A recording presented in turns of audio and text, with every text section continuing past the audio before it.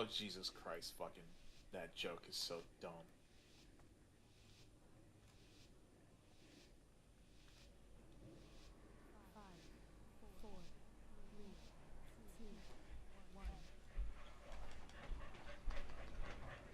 Can I have a creamsicle? Yes.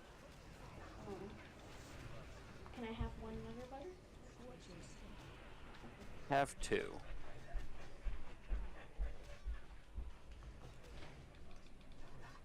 The range beyond blue.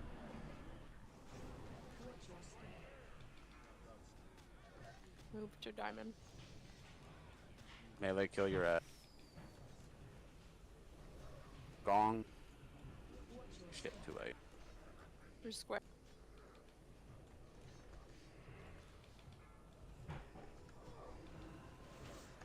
Bust.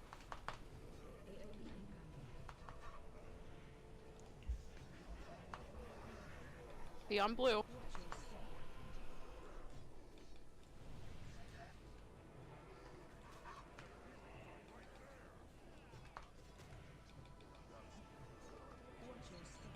Added melee. What are we doing wrong here? Stack on blue, please. Gong. Never mind. They ran it, it's a through the wipe. fire.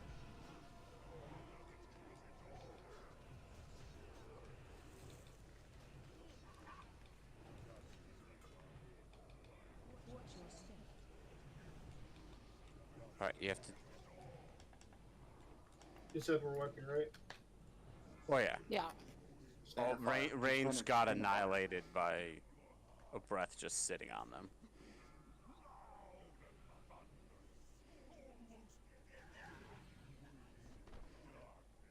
You're gonna let it hit you, Zuko. No.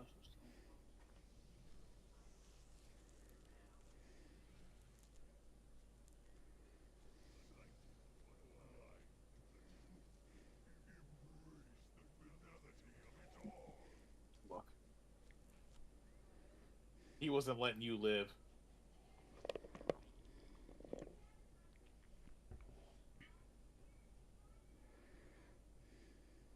Hey, I don't see my name on that list. I was told to wipe, so I stood in it. Want me to honk? That's not fair. Sure. I'm assuming Octane did the same, because 22 is Yeah, we call it wipe. You're next to me. I'm gonna stand in him. One under the boss, get hit by all of them at the same time. Yeah, sure. You go where he shits them out, and they stand in the shit. Thank you, Feroz. A lot of shit.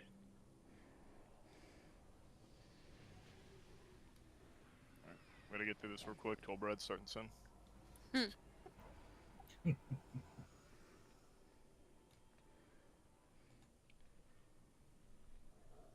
Oh no, Garden.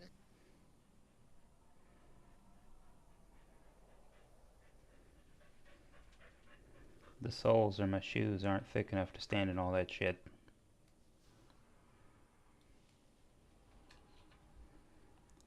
Just remember, when we're stacking on these 2 points, this middle part is a safe zone. So if you're on diamond and you get targeted with flame, you go.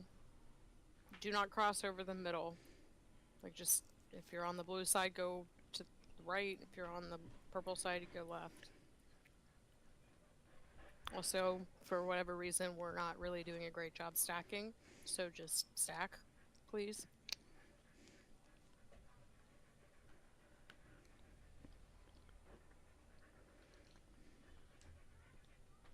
Mika, nice transmog.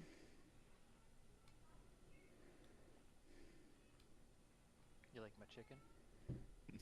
Fuck.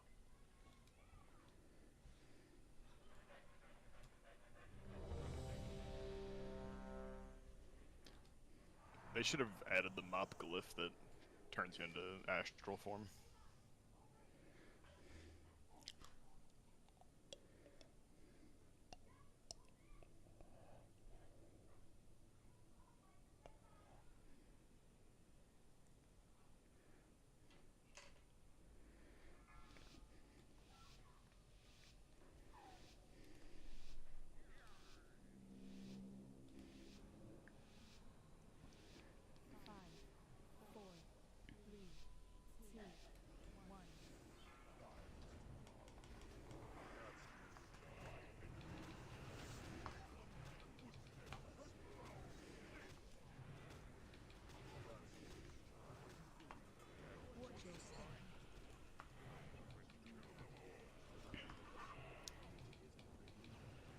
start on blue.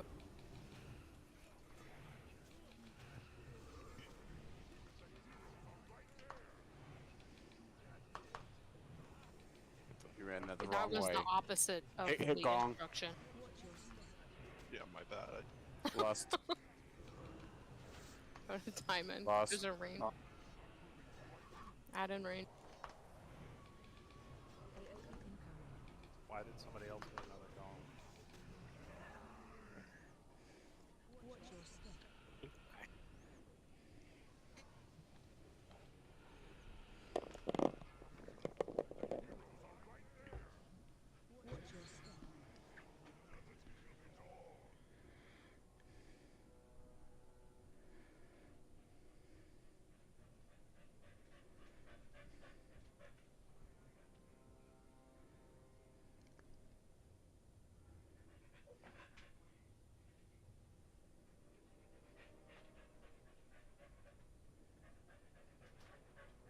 I see somebody's having some fun teabagging.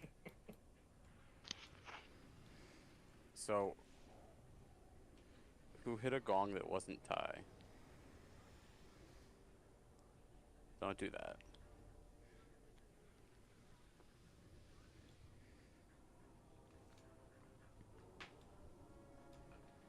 If I call for gongs, that means Ty hits the gong. Unless it's air phase, and that means it's Octane who hits the gong.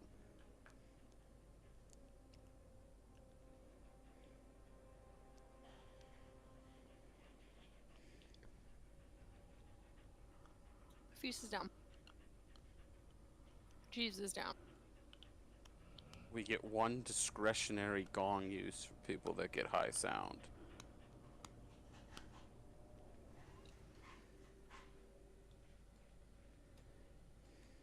Good day, sir.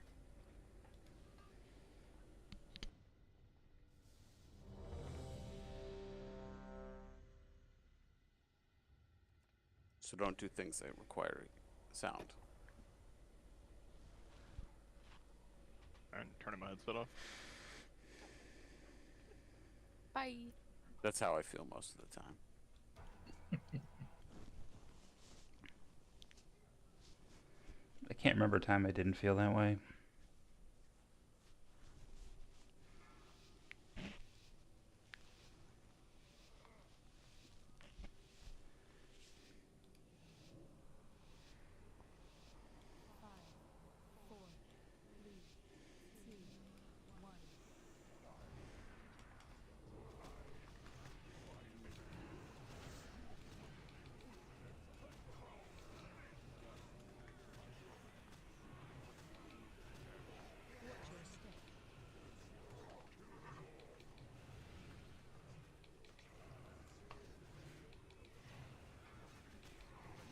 Alright, be on square. Ronald, Move to diamond. don't get too close to him. Nice. Just add in range. Move to square. Lost.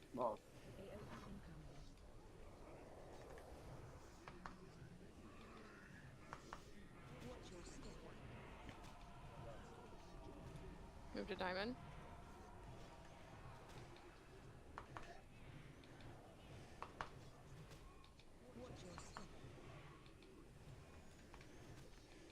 Move to square.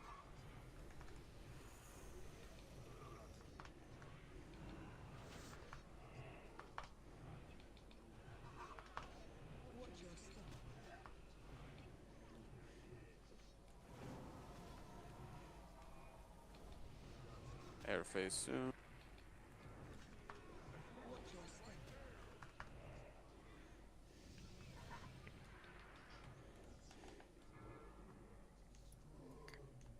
Alright, everybody off the mark.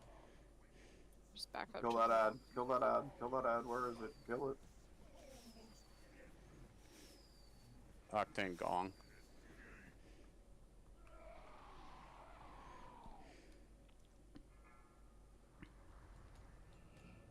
Huh?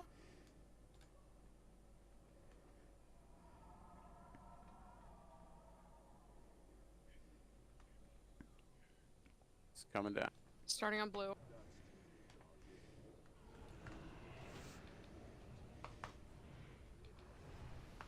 Be stacked up on blue. Or in line with blue.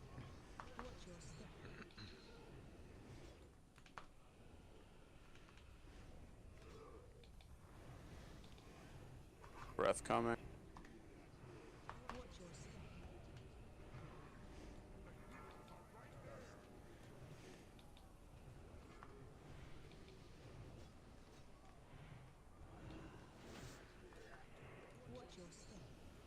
Added melee.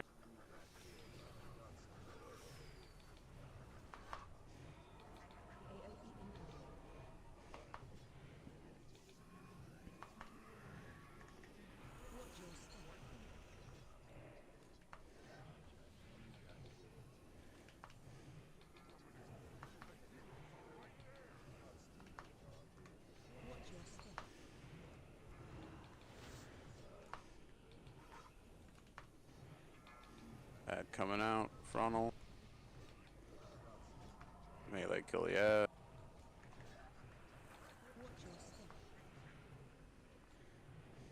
I can gong this, we have enough. Alright, Don't send it. too late. No, too late. That's fine. Range pump. He's hurt for a second. Get out of the spot.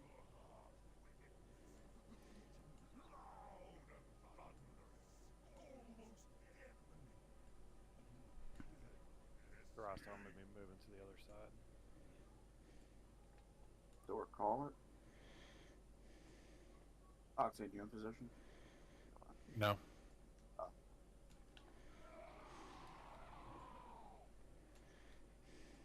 Grounded now. Starting on Okay. blue. Cool. Maybe grounding seconds after my timer said he would. We're still gonna move to diamond, but just back a little bit. I hit one. He's gonna die anyway.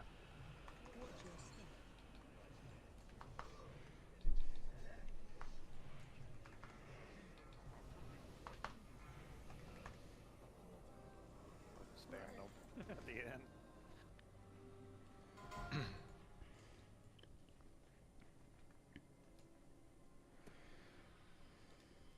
Yeah, apparently I got hit by like 3 or 4 of those fireballs during that air phase all at once.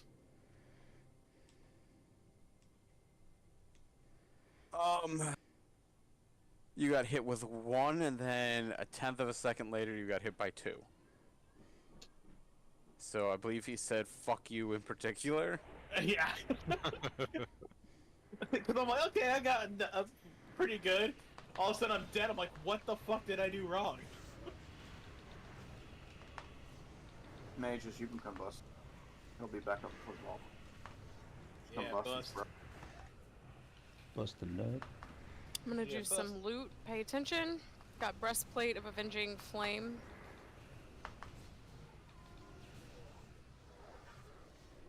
Shy. This is a you thing, I think. Yep, I wasn't paying attention. I was healing. Flame pillar leggings.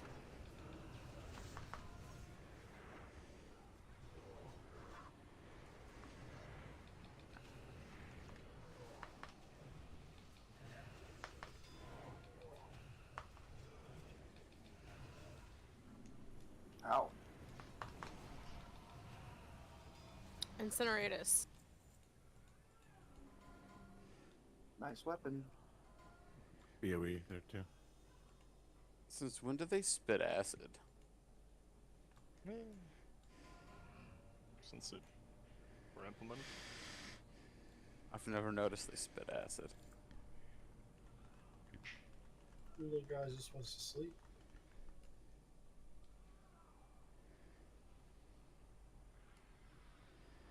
If he's sleeping, can't we just walk by? Leave the little guy. We all gotta roll a d20. The hell did Murph die? Ross, are you letting Symbiote. Murph die?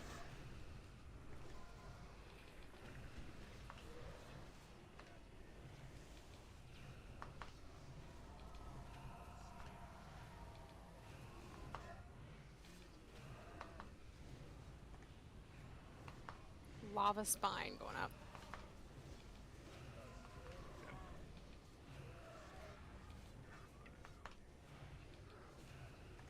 You reroll that for me, Kevin. Give me a second. Sorry. Yeah.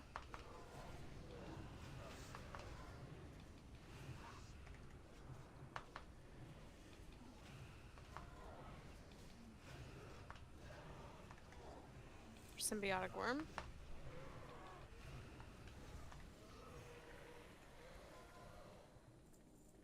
Congrats, Smeefy.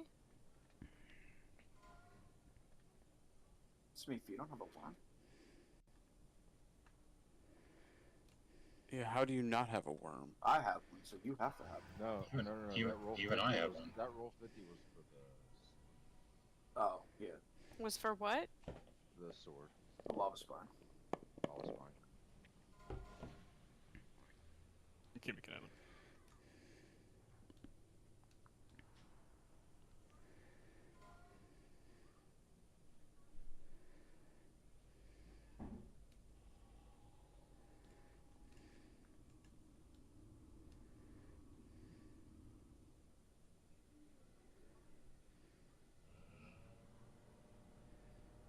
Yeah, we'll finish looting. Take 5. I have a lot. Just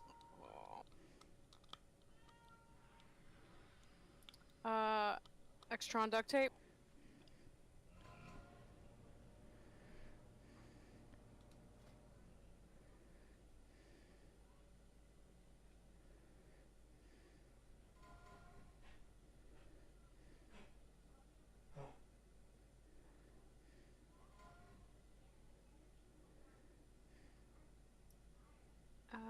Security measure alpha. Nice ring. 2 of those, right? Yeah.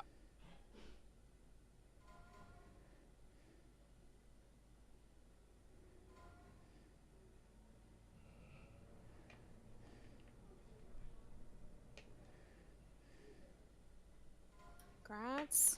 Voltage source chest guard.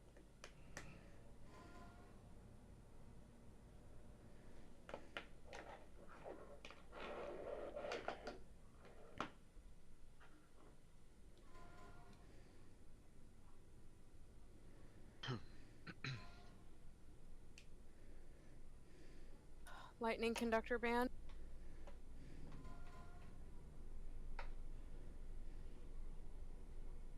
Oh, Fuck my Rough. life. came out swinging.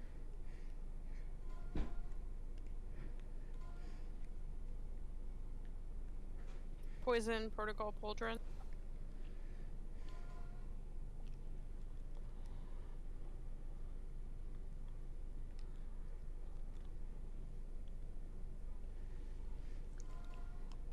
Why can't Quick step galoshes. I got 2 of these as well. Those are nice.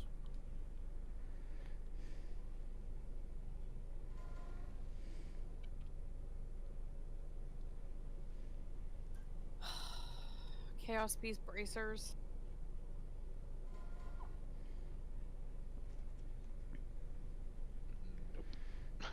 I'm gonna fucking throw up. Is there another? Do you need those on a different character? Yeah. I got them last week. I don't need them for transmog. Thanks. Massacre Salt. treads. Salt in the wound. I'm gonna keep that. I'm not gonna disenchant them. I'm just gonna keep it in my bag to make myself feel better. Like, I've already got them. What are you talking about? I mean, don't worry. Two healer heroic plate dropped belts yesterday off of Conclave, and I didn't want either one of them because their stats were shit. This ring that Dork likes so much.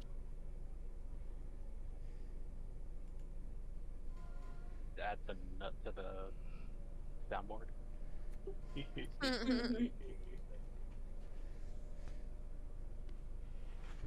Plated fists of provocation.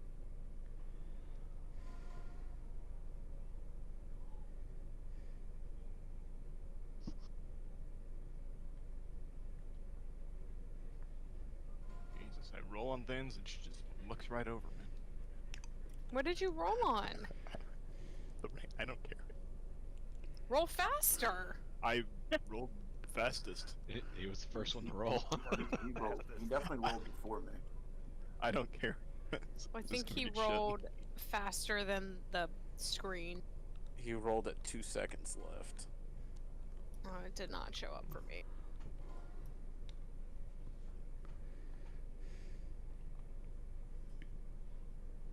God. Bracers of the Burning Eye. Take a Reflexecute. I don't know what to tell you. I don't care. They're more likely to use that. I need to switch my Auspex to red eventually, actually, anyway.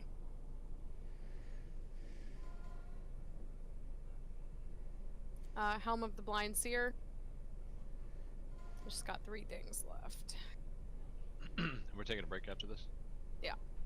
Alright, I'm gonna hearts real quick because I need to go get an enchant for this and do my reforge. Battle Plate of Ancient Kings.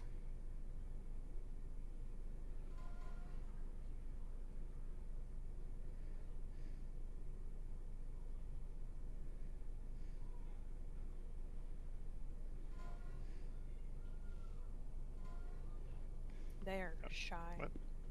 I'm gonna trade it to 9. Whatever. Lagardes of the Unseeing. You.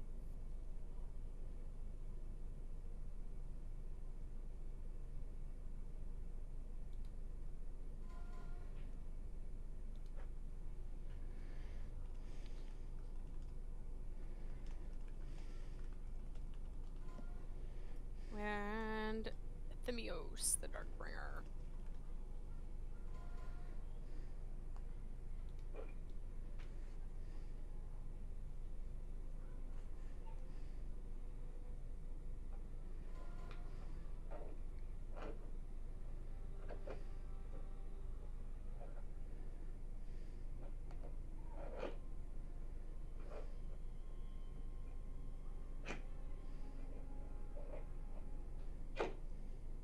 Flex, you want to throw up a timer?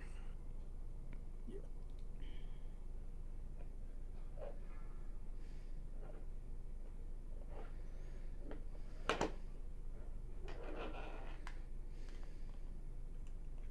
Go ahead and go to break. I have 3 pieces of tier that I need to roll out too, but I'll do it when we come back.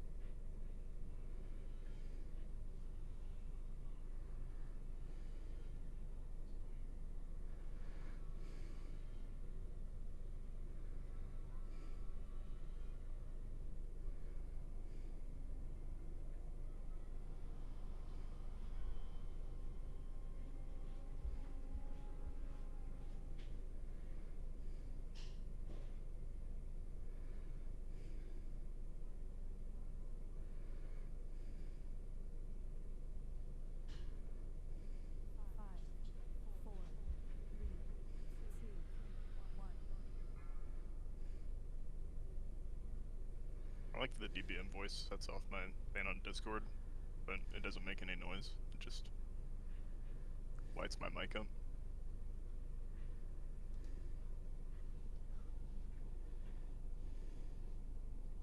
My headset was muted and everything. Still just like going.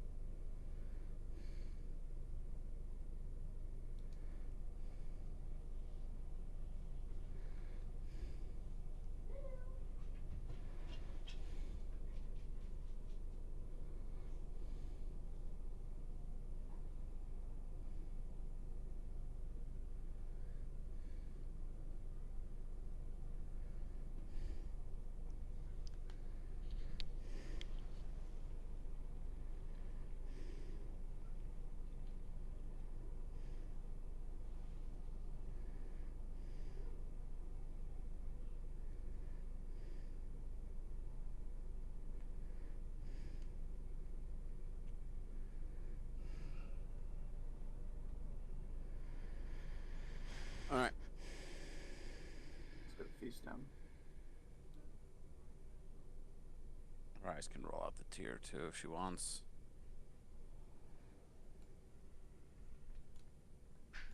Good day, sir.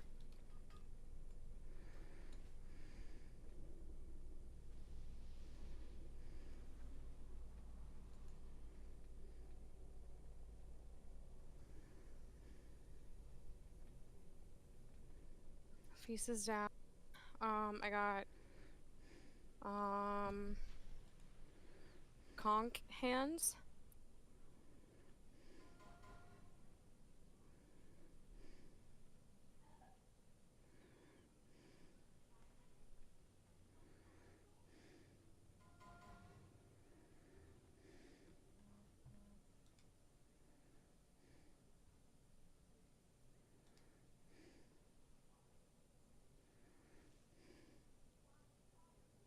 I got prot hands.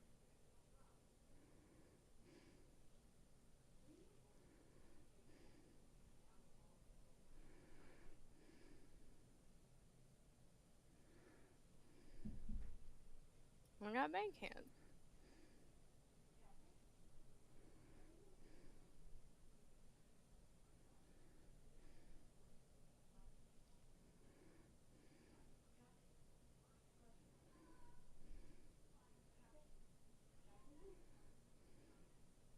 Alright. That's everything. Alright.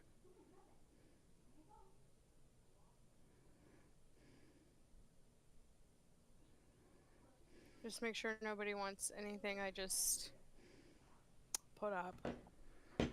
Heal ads the entire time. Red phase CDs will be AMZ, then Barrier, and then an Aura Mastery for the third.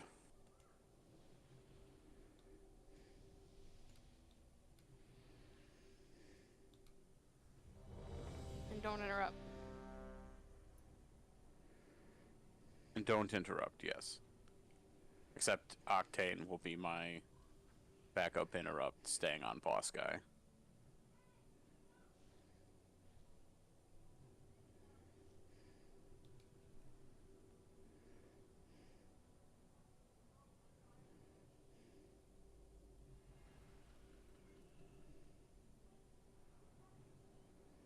Zuko 9, you guys don't have flasks. I don't know if you have one or not. I do not have one. I'm just using the one I had from last week. Okay, here. I have one. Okay.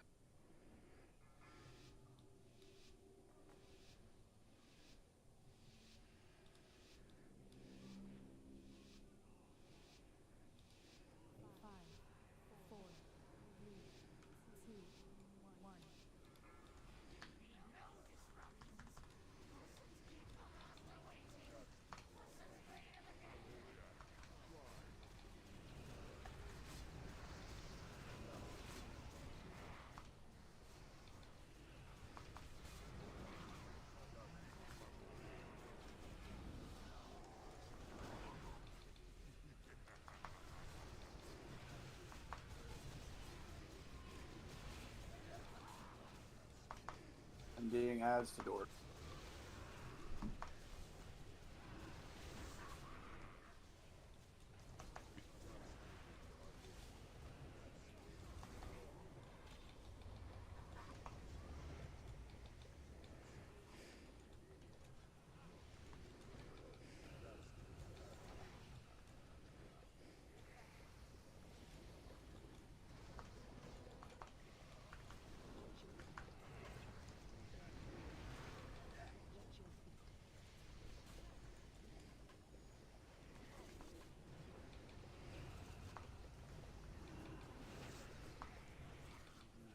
Once you get some gear, Shy, we're gonna make you do the Holy Pally kite strap.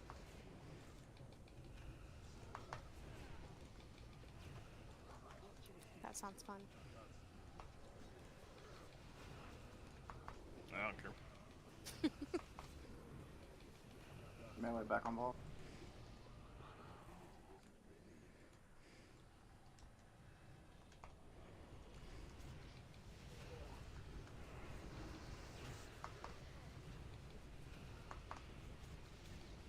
PK is alive. Good.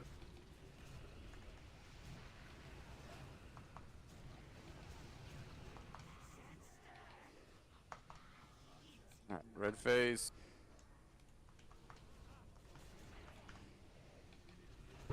Be stacked up.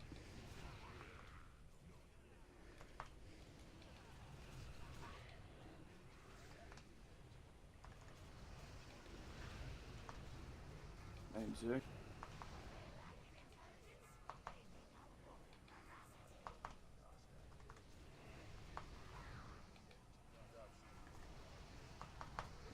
Melee, or everybody we're killing is up.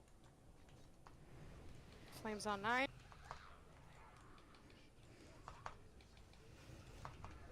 Or master. Barrier back here. I dropped it in the wrong place. We're good. Looks like it worked anyways. We got 6 ads up, so range keep killing them. Melee spread out. Melee, get off ads. Yeah, melee on boss.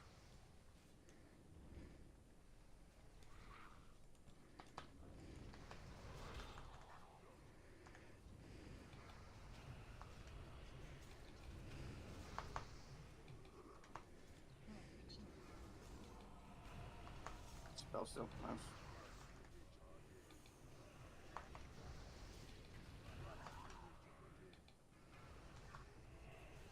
I don't need a kick. Kick. Thank you. Power adds down. Still alive. Going green phase. Killing those ads.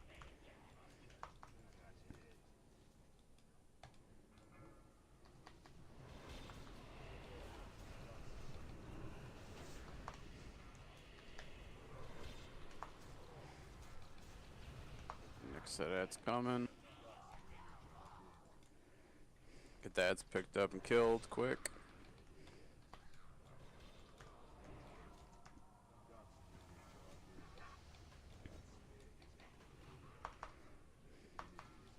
Next set ads coming out.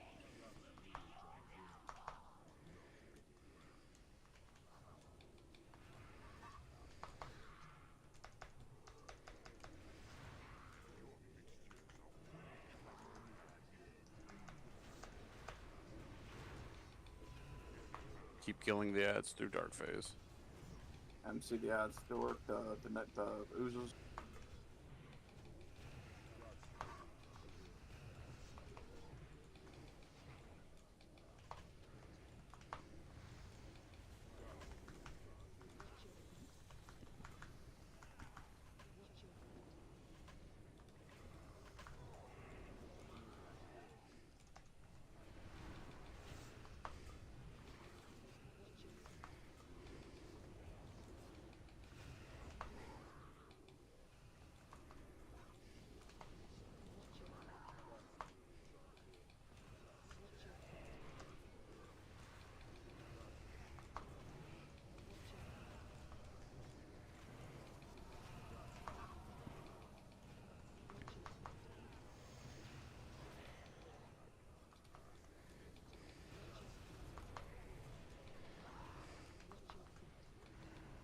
How many aberrations is that leave? 6 left. 6 left.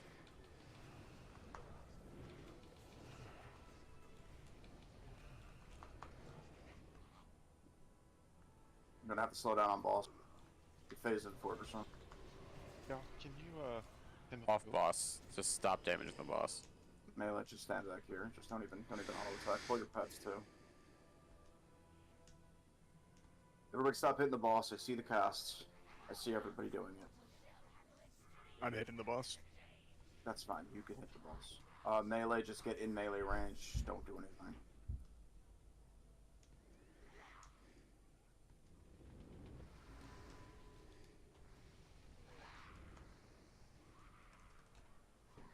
We're not. I still see casts. We're not stopping apparently. That's mirror image.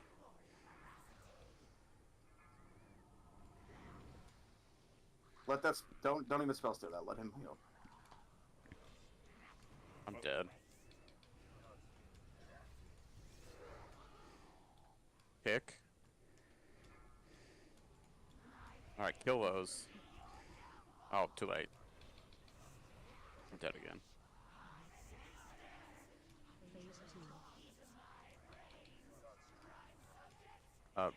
Run out before you wipe.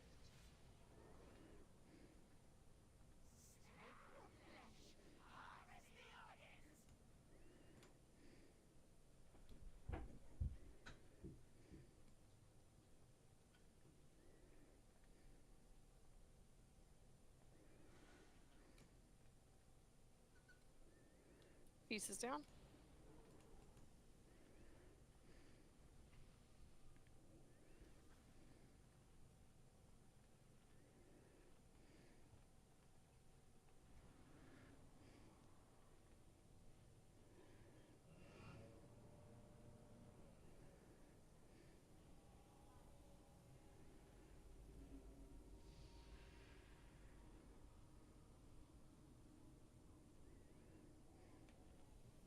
We are Napleton 151. Now 4 locations in Columbia and Dodge County.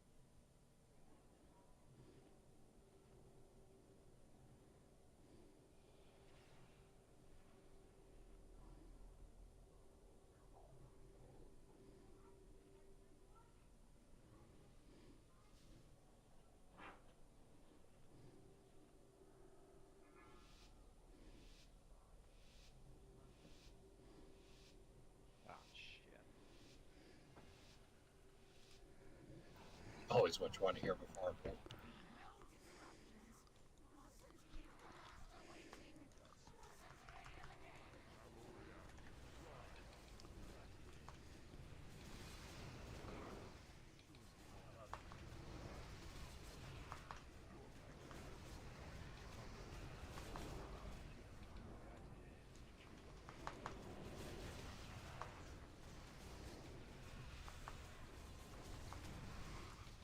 No, it's not what having the RNG of a lifetime here. Right.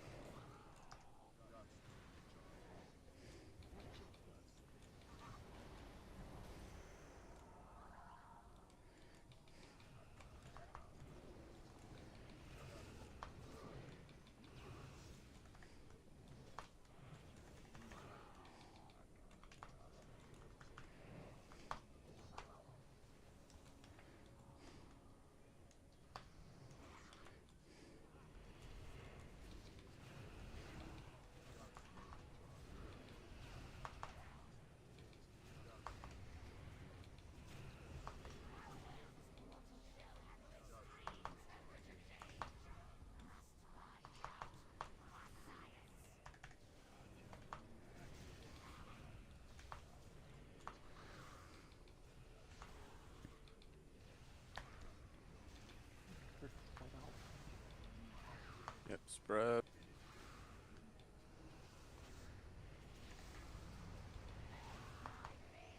First adds up. Ranger, kill me Zods.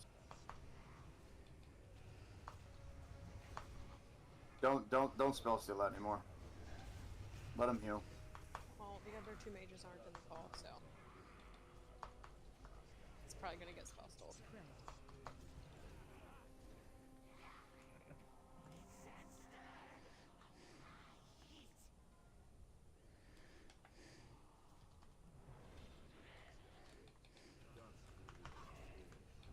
That's also why they continued to cast when we were stopping DPS last pool. Melee get on you. Melee on ads. Keep the ads on the red mark. When you get back to your garden, you could save it now. Save it for the second. Thank you. Alright, you could throw it now.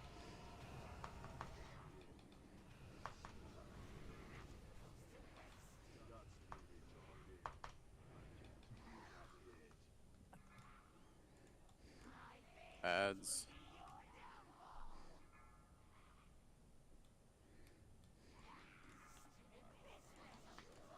Lost both hunters.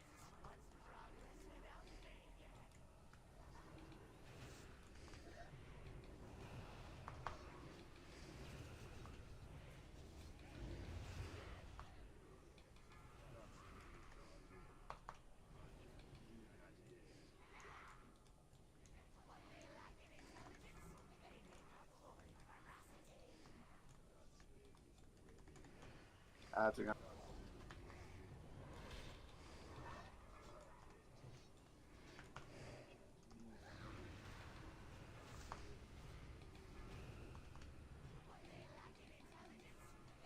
You can go back to spell stick.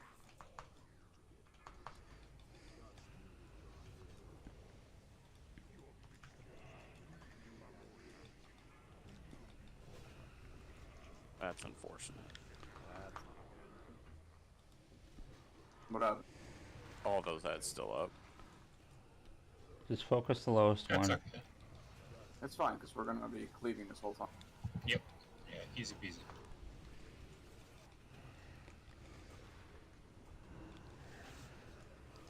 He doesn't have MDs right now, though, so be careful. You work do your best.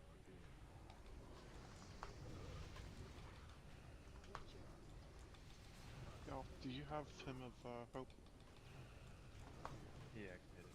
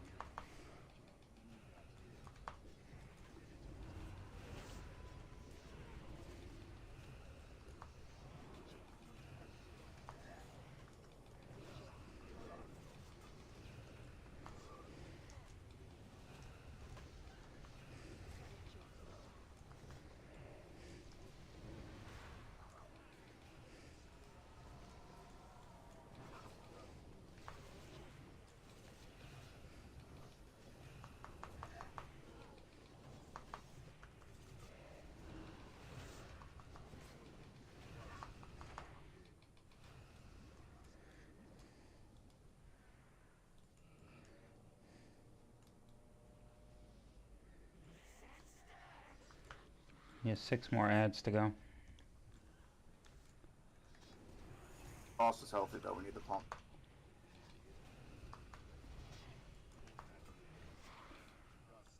Make sure we're spell stealing everything.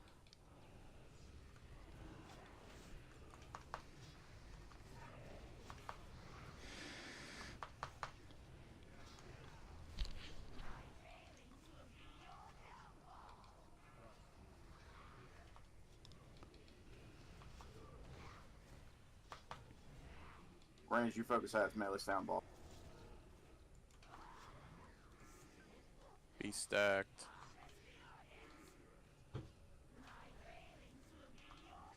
That's all of them. Alright, now melee. We have to kill him. Blue face. Alright, melee. Hit him a little bit and then get back in melee range. Range, you gotta finish this up.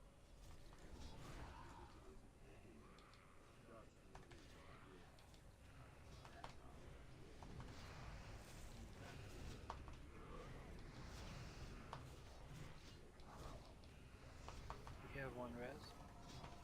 Spells. Melee just keep kicking everything. Did you say there's a res available? Yeah, there's one.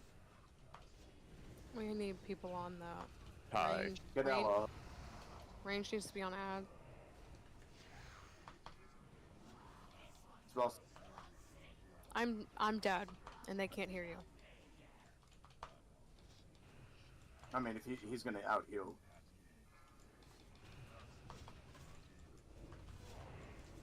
Kill the ads.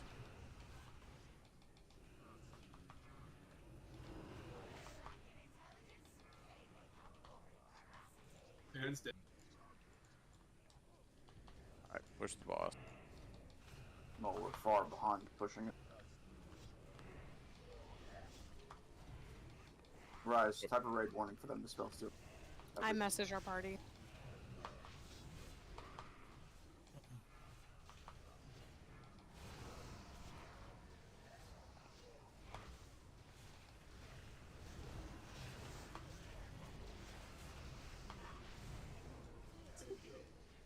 Did lust happen? No. No. Okay.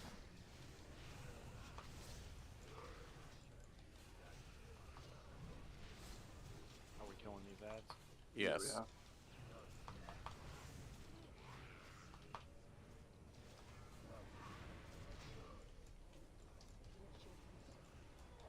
Alright, is it 29%? As long as we get spells too, we finish this ads. I'm gonna swap the wound. Yeah, everyone should be killing the ads.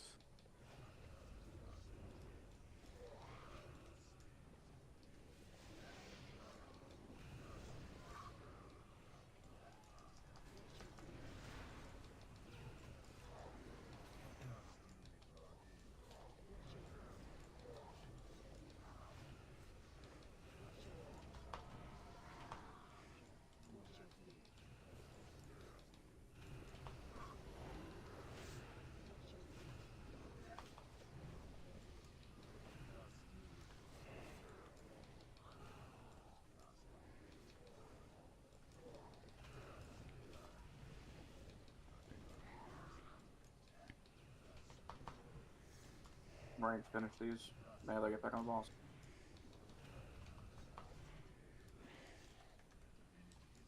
When's our next B-Rezo? 30 seconds. Let's see. If it comes up before it's dead, get Ezekiel out. Lost.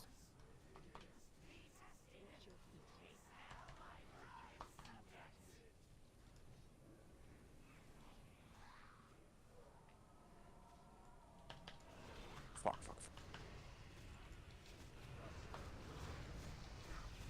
Watch the orb.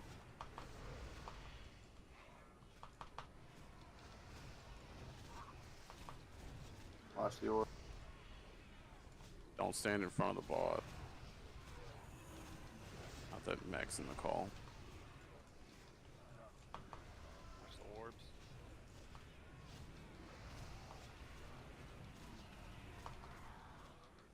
I don't see it. He's off to the far side of the Back. It's back. You're fine.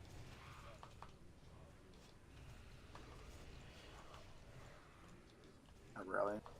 Behind melee. Melee is to our left. 5%. I don't see this one. It's in range.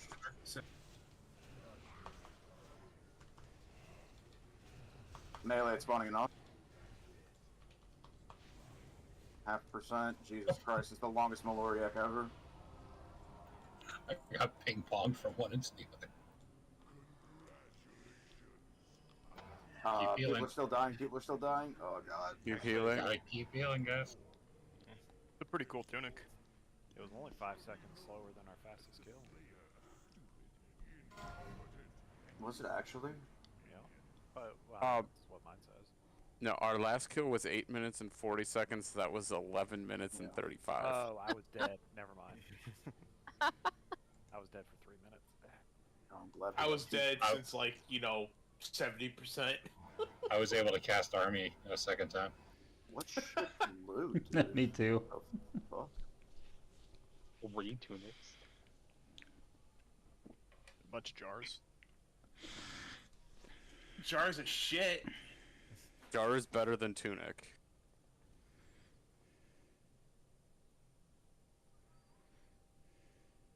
That fight is just so dumb because you have to wait on the ads to spawn. Could somebody drop a Jeeves?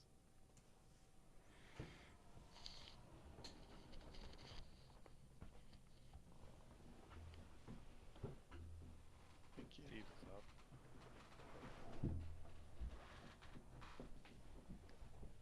Alright, hold on. I'm gonna do a ready check. If you need something from this boss on normal, say yes. If not, say no. Don't be embarrassed if you need something. It's fine. We'll do it. I don't care. But okay. Hold on, we'll do looking it. at transmog. Hold on. We'll do it. It's fine. Tour needs it. Or yeah. Yeah, Shy does too. We'll do it. All right. We're gonna knock this out quick, and then we're gonna go try some conclave heroic pulls because we have time. Unless for some reason we wipe on this for a half hour, which I pray to God we don't. If we start wrapping on this for a half hour, we're leaving. On normal, right? Yeah, no. Okay, I was gonna say on heroic, yeah, wiping for half an hour would be understandable because the fight's a pain. I wouldn't be down there, guys. He just clicked the thing.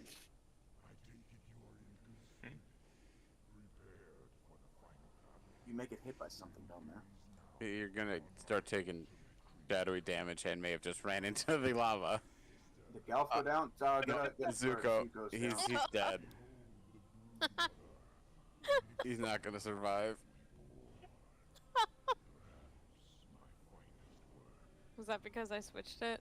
Yes. Yeah, he was walking. Aww. He was running circles around Neff waiting for the Shadow Warrior to kill him. And fell into the lava and died to that instead.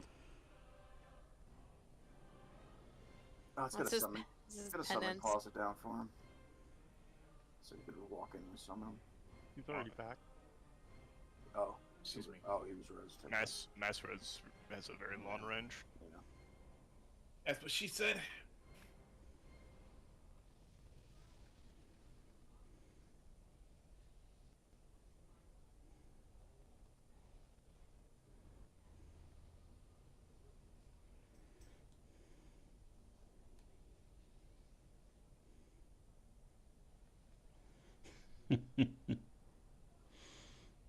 Shiny, that was.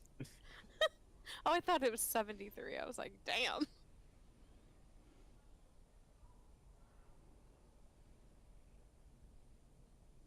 I think the one time we were doing a death roll, we had it going back. We had it down to 3-4 times in a row. Jesus. Where's he at? That's All tough. right. It's twice in a row. If you have an assigned spot, go to your assigned spot. If you don't, go wherever. I don't care. Make a triangle on the ledge. Make a triangle on the ledge. Blue over here where I'm standing.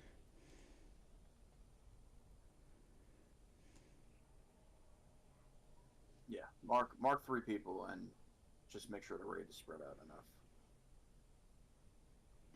Well, we all know Riz is going to be on green and she's standing at the top of the stairs, so. I can't even. Why won't the mark go on her? I already put it did. on me. Hey! Oh, that's Oh, why. because I was trying to do it. I was touch trying my to put it stuff. on you.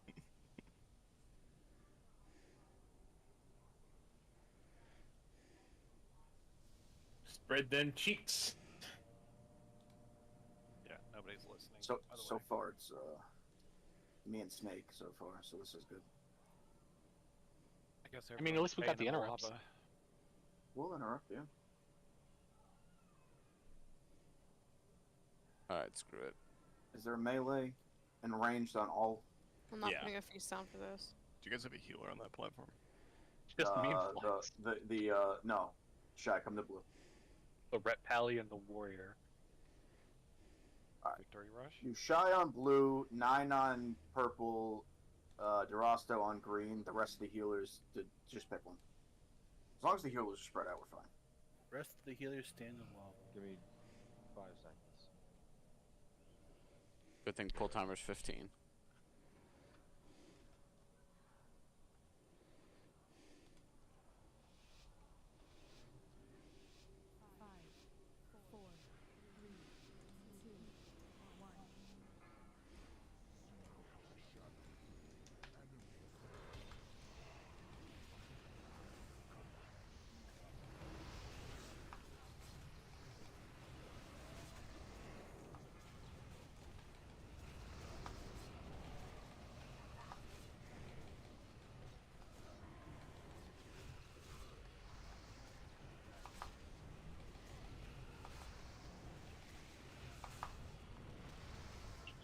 35. Get her to 20. It's not GPS. Alright, get on that.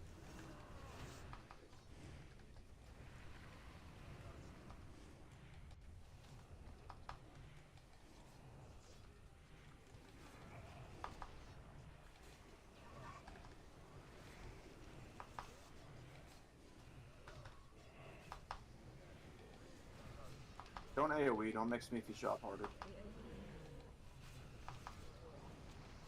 Crackle.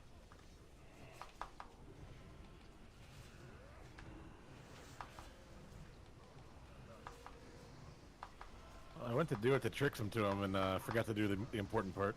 The tricks part? That's it.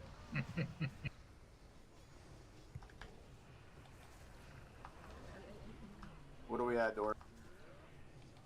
46. What about now? 65. Range, go ahead and swap.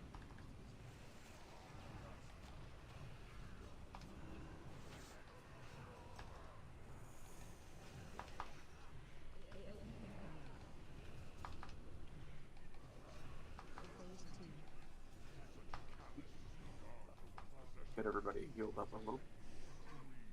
Go to your platforms.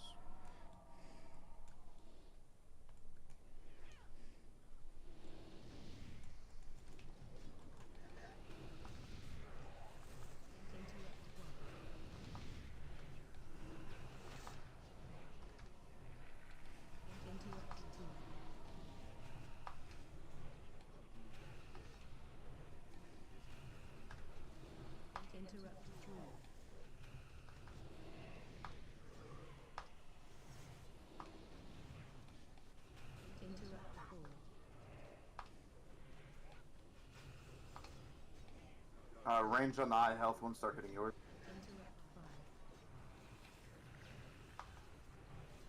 The rest of range could focus the balls. Just that one platform.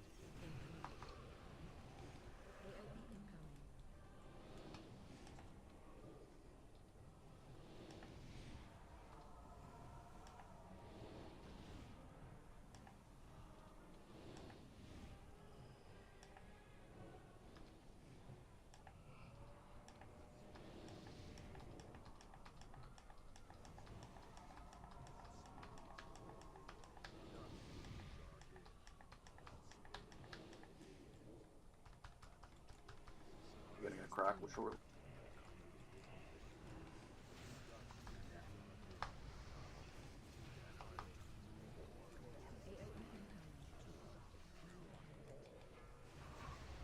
We lost.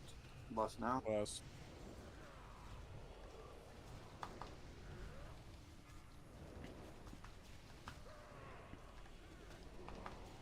Melee go through. Fire on him. Actually, the whole raid comes.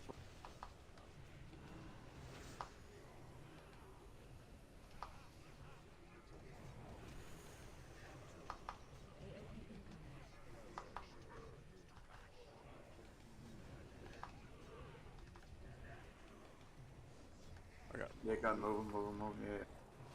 Raid follow. I'll rally this crackle.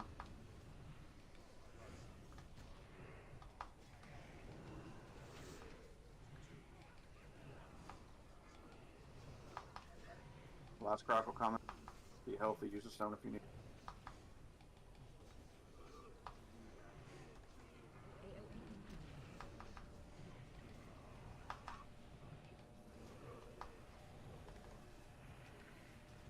Alright, finish it.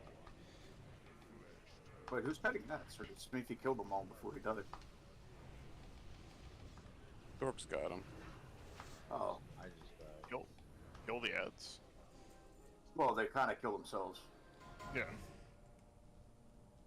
Got a kite until they die.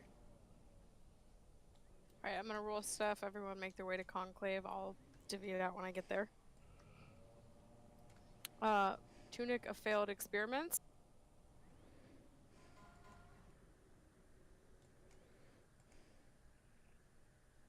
There are 3 of them. Does it look cool for transmog? Kind of. You roll a normal concom. Normal con count.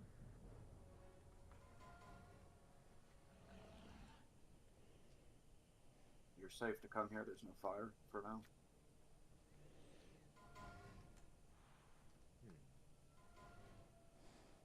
There you Thanks. go. Chad, Vank legs. Do you need to send an enchant across before we do this? You're not enchanted out. I can go buy one. I'm actually gonna do 2 conch legs shy, so you might. Yeah. 2 heroic conch legs. Wait, you have the rep on that tune too? Yep. Nice.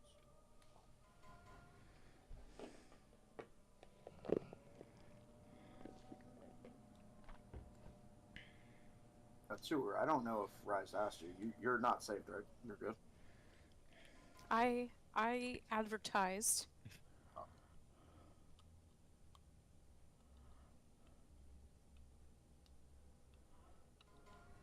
Belt of Arcane Storm.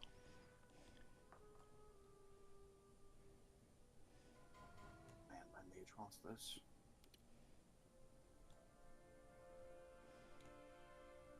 Oof.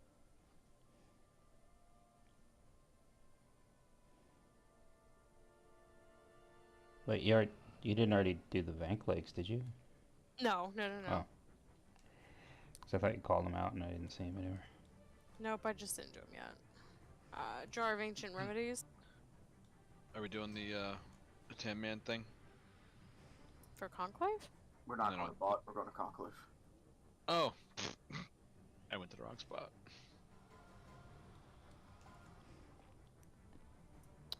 Shadow Blaze Road.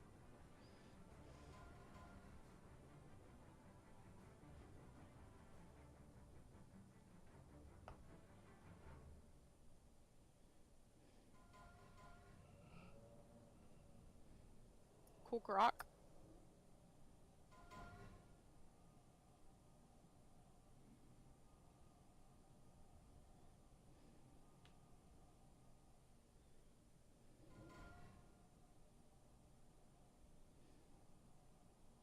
Pauldrons of the Apocalypse.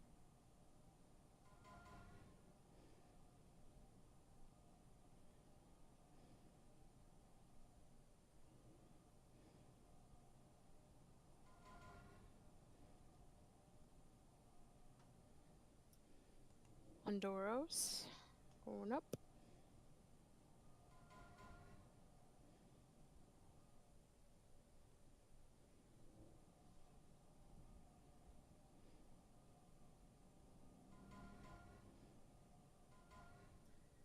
Rage of Ages.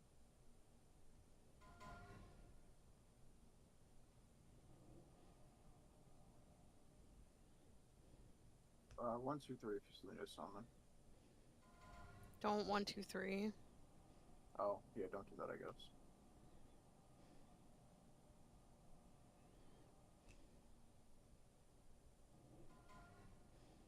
Last thing is Vank legs.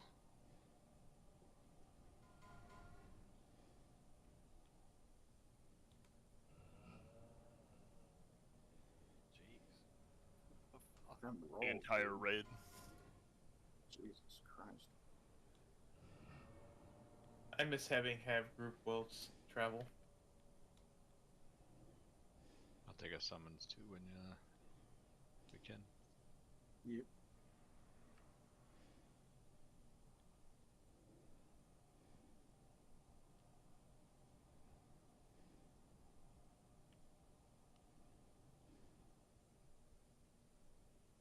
Thank you. I think everybody should have a summon pending now. Dork, maybe not you. Are you good?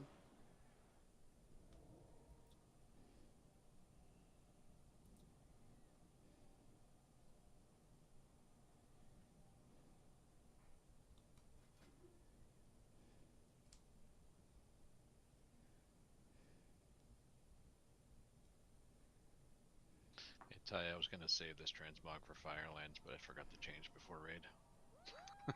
Tie.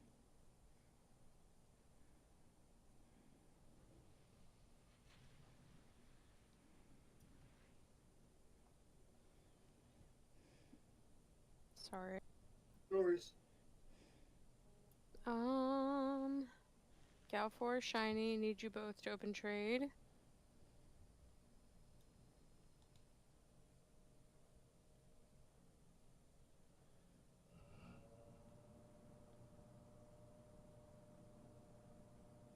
Shy and Attila, I need you to open trade.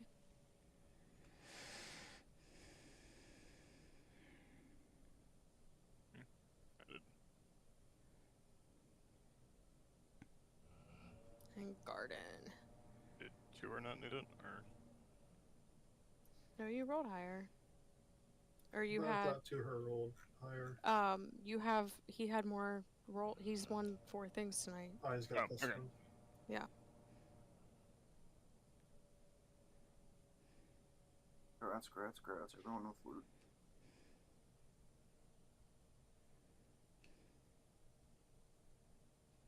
I just got here. Damn. Smeevy. Feast is down 8. Oh look, Riz is here. Where's the feast? Gun, drop a I was dropping one. It went down. It went down. I was gonna be really pissed if it got eaten by the loading. How many more do we need to make the big? Is this the big one? Or Yeah, it's a big one. Oh, okay. Yeah, There's ties on his repair mount. Go ahead and repair. For us to get the recipe, a shitload of flasks. Oh, we don't need the recipe as long as somebody has it. So you're saying I'm not allowed to take a break? Well, we'll just send another alchemist to go find it in another field. No, you're not allowed to take a break.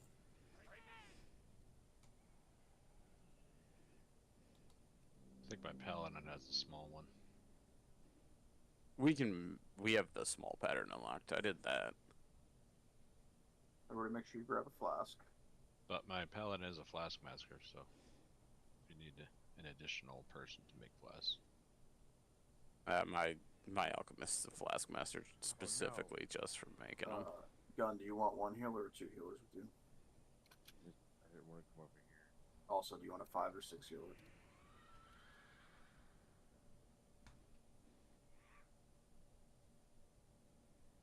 I suppose. I think 5's fine, honestly, because 5 healing. The 6th healer is either Allah or Outcast, which they need to kill ads. So yeah.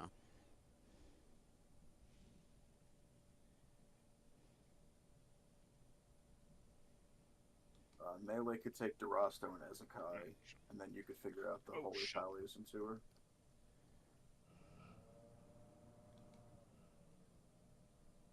Alright. Yeah, Tour, go to Anshul.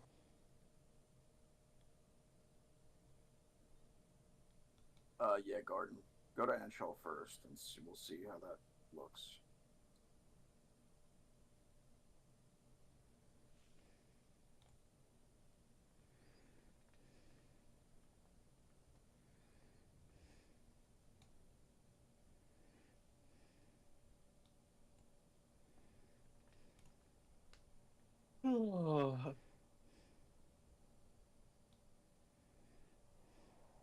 Alright, I want no deaths at least phase 1 to add, so traps, please. Mages, there's 3 of you. Use your Ring of Frost if it even looks like it's coming towards the ranged. Even if it's just 1, stop it. Because the Ring of Frost stays down for a little bit, and anything that goes through it gets frozen. So don't not use it for no reason. Just use it. Alright. Branchel. Boss is going to be tanked right where he is till he drops his first ring. Once he drops the first ring, he's going to get pulled back over here, and he'll be sitting on blue. Dork will be sitting up here. I want a frost trap on yellow, a frost trap on green. When he summons the ads, Dork's going to hit him. real quick, and then he's gonna run up through green. If he misses anything, range is gonna end up pulling him through the frost trap on yellow and hopefully kill it before it gets to them. If they get through or trigger this frost trap, put a ring of frost defensively right about here and move back so you don't get hit.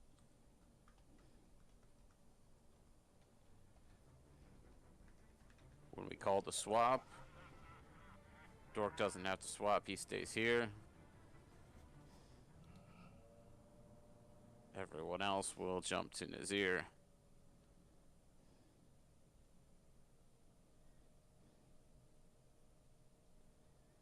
Then wash, rinse, repeat. First Nazir phase is Darasto's Trank. Second Nazir phase is Tour's Trank.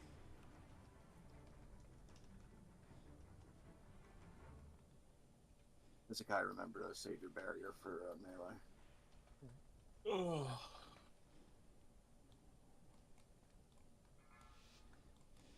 We'll see how this works. I only have one healer with me. Oh no.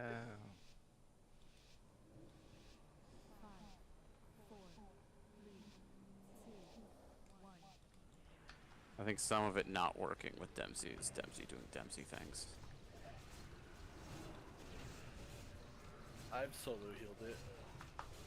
She could do it sometimes, and other times she couldn't. It's not easy. So you said you wanted me to stay here on the first special? Yeah. Yeah, we need his Trank.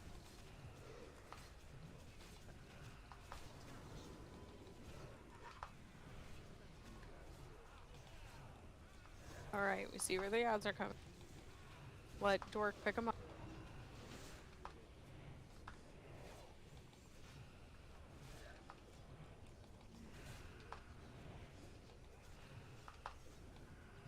There's one blues. We're gonna frost it. Stop it from moving. Just two. One's not going through the ring of frost at all.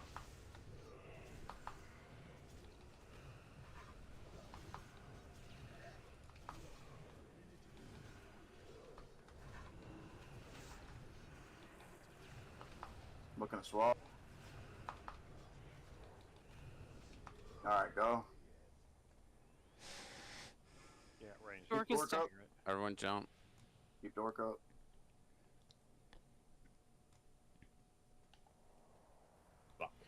Fuck. Real. Not enough made it. Oh, it's long bubble. Fuck. It's okay. It's a wipe. Half of range didn't make it over. Let's just play it out. Okay, well. No, we're gonna die to Okay. the. Alright, what went wrong? Let's We clean just up. didn't make it over. We didn't kill the ads fast enough, and we didn't move fast enough. I think we all kind of panicked when Dork was about to die. How can we kill the ads faster? Not attacking them until they're actually grouped. Yeah, letting them get grouped up. In today's digital age and with a lot of Same people working thing every remotely, week. our written communication is more crucial than ever. one or Grammarly two not people only that are assists when attacking you're at a them loss early for in the ads, words, one or two providing of the ads outlines start and tips, running off but with its randomly. generative When I first started just takes dating forever to Dom, he had Abby, his Borzoi. I know. I was like, this is the weirdest dog I had ever met.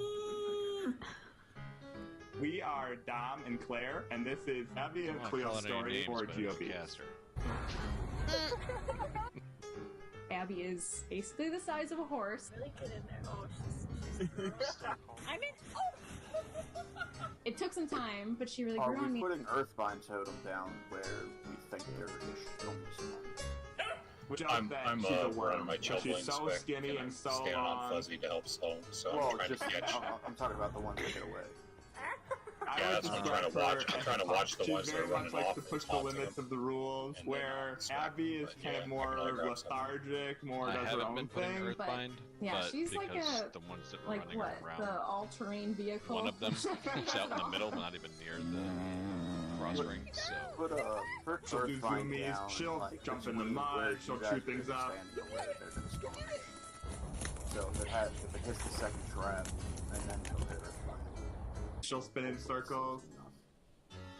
You would go on Or this maybe really even- fun hikes I know that that when I were do it kind in of like another dirt one, bike I paths, and she put loved line in that, and between she the would just two, run them as fast as she hunter could, which traps. stressed me out So a like little that bit. whole area hopefully would be covered. But she would always just like walk them first and get an idea. Cleo, come! And then she would just go full tilt.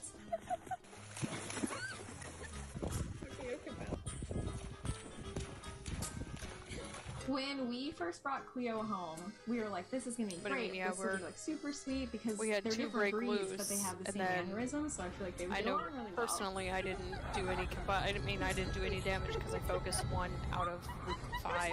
But Cleo because was that just the one this that was coming complete toward space us. cadet. Did not care So about it, Abby. you know, those ads died, and then by the So time they that have happened, this we really didn't funny really have any- relationship where I it didn't have depends on the any location. AoE If we're like that was out on a useful for hike the or ones that outside, were they left love alive. each other. They play Just so needed well to be together. grouped up. So you just get so into it.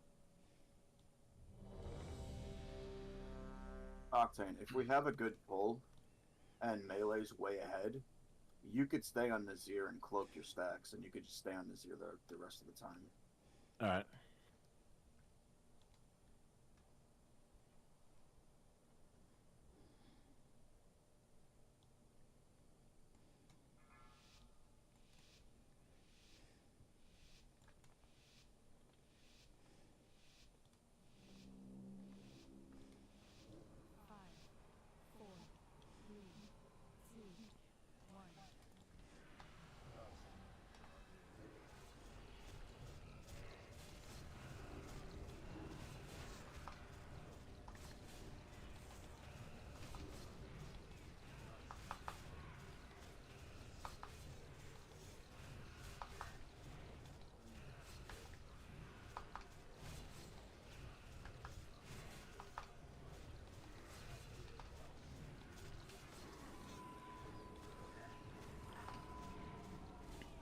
On.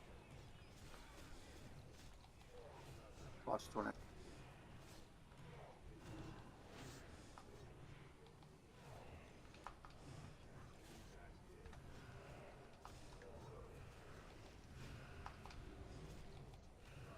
Looks like he's got them all.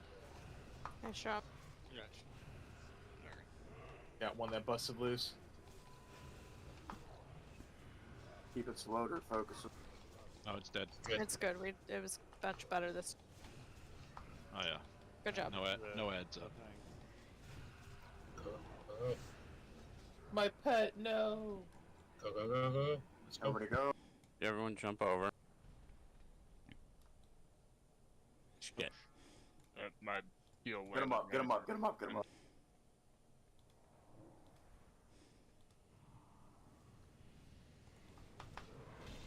Buff him. I'm rallying people. Stack up. If you have a buff that can help gun, put it out now. Bruh.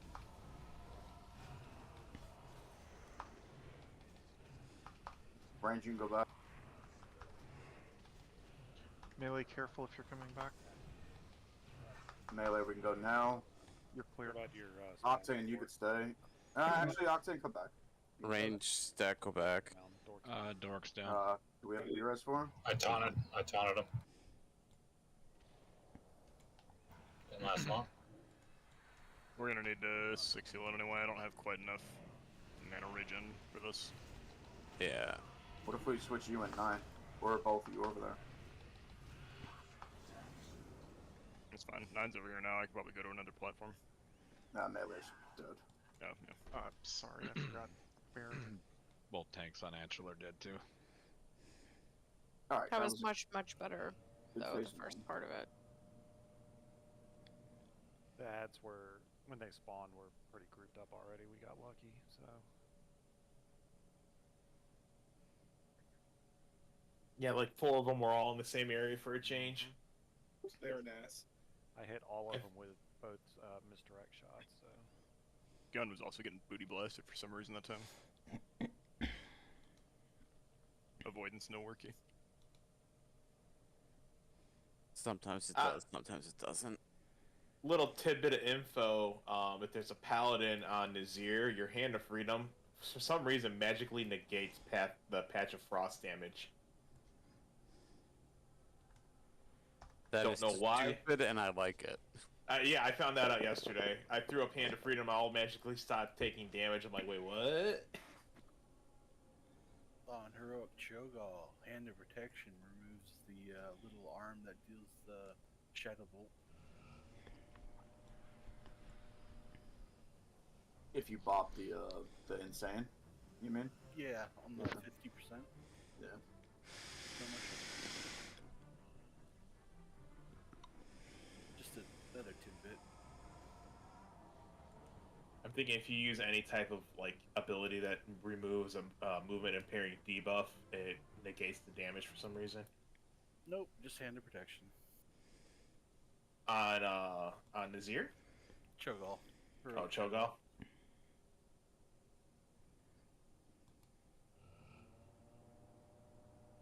Revive my pet just to die again to ads. Even though I have it on defensive.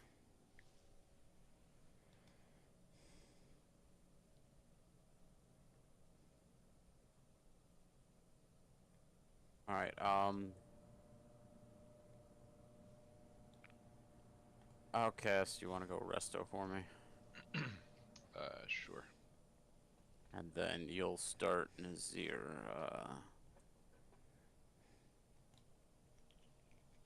Okay, give me a second.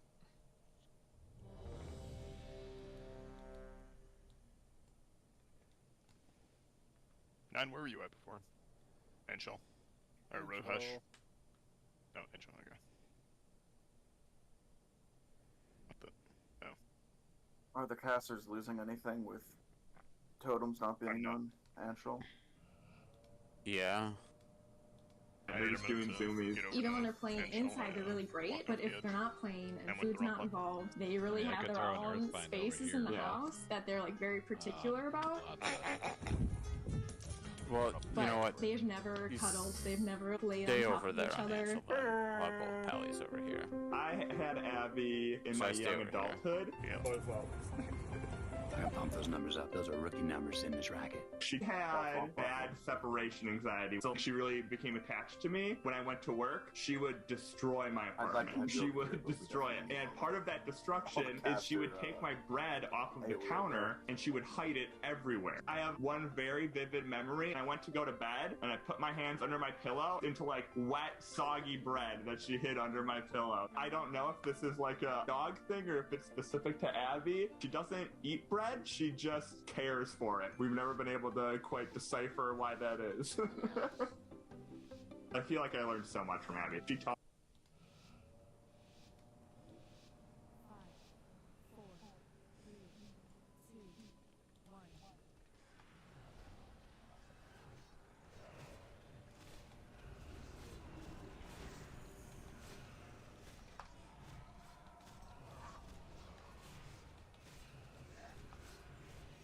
Sorry.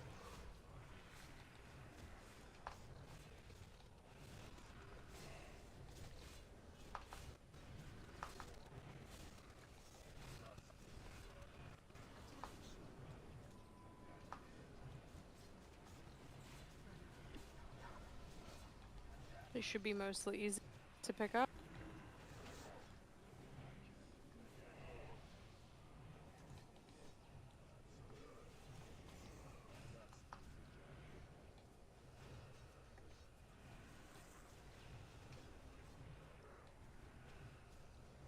You got one loose, the Damn tail, it. can you get It was Dorks down?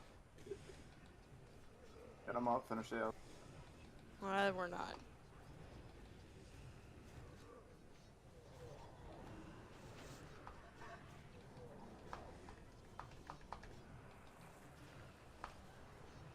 Is it a what?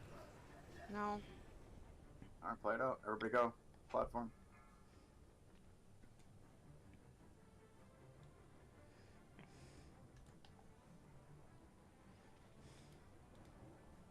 Don't stand in the frost patch.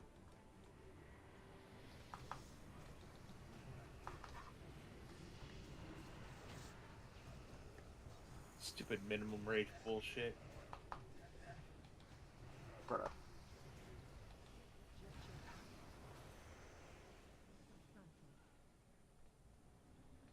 Yep, that was bound to kill me.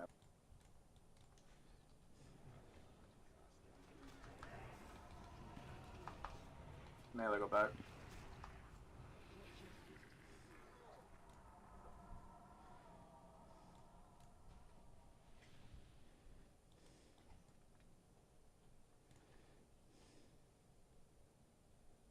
Barrier down.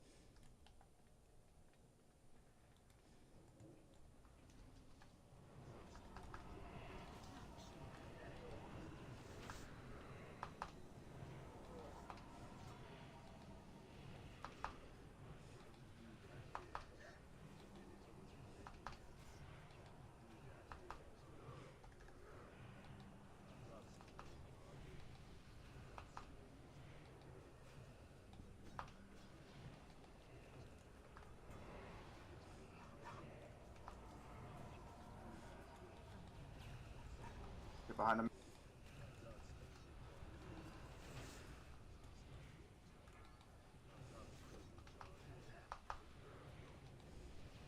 There's an ad on Fuzzy.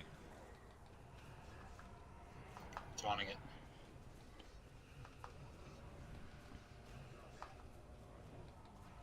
Go over. Everybody should be going. Done. Everyone jump over. Shit. I'm dead. I'll take care of the last net, go. Can we get a gun up or no? Yeah, we got 7 seconds. But both pally healers are dead. It's a wipe. Taught me What's happening? patience. Where are you She dying? taught me Range didn't responsibility. jump over. She is just such a big baby. She's so sweet and so particular. She's the heart and soul of the family, and then Cleo's the comedic relief. And like, I mean, I'm over here. There's a late call back. I think I called it like 70%.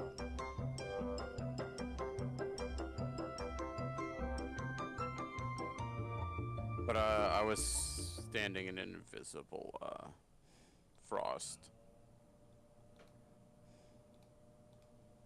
Always running.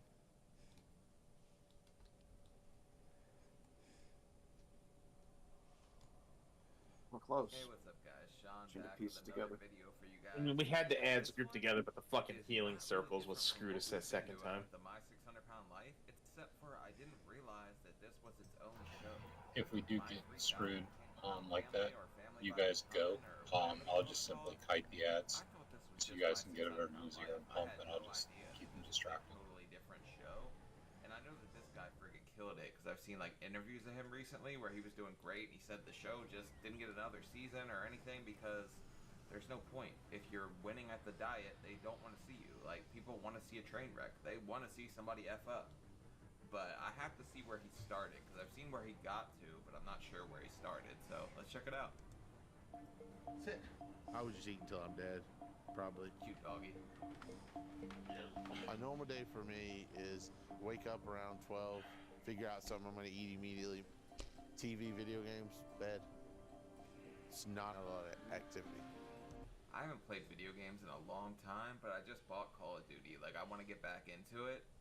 But first thing is, this guy's freaking flexible. Would you look at how he just got down there Indian style? I haven't sat Indian style in like a decade at least. It's hot. It's hot. Not all buffs have And gone out all my yet. clothing is restricting and tight, so I just sitting there naked, free as can be. Everyone who jumped no one didn't bothers have me, fort. door shut, we're good. I mean, we could Butterball probably put naked Soulstone playing with the into work. joysticks. You better not bother him walk in that room. Damn. I'm just safe. Good day, Video sir. games are where I escape. Rossa doesn't really die in this fight. Everybody has No, to escape. he's got it. though. Oh god, he's got that one guy that's gonna kill me. Oh no, That's he's weak. descriptive. But I'm weak. I'm weak. No, he kind of got lagged out a I'm little gonna bit die. there because I was He's trying down. to God, get over he's to the playing middle to put the Fortnite, Earthbind too. totem I never down, and I played didn't Fortnite. look It at was too kiddie for me, his but health. Gears of War was my Didn't jam, notice so I that he think was I would have already, been like, good below at it because it's 50%. like a third-person shooter, but Alright, I gotta So go he in didn't the get that kitchen heal till and get after. stuff. Any priest on the ant shell platform? Alright, I'll be right back. For it, please. Appreciate it. I'm accepted in all those virtual reality worlds and the gaming world I'm in. No one sees me. No right, one it's sees a nice me. little That guard. is my outside. That is my world that I can be the Casey I want to be, but not. Bro, he has no ass too. That thing like cuts off. That's kind of crazy. It Dude, always blows my mind how people carry fat like differently. Like Tammy was like the forehead bubble or whatever that she's starting to get rid of. This guy has like his stomach obviously is the area, but his thighs are probably smaller than mine were at my biggest. But now that I've lost a good bit of weight, my ass is starting to go away too. I need to get it back, get some cheek implants. Not be judged on my weight. I never would have thought at 34 I'd be living with my father and same age. I'd be have no job, have no real money, and just be playing video games all day and eating. But like, what exactly you're gonna do? You gotta find some kind of career, something you can do from home, because physically you're really friggin' limited. But then again, most people at that size are on disability, so I don't know what's going on with him there. But I feel him on the video game, like, you know, getting in that world, kind of escaping, because nobody really judges you on there. They just hear your voice. But you definitely get called some pretty damn bad words. I can't tell you how many times I got called the hard ER because they think I'm black just because I have a deep voice. Like, it's crazy. Xbox is a wild place. I've always been a big kid. Out of high school, I was probably 300-something pounds. But then I got out of school, got a couple jobs at a couple restaurants. I ate at them. I was probably around 500 pounds then, and it was just getting too difficult to work, so I quit my job. I mean, that's a trap, right? They hire you at Chili's, and you start getting all kinds of free food. Someone get this creek God off, forbid they hired me at Red Lobster. I would have Sell a a grip whole if you can. trash bag full of Cheddar Bay biscuits every night. My mom said to live in this house, you have to have a job. So she kicked me All out. right, finish up Because ads. I had Go. let me go with my father. Everybody go. Everyone jump. Your mom was on you. Basically, his one thing that made me happy was food. So we just ate like kings, but like in the worst way. Pizzas, chicken, Japanese food, takeout. I mean, Chinese food is some good stuff. I'm not gonna hate on him for that. And all that good stuff, I think the Chinese call it tasting powder, but it's really friggin' MSG. But yeah, no, eating out like that and people just wanting to give you what they know makes you happy will snowball really quickly, especially if you're already overweight. Like, it's not a reach to jump up 100 pounds in a year if you're eating like that at that size. me and my dad would get hibachi delivered, sushi by the barrel. I mean, just anything you wanted to eat, we were getting. I've never had sushi. May I like a bag? Oh my God, Nanners, where are you? Jesus Christ, Nanners. Looking good. Okay. All right. They got the Get the drinks. barrier I down. don't know which one's tea. Which. One time when I was younger, I was like 17, and my parents yelled at me to like keep it down. I was playing Xbox. I was mad as hell at somebody, and I told my dad to shut up. He came in there, drop kicked my TV. Nine with your stacks, drop jump back over. This should be a really nice grouping. Guy, you can go drop your stacks. I don't need to. I didn't bubble. He'll tell me what to get him, and I come right back a lot of times in case that's too much food. But I'll get it for him and bring it to the house and put it right in front of him. He's my son. I love him. I love to make him happy. No, stop on Anshul. My 600-pound life, they incentivize you to eat more. I saw in an interview where this guy was. Just go over. Melee, we have to finish this. Like, they make it look really bad. They edit You're gonna have to kite it. Ignore it. Yep, ignore him. I got it. Honestly, like, he was doing better than that. I know he's lost like damn near 400 pounds. All right, Melee, go. So I'll die to dots. used to eat and the way he just used to sit there all day and just Wait for waste Melee. away, it's pretty inspiring to see at the very least. You know, and food's got a lot to do with his happiness, but he's like an addict about food. Exactly, he's an addict. Stop. Bad news. You did not get your right order. Are you Someone else has lost a lot. No, you didn't. Because if you ordered yourself a meal, it's not enough. Well, whatever. We only have 20 seconds. Really? You're gonna let your dad be hungry? Yeah, because they no way. forgot a burger? They really lost track of Anshul. Now, so they're That was our trying to kill fat people. They're bringing you the shit to the door. Like they made it so much easier just to get fast food onto the man. But you're not gonna give your dad anything. Like, that makes you look really friggin' bad. Stand the nice. Wipe. Here you go. There's your lunch. I'd throw it at you. I don't want to call him an enabler, but I mean, sometimes that's really the way, like, it seems that it is. Oh no, he made the McGangbang with the burger and the chicken. I mean, the craziest part is the top 6 DPS or video melee. or something just recently. I guess Garden over there. I wonder how that thing would taste. I don't think I could I do it now. don't know Too how greasy, it you would make me guys would sick. have this, to be honest. I'm not buying the groceries. I'm not buying the frozen pizzas. I'm not More up to buying the the boss. I don't see. I don't see the top 6 facilitating DPS the being food melee on coming my in, screen. and it's not maybe. that far away. It's, Yeah, fair enough. You I don't got know why I an see Amazon Garden. account. Anybody could bring That's the true. food in. Like I order stuff from Amazon all the time. Because Garden Not won't be food, just denied food and stuff. a Like, I top got 3 2 spot wallets on coming every in the mail fight. today 'cause I don't like the one Alright, I ordered run last back in. month. But We're close. Amazon puts a hurting on my One or pocket. two more polls, and it's just that. That was the poll. We just need to stop DPS. We need to do one more rotation. More supple. Yeah. You know, he's 34 years old, and you know he ought to be taking responsibility more than what he's doing. Yeah, you always have to kill the side bosses. Really? After. Like you got it made and everything. And We then you tell just them you can't simply eat lost because track they of it. forgot his, That's all. Like, and then you let that dog stare at you I like don't that. think Like, we were look at how looking. hungry I that mean, I dog wasn't. is. He didn't get a single damn fry out of you. How dare you let him starve? Alright. You threw it everything? Yeah. Okay. That's good. Food is so much more part of me than I want it to be. Yeah. I mean, it's Make sure we, killing me, but like, oh, it's like a make sure we drug, you get don't even buffed out. notice it. Buffs out. Now Before there we are move. moments afterwards where like Yeah, I've Garden, ate why so didn't much you where I speak feel up? sick, Okay. but I don't mind. Oh no. It's crazy. You had chips hidden, and you let your dad see not why get my any DPS food because is they different. forgot his. You had chips under the bed. I don't see ad damage. All the ad Come on, damage you're bro. doing. I don't Like, see you your are ad. I see tripping. boss damage though. This That's is strange. crazy to me. Overeating and just going and throwing up in the bathroom. Also, he looks like Get your that health stoned. that blueberry chick from like Willy Wonka's factory or whatever, right there, when she eats the like everlasting gum and kind of. Yeah, if they stay alive and don't die through that ult, No big then deal. that would It's all have been coming a back kill. out. It didn't affect me. If I You're could not just gonna eat, you're eat, not I'm gonna go getting below away. 20%. Would be fantastic. These dots are gonna But, tick it do I want to be fat another forever? like 3, No. 4, 5% anyway. So don't I wish I like, wasn't in the literally situation stop that I'm hitting it at 20%.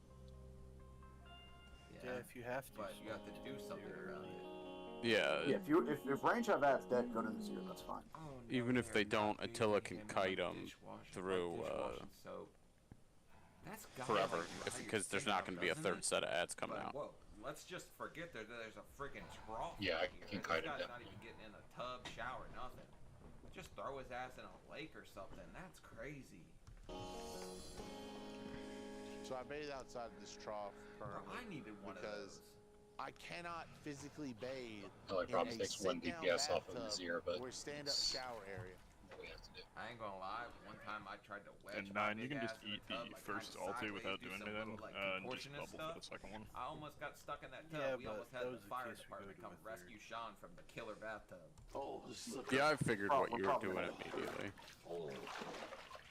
because I'm a bigger Like, we guy can't with have like both of us folds and be at, flaps, you and know, I have to 12 move around, Yeah. like almost like a pig in a way, and wallow and roll. Oh my god, your descriptions are just crazy. When you talk about the folds and That's the you. flaps and wallowing and As this many and stacks that, as I want. it's getting a little too dirty for me, buddy. Pull over to get like the back of my leg. I have to lift up literal like pieces of skin. It's You'll just a get heat super rash if you difficult don't, process. so yeah. There's 2 times where I've been kind of stuck in the shower and I couldn't get up. I sat in there for like 9 hours. Bro, you had to be cold. Or did you turn like the water on with your big toe or something? I used to do that in the bathtub. I'd take my toe and put it up and like run the hot water again because it got cold on me. But I'm also a psychopath, so. Just couldn't get up. And I can't ask my dad to get me up. And we were like, I was like, Dad, I'm afraid to get back in there again. He's like, well, I got this thing I can buy. It gets old. It gets old. Oh, I thought he was handing him a damn sweet tea while he was in the bathtub. No, he just needs it to rinse off. Okay. It looks like Head and Shoulders. I use Head and Shoulders. And I get tired of it, and he should be more active, but he's not. He's not. He's just like. Gotta bring him front. He's just that. And I wait on him hand and foot, and I shouldn't do it, but I do. Stop giving him the food. Like, I understand easier said than done. People will give you, like, the food just so you, like, lay off of them. Let's go range. But at the Go same ahead, time, go. Jump keep over. his damn breaking point. He's sitting in a shower. Just for keep in 9 mind hours we're 'cause we're he can't both at get up. under 50 on our Like, losses, so we something's need to gotta give. keep And an eye it's on it either when we gonna go be back his over. heart, or it's gonna be you stop bringing in the fast food and stuff. Let's get some serious damage Because going. It's gotta be like a give and take here. He's gotta want it, but you gotta help because you're Yeah. Garden, come to me. I love him to death. He's my son. Yeah, and I Garden feel jumped back to obligated melee. wait on him. I shouldn't feel that way. I wished I didn't. I shouldn't, but I do. But Also, I don't know why he's doing the long hair here, because when you're that size, you sweat more, and long hair Right, makes you go back sweat over. longer, so short hair again. melee, we can go. Me and my dad's relationship is it's kind of touch and go. Like sometimes we'll have great moments together, and then recently in these past like years, there's a lot of like negativity and. Yeah, but you're probably the majority of the negative. Like, you're not getting what you want, so you're throwing a fit. Your dad seems like he's a pretty damn nice guy. Maybe they painted him out in like a better light when they were filming and editing or Melee, get in the or back. whatever. But your dad doesn't seem like a bad guy. But they damn Range, sure we're made at you look 34. bad in his Just friggin' keep your eye on it. burger or whatever, saying they forgot it. Like, they made you look real bad on that one, buddy. Anger and frustration. Wait But for him to now collect I'm them. the size to where I need him to help me do things that just no parent wants to be doing when you're in your 30s. Bro, I Melee can't is going to remember stop the you. angles on this show. Melee, no This more, is no why more, I no think more, this no is more. my 600-pound life. We're gonna play this special. We're gonna go over and then right Kill our up into ads. your Get behind urethra, like shooting the camera angle. But hey, to each their own. This makes you look bigger. Trying to For kill sure. your ads. I also heard that they'll buy smaller chairs So that to one- make you look bigger, which is just like devious go. All as right, hell. everybody go over. Support on my head. On your head? Yeah. All right. Check it out. Make We're sure. gonna lost this when we get over Yeah, there. just pour it on my head. The fuck? Yeah, hit your list. Yeah. I need this help a little bit to clean Took myself. took the thing at a wrong angle. Just Oh, you at the bottom of the map now? All right, let's talk about it. Lost. Because Hey, somebody Fuzzy, recently Fuzzy, you asked wanna me grab that, me? like, I got too big, I can't wipe my ass. You wanna do I what? just jump in the shower. B-res. Want to Which is powder also, res me? like, super friggin' gross. Get yourself one of those bidets or something Right up. if you really can't reach it. Or they make sticks for fat people, like morbidly obese. Get you a crack stick or whatever. Wipe your ass. So there are things Ryan, that stay here help for- you if you can't reach, but you really just need to work on your damn flexibility. 'Cause ain't nobody gonna want to do it for you.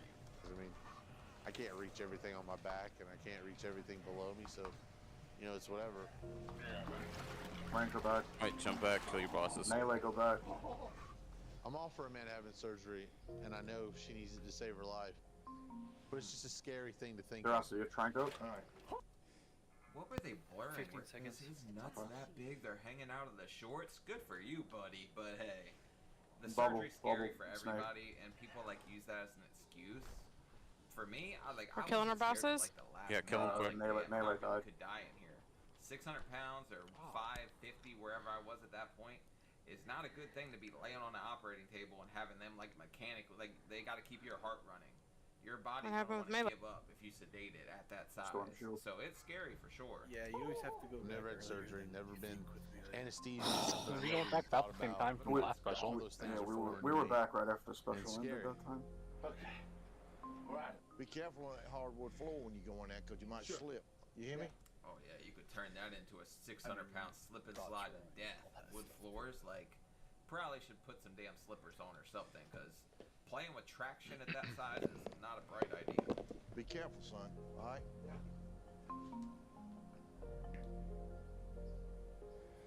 I want him to have a normal life, and that's not normal. No, things, this will things be can't probably go on last the pull. way they're going right now. Yeah, something's gotta give. We've got to make some drastic changes.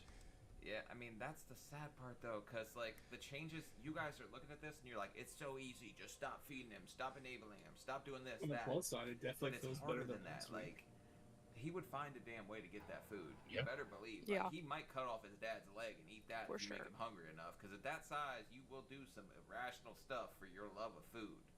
But also, Uber Eats, DoorDash, all that stuff, he could order pizzas, like, he's not completely limited. He would get it somehow. He might steal his dad's damn credit card to get it, to be honest. But I know this guy killed it. And I know he lost the weight. And I know he said that this show made him look terrible. Like, they painted him in such a horrid light. So I really feel for him. But I also didn't know that this was a different show. I really thought this was like one of the My 600 Pound Life episodes. But they canceled it after he started doing so well. Alright, so just a pull. hats off to you for doing well on your journey. Yeah, let's make It's it kinda 2 for awesome to see where you 58. started, man. So if I were you, I'd be very, very proud of myself. Yeah. Obviously, the show didn't make you look the greatest, but I mean, hey, that's... you know, Let me actually revive my past pets history this shows pull. us, you know, where we've been, what we've been through, and it reminds you of what you could go back to if you don't stay on the right path. So I wish you nothing but the best, my man, and thank God you didn't just eat till you were dead. But all right, like, comment, subscribe. I'll see you later. Peace.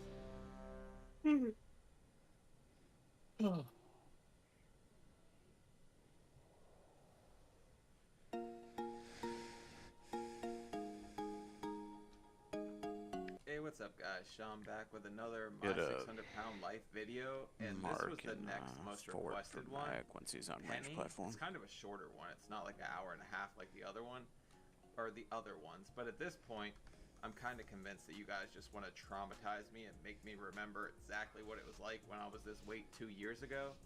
But I'm here for it. It kind of is a good thing at the same time. It makes me remember what I never want to go back to. Every time I had a problem, it's a pound, 2 pounds, 5 pounds. And I just kept going. I let food be the way that I found solace.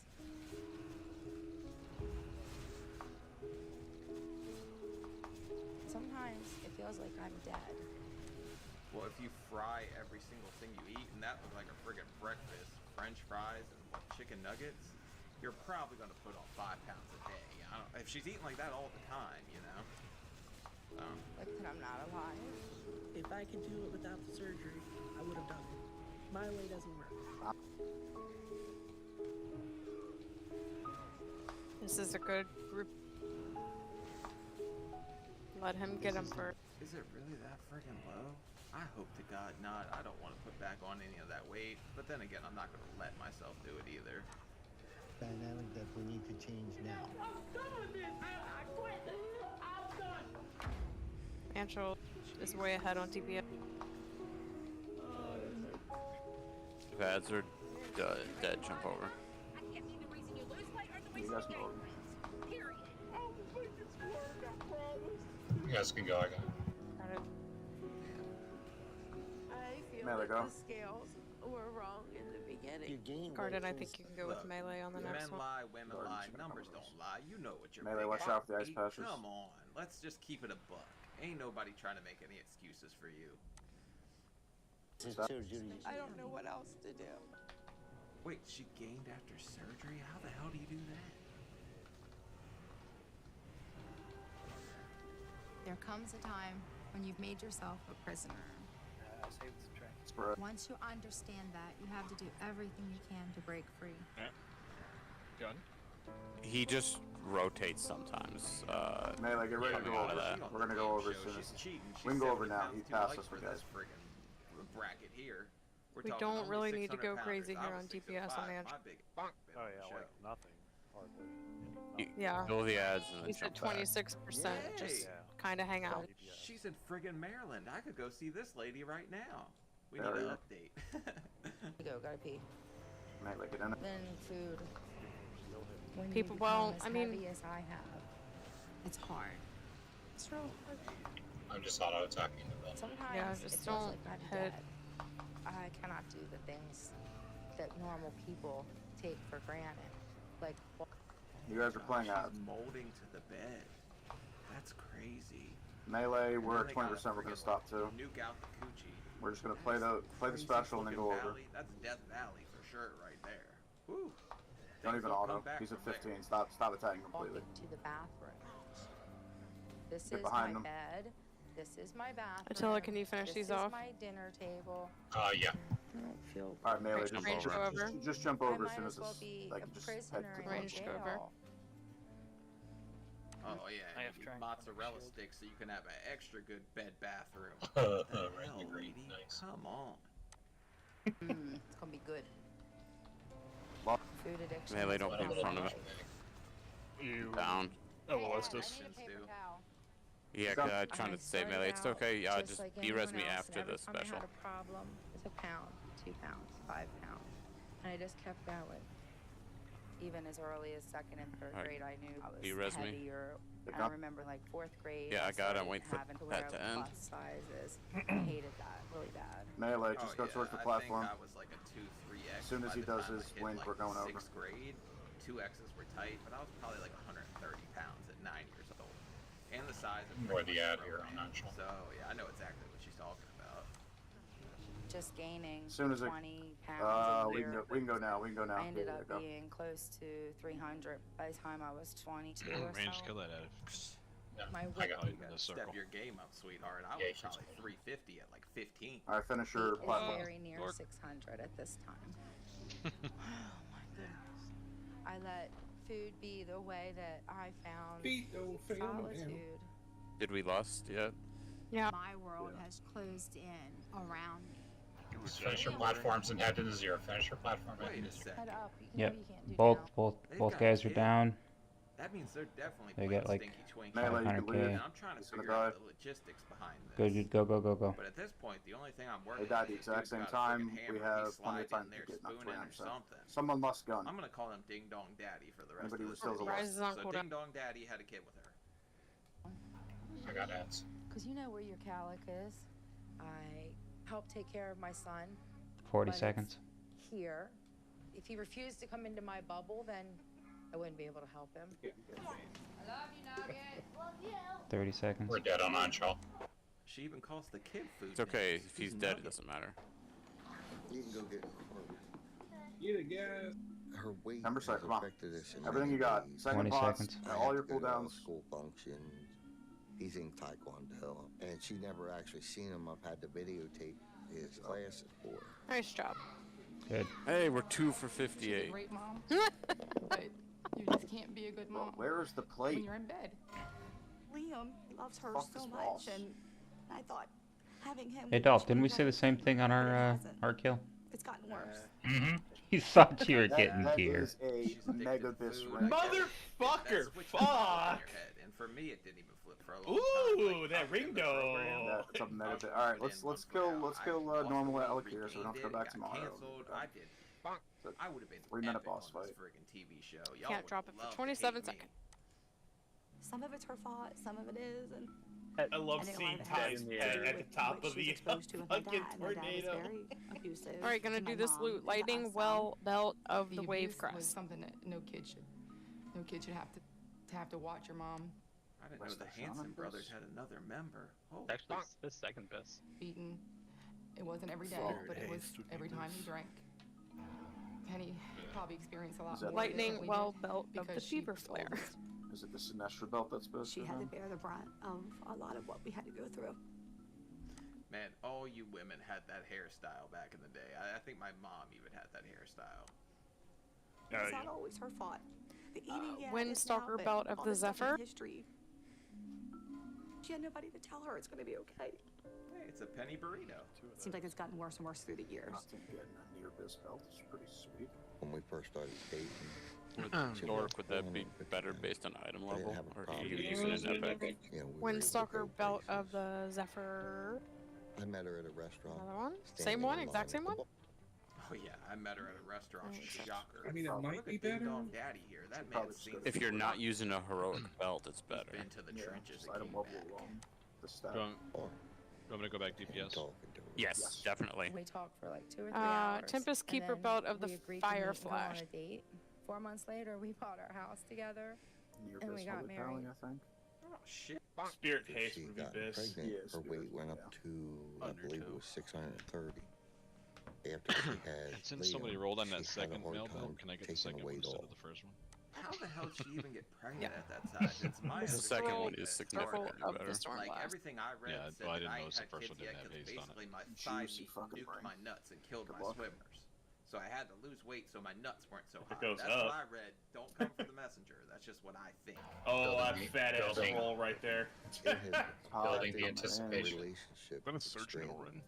It's been many years now Right. since we've Ah, actually basically, yeah. slept Yep. in the So, same a mega bed. bis one. A big one.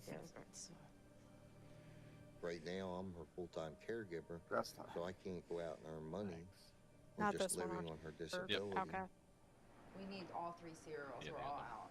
I mean, do you? Nobody rolled on it. Do you just want both of them? Maryland's expensive. No, Would- okay. You can't get a decent Okay. two-bedroom for All right, that's everything. $1,600 Let me in drop it down. Maryland. Like, it's crazy. Expensive here. Food, Who's chocolate. going off the edge? And All right, it there you is go. difficult to Glory. think that I could lose her. Spread out. Ty, getting that ring, I think you're the most geared You're person in in the raid control now. of the friggin' grocery cart. You don't need to No, get her the no pressure friggin' at top meters or fudge anything. stuff, Just double saying. devil. Alright. You don't need to do That's it. good enough. Garden could have a. Penny usually gives me a list for grocery shopping. Garden for the being house. PC gear and stuff. Top Chips, meters. soda, cake mix, What are you, candy. 367 or Usually something? don't. Oh. The list is done. 367.9. If he puts that ring on, he may be 368. I'll be past. I'd love. How in the hell do you Imagine whenever need, Garden gets like, a girthy lack and starts 15 slapping things of tentacles ice down cream, everywhere. Chips. You got 4 I spread box cakes. This, I'm assuming this is for a week. Alright. This woman's tearing Betty Crocker the F up. Is We got Penny, one healer on the but backside. Penny is very for the stubborn, melees. and Ed does enable her. Oh, It's never gonna mind. Keep phase on super Two fast. reserve And if he here. doesn't, We're he's good. gonna be in We're good. trouble. We're good. Yes. Ed definitely does bring the food in Fend for to the yourselves. house, It's but death I also strike. believe that he I doesn't don't, have I much don't have choice. that blade. We do eat Recuperate, go. properly. What friggin' planet are you on? Just kill him buddy? with Victory Rush. Skittles for friggin' lunch is not properly eating. I'm surprised the little kid's not Looks a like hell of a lot looks like heavier. a 'Cause warrior if you gave sword me to them me. options, I might have friggin' doubled that 350 mark at 15. I mean, it's an everybody sword, but it scales off of So Unholy's you don't know Mastery. whether to be mean and make her That's work dog harder, shit. What the fuck? or just love her until she dies. Be better. We're gonna bury her. I have an Damn unholy. It's fiddle fine. I'll get it too. beside her casket. Okay, first off, I wasn't just laughing at the fact that she's gonna die. I was laughing at the dog waiting for scraps. Move So back. don't friggin' say I'm heartless. Some people think I'm so But heartless also- when I watch Windber. this, but I know what it friggin' feels like. She's I copy 100% skip. gonna friggin' die. I was gonna friggin' die. That's just how it works at that Oh, time. fuck. So much for the knockback. He's gonna watch his mommy be put in the ground, probably regroup it. before he's 10 years old. What, do you like us or do you like Daddy? Which one do you want? So we got two groups. I know. Yeah, I need be to change near the diamond. because he deserves. This is gonna be Full-time mom. back middle. He does. We got a druid thingy That would help. in a sec. Ah, okay. We're packing up to go to Texas. It's like the last minute. We have to be in the vehicles in like no time. Middle. Damn, they move fast early on in this show. Before, Dr. Now had to see him a few times. Now, I guess early on, they just brought him down. That's crazy, considering all the checklists I had to do. I probably went to 100 friggin' doctor appointments just to get approved. A Can you not pandemic disengage out of it? I had to get all those friggin' like authorizations. You can't even bubble out Middle of it. again. And I almost You could blink through it, and I could jump over it. I'll be in the back of the van, actually on my hospital mattress. You struggle This here, you physician is better the first one that's have willing fun on to the list really resort. see You have me to and do it take the before. risk at my weight to do the surgery. I personally like the hunter jumping off the platform and disengaging back on method. She's at hospital, so we can't really stop anywhere to sleep overnight or anything. Back middle. What can we say besides Go listen. goodbye? I don't know. See you later. Here's our plan. She wants me to pull up to that and to come out and load her into that. No. Got up the next side, that's all. Sad eyes. Oh, what a sweet little kid, man. Try to kill it But before we hopefully fade. you would think she would take it more Up serious close. for the kid. Perfect. For Christ's sake, lost like, as soon you're as not we- able to be a good mom, all Have that control. stuff. It's just, it's hard to watch, because, like, I want kids myself. That was, like, a big driving factor to losing weight. The fact that she has a child and still don't want to do it kind of pisses me off a little bit. After we get her out of her bed, I have to Donald. bring the mattress in and put in the bed.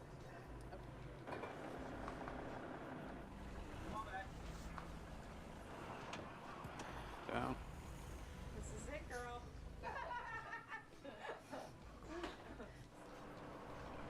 Damn. No, Gordon. Yes. Good luck, buddy. That thing ain't nowhere near wide was almost- enough, but you can try. almost got you there, It was, too. we were really going at it those last couple seconds. That's like one backstab away. Take your time. Oh my lord. Alright, permafrost choker of the bedrock. You got it, sister. decent pally.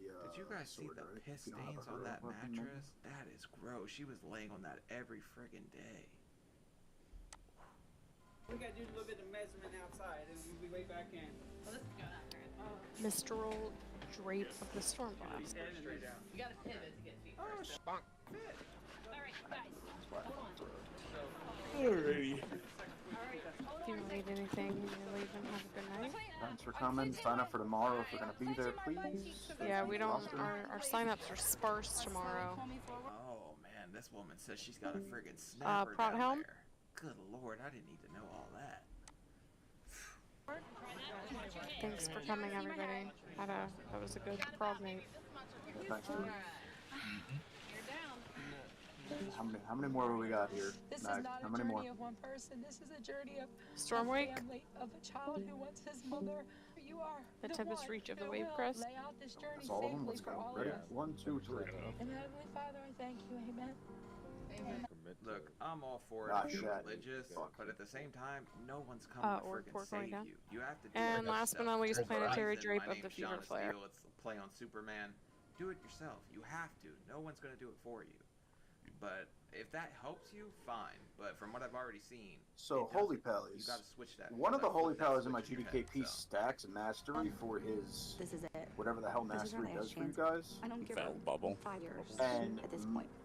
Her health is just getting worse I was and talking to worse. Dempsey because Dempsey was in the same race. Ultimately, I think She it didn't comes do down that. to if And this Penny guy's chooses bubbles to were live or like die. whatever the heals called that the bubble was like I don't Cried know, at night 50% of all of his heals. It was crazy. If she continues in this, Yeah, it's. Shy, Shy, she could die. can you please Can I what? sit still and take this from me? Oh. You keep fucking zooming in circles, like, god damn. Okay, god. Yeah, no, it's Just got valid. You done just with your need more prayer, like, oh, gear we're and gonna go more. save my life, and it's like I need Like, grease yeah, right now, so I It's can friggin' better to pull back go the demons. Spirit The Master food or demons are Spirit after Haste in the me. Like, beginning, what is just she because you don't have thinking? like very much mana regen and shit. But once you get a little bit, Ding dong daddy here. This guy's been blue balled for 5 years, and he still is so friggin' like just brainwashed by this chick. He'll buy her whatever the hell he can to kill her.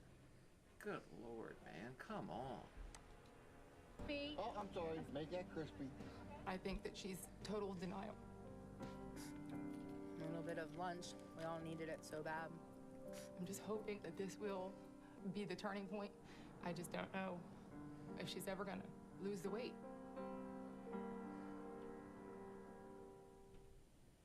Oh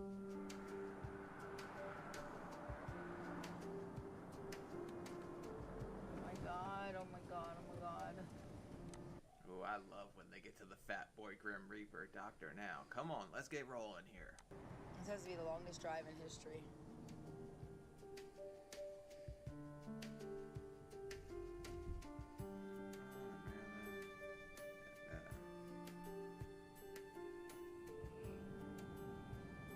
We gambled with every resource my family has financially.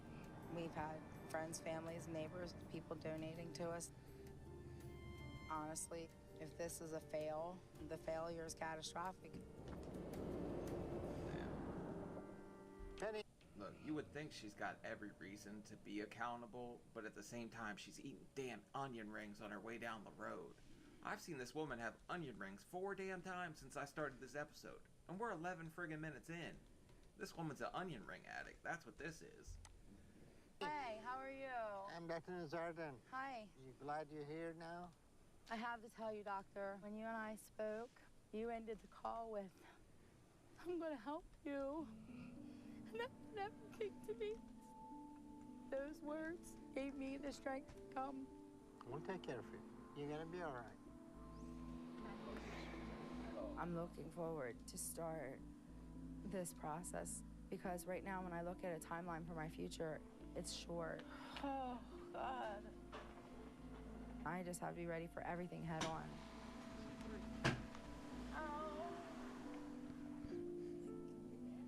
Yeah. Penny is very large, but to know her situation. It's crazy to see Doctor now without his blinged out stethoscope. Like, he looks so much younger here. This has to be like 10 years old or something. But she's gotta help herself. You're gonna help me, yes he is, but it's a friggin' tool. It's not a magic trick. You don't just drop 300 pounds overnight. I need to examine her and see how much she weighs. We're gonna check your weight now, okay? They have a teeter-totter for fat people? This is the largest fish in the market. Okay. A normal body mass index is about 20. 35 is morbidly obese. Over 40 is super morbid obese. And hers 85.7. Okay, so hers was about 12 more than what mine was, but I'm a lot taller than her. Like, I'm 6'4", so it disperses a little differently between me and the largest fish in the market, as she just said. But she was lighter than me. Let me check a couple things on you, okay? Okay, that's good. Can you move your feet for me? Well, yes and no. Look, I can tell you right now, she's in a lot of pain. I just saw a fentanyl patch on her stomach, so I know she's friggin' like not feeling that pain so much, but it's just basically everything hurts at that size. But she's lighter at this point than I was at my surgery weight, which was 545. Can we turn the oxygen off? I'm on oxygen 24 hours a day. But if your oxygen saturation is better than mine, why do you need to have oxygen? I don't know the technical reason, but at 20 minutes, my fingers and lips get blue. Like right now, I'm starting to be very uncomfortable without the oxygen.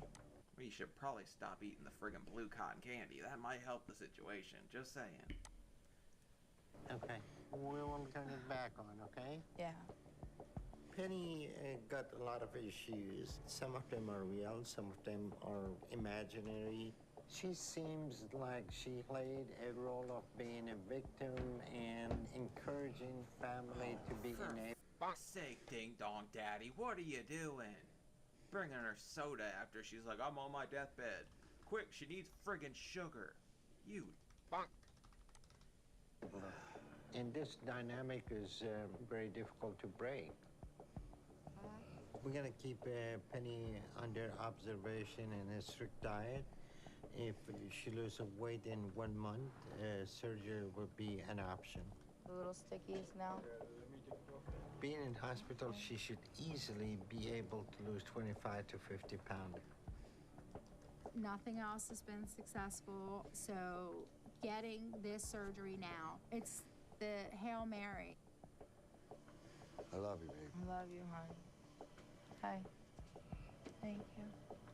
Today's the day I fight. Just make sure you put that Snicker in between your butt crack tonight. Mama's gonna be hungry. For this life.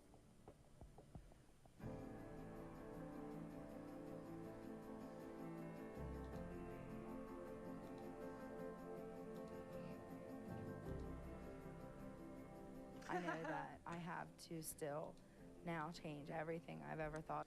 That don't look like an onion ring, and she looks like she's pissed. I love when they get pissed at the new diet, man. Welcome to my world. I don't get to eat any good anymore. What about eating? We're starving to death. At this point, the only thing I have left to do is either lose weight or lose my life. I have nothing else. There's nothing else. If I don't take this route now, I won't see my son start middle school. There's no way that that's gonna happen. I'm not laughing at that. I'm laughing because she looks like she's having friggin' sugar withdrawal. She's sitting there eating a sugar-free popsicle looking pissed at the world. But yes, you do need to change for your son. That should be your driving factor. Come on.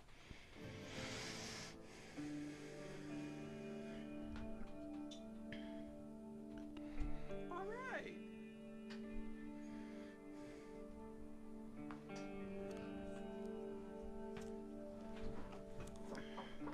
Good morning. Hello. So, how you feeling? I definitely can feel the difference when I start losing weight. So I don't even have the roll that I normally punch my insulin into. So you're missing your roll? I'm absolutely missing a roll. Penny? You still got enough rolls to make a bakery, lady. Let's keep it real. I've lost almost 300 pounds. I still got enough damn rolls. But 40 pounds in a month's freaking good. But can she do that when she leaves the hospital is the question. Done very well. She lost 40 pounds and heroin. She still has a lot of issues. Emily didn't eat her dinner at all? She's proven she can lose weight. She needs to be able to walk. So the surgery is going to be next step. We're gonna see how the thing will go with the first operation. All right, we'll see you later. Thank you. You're welcome. Yeah, if she's at 490, I mean, her muscles are probably atrophied, but she should be trying to walk. Look at this guy, he's trying to sneak a peek. He's wondering how many more pounds before I can get some friggin' action here. Ding Dong Daddy's been deprived. Get up here, give me some yums. Thank you so much. I know with this surgery that I'm gambling with time now to get time later. But I have to do whatever it takes. What's mommy giving you when I come back? One of these, right? Yep. I love you. I want Ed to be just my husband and no longer my caretaker. I want to be able to surprise my son and pick him up at school. So she'll be okay. She'll be okay, bud. You gotta think positive. That's why we pray. 1, 2, 3.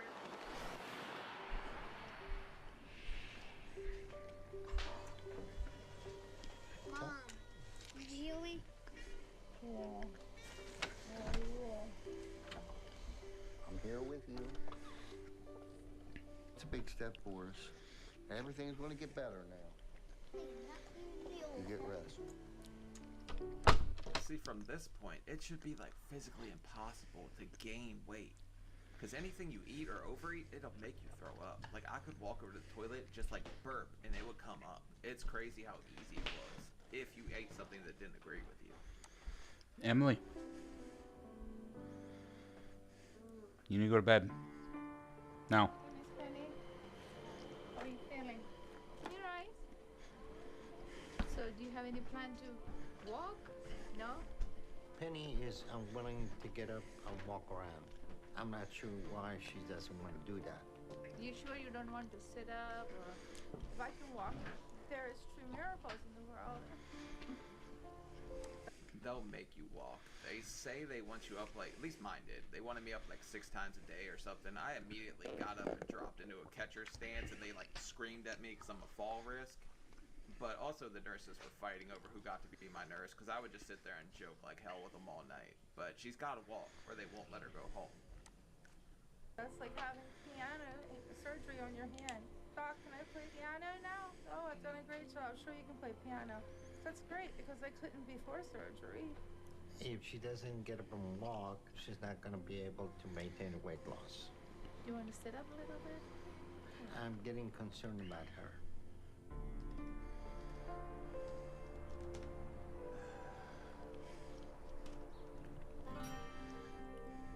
How are they affording all this shit? Just her disability, though. That can't be that much money. And also, don't let fear of not being able to stop you from trying. I was guilty of that for the longest time. Like, there's a mountain I want to climb that I used to climb as a kid. I'm still scared to try it because I don't know if I can do it yet. But I think I need to, just for myself.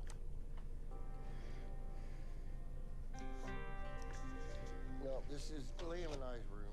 It's only a 1-bedroom. I get the bottom bunk. Obviously, can't sleep with Penny.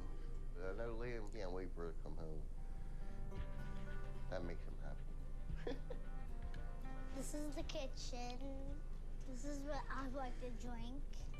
What Dad likes to drink. Important for Mom. I think it's gonna be hard for Mommy to quit all the fast food. I mean, look at that. This kid's eating like junk, too. He's just lucky his metabolism's still kicking. But he's definitely going to have weight issues if he keeps eating friggin', what are they, toasted? The knockoff Walmart Pop-Tarts is what he's got. And they actually don't taste that bad. They're better than Pop-Tarts, in my opinion. When she comes home, I'm going to have to change my diet and start getting things right. The food in here is basically for Liam and I surviving before she got home, so it's not the healthiest stuff. I just hope she doesn't expect me to eat as little as she eats. That's all we gotta do is just keep our hopes up. And... Damn, look at this guy. He's so horny he can't see straight. It's been 5 years. He's ready to get to brass tacks. It's time to go to friggin' Pound Town. Just keep plowing forward. But I want a Waco coming.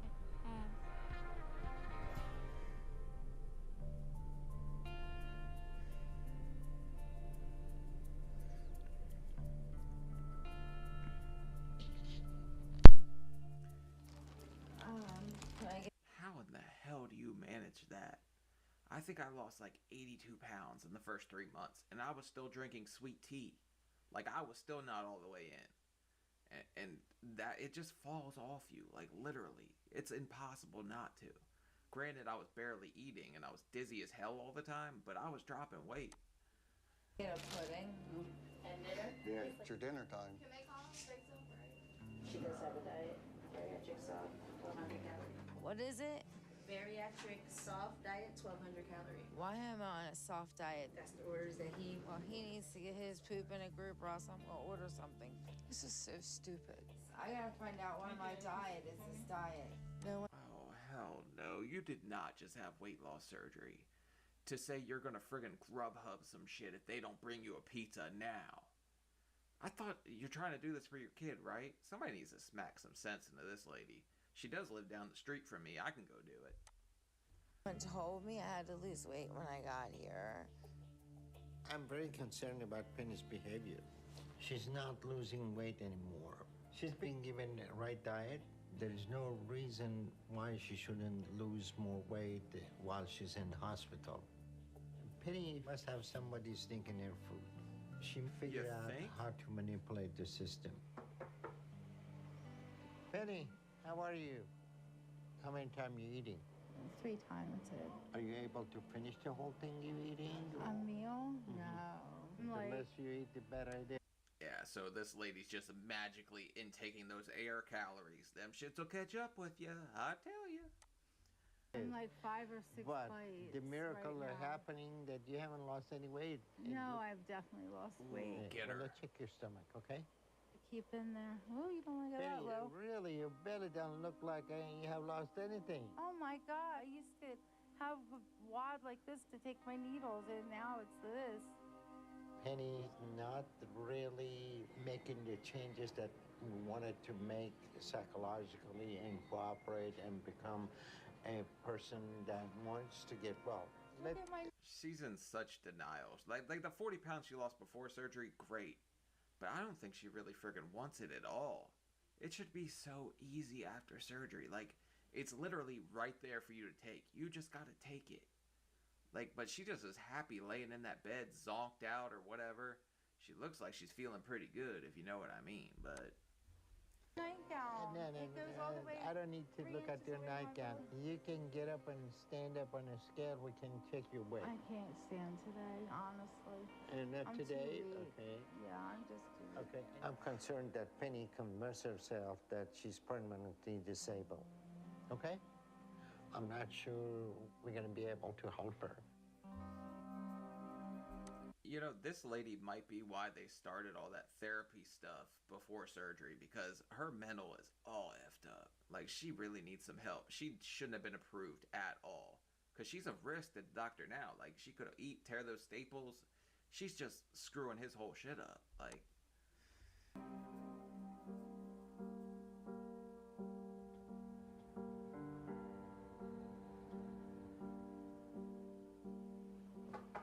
Come in.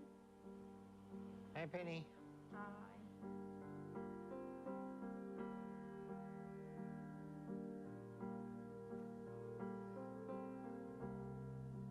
Penny is not making any more progress. There is no benefit for her to be here. Hopefully... Which basically sending her home is like telling all the people that gave money or invested in her, they just wasted that shit. You might as well call that like some friggin' like Ponzi scheme for weight loss. I don't know. Things will change after you get back home. Change of environment may be a positive for her. Are you excited going home today? I'm ready to go home today. All right. Did I give you the booklet about diet? Yeah, I have it in my You have folder. it? If you haven't, You might as well burn that shit. She ain't reading that. What are you thinking? probably call us. Yeah. Even 3 o'clock at night. Okay? Penny is going to have to make some changes when she go home. If she has any chance to succeed, she need to be mobile.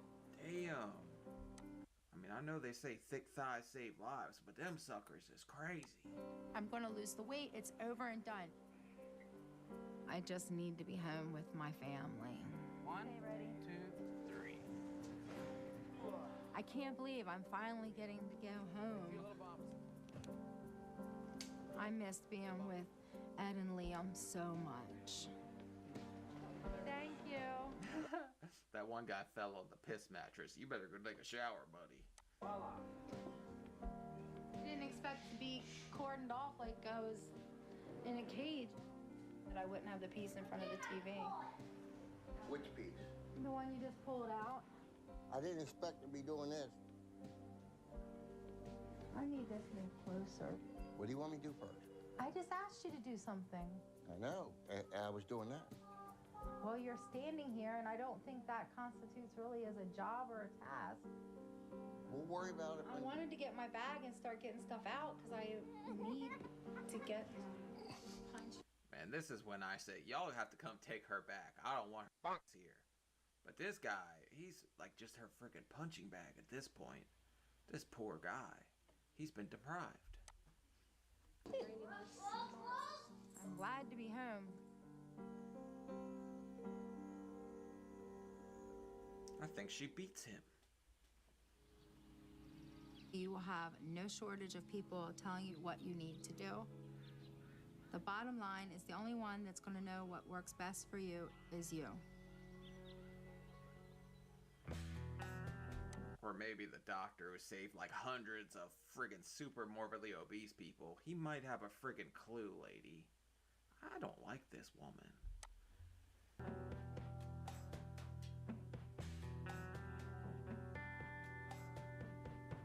Alright, let's get this puppy moving. Holy Today was shit! my first day with Penny. I worked with quite a few bariatric patients. I can't say that I worked with someone of her How'd they get a friggin' NBA player? We got the white mamba walking in here. size. We'll see what we can get through today. Obviously, our first major goal is getting you sitting up on the edge of the bed. Let's get started. Let's just kind of warm everything up. Let's do some of your ankle pumps. Swim, Physically, fishy. I'm just not able to get up. I just can't do it. I just know my limitations. Just see if you can push down to my hand. You can get that heel up. Even just take pressure off my hand. I just did. It could be a very long time before I am able to walk. What about side lying? Laying on my side, my oxygen gets wonky really fast. I think she just likes being able to say, like, I can't do anything. So everyone has to do it for her. Because she's making zero friggin' effort. It's really sad to see somebody that just doesn't want to put any effort forward and has a little kid. Like, it's kind of ticking me off a lot. There's always some excuse. I'm not so sure she's going to push herself all the way, so she's going to require someone to kind of give her a kick in the bottom. It's just going to take some time to figure out what motivates her. Today was just the first day of exercise, so kind of light start to everything. We got a lot more we want to accomplish. You know what to do, you just got to do it. We got a lot of work to do with her. She's strong-willed. What a blah. She ain't that damn strong-willed. She's just strong-willed when it comes to them damn onion rings. That's about it. Dang.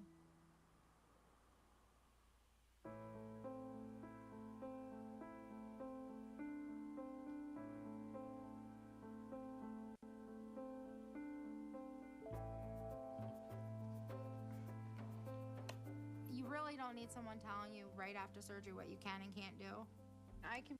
How the hell are you going to eat 3 pounds of meat in that stomach? Like, this woman is just going wild. I don't know how she hadn't ripped the damn staples. I wonder if any of this is for them, or this is all her. Whoa, that's crazy. Pretty much look at food and calculate exactly what the calories are. I know the percentages from fat I should be having. You have to make the decision. Okay, calorie wizard. How much was in that sauce? Because I'm going to bet that was about 400 or 500 worth of sauce right there. Decisions for yourself. The thing is there really wasn't a diet like given to us or to me. I'm waiting for the food. All right. I need to get something in me, and I feel like I'm dropping all my sugar. There's really only so many popsicles and soups and cream of wheat you can take before you're done. how the hell is she eating all that? I still don't think I can eat all that. And I'm like, what, like 22 months out of surgery? I still can't stomach that much. This chick's friggin' insane. That's it.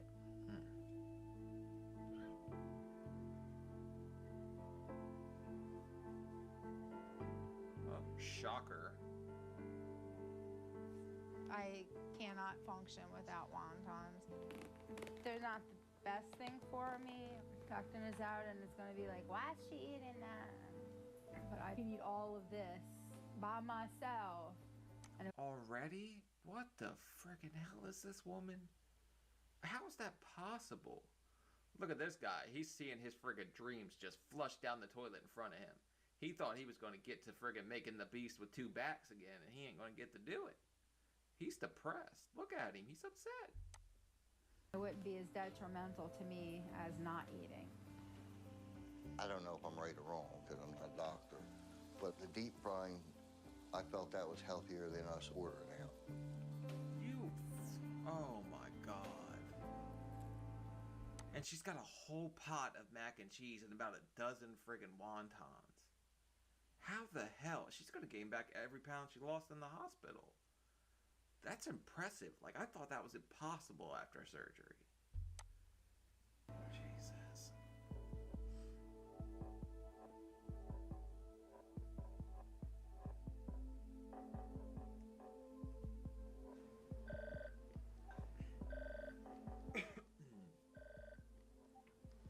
Hello. Penny. Yeah, this is Dr. Osaka. Hi. How are you? I'm not doing too good today. Well, you haven't been able to come to office because you can't get to the wheelchair and all those things, right? Right. Right, because she's still in Houston at this point. She's not back in Maryland. Ooh, doctor, now you should go get her. I'd love to see that. How about we get you go to hospital so we can check out everything and see what's going on with that? Yeah, that's what I thought would be a potential second step. Why don't we do it today? Okay. Okay, bye.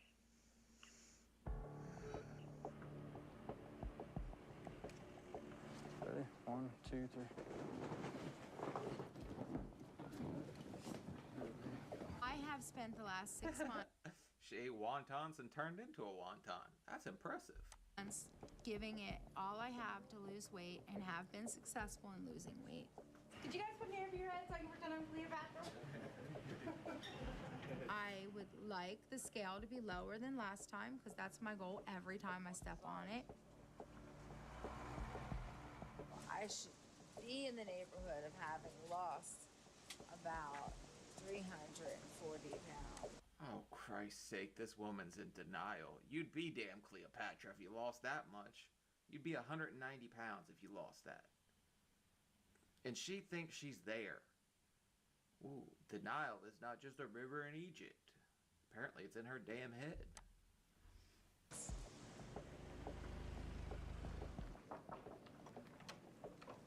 So for the past few months, we haven't been able to take a look at you. So what's going on with you? Doing good. I'm excited. Lots of nice new hanging skin everywhere. Well, hanging skin is not a problem. What is your weight doing? Well, I haven't been able to be weighed. How yet. come? That's not hanging skin, that's fat. Mine is starting to be hanging skin. Yours is fat. I have a scale. You been up walking around? No, not yet. We weigh you right now and you see how much you lost.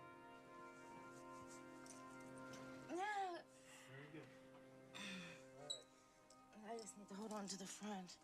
Oh, shit. She gained 5 pounds. Damn. It's all in her ass. You could see that. That shit's crazy. How's it flat? And you haven't lost any weight. You gained weight since the surgery. Okay? You should be right now walking. You should be around 250 pounds. I feel that the scales were wrong in the beginning and that I weighed more than what that was. I've been putting it all out there. Look, Penny, quit crying because this is for your benefit, okay? You know how many people like Look, even Dr. Now back at the start of the show was not about the games. But she just, no effort at all. I don't think I've seen anyone try less than her. Which is sad, because she has a little kid. And there's not even anything to say. The friggin' scale gremlins took the pounds. I don't know, or added the pounds. Whatever happened. you guys signed their death certificate, and later on I thought, what could I have done to get across to them? And I'm not getting across to you either. There has been change. Look, I mean, it's hanging off my shoulders. You just trying to convince yourself, okay? Whatever So you say. you can't convince yourself that your sleeves come past your hands now, and they never did that. Penny. I can reach my vagina and clean it myself. I could. Ooh, she said she can paddle that pink canoe now. Audition for the finger puppet show. She going to town on herself. Pamper yourself, girl. Treat yourself.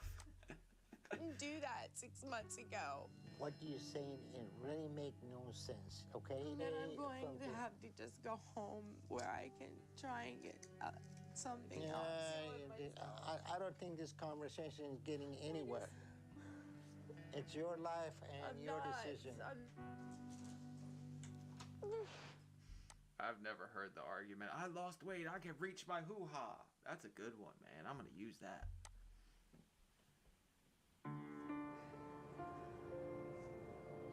There's no way you gain weight from surgery to now. Shut up. I think I was there's no misweighed way. in the beginning. There's no way. Penny has been at home for several months. She gained weight, and she doesn't like to see what the scale is showing her. So now I don't know how long I'm gonna be stuck in Texas. Maybe I'm not gonna be successful unless I'm home. Well, you could stay the hell in Texas. Maryland don't want you back. We let them have you. Texas, she's your damn problem now. Oh, I know there's no way. We took a punch to the gut. We gotta shake it off. So it became over. And together, no, it's not game over. That's what he's talking about. Well, he might have pushed me to that point. I think you're eating a little bit because I eat so much, a lot would look like a little bit to me. I don't think I'm getting much across to Penny at this point.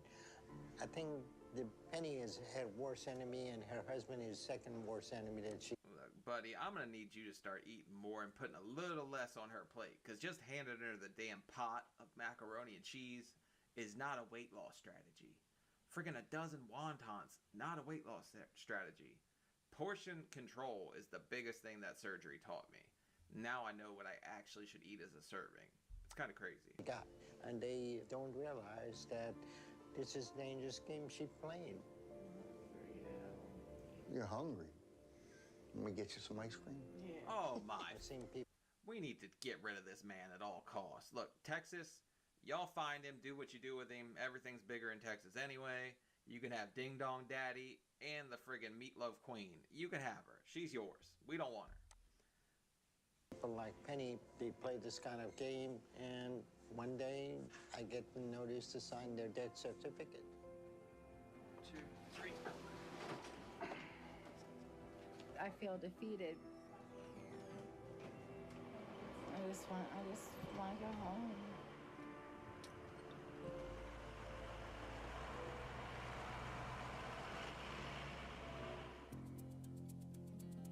All right, let's see what's going on.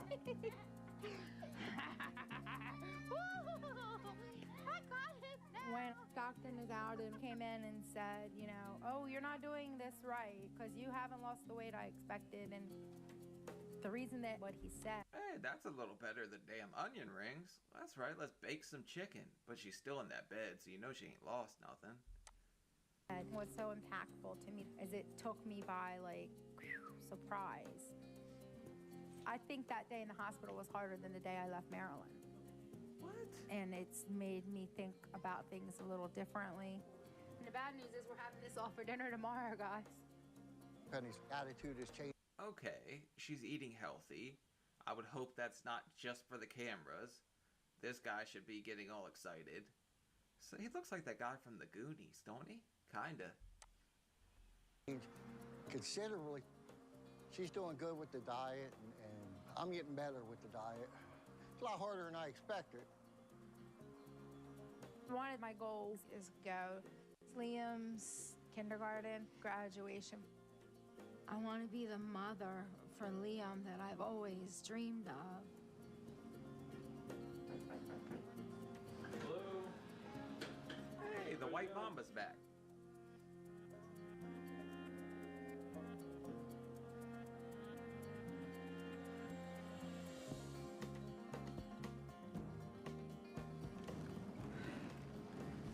You will stand today? I'm gonna try. Since we've been home from the hospital, she's done a lot better. She's trying. Look, her trying's all you can really friggin' ask for. The problem is she never put forth any effort. But with her little boy graduating, you'd think she wants to friggin' be there. It's a mess, man. I don't think this attitude will stay up long enough for her to actually continue. I hope it does, because I want to see everyone succeed, but I don't buy it. And a lot more through her pain. On three. 1, 2, 3. You're good. Damn. Would y'all look at that thussy? We found the elusive Badussy. You're doing good. I'm just straightening my knee. It's been years since I could walk. I'm ready to get out of this bed. You're doing good. You really are.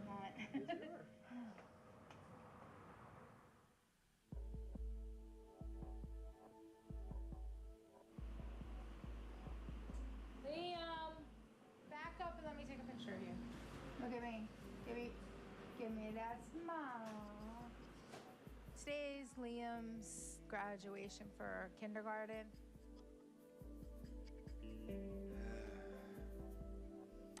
She's probably laid in that bed so long, it probably would be pretty damn hard for her to walk, but I don't think she's ever actually gave it a go or had a try.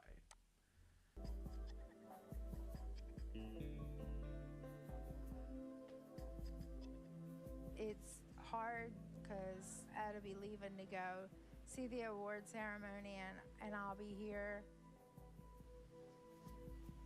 But you bring me home an award and some pictures, okay? I want it. Who loves you? You. Liam, go get one of them weights. It's hard not to be there, but it's even harder when I say, I'm sorry I can't be there today. And he's like, oh, it's okay. Because it's what he expects now. He knows you can't be there, which as he gets older will be harder and harder because he'll realize he's the only one without his mom there. So you better get your gear, lady. This is like ridiculous. I never want anyone to discount, well, you didn't get to do these things with your son, because the things that I've done with my son on a regular daily basis probably exceed what regular moms get to do that have to go out in the workforce. Still. In what friggin' universe does playing Lay on the Piss Mat be like Mom of the Year award? What? There's things that all moms miss, but I'll be at his next event. I know I will. I'm not convinced. You only get out of life what you put into it, and in the end, your failure or your success is up to you. True. Yeah, they messed up my food. And I should have had a chicken cheesesteak, and it's regular meat. Oh, they snuck the red meat in again. You absolutely didn't do that on friggin' purpose. Look at that dog, too. He knows if something hits the floor, it's his. Because once you're that big, something falls on the floor owns it now. It's not yours anymore. It's the floor's property at that point.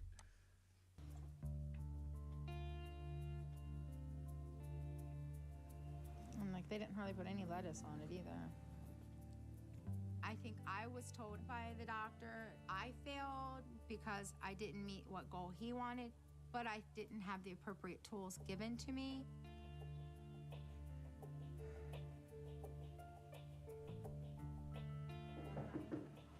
Come in! Yeah, a lot of good that'll do after she just pound a cheesesteak on a stomach that's supposed to fit a boiled egg. Like, her shit's already stretched all the way back out. It has to be.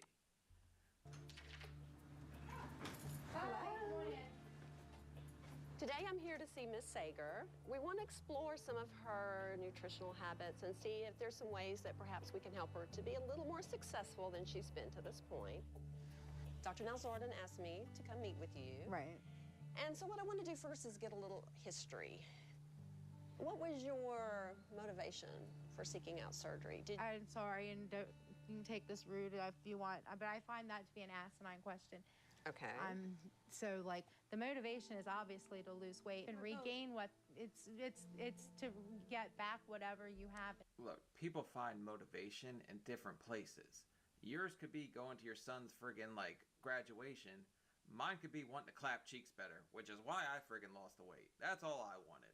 Clap cheeks better, I wanted kids. Shoot up the club all I can. That was my reason to lose weight. Not hard to figure out. Had because of it. Or do you have goals of Nope. meeting certain Nope. expectations that you may have? Absolutely not. Will not do that. Will not do that. It's a way for people to very easily get comfortable, sit on their laurels, and not achieve to their best ability. You want to check the fridge first? While you're in there, she can help you clean it out. Oh, yeah.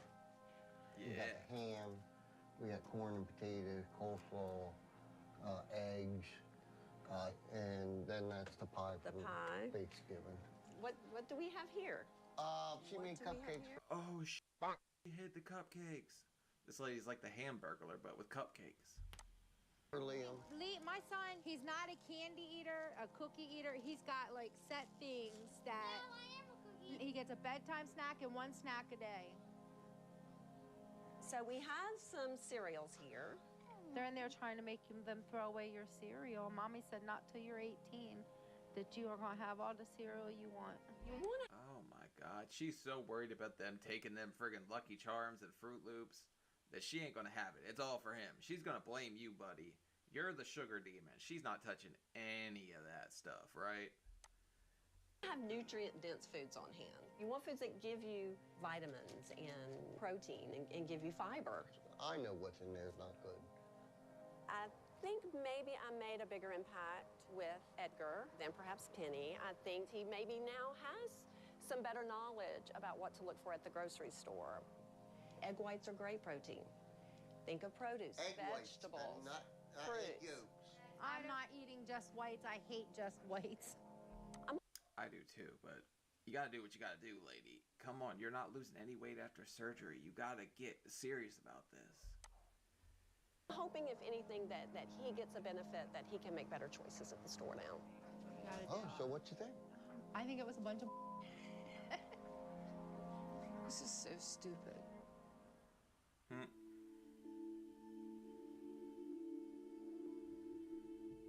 Shocker. You hold my under this arm, like Here, just that's right what I. here? Yep, that's what I need. That's all they're doing when I'm doing therapy. Ow. 417. This was Bro, how is she managing to sit still after surgery? That's crazy. It's actually kind of friggin' impressive. tired. My knees hurt. Ooh, we're so Penny, you want us to help you get back into bed now? Penny, hey, really, I try everything. I know. I don't know how I'm going to get across to you. It's very difficult living in a world where I've given you my life and put you as my earthly God, and that's what I mean. No matter what you say. Dr. Now is God to fat people. He's saving lives out here. You don't want to get on board, we'll just toss you off the ark. You can stay where the hell you are. He don't need to help you. He's trying to help you. Hey, the truth is in this gap. Okay? I know. Okay. Penny lives in a false reality, and she chooses to overeat. She does not admit it. The people that I operated at the same time I did your surgery, today they're 250 pounds. Right. I'm feeling like I've just been sucker punched again. Why didn't this do what it's supposed to do when I'm doing what I'm supposed to do? Where's my... Because you're still eating friggin' wontons. Come on, you are the biggest denial case I've ever seen. I was in denial about how bad I was eating, but I knew when I had to do something. You're just like totally blameless somehow. My yellow brick road, why didn't I get it? Because I'm working hard knocking this out and I'm being good. Penny has to want to lose weight, and she has to want to be able to walk. If she applies herself, she has good chances as anybody else. But I don't see any willingness to want to get well. I don't have it in me to go any further, but so my mind is just tired. All right. Okay. I can't do this, and I need to go home. I don't know what she's so tired from. She didn't do anything but lay in friggin' bed, maybe mush some meatloaf. It's not like she was doing any damn cardio. Unless Ding Dong Daddy was sliding in there and I don't know it, getting some of that bedroom cardio. But no, he said it'd been 5 years. Nope, no shot. She didn't do a damn thing. My family and support, and that would mean the end on this whole process. Maybe it's time for me to go home. Lord, we thank you for the food that we're about to receive, and we definitely thank you for all the good luck that you've given us this year. Why'd you need like half the friggin' chicken coop? That's a lot of damn food. A lot of eggs. That's a lot. Deviled eggs are good, but that's a lot of food. Who's gonna eat all that? Her. But she shouldn't. Especially with Penny's surgery. No, you guys keep her. Even if I'm not successful in the world's eyes, the fact that I did all of this so far changed my path in life forever. And I don't ever have to be an ideal weight in Liam's eyes, because No, you have to be a healthier weight. You're not gonna make it to see his 18th birthday. Not eating the way you are, lady. This is denial at best. And if at worst, it's something like crazier than that. This is like waiting to die. he's seen what I'm willing to do for him. And he's proud of me. I like the little crispy one. At this point, I don't think Penny has any intention to change anything in her lifestyle. No, she's not going to change. She's going to sit there and eat all she can and just scream at the world is doing her wrong, and she doesn't have to do anything to try. The surgery's a tool, lady. You had every chance. This was a golden friggin' opportunity, and that's how I looked at it. Like, this is my shot to take my life back. And I've been working at it. I'm still working at it. It's not a miracle fix. But this lady and Ding Dong Daddy are just friggin' nuts. But that's all I could say. We should have left her in Texas. But take her easy. And if she's easy, take her twice. Bye.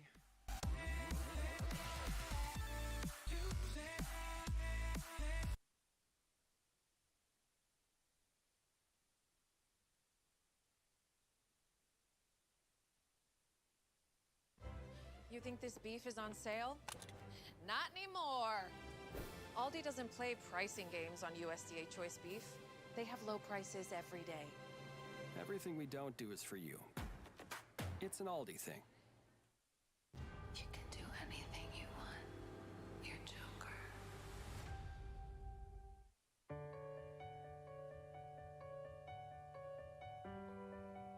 Hey, what's up guys? Sean back with another video, and Angie J Part 2. The meanest lady from my 600-pound life. At least that's what everyone likes to say. I'm not sure if she's that mean yet. She's pretty toxic though. But this is her Where Are They Now after she got kicked out in the first episode for all these substances in her blood or whatever. I guess she thought she was gonna trick Dr. Now or something into letting her into the program. But she seemed to think she was pretty entitled and that she had dropped like 45 pounds and she deserved surgery. Nobody could stop her. Dr. Now just had to give her what she wanted. But that has led us right here to this moment. So let's see what's going on with her right now.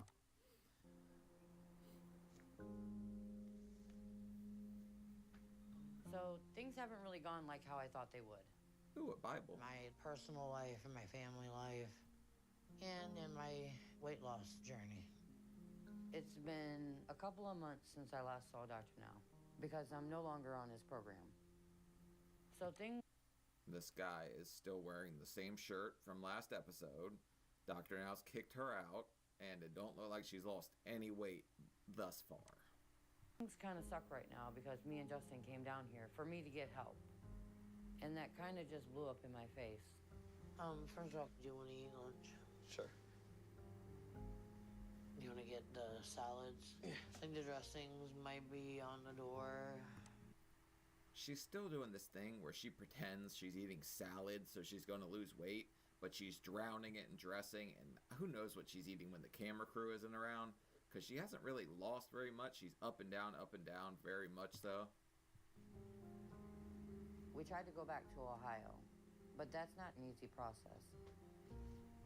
Because we gave up our place there, and we have a lease here on this place, so it looks like we're stuck here for a bit until we figure all that out.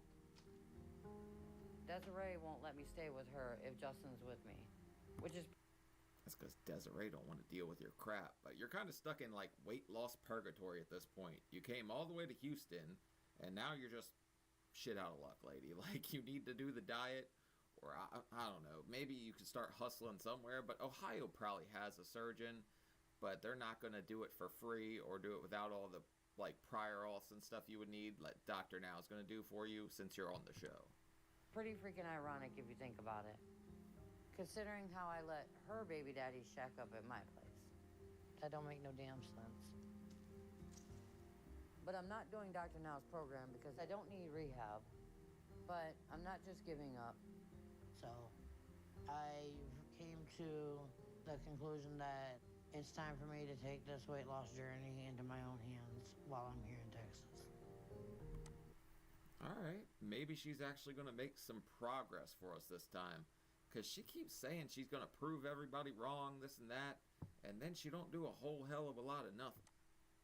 So I'm still working to do the diet and exercise program. But I'm doing it my way. You know, I eat a reasonable amount of food 1 or 2 times a day.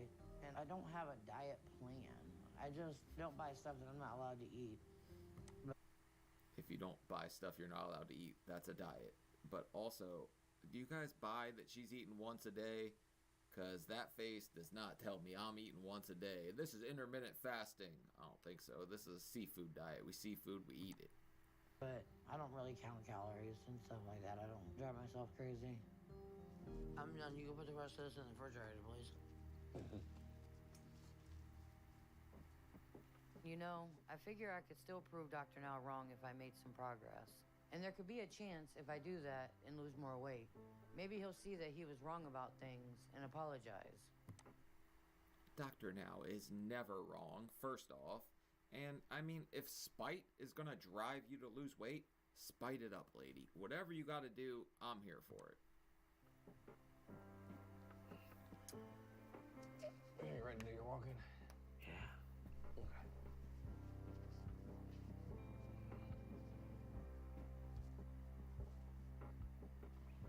But the bottom line for me is that I'm not going to sacrifice my pride for anything. And if that means that I can't get the help that I should have, then I'll try to find another way to do it. So that's pretty much where I'm at right now. There's a reason pride is a sin. For most guys, it gets in the way a hell of a lot. But hopefully she can somehow use it in a positive way. So far, pride has been letting her down so damn far. But I guess Tinder cardio or something. Maybe Justin's not getting the job done. We can burn some calories somehow. And Justin is helping me when he can. Except when we're fighting. When we fight, he's not much help. But times like now, he's there for me. I have to keep trying to be successful on this journey because I want to live. I mean, that's the ultimate reason. So I'm just trying to make progress and hope that somehow another door opens for me. Since the one that... She's making progress. And didn't we just cut the door out in the last episode? So we don't need it to open. We removed it so we could get through it. But she's walking. People will laugh at you for just like walking across the living room. she's trying. That's something. And you'd be shocked at like how big of a deal that is when you're used to only getting around with a walker. So I'm actually proud of her for even trying to walk. That I made all the sacrifices for got slammed in my face, basically. But I'm still stuck here, so I'll try to make the most of it. And if Dr. Now isn't going to help me like he should, I won't let it get worse by giving up on myself. I just hope that it doesn't get to where it's too late for me, because I wasn't given the help that I need in time. You should lose weight. You should diet. Dr. Now should be trying to help you, which he is. You're the one in your way. So you can get the hell out of the way, see the light at the end of the tunnel, and know that there's a better future for you if you change your lifestyle. Or you can sit here and we can stare at your booty shot right now. Oh my God. But my hope is, if I make more progress, then Dr. Now will see he was wrong. And I'll show him that and maybe get a second chance. Life is full of second chances. We sit here and live in regret, or we sit here and progress and do something better for ourselves. Hey, help me so I can come out there. Yeah. Today, I'm seeing a therapist because I have been having some issues and I wanted to try to talk to someone who understands. Are we seeing Dr. Pleasure or the other lady? I like the other lady. Dr. Pleasure's just a little weird to me. I think that's his name. Something like that. The Love Island, Dr. Pleasure. No, it's Paradise. Dr. Paradise, that's it. This past month has been messed up for me. It's just been hard. Justin and me are fighting. Sometimes we're not, but most times we are. And you know, he's the only person I know down here who I have to be helping me. So when we have an issue, it makes me feel really alone. So it's a WWE of Weight Watchers, pretty much. But these two fight back and forth nonstop. I really don't think there's any... I don't know. There's a lot of love lost here. These two do not like each other, in my opinion. And I don't always know if I can trust him, especially because he's disappeared on me before. So I've just been depressed and feeling stuck and trapped. So I called Dr. Now, not because I think he's right about what he wants me to do, but he said if I need help to ask him, so I did. Because I thought... This is probably the happiest I've ever seen Justin. So he got away from you for a little bit. He comes back all cheery. So maybe that says something about your guys' marriage. Maybe there's something that he can prescribe to help. He wouldn't give me any medication for my mental stuff. And that kind of sucked. But he refilled my heart medicine. And he told me he'd set me up to start therapy if I wanted. Okay, I think he's been prescribing you a diet this whole time, but you haven't seemed too keen on that plan. Like, you need to just stick to the program. He'll get you in there, you'll get the surgery, you'll be in a much better mental headspace. So I said I'd do that because I actually do want to talk to someone about things. Because I feel like I'm pretty close to hitting rock bottom. And I figure something's got to work or else things are going to get bad. Yep, here comes Dr. Pleasure, the Pleasure Island guy is here.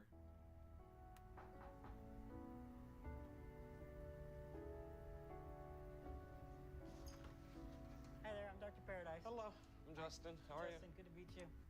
Oh my God, I thought somebody was trick-or-treating for a second. No, I didn't realize. I knew he was short, but I didn't realize he was way down there. He's nipple level on that guy. Hello. You Angie? Yes. Hi, Angie. I'm Dr. Paradise. Hello. Good to see you. Nice to meet you. That's my husband. Yeah, I'm taking off for a little bit. I said you, I'm done. Can I grab that chair? Yeah.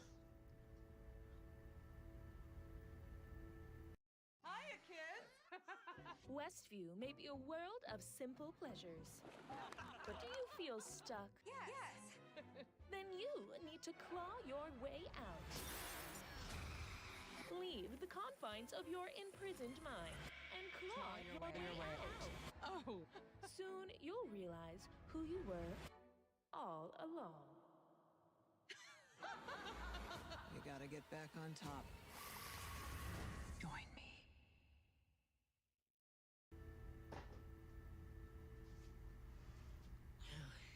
You're good? Mm-hmm.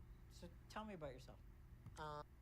Is that a George Foreman grill sitting there that's got no use at all? There's probably a deep fryer in the background. That thing just sits there for the camera crew so they'll think they're eating healthy. Well, I am from Ohio. Lived in Ohio my whole life. Okay. Tell me about your family. I'm the oldest of 12 kids. Really? Wow. 12 kids? Holy hell, your mom was busy. She was making a whole damn baseball team while she was at it. So you're the big sister. Yep. Tell me about your parents. What was going on in your house? My mom's an alcoholic, and my dad was like a drug addict, but I didn't really know that he was a drug addict because you were young enough to not not realize that. He would find out things that my mom did. Well, my mom, I guess, had like affairs on him and stuff. I'm not really shocked in that household. I think you're probably having an affair on Justin if he would leave. If you were mobile, I'm convinced that you would be banging the mailman or something. The pizza delivery driver. And he would like hit my mom and stuff like that. You remember that? Yeah. Yeah. Yeah. How old do you remember it? Maybe 7 or 8. 7 or 8. So even as a that would be like a second grader. Yeah. Even as a second grader. I'll never understand men that get that mad and they decide to go that direction instead of just walking away. Walk away from an argument. Especially if you're arguing with her, Justin. She's not going to catch you or anything. She's not going to run you down and keep arguing. Do you remember your dad coming home? Yeah, my mom was always hurt. One time he like tied her to a couch with belts and she was drinking and he tore a beer can in half and he tied her to the couch and he cut her with the beer can on her. What kind of S&M weird house is this? That is just psychotic. I've never even heard of somebody just straight slicing someone with a beer can after they belt them to a couch. Breast. Like to make a mark or? Yeah, he marked like an X on her. No kidding. You were there for that? We were sitting on the steps watching. Wow. Yeah. Okay. You were the oldest too? Mm-hmm. So you understood it most? Mm-hmm. But as we got older, like I got really close to my dad. Like I was always with my dad. My dad was the only person I could rely on, literally. Before. Your dad was also a psycho. He's treating your mom like that, so you become daddy's little angel. That's so weird because with parents, typically you'll pick one. You're either like a mama's boy or you're your father's son. But I'm definitely a mama's boy. I love my dad, mama's boy all the way. That you're in a house with all this violence. Anything happen to you? No. Nobody hit you? No, my mom didn't. I mean, I didn't get spanked or whooped or whatever. Okay. My mom just like used me as like another mom. She always relied on me for everything. Well, she's gonna need some damn help. She cannot like take care of 12 kids, so you officially become babysitter big sister at that point. Like take care of the kids, like do everything. She was like always drunk and so I basically was just like mom. Do you remember what that felt like it must have been 8, 9 years old. You were acting like a parent. Mm-hmm. At the time I didn't think there was anything wrong with it, but now when I look back on it, like our relationship now is so bad, it's so strained, and then Well, no wonder she became a mom herself at 13. So she grew up way too fast. You gotta let a kid be a kid, man. 8 or 9 years old, she's taking care of her siblings already. Like, some kids have fun, like giving a bottle to their little brothers or sisters, but she's like actually a caregiver at that point because her mom's running the streets, I think she said. I don't understand because I feel like why, she gets drunk and she says some mean things. She says horrible things to me. So she's still a big drinker? Yeah. Okay. When my mom got pregnant with me, my mom's dad was not okay with it because my mom was only 16 and he wouldn't go to her wedding, and my mom held resentment against me because of it. And I'm like, You guys all started pretty young, but how could you hold resentment against your daughter because you were That is the weirdest thing I've ever heard in my life. I hate my unborn child because my dad wouldn't come to the wedding because I was... What the hell? So you were kind of a symbol of that disconnect with her dad. Yeah, she told me. Right, she many times Straight out, have I she said heard that. her say, "My dad died hating me because I had you, and I wish I never had you." What do you think that would do to a kid's belief about themselves if their mom bombarded them with that notion? It's gonna F them up and make them turn to Fritos for some freaking fun. Like, oh man. I didn't realize she had it. Like, I know she had a messed up childhood from the last episode. I didn't realize her parents were that mean-hearted towards her, though. I thought it was other people that were hurting her. That I wish I never had you. They feel terrible. Yeah, it creates that core belief that you're worthless, right? Yeah. And my guess is that people, situations that make you feel like you're not worthwhile are going to cause you to act like somebody who doesn't care about themselves and to make bad decisions. And when you think that you're worthwhile, you're going to eat right, you're going to be more active, and you're going to be making decisions that lead you closer to getting the surgery and losing the weight for good. You know, her self-worth had to be just absolutely destroyed, and that's one thing I notice about like myself or other people on the show. You feel almost no sense of self-worth when you're that big. You're just like, man, I'm a waste of space. There's no future for me. Like, I'm just gonna end, my life's gonna end soon rather than later. So you don't feel like there's any hope for you. There absolutely is. I will just want to spread that message as much as I can. I wanted to have surgery in 2014 and I stopped. Hey, me too. I stopped because my dad was sick. But he won. Oh, I stopped because I didn't want to follow through with it. Like, I went to the meeting, I just didn't follow through. Wanted me to get it. Because when he was sick, after they treated him, he got a little better for a bit. And he told me that he was having so many, things to being said to him at the hospital about his weight. There was things they couldn't do, procedures they couldn't do because of his weight. And he was like, I want you to finish. I want you to go do that and get your life back. I want you to promise me that you'll do that because I don't want you to. They'll definitely jump on you about your weight, and that's what like the fat liberation Star Trek army is all worried about. Like doctors telling them their weight is going to cause an issue later in life.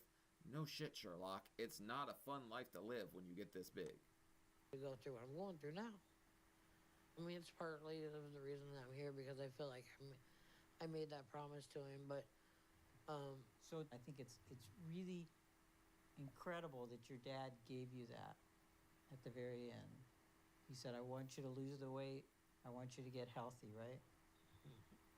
He's saying you're worth living. I think we're just ignoring the fact that this guy was the Bud Light basher. Like, just because he said lose weight as he passed away, that makes the guy some kind of friggin' saint. I guess Dr. Pleasure is just looking for some kind of silver lining here. But this is not silver lining. This is fool's gold for sure. That's really what this is about, isn't it? Yeah. So tell me more about Justin. Justin and we don't have exactly a healthy relationship. I think that we could. I think that it could potentially be a better relationship if... I don't see it. I don't think this one's going anywhere. You must have said you're going to divorce the guy at least 20 friggin' times already. Just in the first episode, it was at least a dozen. She hasn't thrown it around yet, but he's going to get divorced if he doesn't go get your DoorDash order from the front door. Like, he's got one foot out, and you've got one foot in his ass, technically. We worked on it, or we tried a little harder. Sometimes I don't feel like he has like my best interest at heart, and it worries me because it's the only person that I have right now. So let's talk about how you could communicate that to him. What would the words you would use? Get me food or get the F out. That's what she keeps saying, right? That's how she's been going about it so far. Go to the grocery store or I'm going to kick you in the gooch. I think she said that in the last one. I don't know. Like, our communication is not that great. So let me give you an alternative. I want you to schedule meetings with him. Okay. I want you to set a meeting with him, I don't know, every couple days, where you sit and you plan to talk about these things. You guys live together. What do you need to schedule a meeting for? This is pillow talk, right? Do you really schedule meetings to talk to your husband, or do you guys just sit there and like nag their ear off? I think that's typically how it works. Sometimes they call it a marriage meeting. Yep. So you could schedule marriage meetings to talk about that stuff. Again, not when you're upset, not when you're angry. You don't schedule it in reaction. You schedule it in advance, proactively. Probably twice a week is plenty. Why don't you guys just anger bang and get over it like the rest of the like world? Okay. So it's not a meeting to be mad at each other. It's a meeting to check in. And I'm sure you have time for it. Yep. So She's high as a kite right here too. I didn't really catch on till just now, but she can barely keep her eyes open. I want to give you some homework. As you go through even just your day, I want you to notice the two categories. There seems to be a part of you that cares about yourself, is taking care of yourself, thinks that you have value. And then there's a part of yourself that thinks that you don't have value. And she tends to be the one that gets you in trouble, right? Look, it is so easy to look down on yourself. It don't matter if you're healthy, overweight, whatever. I guarantee there's something in your life that makes you feel like, man, I'm just not worthy of this. You'll look down on yourself in a lot of cases, right? I wish everyone would just walk out the door and think, man, I'm the shit. I'm friggin' awesome. Forget about all this that happened yesterday. Today's a fresh day. I'm the best in the world. And that's how I think you should go about life. So I want you, as you walk through the day, try to figure out which mind you're in when you make a decision. Is that the mind of the person who cares about themselves, who thinks that they have worth? Is that who's making this decision, or is it the worthless version of you? And I want you to treat yourself like somebody you care about. Somebody you think We probably should stop treating ourselves. We're on a damn diet, but I get what you're saying. is worthwhile. So Andrew, it was great to meet you. And I'm super optimistic for you. Thank you. I want to think you're going to be a success, and I think you've got what it takes to be a success. I hope we get to meet again, and we'll keep in touch, okay? Great. I'm not sure at all that this lady's going to be a success. I hope so. But at this point, I think she's going to be a divorced diabetic. That's where we're heading for sure. And when she's feeling bad about herself, she tends to make worse decisions and gets herself into more trouble. And she really digs holes for herself. So I don't see her digging any holes because there's no shot we're going to get out of it. But then again, the only hole you can't dig yourself out of is the grave, my favorite saying.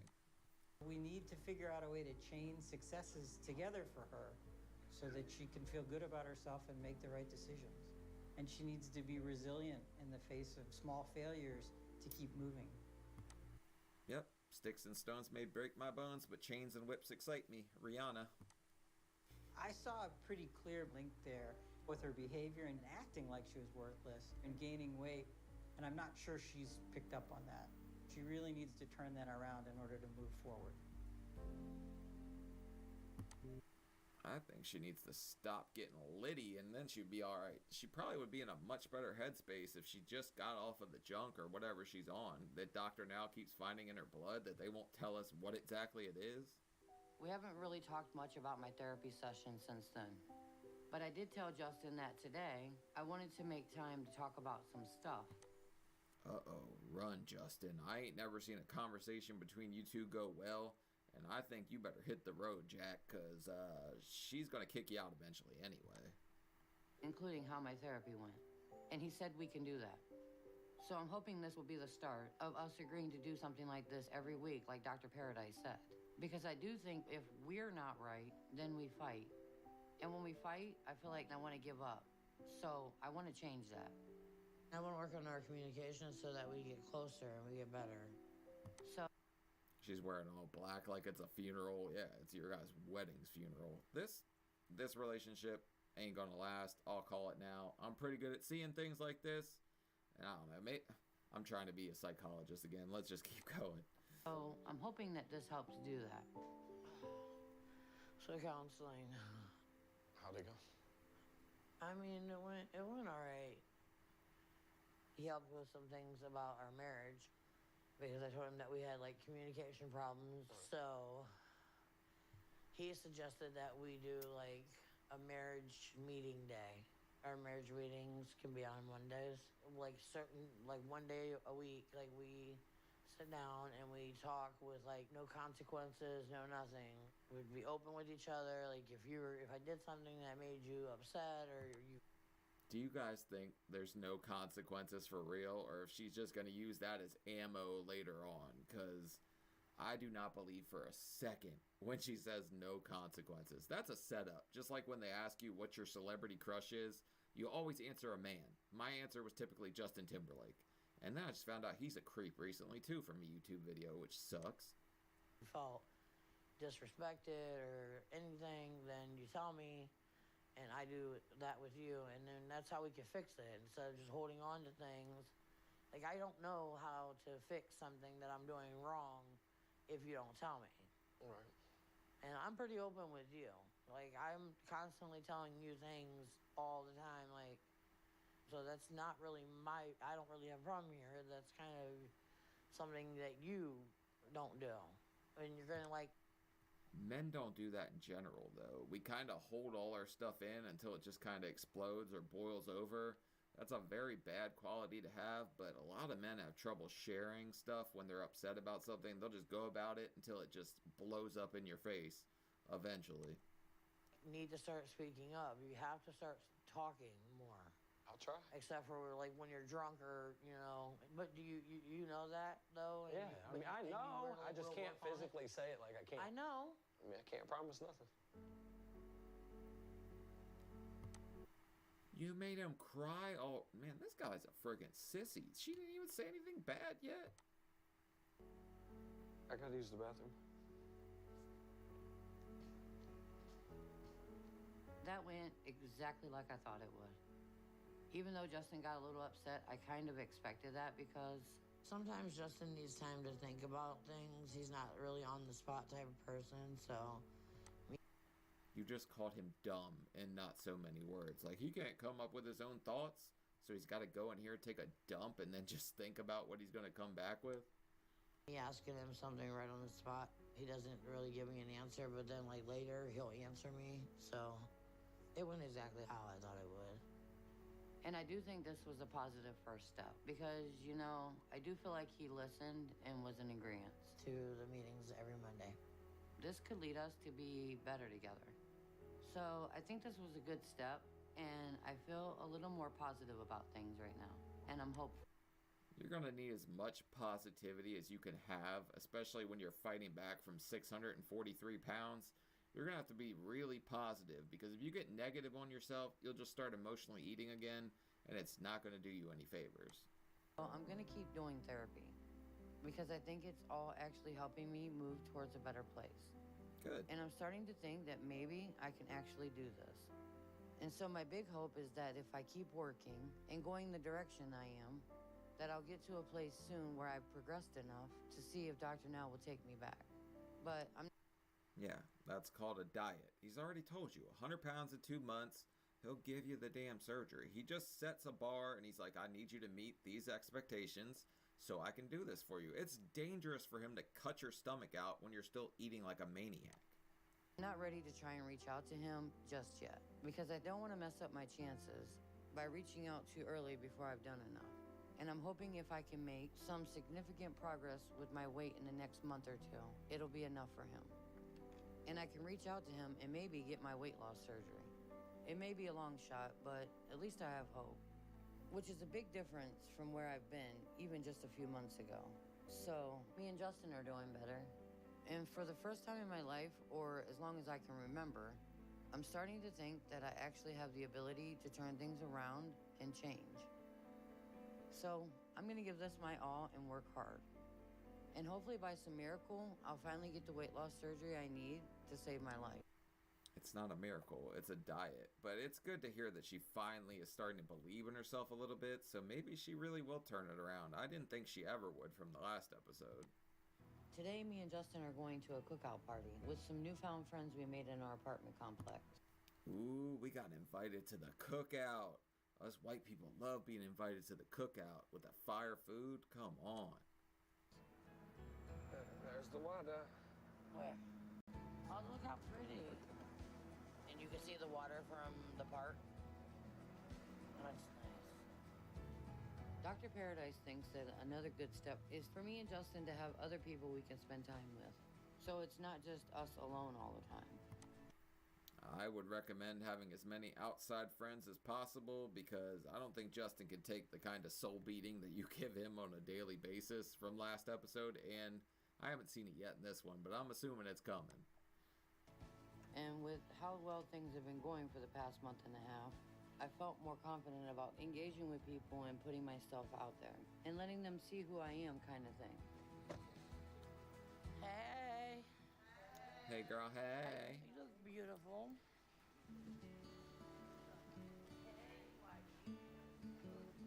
Hey, Mama V. Right here. We're getting to know. Well, this don't look like a regular cookout, man. Nobody's aunties are fighting. The last one I was at, there was even a lady walking down the street in high heels trying to sell her goods. They got attacked by 2 pit bulls, man. It was a crazy scene. Some of the people around here, and they are the only thing that's making Houston bearable at this point. I feel safe with these people. We met them in our little complex where we lived, and we became family. I appreciate all of you guys for welcoming us to Houston. You know, it was scary coming here not knowing nobody. I'm glad that we had this chance to get together and hear you sing. Well, that might be a little bit better. I saw some deviled eggs and it looked like some scallops or shrimp or something. Maybe this was a better cookout than I thought. Imagine being a rapper and then plugging your music on My 600-Pound Life. What the hell audience do you think you're going to get from this? Middle-aged women. There's no like young rap fans watching this. I'm going to look up this guy's music after this and see if it's any good or not. I highly doubt it's any good if he's plugging it on TLC. My name's Whitey the Kid, and of course, I met Edgy because I do music, and she loves music. And when she told me that, I showed her some of my stuff, and she was like, yeah, that's really great. It motivates me, and I was like, well, I want to be an inspiration to you. You know, she tells a story about her coming all the way down from Ohio, so we're just here to be her support. Who you say that? My 600-pound life, and I like when that girl gives me that round. I don't know what the hell I'm going with this one, but yeah, no, not feeling it, homie. You're plugging it on My 600-Pound Life. It's been a long time since I've been out, even out of my house, hey, into a public place where there's so many people and not feel uncomfortable. And I don't feel uncomfortable at all right now. So this is a big step for me, and I think it's because I'm gaining some confidence. So I'm feeling better than I have in a long time. Look, I think everyone needs a level of delusional confidence. I love it, man. I never hate when people are overly confident. I only don't like when people don't believe in themselves.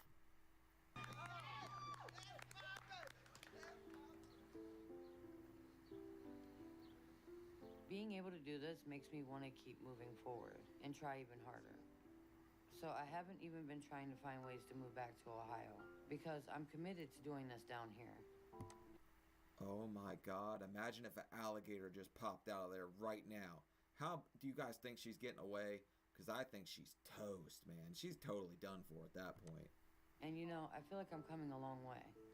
And soon I could be at a good place to try to go back to Dr. Now, to show him that I'm turning my life around and getting healthy. Even when he pretty much gave up on me and told me I was off the program, I didn't let that keep me down.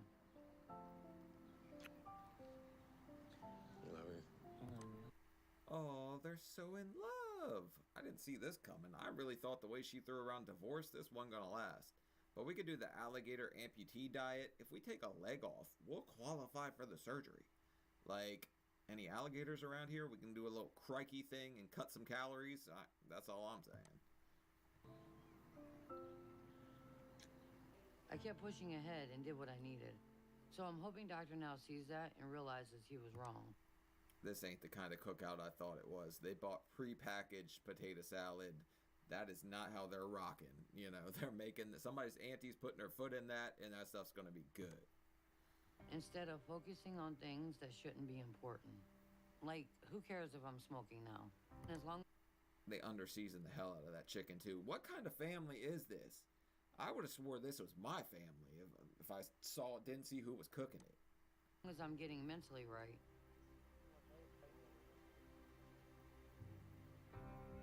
Even today, I eat grilled chicken, so I'm sticking to what I need on my own. And that should prove that I can do this without question. So I feel like I'm getting... Damn, that chicken got the good steroids too. That thing is plump and pumped up, man. Ever since I started this kind of weight loss reaction channel, I get offered like the gear so much in my Instagram messages, and I usually troll them and ask them if they got any Cialis, and then they'll send me the price for Cialis. It's insane. Getting real close to where I get my second chance, which I know I deserve. And that everything I'm doing is going to pay off soon. Well, I guess it was too good to be true, because Justin left me. A few days ago. What the hell? We were just kissing each other saying I love you. Man, this is a fickle world we live in. That guy done switched. Oh, I'm thinking she found somebody else. No, she looks sad. She couldn't have been getting like tag teamed by somebody from the party or anything like that. She's sad. We were talking and having our times on Monday where we worked on communicating. And I was talking to him about how hard he makes it on me when he's not positive. And that led to a fight somehow. He just lost it on me for the whole day. Literally, he went on a rampage on Xanax. He kept... Oh my God. Of course he's not freaking positive. He's getting beat down by you 24/7. I really thought she was switching up. She was going to be a nicer person. Right back to her old ways, and he's right out the door. But then again, he was not equipped to deal with his emotions. You saw him run to the bathroom to escape and think about his own thoughts. Screaming, like yelling and jumping. She was high. 30 long hours. He continued to just act like a crazy nutcase. He went out in the parking lot, pretending like his foot got hurt, or that he tripped and fell on his foot, but I think he hurt his own This turned into a my 600-pound insurance scam? That's insane. foot. I don't know, though. I wasn't out there, but I went to the hospital for his foot. He relapses and pills is his thing. And it's not the first time he's done it. He decided he was done and took off. And now I'm completely on my own, and I don't know what to do. And you know, I don't think I knew Justin. We need to get rid of the grape drink, like right by the bed. You had it in the last one too. I don't think that's sugar-free. And if she really is eating salad and grilled chicken all the time, she'd be a hell of a lot skinnier. We just lost like 100 pounds of Justin, so she's a little bit lighter, but now she's gonna have to get up and move more, so she should lose some weight. So maybe I've been high for 2.5 years and I didn't know Justin. Maybe I'm getting sober and now myself from all the pain meds are clearing my mind and I see him for who he is. Maybe my clouded judgment is what married that idiot. I believed in Justin, so I feel very betrayed by him right now. And I believed in Justin too. I believe in you too, Angie. You can turn things around and you are gonna do it right now. You just lost a bad husband. You've been threatening to divorce for 2 years out of the 2-year marriage.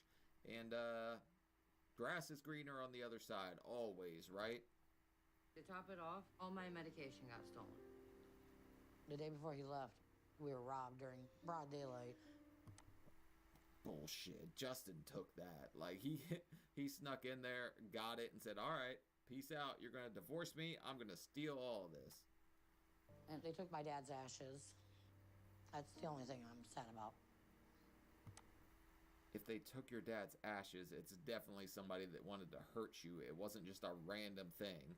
It's not like that they thought that your dad's ashes was blow or something. But with how it happened and when, it makes me wonder if Justin's the one that robbed me. But my heart medicine is all gone, so I don't have that. And this just sucks. Oh yeah, he's trying to kill you. He took the heart meds, like, he don't want you around here very much longer. And I don't get why he would take my heart medicine. If he did that, he gotta be sicker than I thought. I don't know, man. I thought we were... You broke his heart, so he's gonna make sure yours don't work anymore. We're doing so well. So this all just caught me by surprise. Even though it was always in the back of my mind that he was probably going to leave me again. So I don't know what to do because I can't do this on my own. I have to have help, but I don't know how I'm going to figure that out. Desiree's still mad at me for giving Justin another chance in the first place. So the only person I could figure to ask for help is my friend Mandy. If Mandy comes all the way to Houston from Ohio just to help you out, she is definitely a real one. She's the best friend you've probably ever had in your life. Your daughter should forgive you, but she's got her own family going, and she's probably still getting willied by Willie, so she really don't want to move to Houston either. But I don't know if she's going to be willing to leave Ohio and her whole life to come down here just to help take care of me. And she's already done so much for me to help me. I feel bad asking her to take more on.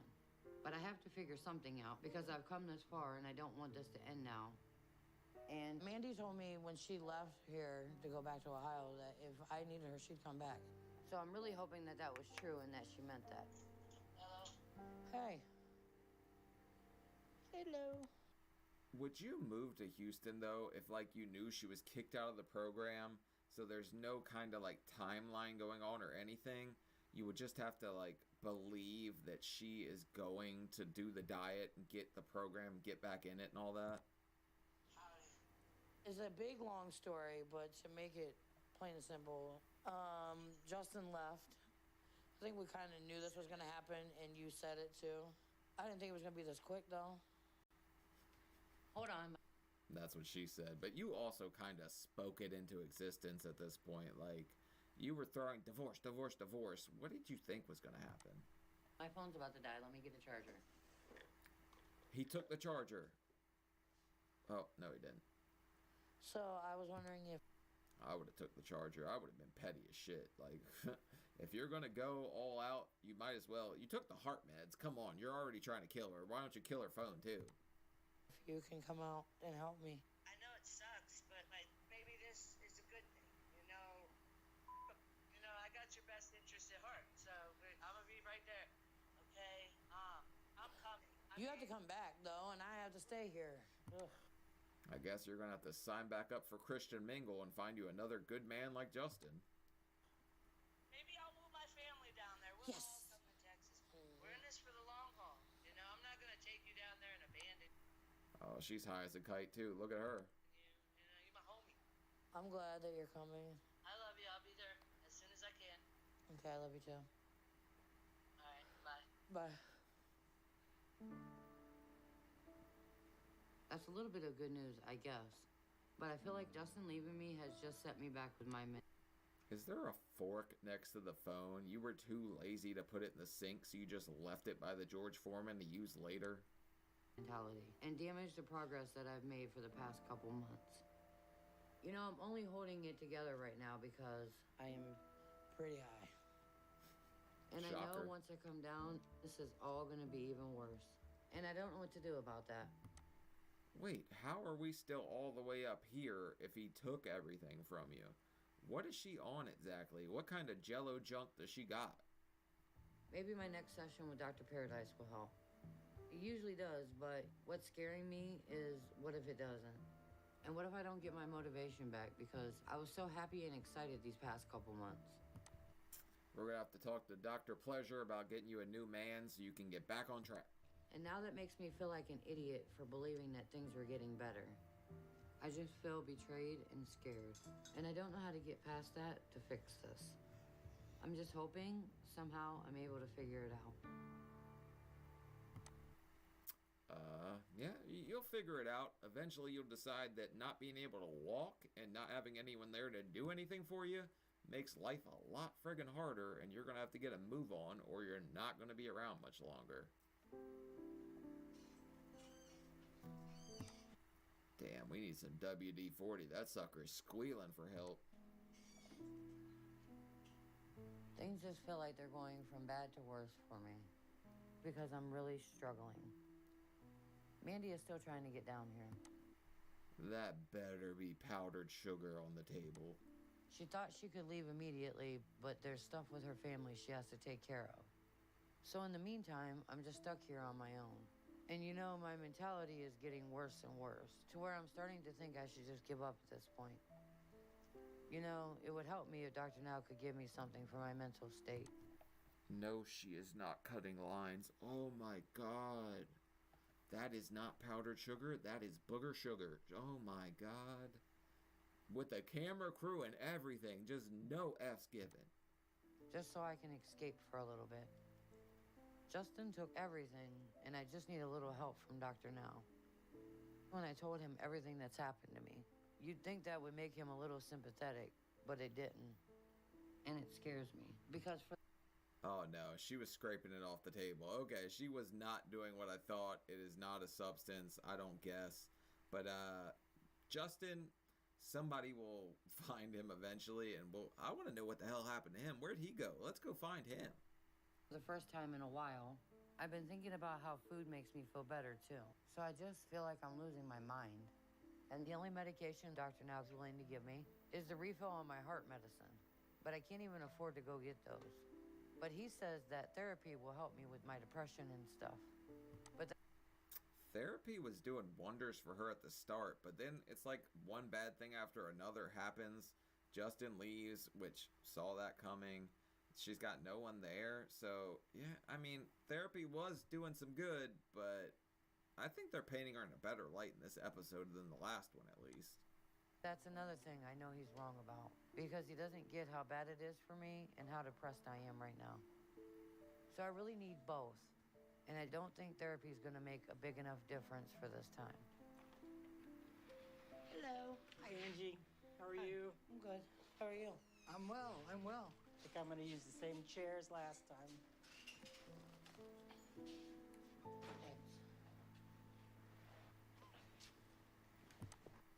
Good God, that side-by-side is crazy when you see someone from My 600-Pound Life next to Dr. Pleasure. So, Angie, tell me what's happening. Justin left. Okay, that's a big deal, right? Right, yeah. Did he leave like, I'm gone, see you later? Oh, yeah. Or he left like, I'm going to go home, I'll be back? No, he's gone. He said he was divorcing me when he got back to Ohio. He'll come crawling back eventually when he needs a roof again. Tell me how it happened. We got into an argument. We've been arguing all... He relapsed. That's what started it. What kind of relapse? On pills. Okay. So he had been taking pills? Mm-hmm. Mine. Okay. That's the third or fourth time he's done that, so this is like not some kind of new revelation here. Pain pills? Mm-mm, my Xanax. Okay. And it says like kryptonite. Okay. So he had stopped for a while. Mm-hmm. But Sunday my apartment was burglarized, I guess. That was his story? Yeah, I mean, he stands by that he didn't take my stuff, but... Had to be that damn Benzo bandit breaking in there again. That guy's sneaky. He's all over Houston. It couldn't be Justin right here. Justin the jerk-off stealing your friggin' junk meds. Seemed kind of weird that my stuff come up missing and the next day he leaves. Okay. So you're without your meds right now? Right now. Mm-hmm. Completely off meds. Okay. So what's your plan with that? Wait till I go I'm gonna talk you into giving me some more Dr. Pleasure. We need to get happy again. in withdrawals and see what happens. Okay, that's not a great answer. No. Okay. What does that do?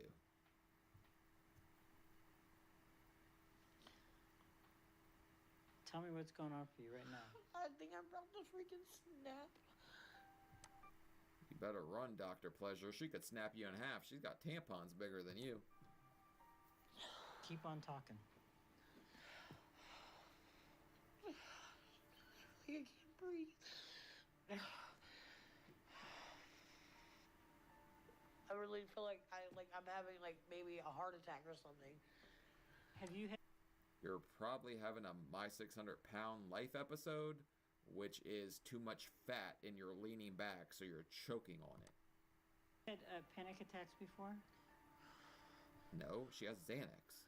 My heart. Oh, I don't want to talk about him no more.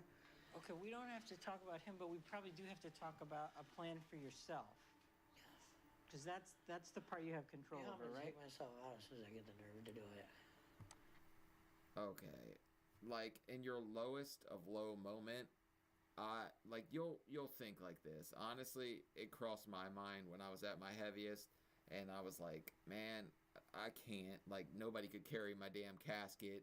It would be too heavy. Like, some people would be sad, I assume, but it gets dark, man. So her being alone and all this stuff going wrong, I'm not even doubting that she's like saying that, and she probably, some part of her means it, but there's got to be some follow through there. I don't think she'll follow through. I just think she's saying it out of anger, but some part of her probably means it.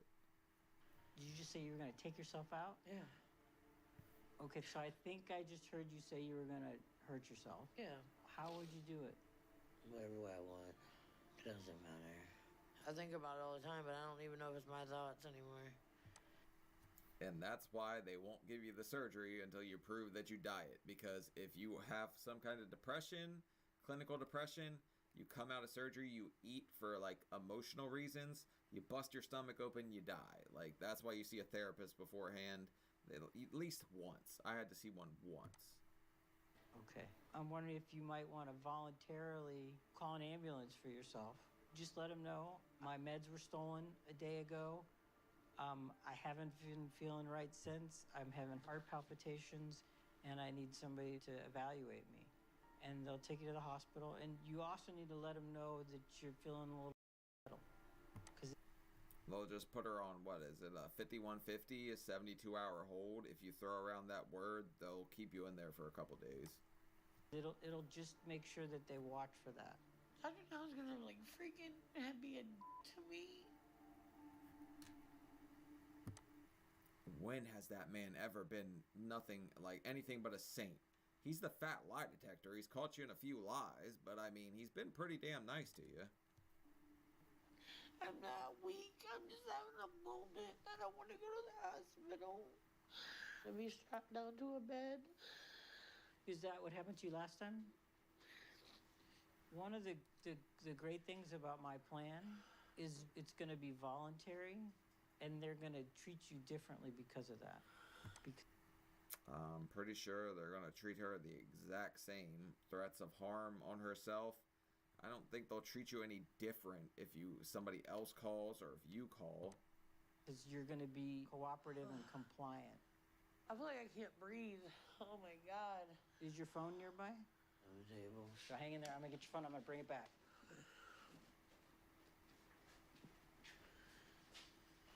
My heart's beating so fast. Hey, Dr. Paradise, do you know where that phone's been, buddy? You just copped a feel. So, here's your phone. Okay. Do I just call 911? Yep. Oh, God.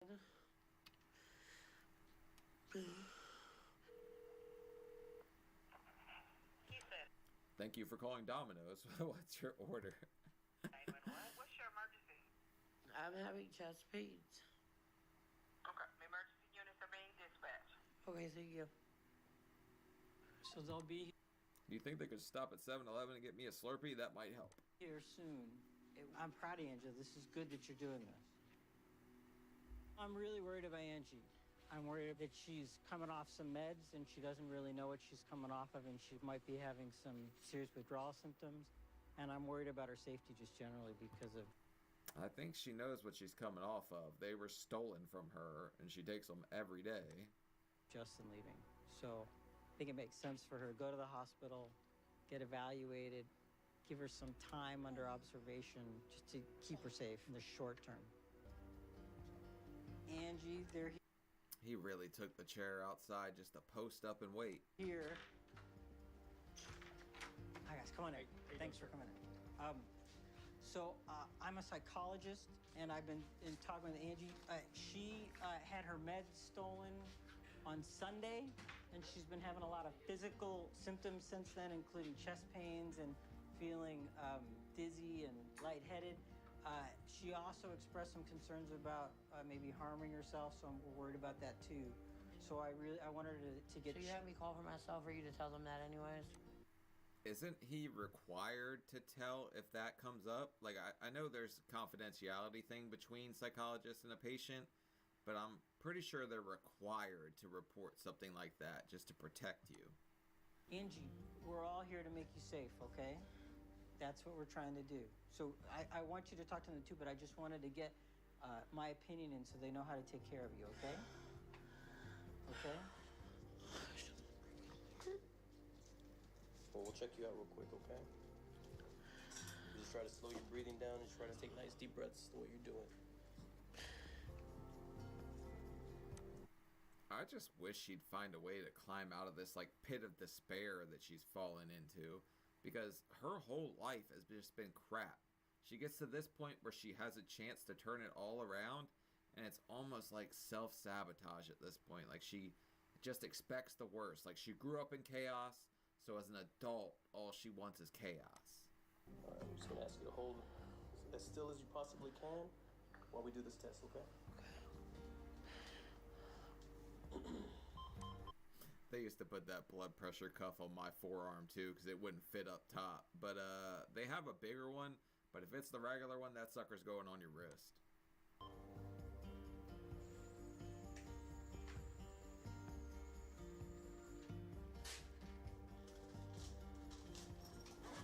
Yeah, your heart looks good. Heart rate is honestly, it looks pretty normal. Doesn't even really look like it's skipping a beat at all, okay? It usually would be seeing a number kind of bounce around, things along that line, and it's staying pretty consistent. Damn, we're all set. It's just her blood pressure. Not her blood pressure. It's her blood sugar here. We need to get her a Tootsie Roll, and she'll be set. The world can be a big, complicated place with opinions and hot takes everywhere. But with TikTok's keyword filter, we can block certain content from showing up in her For You feed. So that's one less thing to worry about. Keyword filters on TikTok.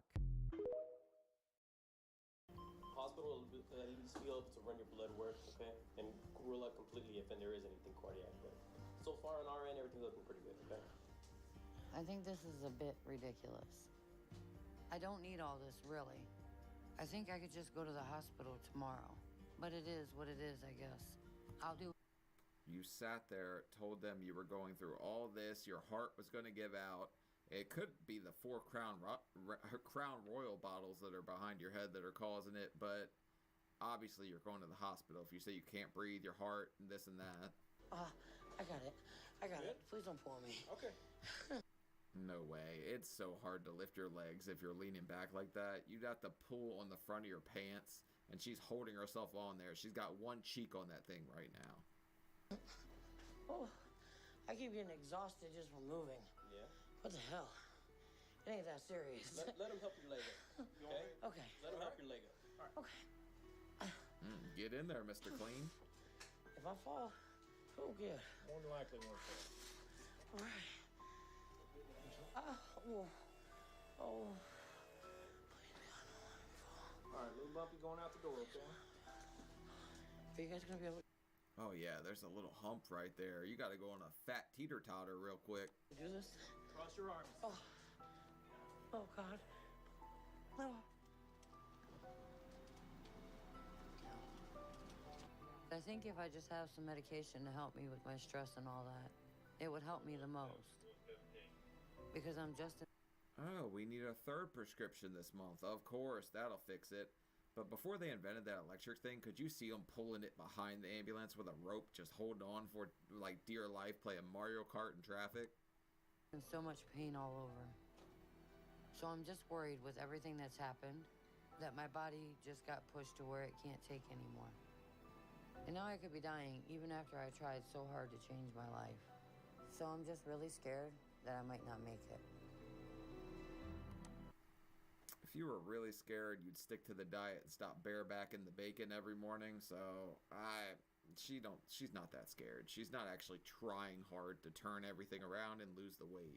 Look like she's back to justifying her self-destructive behavior again, to where she's claiming she stopped taking the medication she needs for her heart condition because it was stolen, even though we refilled the prescription for her. And she also said that she may harm herself, possibly because she says her husband left her. But I don't think you can catch a buzz off heart meds or anything like that.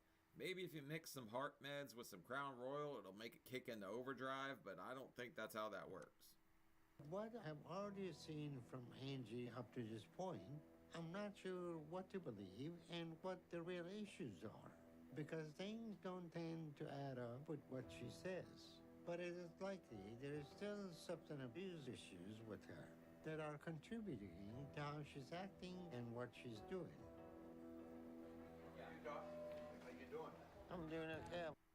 I mean, Dr. Now said it better than anyone. It's self-destructive. Every one of us, when we're this big, has some form of self-destructive, like, personality. What do you? Good to see you. What's going on, buddy? I got her having some chest pain. She wasn't taking on medication, but she claimed she's suicidal. So need to admit her mid-psych. Okay. Mid-psych, yeah. This is what that. She got asthma, hypothyroid, and she wants oxycodone. She wants Xanax and gabapentin.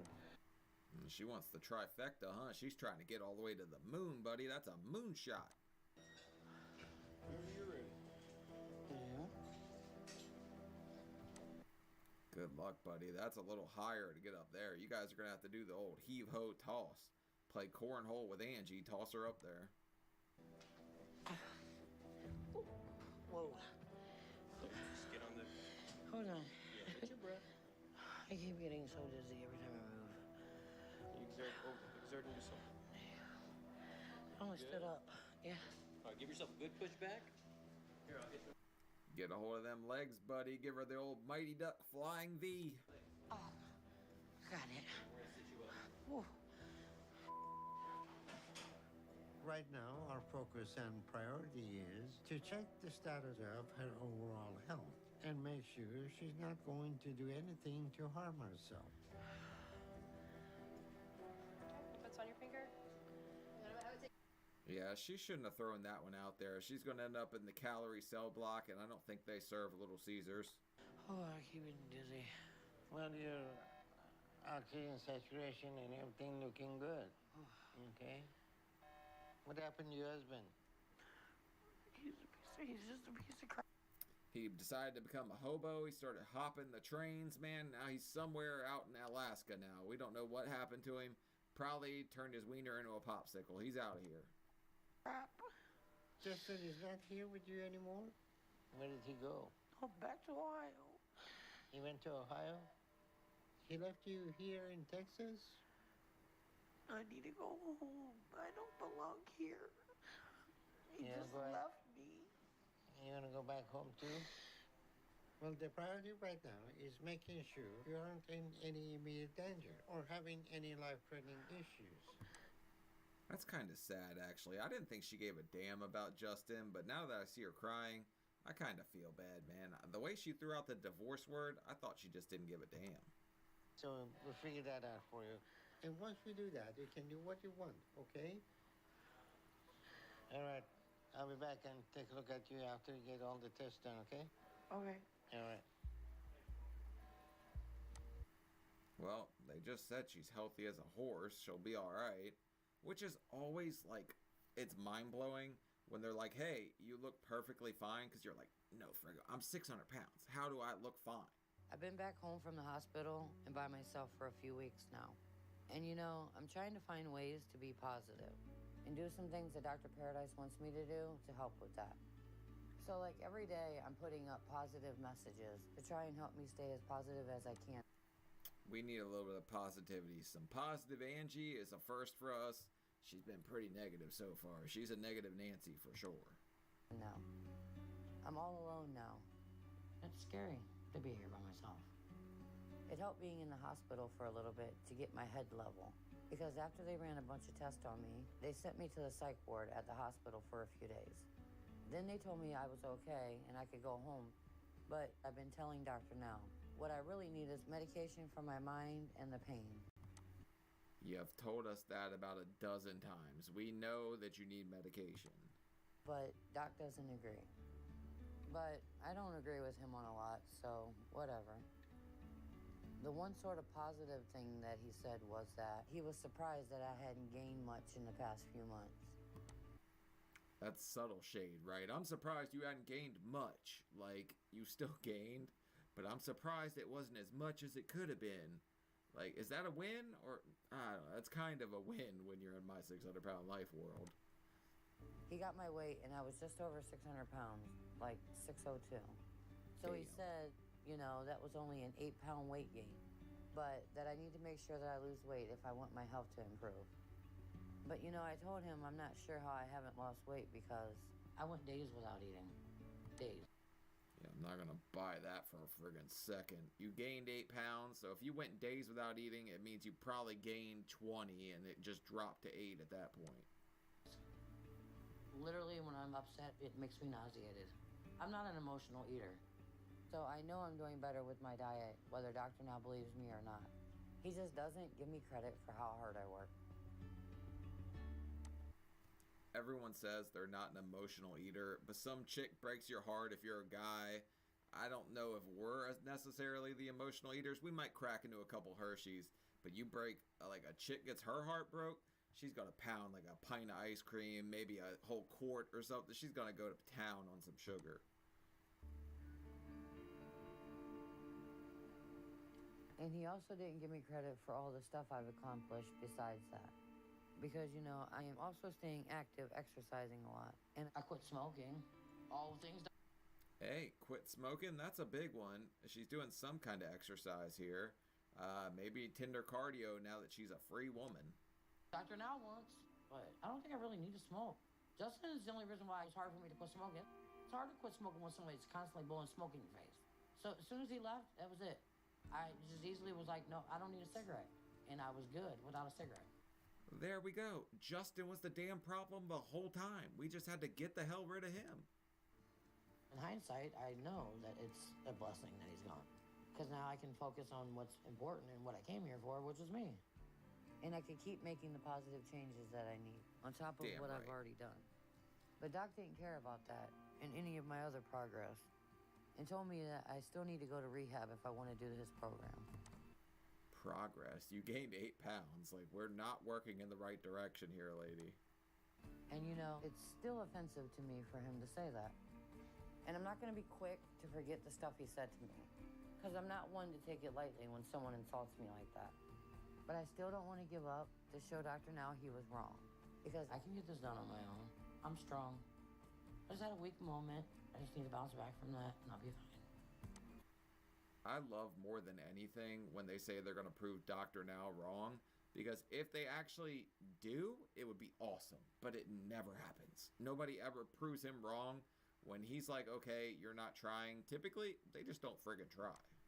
So I'm working on the diet and exercises, and my neighbors are giving me some support and rallying behind me to help. You know, Xavier's been coming over to check on me and help train me to keep me motivated with my exercise. Ooh, Xavier's running a train on you? That's some spicy intel right there. I didn't see that coming. That he was going to come in here and give you the old rap tap. But all right, I see you, Xavier. Exercises. And that's been a really big help for me. And Dave is somebody else who's been a big support to me. They all invite me over for dinner and to spend time with them and help get me. Dave, are we running a damn brothel here? Where are all these men coming from?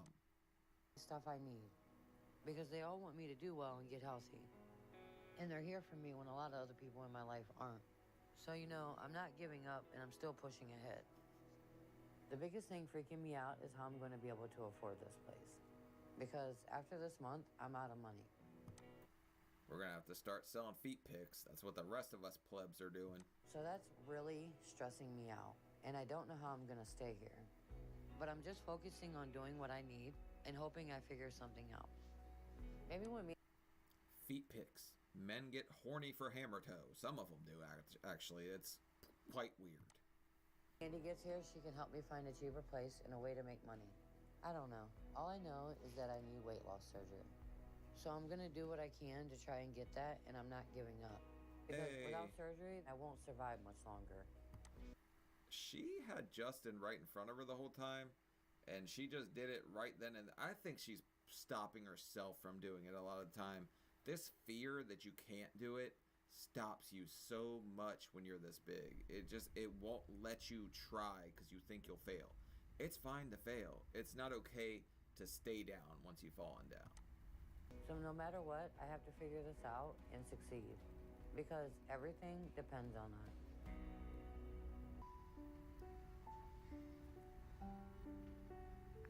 Over the past month, I thought we quit smoking. She's a vaping. me and one of my neighbors, Dave, have gotten closer. We've been spending a lot of time together, and he's been a good friend to me since Justin's left. Damn, look at that. Dave from Dave and Busting. Okay. And so he's pretty much my caregiver right now. And last week he told me I could move in with him for a month or two to help me find a place. I'm hoping that when Mandy gets here, she can help me find my own place. But Look at you, Angie, you dirty dog. You put it on Dave, didn't you? You got that man hypnotized. for now, this is pretty much saving my life. Because if I didn't have that option, I'd be ready to live in a park. Because I'd be homeless. So me and Dave and my other neighbor, Chris, are packing all my stuff up to get out of this unit and over to his. So this is a godsend to me. Especially since he lives just down a few units. And I don't have to go. So she's staying in the same complex, but if you were homeless, you'd be in some deep shit, lady. Like, we're insulated for cold weather, but I don't think we're gonna make it if we were on the streets. Very far. So this is saving me. And it's sad to say that Dave's already been there for me now. More than Justin ever was, but it was a very hard decision to move in with someone. Especially somebody who I've known for such a short time. So, and then leaving the apartment that I even feel stupid saying this. This was the last place I was with Justin. And I came here with Justin. I can't believe she's still sad. I figured she'd be over. I really thought she hated him, like genuinely the way she was acting. This was the last piece of it. It's gone. It's gonna be gone. It's hard to just forget about that. So I'm feeling completely overwhelmed right now. Now you get to give the next piece to Dave. I see you, Angie. It's just hard to be like, oh, whatever, you know, I'm married to him. It's just not that easy. But then I think about what Justin put me through, leaving me like he did. I've went through some crap because of him. And I'd like to say that I feel like it's made me stronger, but right now I don't feel that way. Because I'm still weak. I still cry all the time.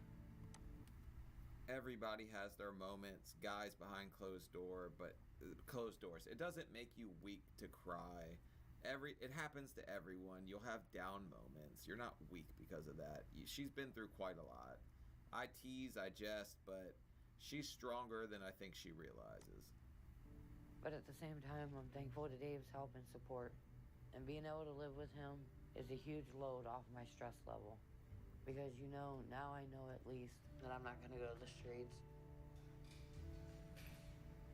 Huge loads, huh? If nothing else, I'll just start grabbing these clothes and get those out of the way because it's kind of in the way right now. Yeah, the clothes can go.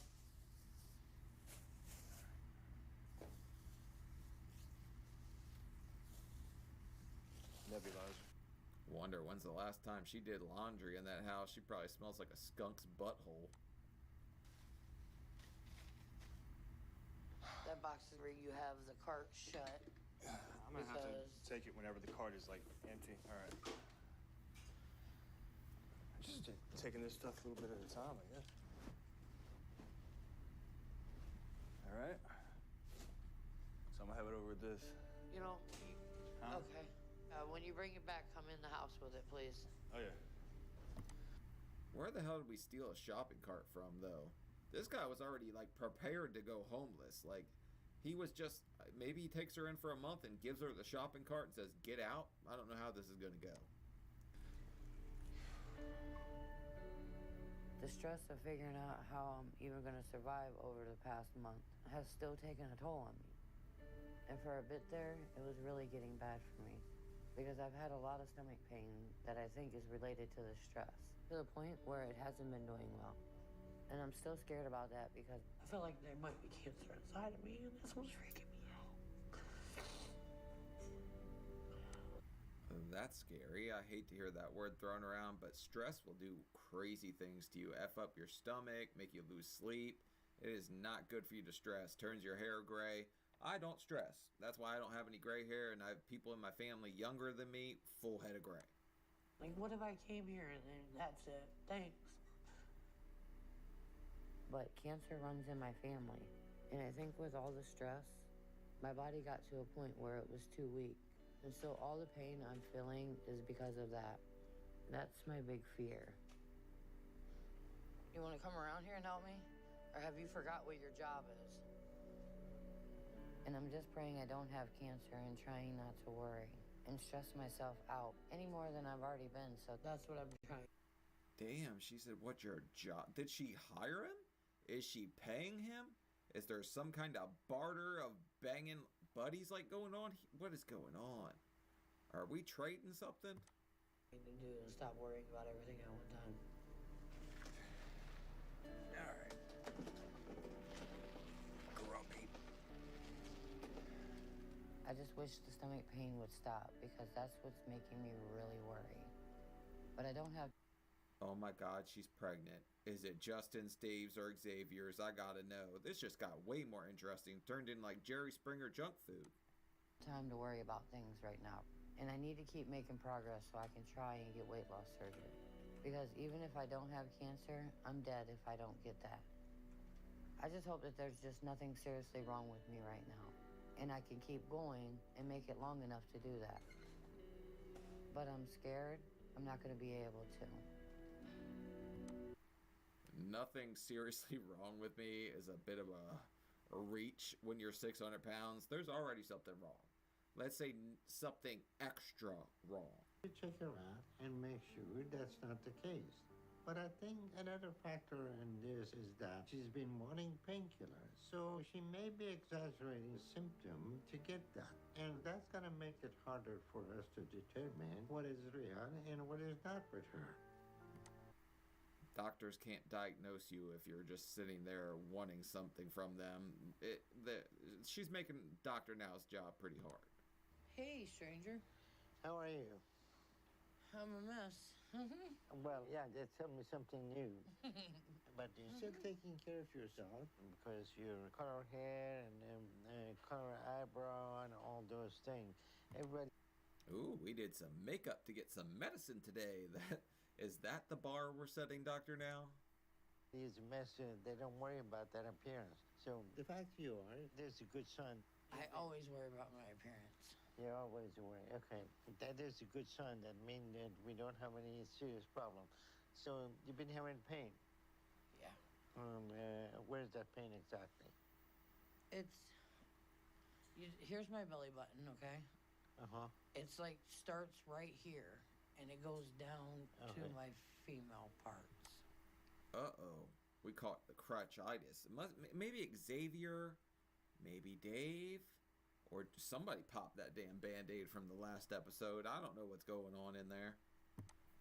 Okay, is it in both sides? Both sides equally, or just one side more? No, it's over here. It goes over to both sides, and it feels swollen. Okay. And I'm having, this is so embarrassing. I'm having like leakage. P or Dave? Which, oh my God. From the bladder, you mean? No. So well, the bladder too.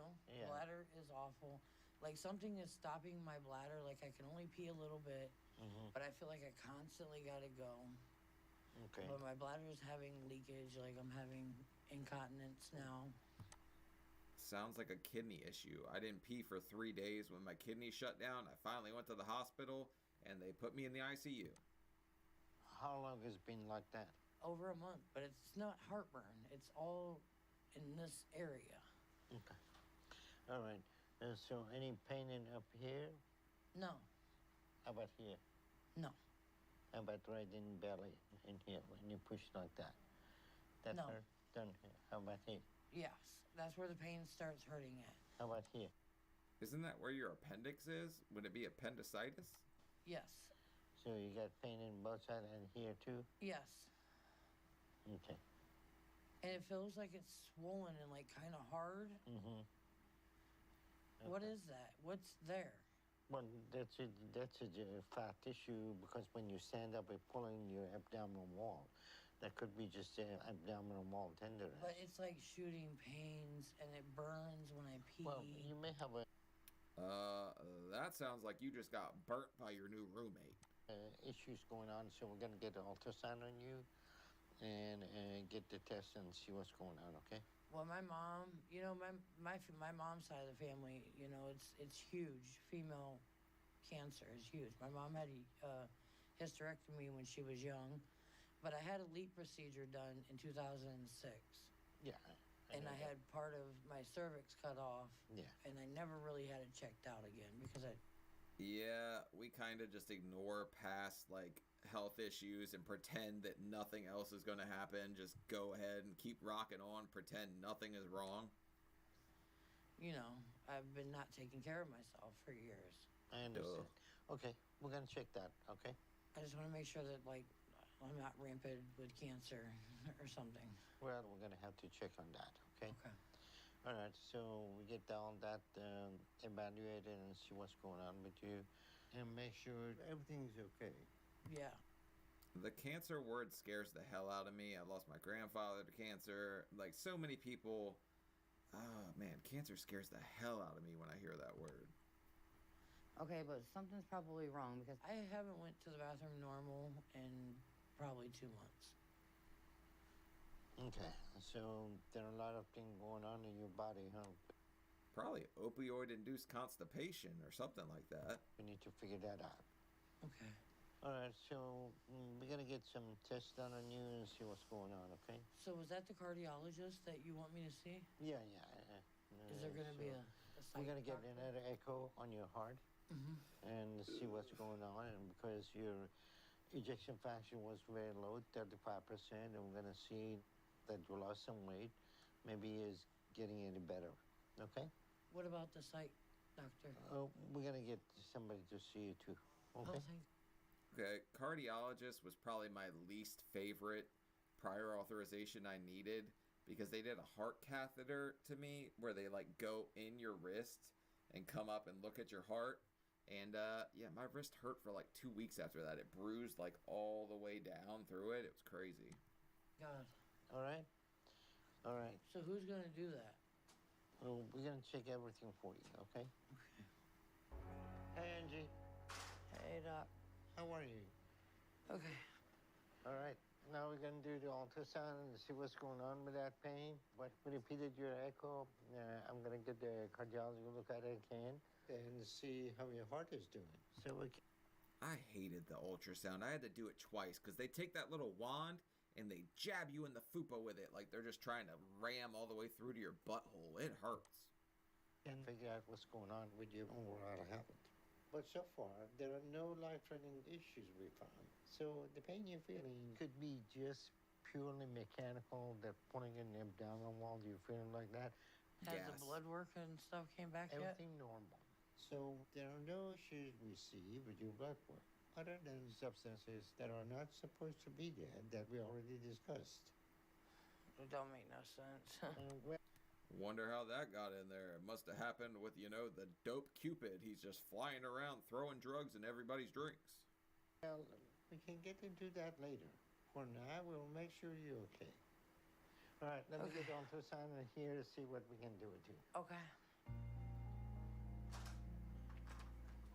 We're ready for you. Hey, Miss Johns. My name is Becky. I'm one of the ultrasound techs here, and I'm going to be doing a trans-abdominal and a pelvic ultrasound. It's 2 parts to 1 test. And I'm going to set my machine up, and then we'll get started, okay? I had to do it twice, too, because the first one expired because the Rona was going on while I was trying to get all these authorizations done. Yes, ma'am. Alrighty. We still have a lot to figure out with Angie before we know if we have anything serious with her right oh my God, it disappeared. Where'd she stick that thing? now that we need to address before her condition gets worse. But the more I learn about her condition, the more concerning it gets for me. Okay, I'm done. So what I'm going to do is wipe you up. What the hell was that? They didn't do that to me. I did not get no wand in my butthole. And I'll help you sit up. So give me just a second. I'm sorry. Just trying to get all this jello. All those female reproductive organs are in the wrong area than I thought. So They're the looking pain okay. is right here then, Doc. What's in here? Well, I thought all you women knew where that thing was down there. I thought it was only guys that are like preteens that are confused about the mechanics down there. I think this is abdominal muscle is pulling. Okay, but it's like stopping me from peeing and everything, so... Yeah, well, because it's It feels pulling like I your have bladder. like a horrible UTI on top of something. Yeah, that's something we can take care of, okay? I'm gonna sit you up. I think that'll help. Wouldn't a UTI make sense if she's feeling all that pain and burning whenever she pees? I don't know. I've never had one, but I can imagine that they don't feel great for you guys. Give you a head start. So it's higher up? Yeah, it's like right here. Okay. But I mean, it shoots down to there. Yeah. I think that if the tests come back and there's nothing going on, I think that I might need a pap smear to check for maybe something transmitted. Oh my God, I was joking about it the whole time, but it really happened. Arby's Angie's getting the extra horsey sauce. Who's giving you that toxic? Ew. Come on, Angie, we need to do better than that. You need a rubber. We know you're super fertile from the first half of this. Well, the cervix look okay. What about something sexually transmitted? Well, we'll check on that, okay? Yeah. Oh, God. Okay. So what I want you to do, I want you to go ahead and catch your breath for me whenever you I'm just having anxiety at this point. Are you? Okay. Yeah. If it's just an don't they call it a STI now instead of STD? Well, who knew Xavier put you on X Factor, but that probably makes a lot more sense than everything else.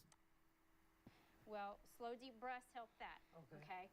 So I'm actually done with everything I'm going to do. I'll get this over to the radiologist so that they can dictate a report, and then Dr. Now will be able to talk with you about it. Did you buy PAP tonight? And I'm going to get the cardiology report, so we'll know everything by tomorrow.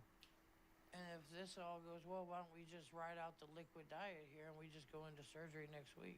Well, one step at a time, Angie. But when the psych come and talk to you, let's be open about your drug use. You wish, lady. Why is he going to give you the surgery? We still haven't figured out what happened to you or if your cooter just got crushed. We don't know why you're in pain or anything. And see what we can do to prevent that, okay? Okay. All right, Angie, I'll see you tomorrow. Okay. Nice to meet you, sweetheart. Good luck.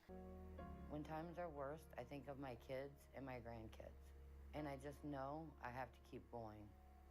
Because I want to live, and I'm ready to fight harder than I ever have for that. Good. That's the best thing I've heard out of you so far. Besides you just sitting here and kind of being like, this is wrong, this is wrong. Find your purpose. Find why you're going to make this work. Because you haven't even tried yet. At this point, I think it's best to keep Angie in the hospital for a while. Even if we don't find any immediate or significant medical issues to address after we complete her testing. Because every time I talk to Angie, it seems like there is another concerning and self-destructive issue she's not telling us about that is making her situation worse. Angie is kind of a train wreck, but I still think she could pull it together. And my concern is that if we don't intervene and try to do something, it won't take long for her body to get to a breaking point, especially if she's still struggling with substance abuse and continuing to find people who may be bad influences on her behavior and choices. So that actually kind of explains why Dave let her move in and she said, this is what you were hired for. Maybe she was giving him some kind of medication instead of some kind of whatever. I'm just saying that could have been the trade that went on there. So keeping her here for an extended period may help her get out of that situation, and it will allow us to help her detox so that when we send her home, she has a better chance to improve the choices she's making and turn her situation around. Because ultimately, there is nothing we can do that will help her long term. If we send her home, I think she's going to end up back with Justin in part 2 of this, because there's another one for sure. And change her outcome. Unless she starts to take responsibility for her life and make the choices she needs.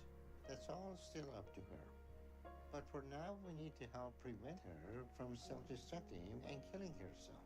And help her out of this downward spiral she's in. Because she can't afford to do this much longer. She really doesn't have time on her side. But with all that said, she's moved to Houston. She's already here. If she wanted to put her foot down and actually work for it, she could do it, man. She's pretty tough. She's been through a lot. She's battle tested. She's got her guard up. She's mean to people, sure. But she has every right to be in some sense. But she's pretty toxic, man. She could do it. I could see her being hard-headed and stubborn enough to do this. But hopefully, if we get her to a better place, she takes this second chance and starts doing what she needs before it's too late. I guess that's the end of Angie. So, she's been up and down. She's been down a lot in this one. Justin walked out. She's been through the ringer, but man, tough times don't last. Tough people do. Angie, if you actually want to be there for your grandkids, your daughter, you want a future, you want to see the light at the end of the tunnel, you could absolutely do it. It's so sad to see somebody just not try at all because they don't see any kind of future for themselves. But that's it for Angie. So follow my Instagram, Twitter, Shauna Steele with some underscores between it. Leave a like, leave a comment, let me know what you thought, and subscribe if you're new. If you made it this damn far, it's the least you could do. But I'll see y'all later. Peace.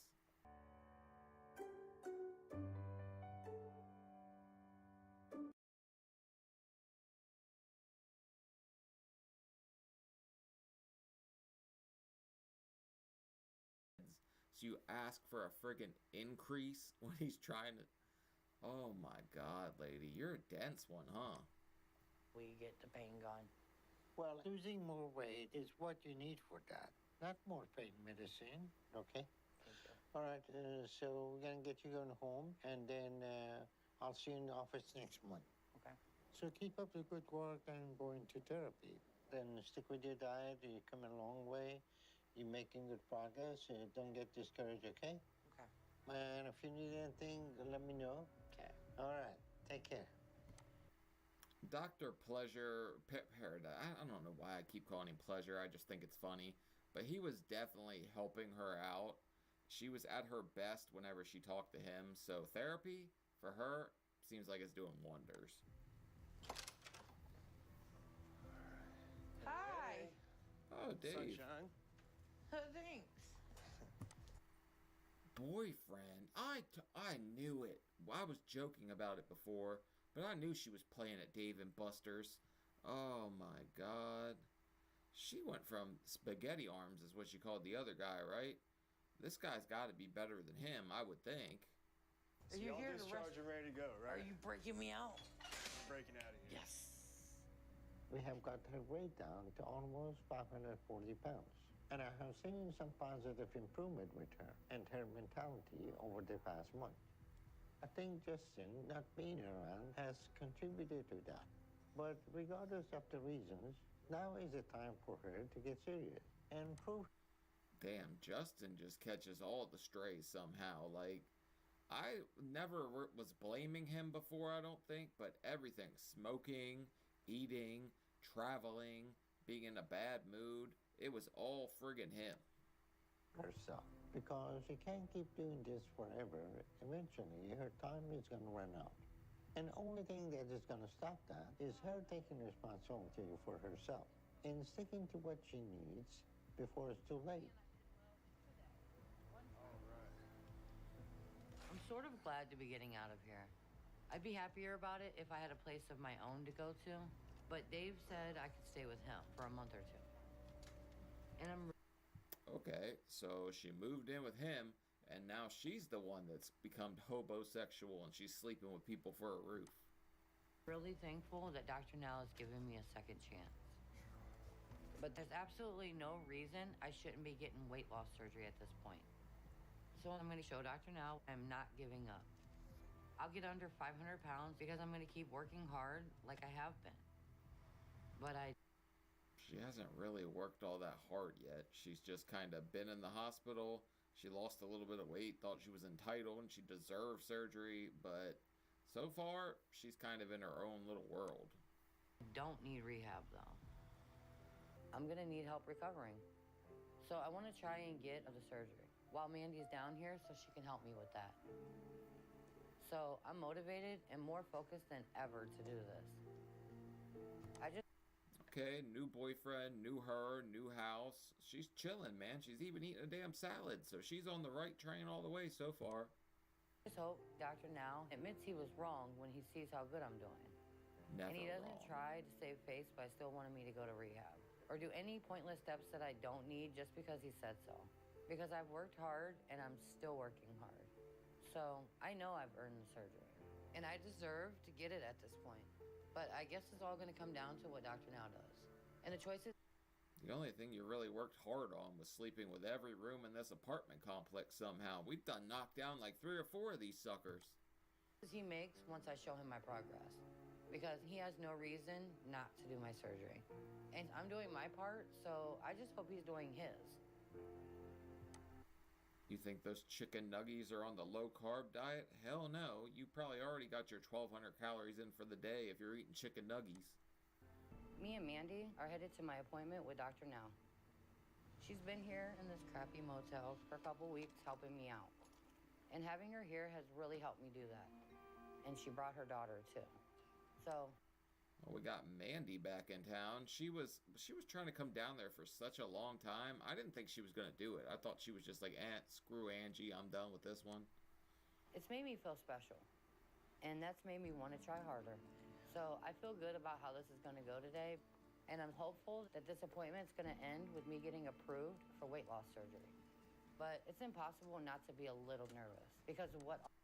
Why don't they have a button on that door? They know people coming in there are barely walking or in a wheelchair. I'm surprised they don't have an automatic button instead of having to pull it open. But, you know, no matter what it is, I'm confident I'm going to have some progress. And it'll be enough to show Dr. Now I deserve to move ahead with surgery. So hopefully it goes like it should. Aw, baby. Wow, that's her baby? I'm a little shocked by that one. Today. Without all that drama or stupid stuff like the last time I was here. Okay, do you need my help at all? No. But I've worked really hard at losing the 45 pounds Dr. Now wanted me to lose. And to try and get from 543 pounds down to 498 today. And I'm confident I did that, and Dr. Now shouldn't have any reason to deny me today. Okay, she's cooking. She's definitely going down here. But at the same time, she was struggling, and she's so stuck on this 45 pounds. Like that's all she ever had to lose, when Dr. Now's been saying 50 pounds a month forever. 506. That's really close. But that should be enough to show Dr. Now I'm ready for weight loss surgery. So I think That's pretty good, actually. I think he would approve her, but with all her other issues and stuff going on, I don't think he's going to go for it, honestly. at least earn an apology from him today because he was wrong about the other stuff. I've worked hard for a while now. And so, you know, I'm trusting him to see that and not give me any runaround about it or pointless steps. Because I need to get weight loss surgery now, and if I don't, then I'm not sure what more I can do. You could probably stick to the diet and go to rehab like Dr. Now's been trying to get you to do the whole time. Obviously, there's an issue going on here. He's not going to approve you without it. I just don't see it happening. He's pretty strict about that stuff. And a lot is still hitting me left and right. I'm taking it. All right. You're taking something, all right. Different boyfriend applications, that's for sure. Well, I'm glad you're still moving forward despite of all the things in your life. And it looked like you have some support here with you. Yes, I do. This is my best friend. Remember you met her when I first got here? She's the one that brought us down? Right. She had to bring her baby because she's going to be here for a little while with me. So she couldn't part from her newborn. She's a cutie. Well, I'm glad to see that you're in good spirit. And guess what else I did? quit smoking 5 days. 5 days. Woo, you know, they tell you that you can't smoke for like 2 months or whatever. 5 days ain't nothing, and they're not really gonna care about that at all, to be honest. Because, yeah, they'll make you quit smoking a hell of a lot longer than that, because they worry about the nicotine and the healing, the way it affects it. Had you off the cigarette for a month while you were in the hospital, so what happened to that? Well, I did try to smoke when I got out of the hospital. I'm not gonna lie. And then she came and she was like, "You're not smoking. I'm here away from my 8 kids to be with you. You're gonna do what the doctor says." And so she's 8 kids? Holy shit, this lady's really pumping them out too. Didn't she say her mom had 12? They're friggin' trying to populate the whole damn, like, state or something. not budging, but I don't want to smoke anyways. I threw the cigarettes away. Well, okay. Hopefully you stick with it this time and keep getting healthy. But, you know, I think, looking at the situation, probably your husband was one thing that because you were psychologically and physically dependent on him, that was emotionally enabling you. So, Boy, Justin just can't catch a damn break. Nobody likes that damn guy around here. he's not here. I see a big difference in your attitude and outlook in your life, and so let's stay focused now and keep working to lose more. Okay. How do you feel you're doing with your diet and your food choices? I'm doing good. We're doing good. She knows how to do the portions, and I help her. We be yin and yang back and forth. We eat a lot. What do you mean she knows how to do the portions? You mean she scoops things? You can't scoop things? A lot of chicken. Well, you lost 36 pounds, which isn't bad. It's not as much as you should have, but it is good weight loss. So, does that mean I'm ready for weight loss surgery? Not quite. Seriously, what more do you want? Oh, Lord, it's been a long year. Okay.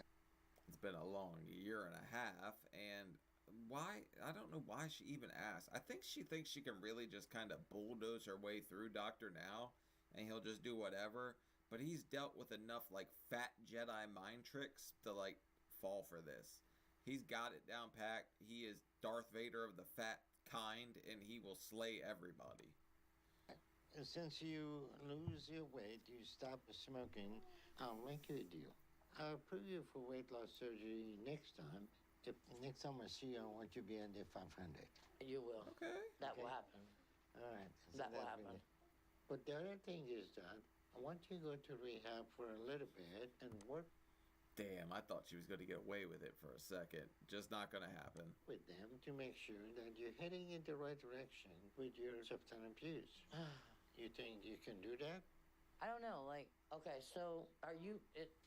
Look, I'm really holding up here as best as I can, but I'm taking a lot of hits, Doc. And like, I have a lot of pain in my body and my legs still, where I need something to help me with that pain. So, are you gonna let me have the pain medicine so I can continue? You'd probably stop doing so much bedroom yoga. Your joints might feel a little bit better at that point. I guarantee her back hurts or something. She's been going guy to guy to guy, getting her back cracked left and right while she's in Houston. Continue to walk. Yeah. Like, it hurts my leg. Like, I'm probably gonna have to have surgery on this leg. I think it's something with my ligaments on the sides of my knee. Well, you got to lose some weight before you're going to see an improvement in that pain. So that Doctor Now said, screw your ligaments. It's got more to do with your lasagna. That's a goal if you want to reduce that. And that's going to be the best thing for your knees and your whole body. So you think you need pain medicine, but that's the mentality of addiction. So the question is, what are you willing to go for rehab? I don't know. You have a second chance to move ahead with the program. All you have to do is to lose a little bit more and work a little bit with the rehab. You think you can consider that? Maybe. I'll think about it. Okay, well, we move ahead like you're gonna do what you need for us to do weight loss surgery on you. So, At this point, I have been watching 3 hours of this woman. They have tried to send her to rehab half a dozen times. She's found a way to kind of like dodge it and dance around it. I don't really think she's ever going to go at this point. toward the end of next week, we're gonna set you up for an endoscopy. Okay. you're making good progress. Proud of your weight loss and stopping the smoking. Those are two positive things you did. So you're doing better today, and you're much more clear and minded, and you're doing much better.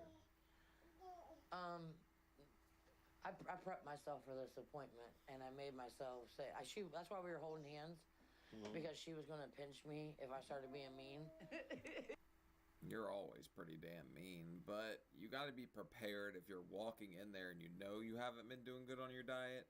I don't think she was killing it. If she would have cut out those chicken nuggets, she probably could have lost that 50 pretty easy. But she's kind of still playing both sides a little bit, where she wants to eat what she wants and still get weight loss surgery. Because I was determined to. My dad's been gone for a couple years tomorrow, and I really wanted to hear something good today because I feel like I'm taking a lot of not so good lately. So I wanted to hear some good. So I'm happy. Nice to see you in better spirit. And nice to meet you. Nice to see you again. And we'll see you soon, okay? Have a Actually, maybe Justin was the problem. She's definitely in better spirits than she was before. We heard about a divorce every 10 seconds when Justin was around, so maybe he was the damn problem, and we should be blaming him. good day. You too. Aww. Because I drove myself enough to get weight loss surgery. I can lose like 7 more pounds easily. And I'll consider the rehab because of how Dr. Now handled it this time. And because She still does not understand that it is not just like a, hey, flat goal. Like, the more time that goes by, the more you have to lose. I don't know if her math ain't mathin' or what, but she just don't understand that. he was also willing to start my testing for surgery. So I still don't agree with it, but I feel like he knows I can do this and he believes in me. So, I'm happy and I'm excited because I'm close to finally getting weight loss surgery and getting my life back. Thank you for calling. How may I help you? Yeah, I was calling to find out if you have any downstairs rooms available for a weekly rate. Right now, I'm dealing with a little bit of a setback because Dave needed me to move sooner than I thought I'd have to. Oh no, you're getting kicked out by your boyfriend already? Screw it, Justin wasn't the problem, it's you. Maybe she's just not giving him enough piggyback rides? I don't know what the hell's wrong with him. She must have wormed her way in here, the 600-pound succubus, and then stopped doing her job or something. And he must have got pretty fed up pretty quick if he's kicking her out. Okay. Is there anything else apart from this that I can help you with today? No, I thank you. Have a lovely day. Bye-bye. You too. Bye. When I first met him, he was my caregiver in the vulnerable state that I was in when Justin left. And then next thing you know, it became intimate. And All right, lady, let's just call a spade a spade. You were getting railed for a roof, man. We don't have to sit here and paint it any kind of different way. You were like, I need to latch on to somebody that's going to give me housing, and we could play like it's hump day every day. But yeah, she definitely knew what she was doing in this situation, I think, because she has pretty consistently found guys, which is pretty funny for you that are like, I'm single, I can't find somebody, when she's out here slaying everybody in Houston. thought he was going to at least give me more time. But I guess I was wrong. And Dave says I have to go, even if I haven't found a place yet. I would have already left. But me and Mandy spent most of the past couple weeks while she was here trying to find me a place that I could live, that I could afford. But everything was too expensive. And now, Mandy left here to go back to Ohio. So nobody has my back without her. I can't believe Dave's that diabolical, though. He let her stay for a month or two, and that was it. She said a month or two at the start, but I was like, yeah, sure. She'll be there a few months. He'll let her kind of creep over, but he is not playing. He meant exactly as much time as he said. It just sucks. It sucks not having anybody. No, and I wish you would just let me stay at his place, but I'm not going to ask because I have a lot of pride. Because I don't want to be a burden with this whole scenario. I don't know.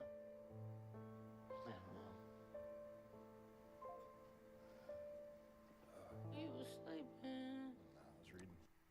He stole Justin's t-shirt. Oh, you slimy little sucker, you. That guy wore that t-shirt the last 2 episodes. All of a sudden, Dave shows up with it. Either that or she's got the same taste in Walmart men.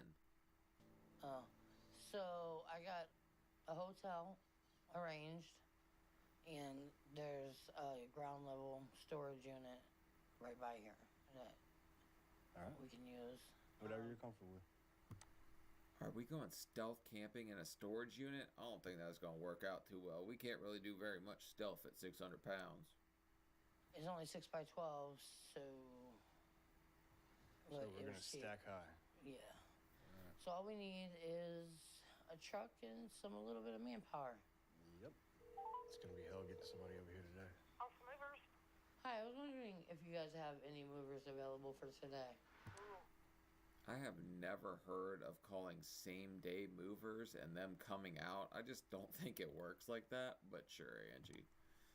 No, ma'am, I don't. Oh. This just sucks. So my only option is to go to a hotel.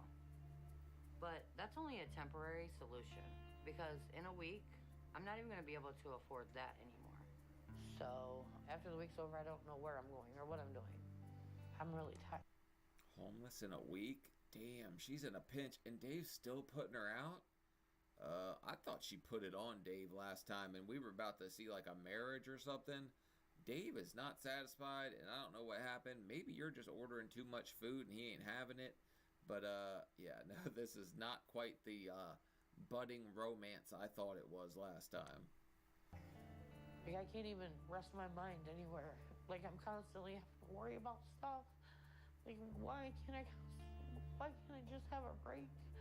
Aw. Can be a decent guy when he wants to be. He has good sides to him. He's helpful. Except for now, yeah. He's still a decent guy. He did take you in. Just because he's not going to keep doing it don't mean that he's just a total scumbag. But I could say putting you out when you don't have anywhere to go and you're in a wheelchair seems pretty scummy to me. But maybe he was telling her for weeks ahead of this, like, hey, this is the day you got to be out. Because if you're not letting me play Stinky Twinkie, you're going to be playing Stinky in the sun outside homeless. I'm going to be homeless. Like potentially like outside and sleeping. And after everything, he doesn't care, but whatever. Lady, that sandwich is not on Dr. Now's diet. Why is she doing this to herself? She's getting so close to the damn surgery. You know, he has issues of his own. Anger issues that he really needs to get under control. Like, maybe it's for the best I'm leaving.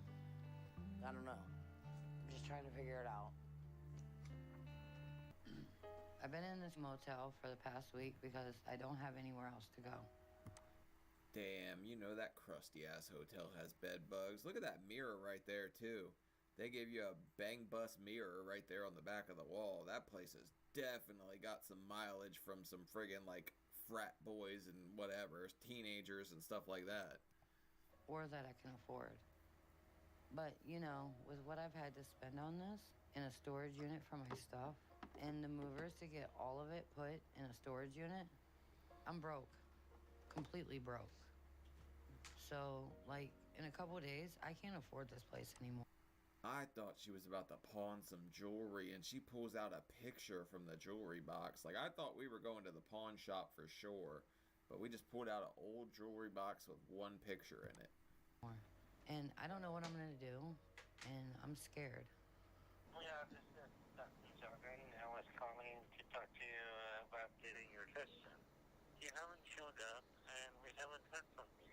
So if you get a chance, you may call.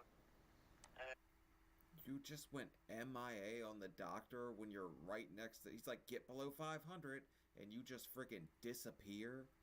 That's the dumbest thing I've ever heard. You can call me in the office. Thank you.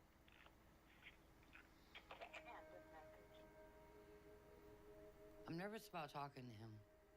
But if he's mad at me and tells me that I failed and I have to go home, then that's fine at this point, because that's probably what I'm gonna have to do anyways.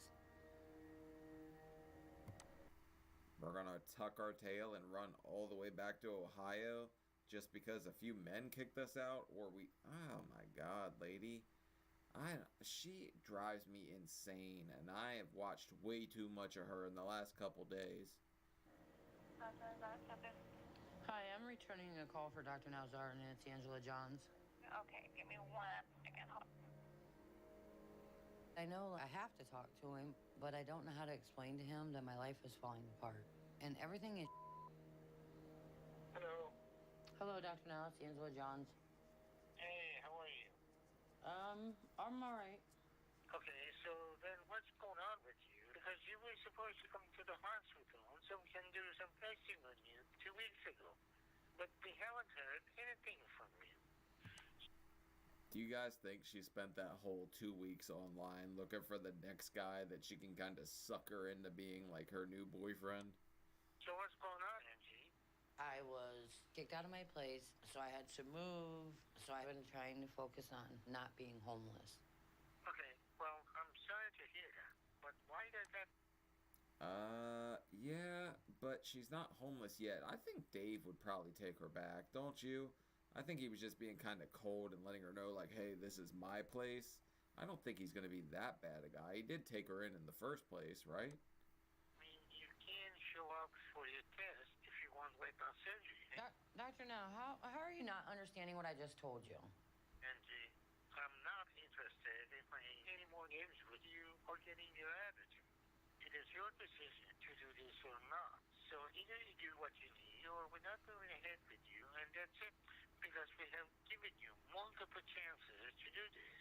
So if you don't want to do this and justifying being self-destructive, then be my guest. She's had more chances than a lot of people on the show. They get kicked out a hell of a lot quicker. I mean, look at the catfish lady and all that. Or Shanae, like, do you believe in God, lady? She's just sitting here kind of arguing with him nonstop, refusing to go to rehab, refusing to diet, saying, it's been 10 months, but I lost 45 pounds. I deserve this. That's not quite how it works. But if you want to do this, I expect to see you next week so we can do the test and see where you're at. So we'll see you in a week. If not, then good luck, Angie. All right. Bye. Bye.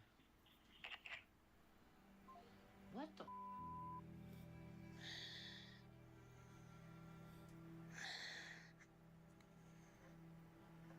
This is just my life and what I have to deal with. And like this... She probably is getting pretty close to her break point, but she kind of put herself in this terrible position. So she's going to have to fight her way out of it. She could do it. She just is so, I don't want to say dependent on other people. She's just relying on someone else to save her when she could have been her hero this whole entire time. She just expects things to fall into her lap, and it doesn't work like that. Not for a second. Stress of all this has even brought back all the pain that I was having in my stomach. So this is literally killing me. I don't understand why he's like this. But in the next couple days, I'm gonna be homeless. And until I can figure something out where I can live then, I can't get surgery. Where am I gonna recover? On the street? I don't know if I'm gonna make it. You better be going to give Dave the tornado twister move or something. It was somehow we're going to have to get back into that house. I'm not quite sure, but I don't know. Maybe stick a thumb in his butt, something. I don't know what he's into. I'm just saying, we're going to have to pull out some kind of move here. Life keeps caving in every time I think I'm getting ahead. So I feel like I'm getting to the end of my rope and I just don't know what to do. I had to leave the motel a couple days ago because I'm out of money. And now we're living at a park? We're not going to be able to sleep on that damn slide. We're going to get stuck and have to call the friggin' fire department. Where'd this dog come from?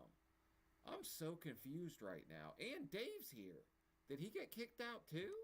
I'm staying in the park because I have nowhere else to go. So I'm pretty much homeless now. Dave's been keeping me company and checking on me, which is nice, I guess. But thank God we got a park pal. What the fuck is this guy doing? Coming to kick it with the homeless lady? I guess he does not want her in that apartment at all costs. Like, no shot, lady. You're not coming back with me. I could use a place to stay. And if he really cared about me, like he says, then he wouldn't let me be on the streets like this. And he'd help me instead of just hanging out. But I've given up on him. And now I don't know what to do. And the stress of all this is making my health even worse. Because I've never seen somebody use the 600-pound person in this way. Like, I've seen them use them for housing. I've never seen them use them for sexual means and then leave them homeless. This guy's cold-blooded. Oh my God. the pain around my stomach is excruciating now. It's been getting worse and worse. It's a boy. This is pretty much worst case scenario. And what I was telling everyone was gonna happen. But no one believed me or listened, so this is what happened. Thank you for calling 211 Texas. How may I help you? Hi, I was wondering if you could give me a list of women's shelters. Okay, I can look up women's shelters for you. A shelter would at least give you hot meals and a roof, so I'm surprised she didn't call them earlier. She does everything last minute. Like, we called the movers same day too. How the hell did we think that was going to work out? What does he do? How may I help you? Hi, I was calling to find out if you guys have available room in your shelter. We do have available space for 18 to 24-year-olds. That's it. There's an age range on shelters? If you're too old, they just put you down like Old Yeller? What the hell is this? I'd be getting KO'd if I went homeless. 18 to 24-year-olds? Yes. Okay, do you have any suggestions for any women older than that, maybe? Yeah, get younger. Are you by yourself or do you have kids with you? I'm by myself, but I'm handicapped, so I need something that's handicap accessible. Okay, the first one is... Okay, thank you. You are not by yourself. Somewhere you found a dog and a dickhead. The guy's over there asleep on the ground. I've been calling homeless shelters to see if anywhere will take me or help me out somehow. But they all have different rules to be there. Do you have children with you? Some of these are only for... No, I don't have children with me. Okay. So I haven't had any luck so far. I didn't realize there was so many rules. Also, I think it would be hilarious if you called one and said, sorry, we only take people that are 5'6" and above, and she's 5'5". Man, that would just be a kick in the nuts, wouldn't it? I can't believe this. Well, I can try these two and see where I get. You still need help? Call us back. We can see what else we can find. All right, thank you so much. Instead, my reward for how hard I've worked is to be here homeless with no options and in a lot of pain. And the pain is getting worse by the hour. I think it's because the heat is getting to me. But if it gets much worse, I'm not gonna be able to take it. We're gonna have to go get you a damn tent at Walmart or something. Maybe get a fan, one of them little personal air conditioner things that go around your neck. Maybe that'll do the trick.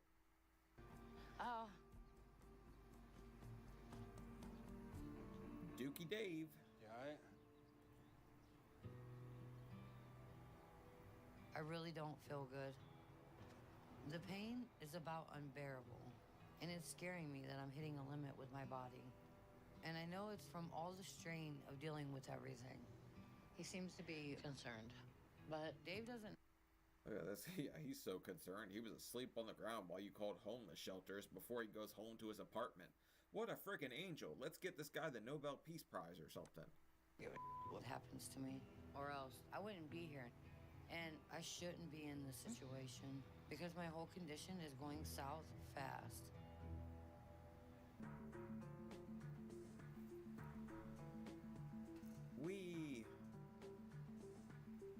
I called Dr. Now and left a message at his clinic to let him know I was coming to the hospital and that I'm not.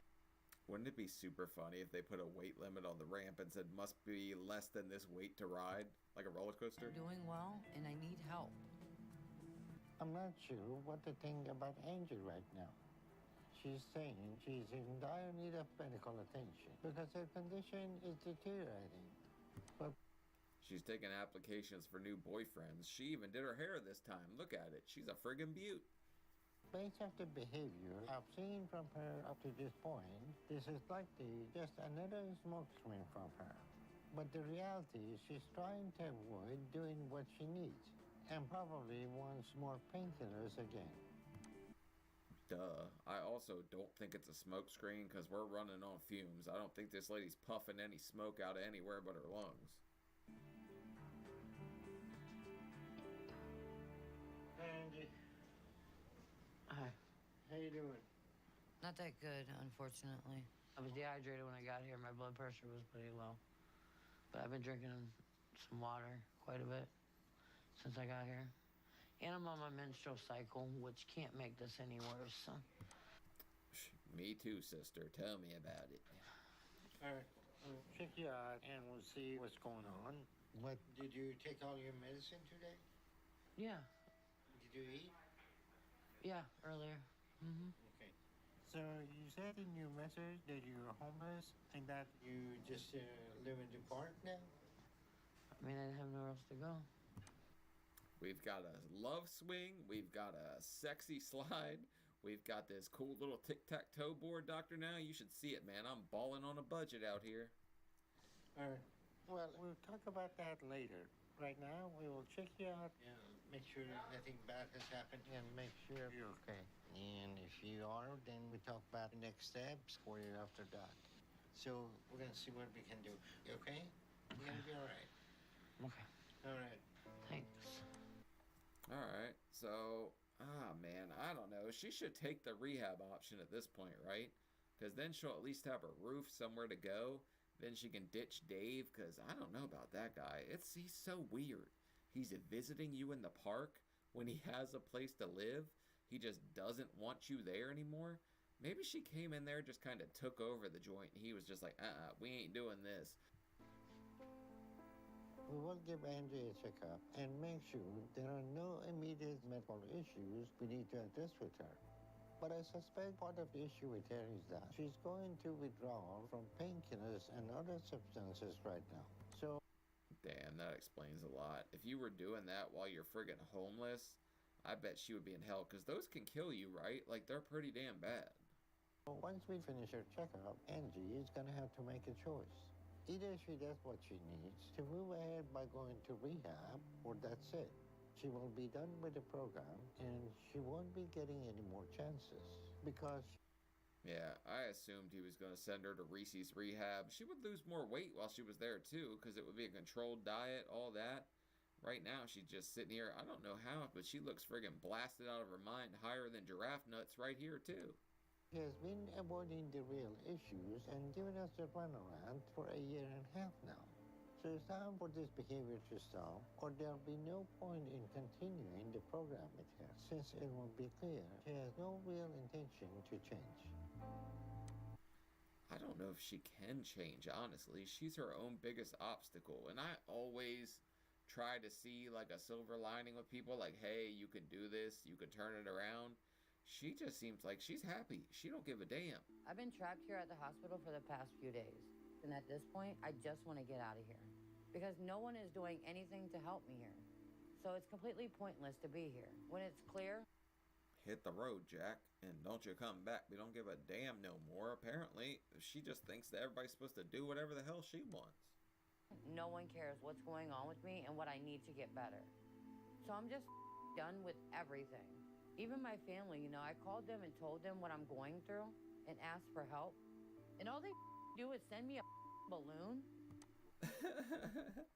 Oh, no. They said, suck the helium, huzzy. That's friggin' hilarious. What does it say? Does the balloon say home is where the heart is? Because that would make me die laughing. They want me to get well from dying and being homeless. I'm just done. Angie came to the hospital a few days ago, claiming that she was in severe pain and thought she was dying. And she claimed that she was homeless and she lost an apartment and she's gonna live in the park as a homeless person with other homeless people. So I think part of what's going on is she wants a place to stay. Since she got an emergency room, she wants to leave and go smoke. And she's also demanding painkillers. And when we don't give them to her, she throws a fit and says we don't care about her, which is manipulation and the behavior of an addict. She claims she isn't abusing drugs and substances. She should not be, but the tests we run show otherwise. So what looks to be the situation with her is that she's going to withdraw from multiple substance abuse. And She sure does know how to play the angles, because she just kind of pushes and pulls here or there. She manipulated the family. Justin was there for a while until I guess he had enough of it. Her daughter sent a damn balloon when she said I'm homeless, so I think we see where that relationship's gone. Dr. Now's fed up. Dave kicked her out. She's park pimping. Like, come on, lady. But if she gave us a song and dance about her condition, she could get painkillers and an air-conditioned place to stay for a while. So she's continuing to play games. And it's time Andy has a wake-up call, because we're not going to keep doing this with her. How's your day going? Oh, beautiful. All right. Did you see my balloon, Doctor Now? Get a look at this thing, buddy. We're homeless, but we got this beaut. So what's going on with you? I'm fine, but just like I said, coming here to see you is pointless. Well, maybe we can help you more if you cooperate with us instead of arguing for painkillers and trying to go out and smoke. I can do whatever I want. I'm grown, 40 years old. All right, and then... Get your 40-year-old ass back to the slide and go to sleep then, you hussy. Absolutely. This is a free country. You can do everything, including self-destruct. That's your choice. But you suffer the consequences of that choice, which is not doing the program, because we can't help you if you don't work with us to make you healthy. And so far, you're asking for painkillers and trying to smoke in the hospital. And if you want to smoke... We tried to spark up in the hospital around all this oxygen in our balloon? We're gonna lose our only damn possession here. Are you really gonna light up our balloon? Okay, and you wanna... Okay, I quit smoking, but I'm under stress, and I'm not going to argue back and forth with you about smoking right now. Let's talk about more important things, like me being homeless. Let's talk about that. Well, my job is your help. But let's don't pick and choose what you want to talk. Okay, well, don't pick and choose what you want to talk about. Okay, if you want to be here... I don't want to be here.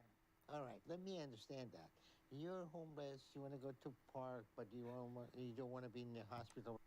Doctor Now, you've never friggin' seen this slide before. It is badass.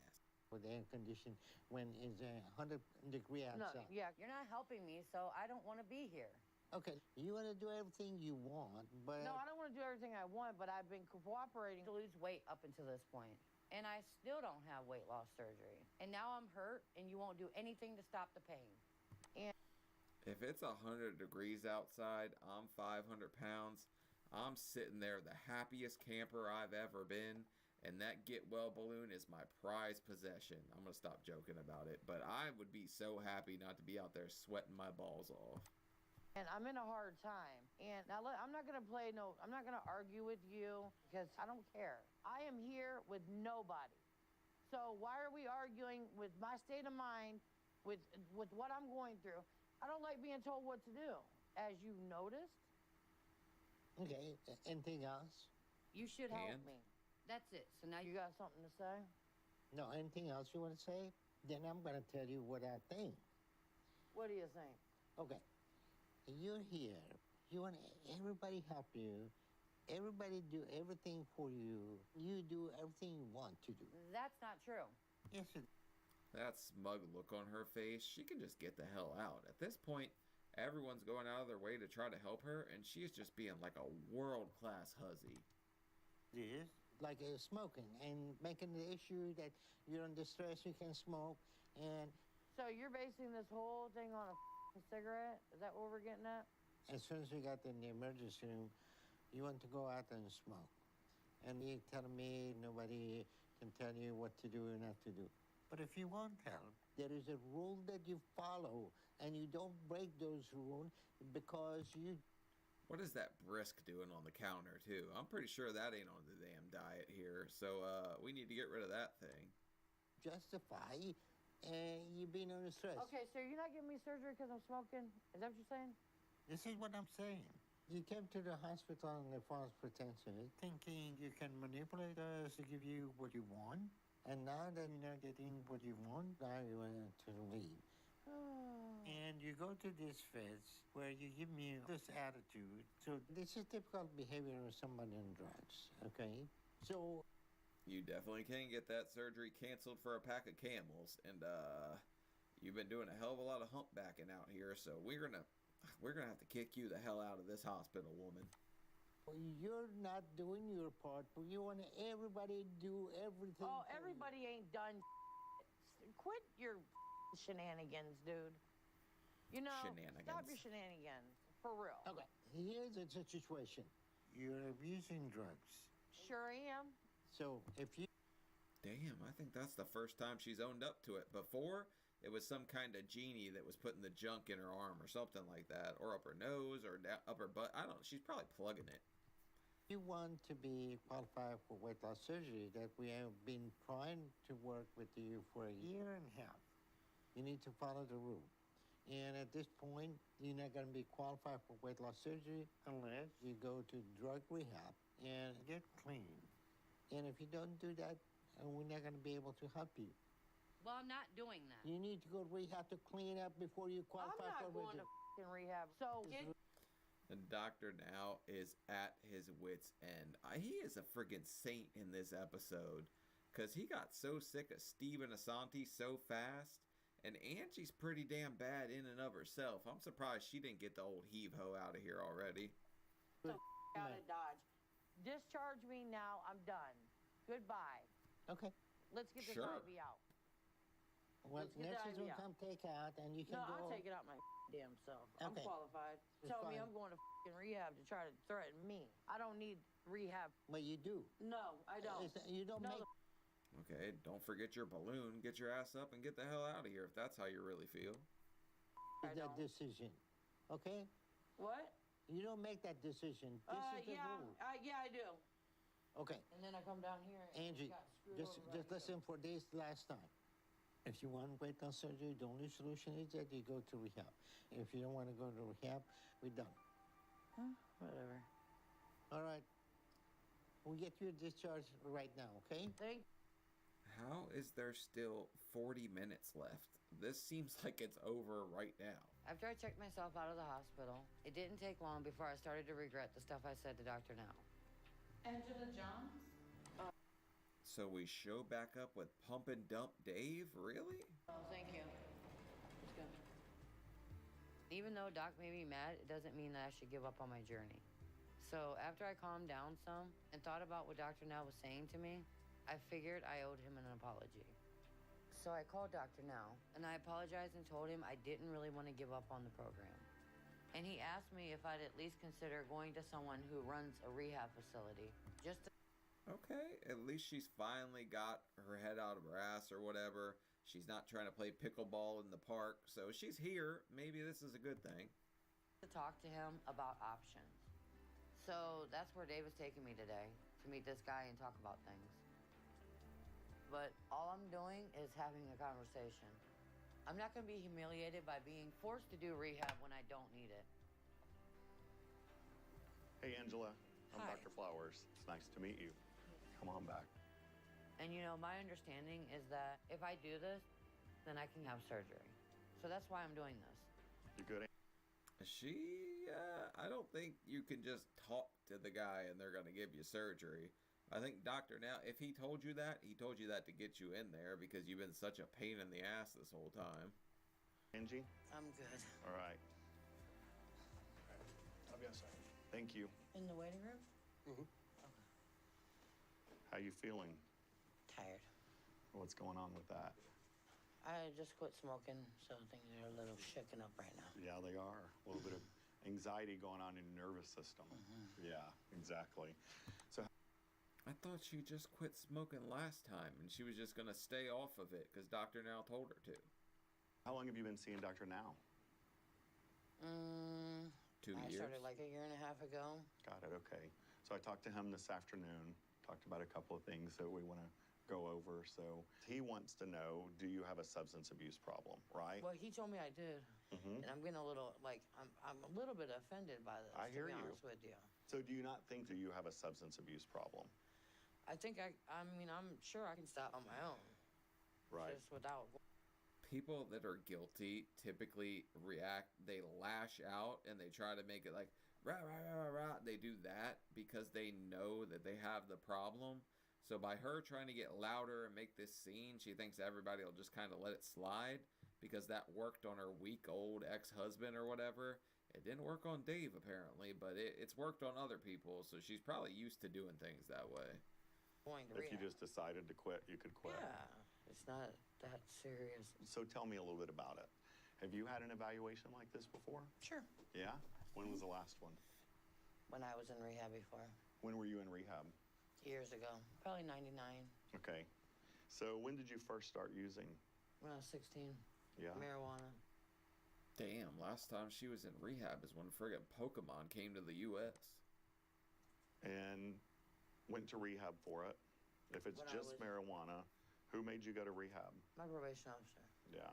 Obviously, I didn't go willingly. Sure. So from 99, when you went to rehab until a couple of years ago, what else happened with that? I quit for years after that, and then I picked it up like a year and a half ago, doing what I thought I needed, like, to relax, and I started liking it again. Mm-hmm. What else do you do? I don't think the weed is the issue here. Honestly, they're pretty friggin' lenient on that anymore. I don't think anybody really cares about smoking weed. I think it's the other stuff that's the real damn problem. Other than marijuana? Well, I mean, some things here and there, but mostly medication. Prescribed medication. What type of prescribed medication? I used to get prescribed Xanax, but Doc took me off of that and put me on Klonopin, which, I mean, at first I argued, but a good idea. And he switched me from Percocet to hydrocodone for my knee injury. Got it. What does Klonopin do for you? Make you happy? Calms me down. Right. Because I have panic attacks quite often now. What triggers those? I have some things in my childhood, my pastime.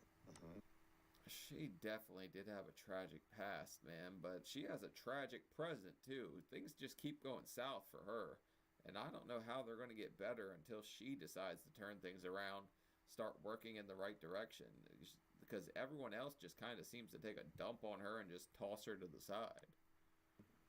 That are not good. Okay.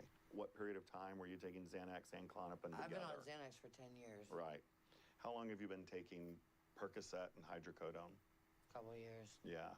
So what happens to our brain after a couple of years, really after about 120 days, is your pain tolerance goes down and your need goes up, right? Your brain stops making oxytocin, which is like the kind of feel good, whatever, the stuff that makes all your aches go away. When you fall in love with someone and you feel that whole like, I love them, that's oxytocin. Your brain won't make it because it's synthetically getting it from that medication. So you will be in a lot of pain when you stop taking it because your body can't make it normally anymore. So what if I told you that if you stopped taking hydrocodone and you stopped taking Klonopin and your pain level actually comes down? So you want to take me off my Klonopin for what reason? Well, what we want to do in life is we want to learn how not to take a benzo. We don't want to take Xanax or Klonopin even or anything else. She's like, damn, I thought we were here for smoking weed. You're trying to take everything from me? Term Klonopin use is not healthy for our brain, right? It's just not. What we want to do is good therapy and some good talk therapy and learn good coping skills.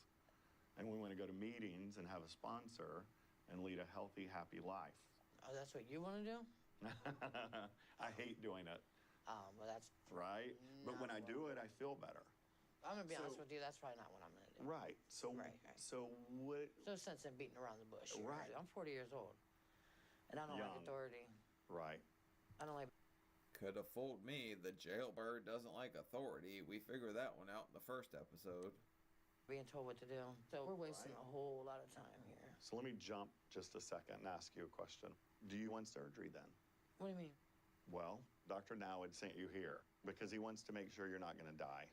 No, Doctor Now sent me here to try to control me. Right. It's all about control at this point because Doctor Now want to play puppet master, and I'm not one for. Does she genuinely feel that way, you think? Like everyone is just there to screw her over? Nobody can help her just because her past was so disgusting and so terrible? Now everyone is just out to get her? She's just so guarded, man. It's so terrible. To see the worst in everyone would have to be a miserable way to live. Authority, see? Yeah. What does he think about that? I don't care what he thinks about it. You might start caring.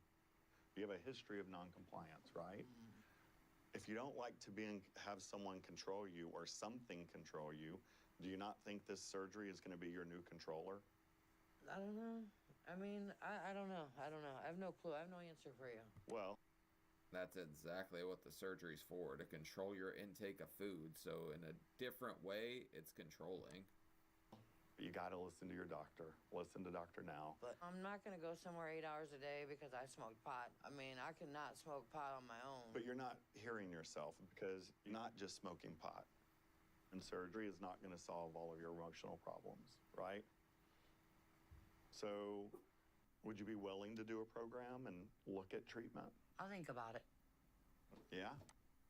She's been thinking about it the last few times Dr. Now's brought it up. The answer's always been no. Great. Because the benzos are the only thing I'm afraid that I can't quit on my own. Right. I'm scared. Yeah. Just coming cold off of Klonopin is not something I'm willing to do. It's a horrible, deadly detox. Right. Yeah, if not done properly. The goal is a gentle, humane detox, right? To come down off of that medication as quickly as possible in a safe, humane way that allows you to move on with your life. How about that? If she's been taking it as long as she says she has, she's probably scared to death to even try not taking it anymore. Okay. Okay. I can do it. With the fortitude that you have and the smart-ass comments that you have, I have no doubt in my mind you can do it. So, call me. Yes. All right. Yes, sir, I will. Good. I'm coming. All right, Sassy. Thank you for coming in. I know we're running out of time here in this episode, and she ain't dropping weight anymore. I don't know if we're going to get to the finish line. I thought a 3-part series, we were definitely going to get to some weight loss surgery in this one. this was a struggle. I know what you're going through is a struggle, and there's help and hope ahead. You know that. Thank you. It was nice meeting you. It was nice to meet you. David. You. He heard me. I feel really good about how that went. I like Dr. Flowers a lot. So, you know, I think I can do what he's describing. He actually did seem like a pretty nice guy. Typically, I think they seem like a little condescending, but he didn't seem condescending at all. He seemed like he worked with her, and she seemed like she was lashing out at him, but he handled it really friggin' well. And the thought of getting healthy and getting off the drugs and the pain pills is really exciting for me. And I'd be really happy if I could do that because I've wanted to for over 20 years. I just haven't had the chance, so I'm glad I came today. And I'm hoping that here soon I'll be a new person and that I'll get the surgery too because I've given up everything and sacrificed a lot to get here. So I just hope that once I do this, it pays off like I need it. She's probably terrified to change if she's been doing the same thing for 20 years. And now it's going to be something totally different, but it's going to be so much better. If she gets the weight off, she can finally act like herself, play with her grandkids, do all the things she wanted to do. She can bear back a couple more neighbors if she wants. Man, they're all out here apparently because she's knocking them down.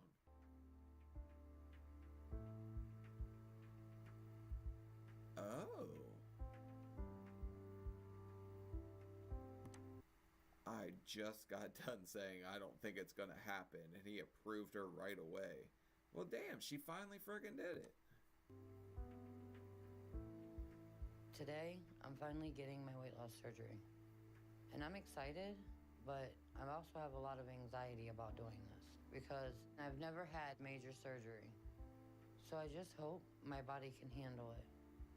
None of this has been an easy process, But the last couple of months have been the hardest for me because I've stopped taking some of my prescriptions that used to help me get through the day. And that was hard for me. But it's shown me how strong I am. I always thought I was. Wow, so if she's a whole new version of herself at this point, hopefully we'll send like half a dozen balloons this time because she's killing it. Strong, but I just didn't know I was this strong because I've been through some. Dave was his support. He really started showing me that he loves me, and the fact that he stuck around means a lot to me. I don't think that guy loves you one bit. I don't think someone that loves you would allow you to be homeless, but that's just my opinion. I don't know. Maybe you can be homeless and head over heels somehow. The support that I've never had before from a guy, so it means a lot. How you feeling? I don't know. I'm feeling about to freak out. Really? That's the support you were looking for? This guy? This is the support you've never had in your life? Damn, man, I feel so sad for your life. Mostly. You're gonna come back to Ohio looking amazing. You realize that? I just wish one of them could have been here.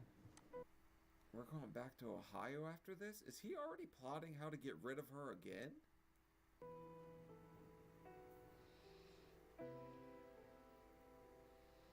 I've waited for this for so long.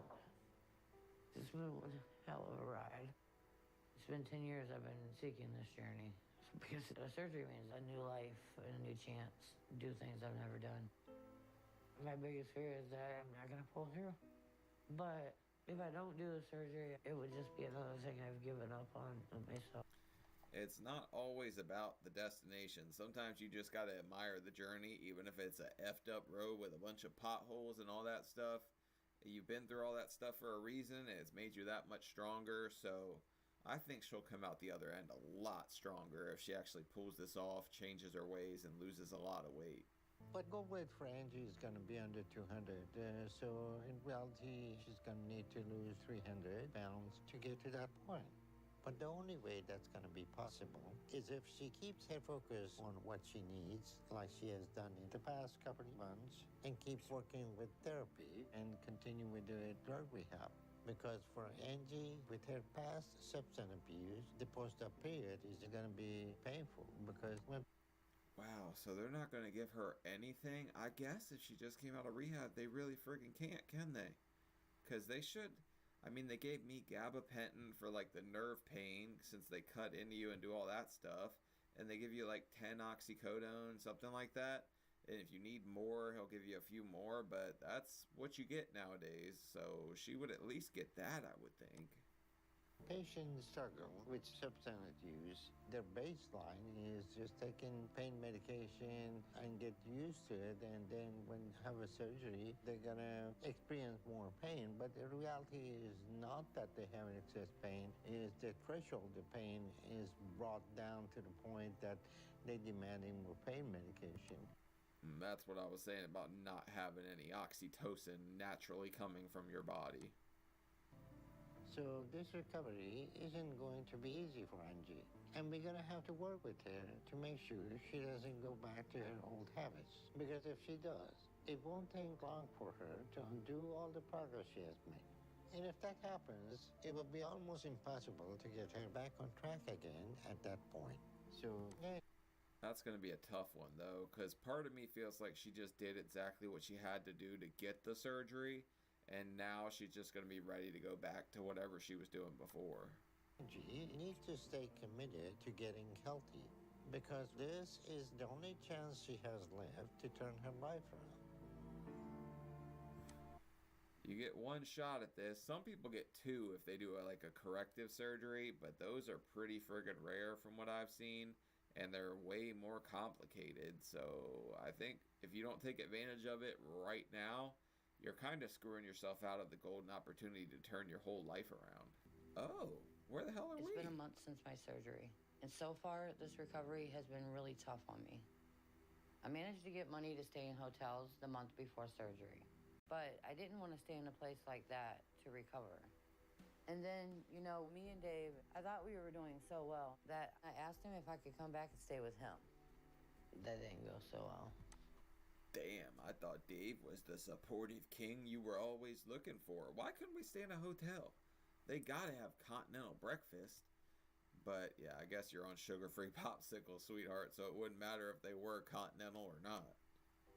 Instead, he was a to me, and that's putting it nicely.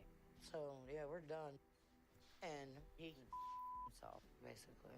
But one of my neighbors from back at my old apartment complex, James, told me, Damn, we're homie hopping left and right over here. James just slid into the picture. Wasn't he the one carrying boxes in the last one? Oh my God, Angie, you slippery snake, you slip and slide all through everybody. All these friends are gonna hate each other by the time we're done because of your thought pocket. I could stay with him for a month or two. So that's where I am. But I feel like crap.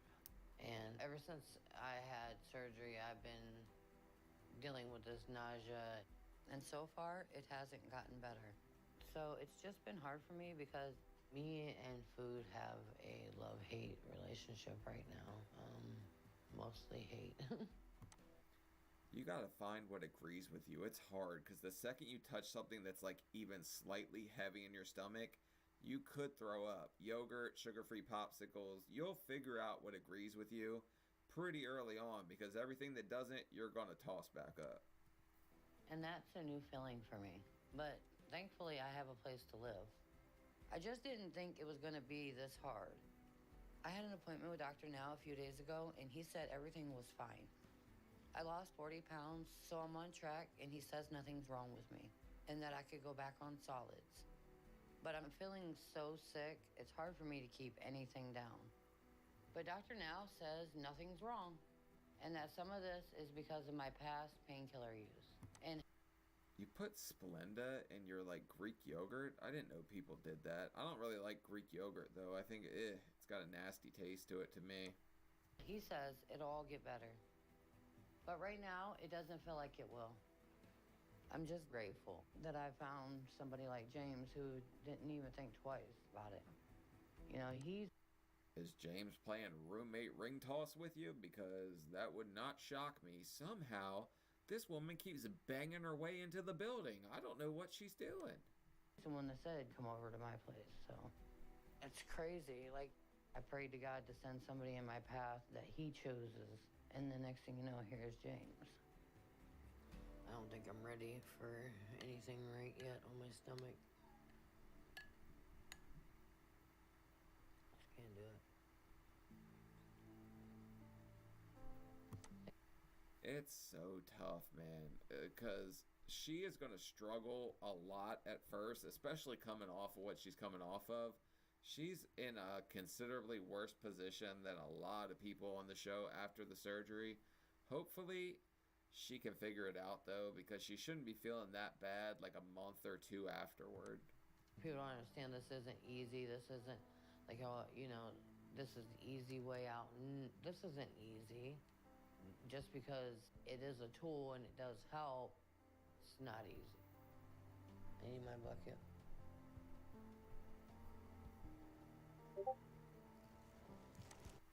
Everybody thinks it's so easy once you do the surgery. It's not. It has its own friggin' issues.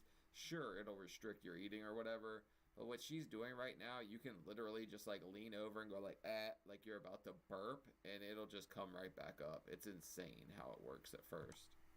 James, will you give me some tissue, please? I've been trying to figure out like what I'm doing wrong or whatever, and just like doing things differently to try to fix the issue. Help me. And so far, nothing's worked. But hopefully Dr. Now is right, and this all goes away soon. Does James speak, or is he a mute? Because I haven't heard a word out of this guy yet. He just kind of sits there, stares off in space, and dreams about yoga, apparently. And things will get better. Because if not, I don't know what I'm gonna do. I don't know, but I think you're running out of friggin' roommates at this point, lady. You're getting the hell around here. You're gonna have to find some more chubby chasers. So, if I didn't have James with me today, I don't think I could even be doing this with how bad I feel. Angie? I lost 42 pounds the first month after surgery and was down to 449 the last time I saw Dr. Now. And he... Damn, she's doing pretty good then. A pound a day for the first couple months is pretty normal for people, or even a little more for some people. He told me I should be losing between 20 to 30 pounds a month now. So my weight should be in between 419 and 429 easily. Okay. I'd be more happy about that number if I just didn't feel so sick. That's actually pretty impressive that she lost that much in the first month. But if she's not able to keep anything down, of course she lost that friggin' much. But the positive is that you're down to 415 pounds today. Yeah. That's great. That's a total weight loss of almost 230 pounds. So it's one adult person that you lost since you started. So that's good. But tell me about your quizziness and the pain you mentioned. Well, like last time, I'm still vomiting a lot. Like... She shouldn't be that queasy, or she should take some Tums or something like that just to help her stomach. Those things come in clutch for sure. It's been ongoing since surgery, so all this time. But I've been going back and forth. Like, I try to eat like the soups, and I got some powdered. I know you're gonna flip out. I got powdered potatoes because I've been. I heard her say I got some powder, and I thought we were going the hell back to rehab. Powdered potatoes, all right. And eating soft stuff because when I try to eat like the chicken breast or whatever, it seems like it's dry or the meat's dry, and I chew and chew and chew. I swallow it, then I throw up this chunky stuff. You're not chewing enough. You're supposed to count to like 20 with everything you chew. I know it's friggin' weird. It sucks. But a lot of meat and stuff like that, like say you try to eat a burger, it's so heavy, it's not going to sit that good in your stomach. It's going to come back up, and it's going to be really painful on the way back up. It's terrible. It hurts when I throw up. It's like strain. That's the word I'm looking for. Strains. It hurts. Okay. Yep. First of all, I explained to you last time that history of drug abuse and painkillers are going to make this recovery a little bit more difficult for you. And the other thing is that you're probably eating too fast. And with the surgery, you have to eat small portions slowly.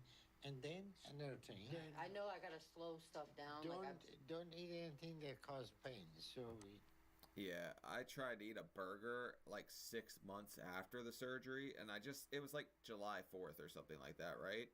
I took 2 bites, and it did not set well in my stomach at all. That was the most painful throw up ever. I was crying, my nose was bleeding by the end. I retched so hard, like it was bad. That's the first rule, but Right. But that doesn't mean that you should go to potato, which are I mean, I carbohydrates. was eating soup, but I have thrown up that even though. So I ate some of them damn Jimmy Dean potatoes. Like, they definitely came in clutch for me when I really needed like a quick fix or something just to throw in the microwave. They're not the healthiest, but they worked for me. Oh, I'm just really worried. But let me ask you this: you vomiting when you overeat, or you vomiting no matter what? It doesn't really matter. I'm in a constant battle of how do I get this stuff back in me if I'm throwing it back up and I can't keep any of it down. Well, if you weren't able to keep anything down at your weight, you would have lost more than double what you did this past month.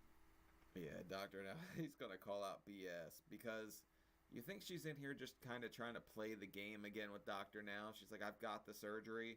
Now I need to get back to what I was doing before this.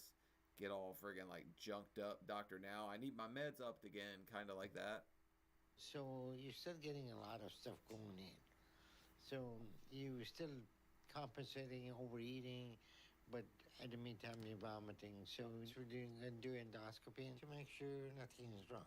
But this is almost likely related to how your mind is handling going through this after a lifetime of supplement abuse and painkillers. You think we're just kind of psychologically puking? Is that really a thing? It can get you like that? I didn't know she was having that. I didn't even know that was an issue. But I never had heartburn before like this, ever. Okay. Me either. You know, when you have a large stomach, everything dilute on it. But if you have a small stomach, you have to get used to how you digest the food now. So that's the issue. But on top of this, I have been dizzy, and that's another thing. I felt It's dehydration. It's impossible to get down enough water. I was dizzy for the first few months after the surgery, but I also was neglecting my bariatric vitamin just because I thought it tastes like hell. You really need that thing too, because it makes you feel that much better. And drink as much friggin' water as you can. twice this month. And when I get those spells, it's scary. It's scary to me. And me falling like this, like, I can't keep falling. Like, I'm really going to jack myself up. All right, you taking vitamins? Yes. I You take are 2 taking- women's vitamins every day. It's a bottle that meets everything. How's the activity? They didn't give her a bariatric vitamin with like 3,000% of the iron or whatever it is. It's not good because I'm scared and I'm weak. I feel like I'm tired all the time.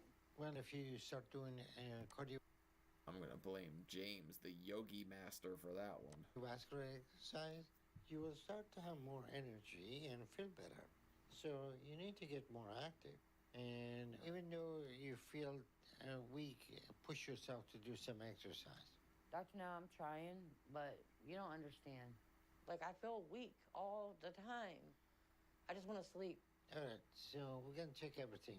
We're going to get lab work on you, and I'm going to set you up to have endoscopy. I felt weak all the time too, but it turned out that I had pneumonia on top of not drinking enough or taking my bariatric vitamin. I was really trying to KO myself, guys. I don't know how the hell I'm still around because I did everything wrong you could possibly do. I'm at least glad Dr. Now is taking me more seriously about what's going on with me. Because I know this isn't normal. And it's scaring me because I'm still weak and don't know how much I can take. It actually is pretty normal. These complications are like a dime a dozen after weight loss surgery. I know that sounds really bad, but they're pretty common. So I need Dr. Now to figure it out and fix it before it gets worse. For him, it's romantic, but for me, it's like, don't get attached to me too soon. You guys didn't know we were brother and sister? I'm still trying to figure out how this lady keeps hypnotizing all these men with her hoo-ha. I don't know maybe she's got some kind of gold going on down there. This is like the My 600-Pound Gold Rush or whatever. I just need them to find whatever's wrong so Dr. Now can fix it before anything really bad happens and I can't come back because I don't want to die. I think the issue here is your brain's busted. You're psychologically just thinking all this stuff's wrong, and I don't think anything's actually wrong with her. All that stuff's really friggin' normal. Like, I don't think people realize how much it sucks directly after the surgery, but you work through that to get to the good stuff. Oh shit, we're back in Ohio. I told you there was nothing friggin' wrong with her.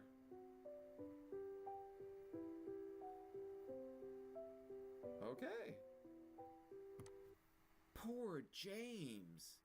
I just realized that he just got friggin' railed from every which angle. You moved in with him, used him for everything he got, gave him one kiss on the damn cheek at the end. No, she gave him a kiss on the lips. That guy got screwed. And I finally got to hear him talk, too. I just realized that. I've been back in Ohio for a few months now. My brother Lee has let me stay with him until I can figure out a more long-term option for my living situation. But it's been really nice being around family again. You know, after Dr. Now told me my sickness and pain after surgery was in my head, and that there was nothing physical he could treat to make it better, I figured if being miserable was my new normal, then I should at least be around my family and the people that love me. It's partially in your head. Some of it actually is happening to you, but it's normal. It's not anything out of the norm for you to suffer with heartburn or acid reflux or feel a little bit of discomfort in your stomach for the time being. But like 4 or 5 weeks ago, I started feeling better and I can eat now and keep it down. It takes a while. And most of the pain and dizziness is gone, so Dr. Now was maybe right. And so I called him and told him I was sorry for overreacting. But he wasn't happy. I skipped town, kind of. Damn right. He thinks you're on the run. He's gonna put out a bounty on your ass. Bounty for the biggins is what we'll call it. Dr. Now is gonna chase you down if you don't come back and see him. He just really warned me not to fall back into my old habits here. And so I've stayed focused with all that, especially with my diet. And I'm going to a clinic here next week to get my weight checked and to check in with Dr. Now. But I can already tell I'm still losing a lot. And I'm looking forward to seeing where my weight's at now, because I think the number is going to be good. She actually looks like she's killing it. I didn't expect her to ever kind of get a hold of it, and I thought for sure we weren't going to see it in this episode.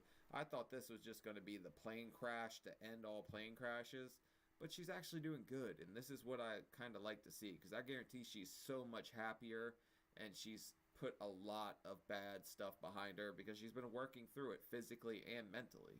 The last time I saw him was like 3.5 months ago, and I weighed 415 pounds then.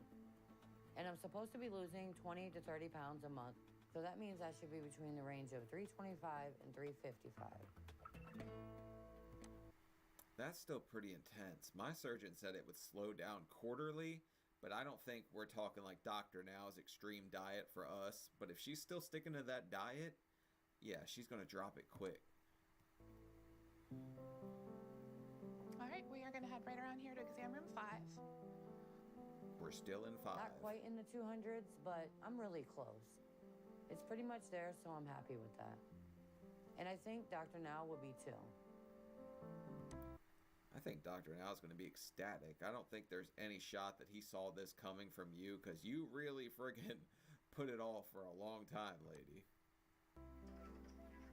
Hello? Hey, Angie, how you doing? I'm doing good. Well, you're looking good. So, how's your weight doing? Today it was 310.6. Well, that's good progress, and you came a long way from being over 600 pounds to almost half of what you weigh now, huh?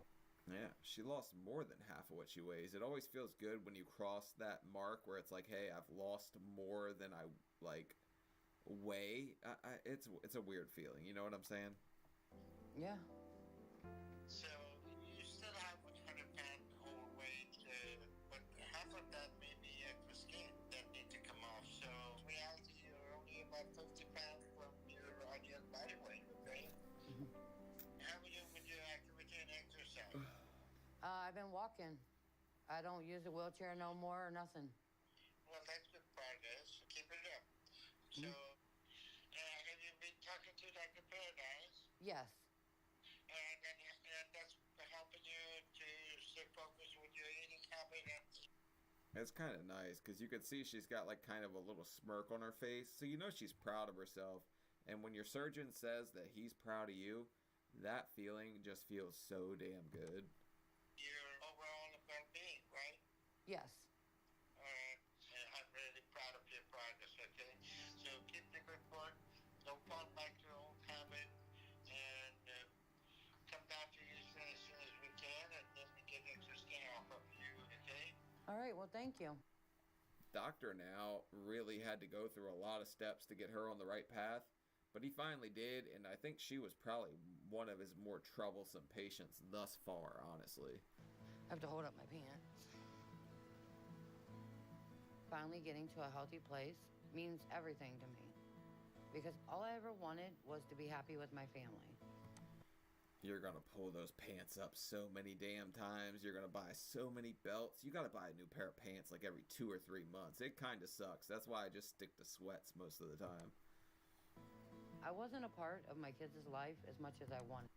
Oh shit, Desiree packed on what you lost. She definitely put on some weight. Desiree picked up at least 50. Doctor, now we got a return tour, buddy. She's gonna be coming in next.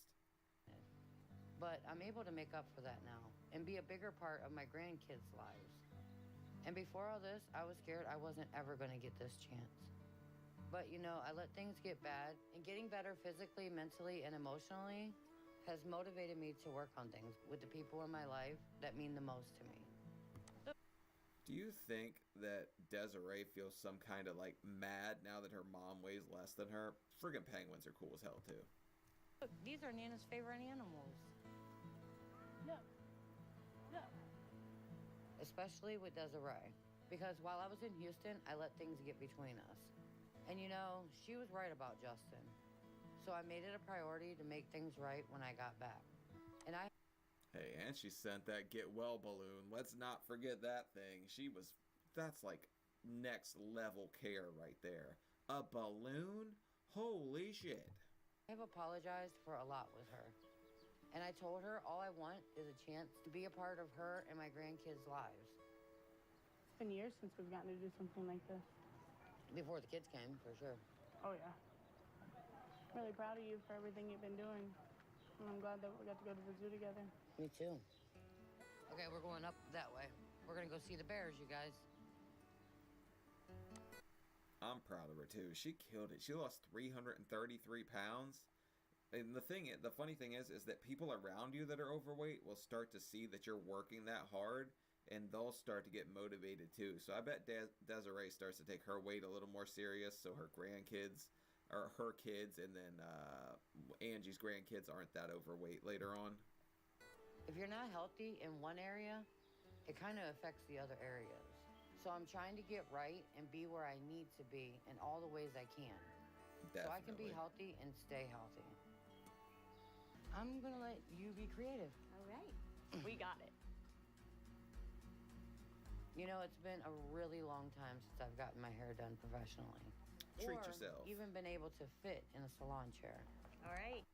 Yeah, that's why I didn't go get my hair cut for a long time. I also just switched to a salon because I used to go to a barber, but he said something really racist to me last time, and I just stopped going there. And now I just go to a salon and gossip about celebrities for a little bit.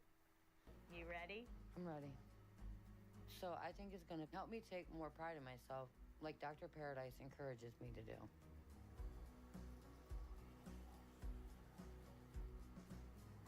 You know, I feel like a new person, so I want to look like I feel too. Okay. I think we're ready. Are you ready? I'm ready. What do you think? Do you even recognize yourself? Holy. Ooh, look at that. You're going to be knocking up the whole apartment complex again, lady. I love it. I can hardly believe that's me. I look like a completely different person than I did 2 years ago. It looks amazing. I'm not getting emotional. All this is just amazing to me. I just feel really blessed. It was a really hard road here, and I know my journey isn't over. But I'm gonna stick to it no matter what. And now that I'm starting to believe in myself, and I can have everything I want out of life. I'm happy for her, man. She finally got it together, and I didn't know if it was ever going to happen because she was super stalling there for a long time. Bye, guys. Thank you guys so much. Yes. It may not be easy, but I just have to work at it. So that's what I'm going to keep on doing. I'll keep working to stay healthy and fight to keep going because I'm worth it. Damn right, we're always worth it. But Angie, 3-part series that I didn't know if she would ever make it to the end of. But she worked her way through a few men. She ended up in a park. She probably slept under a slide, got something from behind a tree that was wood. And yeah, Angie definitely had a hell of a journey, man. But she pulled it off in the long run, so hats off to her. She looks great, way better than she did. And hopefully she kept working in the right direction and maybe got her daughter to get on the right track and her grandkids. But all right, guys, leave a like, leave a comment, let me know what you thought. And yeah, I'll see y'all later. Peace.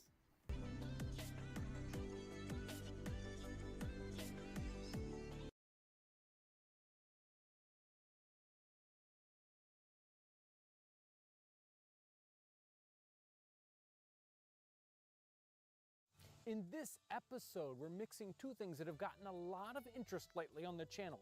One is North American corn recipes, and the other one is eels. That's right, we're going to be working with eels. Thanks for joining us today. So located just here, 15 miles south of our store in northern Indiana, there's a waterway, a river, and it's called the Eel River. There is this hidden feature right on the river that one could easily miss if they didn't know what they were looking at. This is a stone fish weir that was built by indigenous peoples long ago. The fish weirs were used to harvest fish. They worked by funneling migratory fish into a single point of the river, where basket traps were placed to collect the fish. And in our research, we found 2 different 18th century travel journals, including that of John Heckewelder, a Moravian missionary who lived among the Lenape people. These journals mentioned the Eel River Indians, the native peoples whose name was derived from this very same river. So we're pleased today to present a traditional food that was likely enjoyed by native peoples and settlers alike. We're especially excited about this dish because of its possible connections to the history of this area, history that's right under our feet right here in northern Indiana. So what we're doing here today is another take on succotash. We have done 2 different episodes on succotash, a summer succotash and a fall succotash, but this is just another kind of variation on it. But this one's got a little different ingredients. Now the main ingredient on all these things, a real staple here, is corn. And we're starting off with a dried hominy corn. This corn has already been processed in a process that the Native Americans used so often that would strip the hulls and sort of cause it to swell up, and then they went ahead and dried it. The corn we're using today is actually from our good friends at the Iroquois White Corn Project. Great people. The corn that they use is a variety that's over 2,000 years old, and it works really well. This is the hulled white corn product, which is a kind of a hominy corn. This is great stuff. The best way to get this corn ready to go into our succotash is to actually cook this overnight in a slow cooker. You can do this without a slow cooker, but you'll need to simmer it for several hours to really get that water into it. It'll puff up, and you can really see that it's definitely changed its texture. But a slow cooker overnight on low with several inches of water over that, and it absorbs a lot of water, like say rice, takes up a lot of room. But this is, you're gonna need to pre-prep this, okay? So we can go ahead now and for our succotash here, we've got about 1 gallon of water in our pot, and I'm gonna put in a goodly portion of our prepped corn. Now for the rest of our ingredients, we have squash, one of the ones that's mentioned, one of the things that's mentioned in some of these writings. We also have a root vegetable here, and some root vegetables are mentioned. This is celery root, and we'll put in a little bit of that. I mean, you could put potatoes, I suppose, or maybe a parsnip. Now I've got some heritage beans here. These are soaked beans. These are actually given to us by our good friends down at Conner Prairie in Fishers, Indiana, an amazing, wonderful historic site that's down there. That's early 19th century, wonderful site. If you're in that Indianapolis area, you really got to check the site out. They provided these beans for us. We soaked these beans overnight. Let's toss some of those in. And the last thing I'm going to put in now is a little salt and pepper. It's not necessarily likely that, of course, Native Americans would have had salt and pepper at least early on, but we're going to add it for our flavor. Now, before we put in our last ingredient, this is actually going to need to simmer for a little while, or actually boil for a little while, probably 45 minutes, we're guessing, but until these root vegetables get nice and soft and the beans have softened up a little bit. And the final ingredient that's going to go in here, it's not ready yet to put these in, but the eels get to go in next. In the writings of George Laskill in 1794, he mentions the Lenape and the Iroquois peoples. They'd made soup or stew with corn and smoked eels. These eels are going to need to have a little prep work done to them, so I'm actually going to have Kevin come in, talk to us a little about eels, and maybe do a little work to them. You know, we've been wanting to do an eel recipe for a long time, and frankly, we haven't, because we haven't been able to find them. And we finally found a source for smoked eels. These eels come out of Holland. I've always kind of wondered, why is there this river in Indiana called the Eel River? Because there aren't eels in Indiana. Interestingly, though, there used to be. Eels are a migratory fish, and they swam thousands of miles up the tributaries to spawn and then they would swim back out to the ocean. And so the eels in Indiana, the eels in the Eel River, would actually end up in the Gulf of Mexico. Today in North America, you're going to find eels primarily in saltwater tributaries. Eels, they were everywhere in North America. Very, very common, used to be, no longer today. I'm going to show you how to prepare one of these eels. Now, this eel is very perishable. It's smoked, yes, but probably the way that Native Americans smoked them would have been to smoke them until they were dry, a lot like a jerky. So we're going to use what we have. So here we go. I'm going to start by taking one of these eels. Now these eels have already been gutted, so I'm going to start just by cutting their heads off. I'm going to cut behind the small fin right here. You can save these for later for like soup, things like that. I'm going to take my knife and I'm going to run the knife right along the backbone. The rib bones are very, very fine, and we're probably just going to end up with those in our meat, and you probably won't even know that they're there, all the way to the tail. Now, this eel is already fully cooked, and so it's very delicate. So if you're using an eel like this, you're going to have to be careful with this process. Now, beyond this, because those rib bones are so fine, I'm not going to worry about them. I'm going to try and get to our spine, and I'm just going to pull this spine out, try and save as much meat as I can. Now I have these two fillets, a little rough, but they'll do for our soup. Now, you can leave the skin on and you'll get more of that of the fish flavor and the smoky flavor in your soup. I think John's going to thank me later for doing this, by the way. I'm going to go on ahead and cut the meat off of the skin, and it's real easy to do. And I'm just going to leave it there, and I'm going to cut it into chunks. And we're going to get some real nice smoky flavor from some of that meat. So our eel meat is ready to be added to the soup. I'm going to go ahead and put the eel skins in just for about 10 minutes or so to release some of that flavor, and then we'll pull them back out a bit like a bay leaf. And now in goes the meat. Now this is really only going to need to cook for another 5 minutes or so.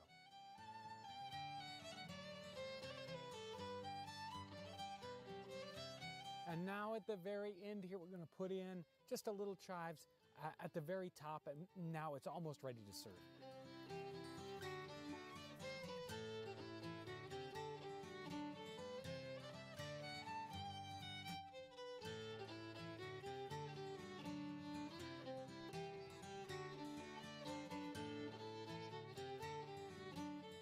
Here it is. It's time to test this out. I've got Kevin here to help me out because, I mean, eel chowder. We'll find out. Or, I mean, eel succotash. Yeah, succotash. So there you go.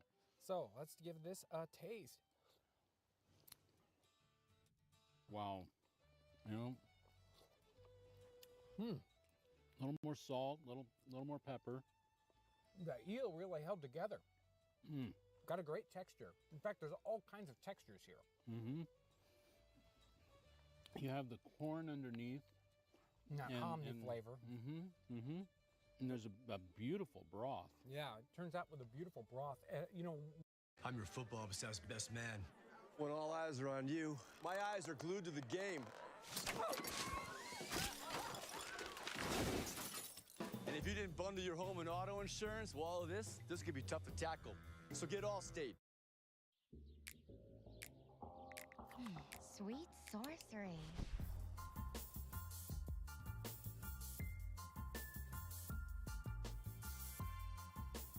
Real fans, real fruit, real joy. We went ahead and put those skins in there, and you could see the oils come right up to the top of this. So this is a nice, you know, rich. With those oils, it brought in a lot of the flavor, and it gave it a nice, rich broth. We went ahead and took those skins out. But it did not have any, you know, we don't have any, really, this is not fishy at all. Not at all. Not fishy Not at all. So great flavors and this great connection not only to North America and these different cultures coming together, because eel is very common in the European foodways as well as the Native American. And succotash was definitely one of those foods that was, adopted by the Europeans that came to North America. This makes me appreciate very much the history of our local area. It's like history under our feet. I knew of the Eel River ever since I've lived here. I never knew the connection, the historic connection, right, and where that name came from, and to be able to actually taste this food that likely would have been eaten in one variation or another right here is just really amazing. You know, if you don't have eel, I'm thinking, even herring or even an anchovy, I think you could get away with some of that similar. The oiliness, because I say oiliness, but that just contributes to the broth, the flavor of the broth. This is not an overly oily at all. So very easy to make. This takes a little bit of time, but anything you want to do that turns out, really good, it takes time. So take the time, try to get some eel, definitely get some of this corn because it is really, really good. And you can make this amazing dish. Well, we're back in the kitchen and we have with us a guest, a frequent guest and a great friend of the show, Michael Dragoo. And hey, this one's kind of interesting. It's simple and it's complex. And it's called? To dress a dish of mushrooms. Mushrooms. Sounds great. Thanks for joining us today. Okay, number one, mushrooms. Yep. She means, of course, mushrooms, but this is from the late 1600s, so they may have called them that. And this is from Martha Washington's Book of Cookery. Yep.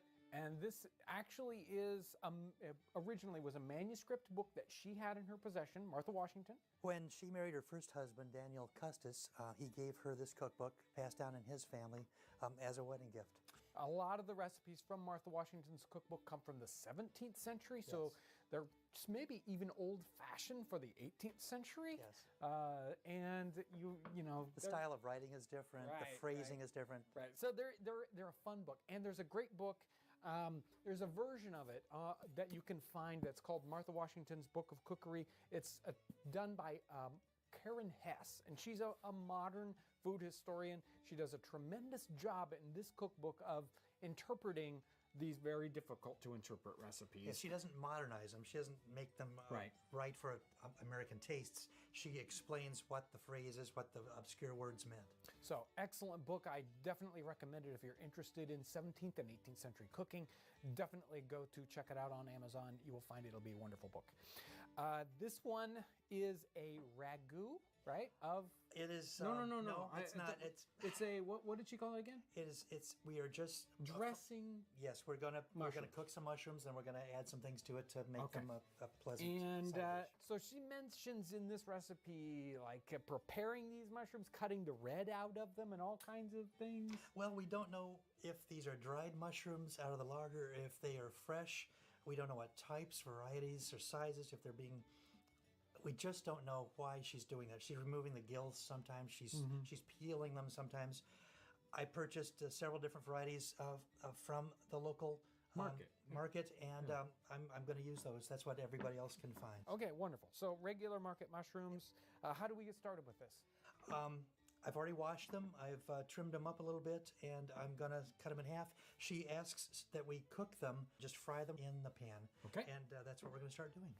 Okay, so we're cooking with our brazier with charcoal right here in the kitchen. Now, obviously, you cannot do this as a safety issue.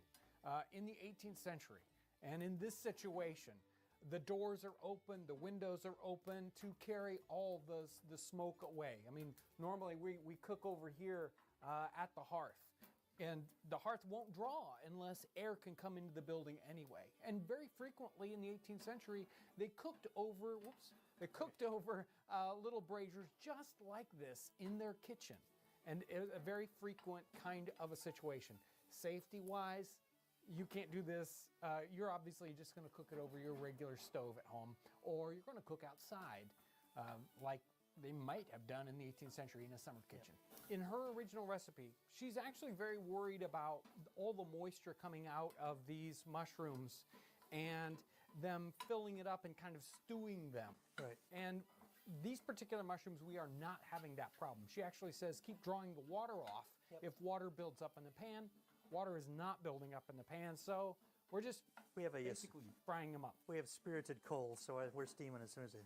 Okay, yeah, so it's the end, taking the end away effect's the going to be the same, yeah. Right. If you'd hand me that piece of onion, just one of the pieces, to just pop it in There you there. go. Yep. This onion is just adding a little extra flavor. It's not part of the finished dish.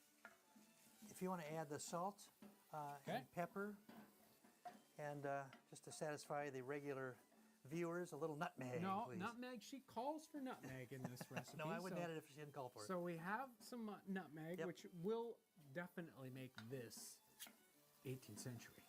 Okay, our next step is to get the onions out and then just slowly add the cream. So we're in. going to add some cream. Yep. We're just going to let her thicken. Thank you.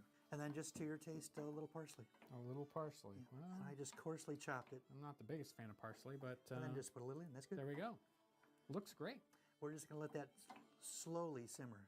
Imagine this with chanterelles or morels. You know, you could be very specific. I've got 4 different kinds here, but when I was test driving this, I've done this a couple times for demonstrations.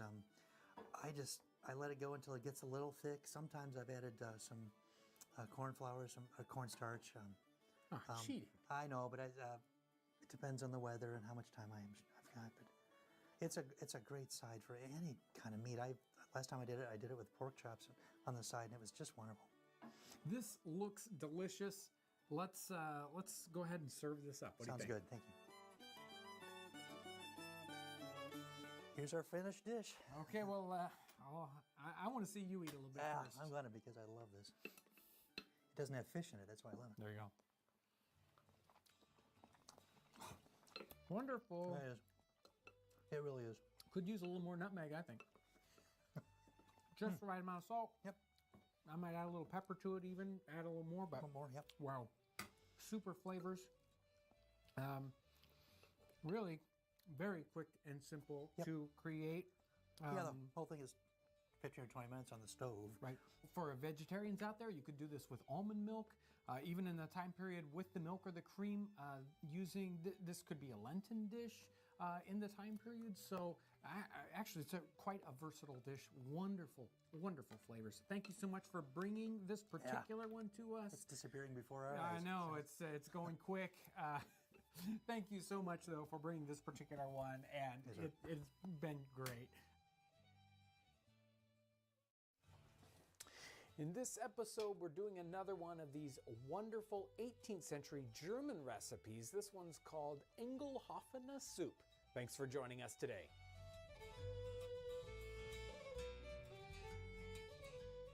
This recipe is simple, it's inexpensive, really quick to make. So it's going to be a great one, whether you're in the field or you can do this at home.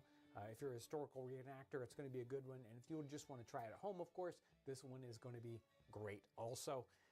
It starts off with beef broth. I've already got some pre-prepared beef broth here. You can use bone broth.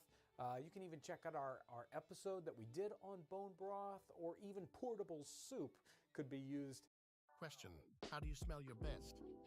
Bar soap or body wash? The best nutrients for their best life.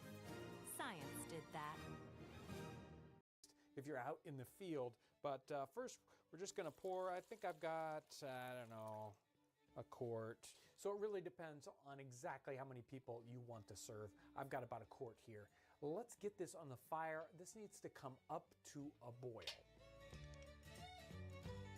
Now comes the batter part of this recipe. It's a very simple batter with just a couple of ingredients. Calls for 2 eggs. I'm just going to whisk these guys up. I'm going to add just a touch of milk to thin this up a little bit. And now it calls actually for 3 spoonfuls of flour. And We don't know how big our spoonfuls are here, so I'm just guessing that this is an appropriate spoonful here. I may only go with 2 spoonfuls. Let's get this flour whisked in. There's another spoonful. We'll go ahead and get 3 spoonfuls in there. And we're going to add milk until we get to a batter. And the recipe says something like thicker than omelet batter, a thickish batter.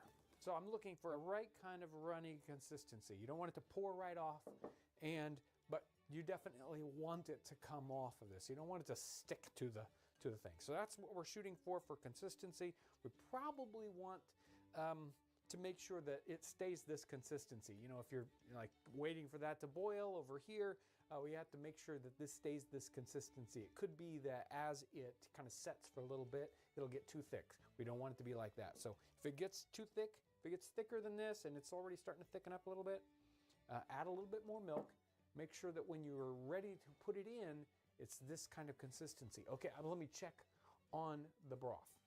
So our broth is up to a boil. We want to have a nice, steady, rolling boil. Now we've got this nice, soupy batter here, not too soupy.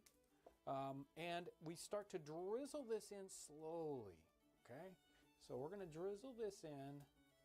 And what it ends up doing, if you're hitting the right temperature and the right consistency here, we're getting some little noodles. It's like making instant noodles as it boils. Now it's boiling again. Each time I put it in, it kind of slows it down. We also want to watch and not pour it right on top of noodles that are already forming. Okay, so I am battling this. It's going to be a lot easier. If you're in a modern kitchen, you can put this over your stove and you can get the temperature to really sit down and be right. Here, I've got to battle this fire. It's giant and then it's small. You kind of got to get a feel for exactly how much you want to put in, because obviously at some point you might have more batter than really what the broth will take. So you can't fill it all up with this stuff. But as you can see, it's making these little sort of, again, instant noodles. It's a great process. It's really fun. Okay, this is looking really good. It's basically cooked up. I let it kind of set a little bit longer with these guys cooking in there, but most of them are pretty small, so they are kind of instantly cooked. As soon as they kind of all come up to the surface, we know it's good. I just let this, basically boil for a minute or 2 more. Looks really good, so I'm going to take it off the fire. There we go. It looks really good. It's smelling really good. It takes one last little ingredient here. Got some butter. It's a big, nice spoonful of butter. And we're going to put the butter in there and let it melt. And let me stir this around just a hair. Now we can go ahead and serve this up into a bowl. This looks great. Let's go ahead and try this out. Well, here it is, and of course we've got some wonderful beef brothy smell going on with this, and it looks fun.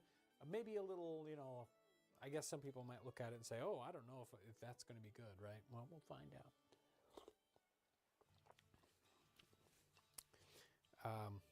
Excellent soup with some really interesting texture because of our kind of noodles. And depending on, the water was boiling pretty furiously. And as you're pouring it in, depending on the consistency of your batter, it's either going to make big kind of noodles in there or small ones. And if the water's boiling too furiously, it's going to make really small ones. And if the batter's too thin, it'll make small ones. Such a great and wonderful recipe. And maybe if you're in this area, probably other areas of North America, you may already recognize this dish in modern cuisine as possibly under multiple names. The one I might know it by is Rivels. And the German word, Ingelhofen, I think is something like that. I tried to push it through some translation software, and I got run-in for the translation, or probably something like drizzle or pour in or something like that, which kind of makes sense. And So it is such an interesting recipe. It does show up in today's cookbook, sometimes made a little bit differently than this, but this one is so easy, so fun, and right out of the 18th century German cookbooks. I really want to thank the folks down at Old Salem. It's in Winston-Salem, North Carolina, for working on this cookbook project.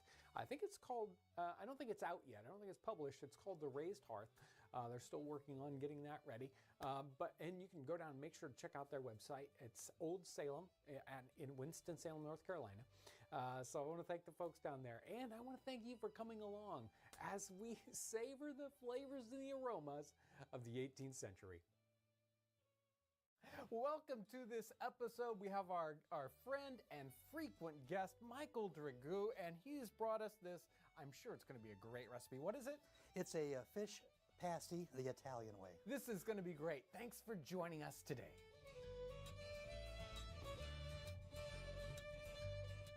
Okay, Michael, where is this particular recipe from? I found this in the 1805 cookbook from Hannah Glass. Okay, great. And you've done this lot, so you know exactly how this is going to go, right? This is one of the episodes that I think we're going... I tried it once. It was an abysmal failure. And I think it's so obscurely written that I think we could use this as one of those, what the heck did she mean? Okay, so we're going to figure out what the heck's going on here. You want to read it out? I can. I sure can. So here's what the recipe encompasses. Take some flour and knead it with oil. Take a slice of salmon, season it with pepper, salt, and dip into sweet oil. Chop an onion and parsley fine and strew over it. Lay it in the paste and double it up in the shape of a slice of salmon. Take a piece of white paper, oil it, and lay it under the pasty. Bake it, and that's it. It's best served cold. So it says, I mean, the title again is Fish Pasty the Italian Way? Right. What do you think they mean by the Italian way? When we were trying to research this, we found many modern references to in Italian cooking for pie doughs using oil and flour. Okay. They would introduce other things in addition to that, salts or so water, probably things like the Italian way both has to do with olive oil being used on the fish and then the dough being maybe a more Italian I would paste. say the Italian way is using oil with the flour. Okay. She only calls for flour and oil. Okay. Doesn't say quantities. In the modern recipes, I was finding a general proportion of a cup of flour to a quarter cup of oil. And you tried it with just flour and oil, right? I tried it with flour and oil. And how reading did it work? Well, it wasn't elastic at all. It was. Okay. Today we would just either add milk or water without thinking, and that may be something that should have been assumed. Okay, It just was assumed at the time. So, I'd recommend if you're going to do this at home to add a little water. Got 2 cups of flour. Right. And is this just all-purpose flour here? I used all-purpose flour because that's what I've got. This would be a gill or a half cup of oil. I'm going to sneak up on it. Okay. And when I tried this at home, it was feeling right. It just wasn't elastic. It was cracking. It was nice and soft, but it was just cracking. It clearly needed another ingredient. And honestly, so many of these recipes that we find when we try them, they just assume you knew what to do to get the thing started. And I have to start at face value just to, and then sneak up on it. Works, so this is what this is all about, just showing that it's okay if something doesn't turn out. You just have to keep sneaking up on it. Okay, so you've got all the oil in. Yes. Time for a little bit of water? I would put, once again, the recipe doesn't call for it, but I would put water in. This is pretty, it's pretty not crumbly. So it's not behaving. So really, we're looking for just enough water to hold this together. Yes, sir. And keep it from cracking. Keep it from cracking. It's the only difference to what I did in my test. I think we're all set. Okay. Set that aside. Yep. I think we're just going to sprinkle some flour on our table and roll this out. Okay. There you go. And I found that with the oil, it seemed to be very sticky. So I think we should flour this thing as well. No, you want me to do it? No, I'll let you do it. That way, if there's catastrophic failure, if it fails, I don't want to be in host. charge That's of it. I think we're done. This is less than a quarter inch. Okay. Once again, she doesn't say what to shoot for. There we go. Thank you. Okay, so we've got this on oiled parchment. She says to oil paper, and so we oiled some paper. Okay. I'm going to set this aside, and we can work on the. We're going to work on the salmon next. Okay. Okay. Alrighty. She says to apply salt and pepper to the fish, and then immerse it in olive oil. When I did that, when I did my prep, I lost my salt and pepper. Yeah. So I'm going to oil it We're first. going to reverse that. Yeah, Okay. I am. Just doesn't take much. Don't go nuts. So a little bit of olive oil on both sides, and now we're just going to sprinkle. We're going to salt, pepper. My hands are yucky, so if you want to get salt around both sides. And pepper. Pepper. Lots of pepper. Yep. Well, yeah. And some minced onion. Downy Free and Gentle. Softer clothes for skin's sake. Raptor Strike deodorant smells amazing. Sweat and odor have no place here. And you want that on top here too. Yep, the whole thing. We're just gonna and parsley. And parsley, yes, sir. And probably, if we were doing this right, a little nutmeg too, right? And we need more onion and parsley. Oh, you need more over onion and parsley on the other side. Yep. Okay. Alrighty. And there we go. That looks beautiful. Yep. And we're going to just put this in the middle, right? We're just going to put this on the side. Oh, yeah. And wrap it around, wrap it over.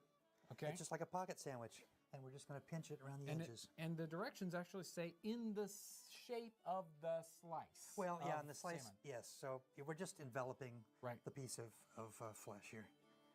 And we want to do a good job of pinching the edges of this because in her recipe, she says this should be eaten cold and it can be stored up to a month. So this, I need to keep the steam in as this thing is baking. And also we just need to keep the air out. So And if we have any little cracks, we want to patch those up so they're nice and tight. She says bake it. She doesn't say how long. Okay. She doesn't say at what temperature. In my experimenting, 425 for 30 to 45 minutes got me a nice brown crust on the outside. And the thing is steaming on the inside. So. Okay, so I'll put this into a hot oven. Yep. And we will see what it turns out like. Very good.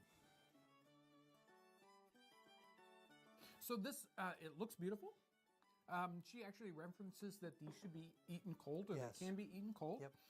And that you can store them for quite a while. She says up to a month. I don't think we would do that today. But obviously, I don't, this looks elegant and beautiful. And in fact, we brushed the crust to make it brown up a little bit extra. With some milk, right? Yeah, there's just a little bit of milk on this to make it brown up beautifully. Well, it's a passy's a pocket sandwich. Yeah. We're from where I'm from, we're familiar with it in the Upper Peninsula from Finland. So I'm guessing. I guess we're just going to pick this up and eat it because it's a pocket kind of food.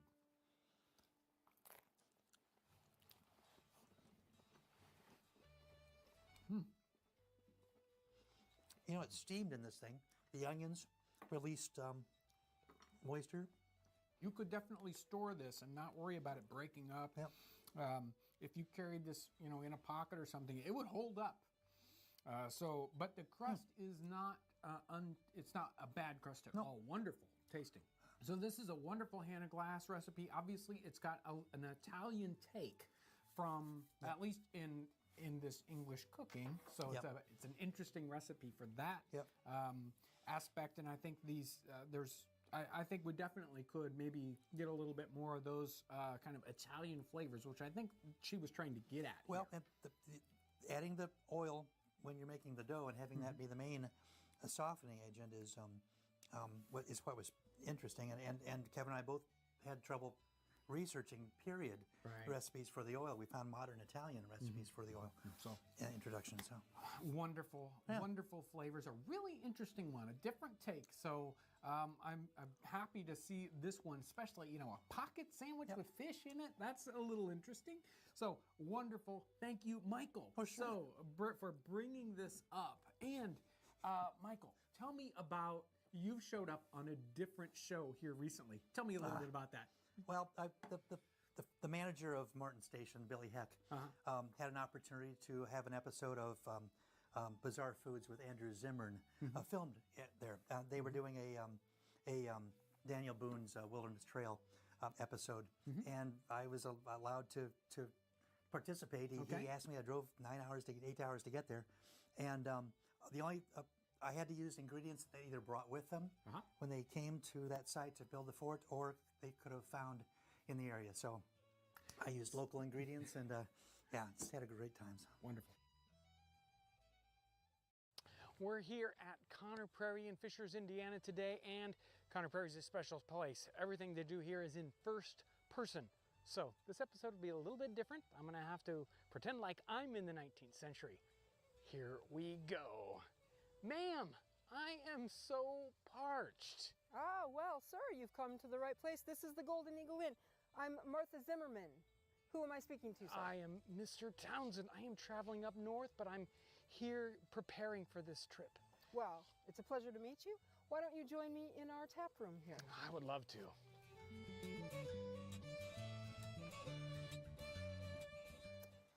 So, Mr. Townsend, I have something very special here. Okay. This is a beer that is very near and dear to my family. It's called Pennsylvania Swanky. It sounds interesting. I don't think I've had Pennsylvania Swanky. I don't think very many people outside of Pennsylvania have had it, sir. So I'll give you a small glass to start, and we'll see if you'd like more. Certainly. Would you join me? Oh, why, certainly I would.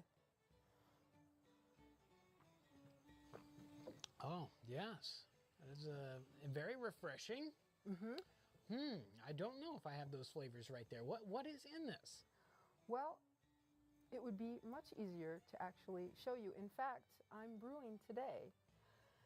And to defray the cost of the beer that I've just poured, if you'd like to help.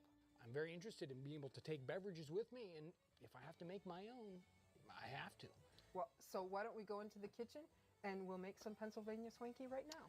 That would be wonderful. I'll follow you. All right.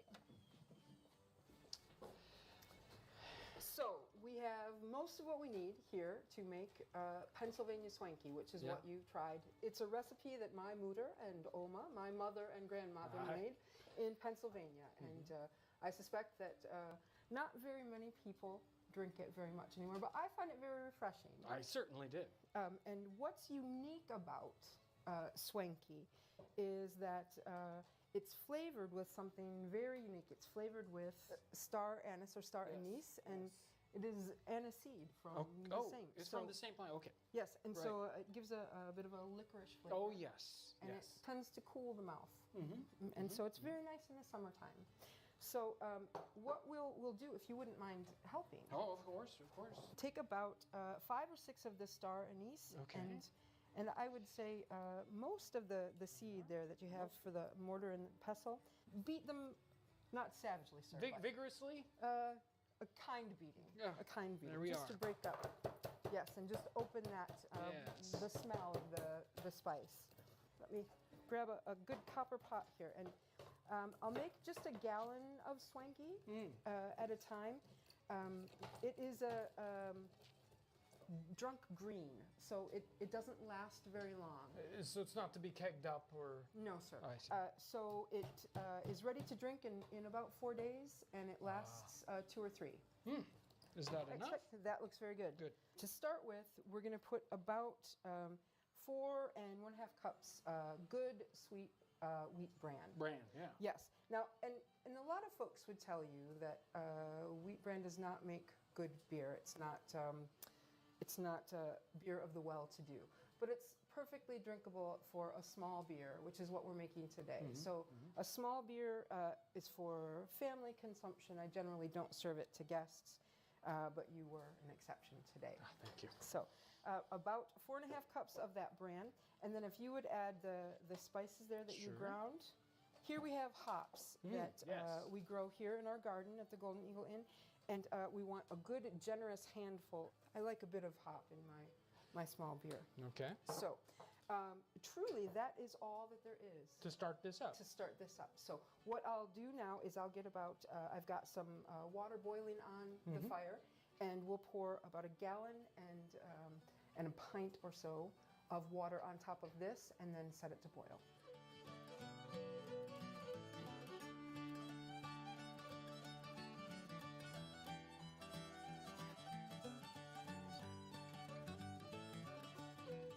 So now we've got our mash that's been strained, and it has come to blood temperature. So it's not hot anymore, yeah. If you stick your finger in, it feels just a little warm. Just barely. But what we're going to do now is we're going to add some sugar syrup. Now, you can use molasses in exchange for this 1 cup, but the molasses tends to overpower, I think, that light taste of the star anise and the aniseed. And so what I've done here is I've made a sugar syrup using 3/4 of a cup of brown sugar, and 1/4 of a cup of water. And just mix that until that sugar is dissolved.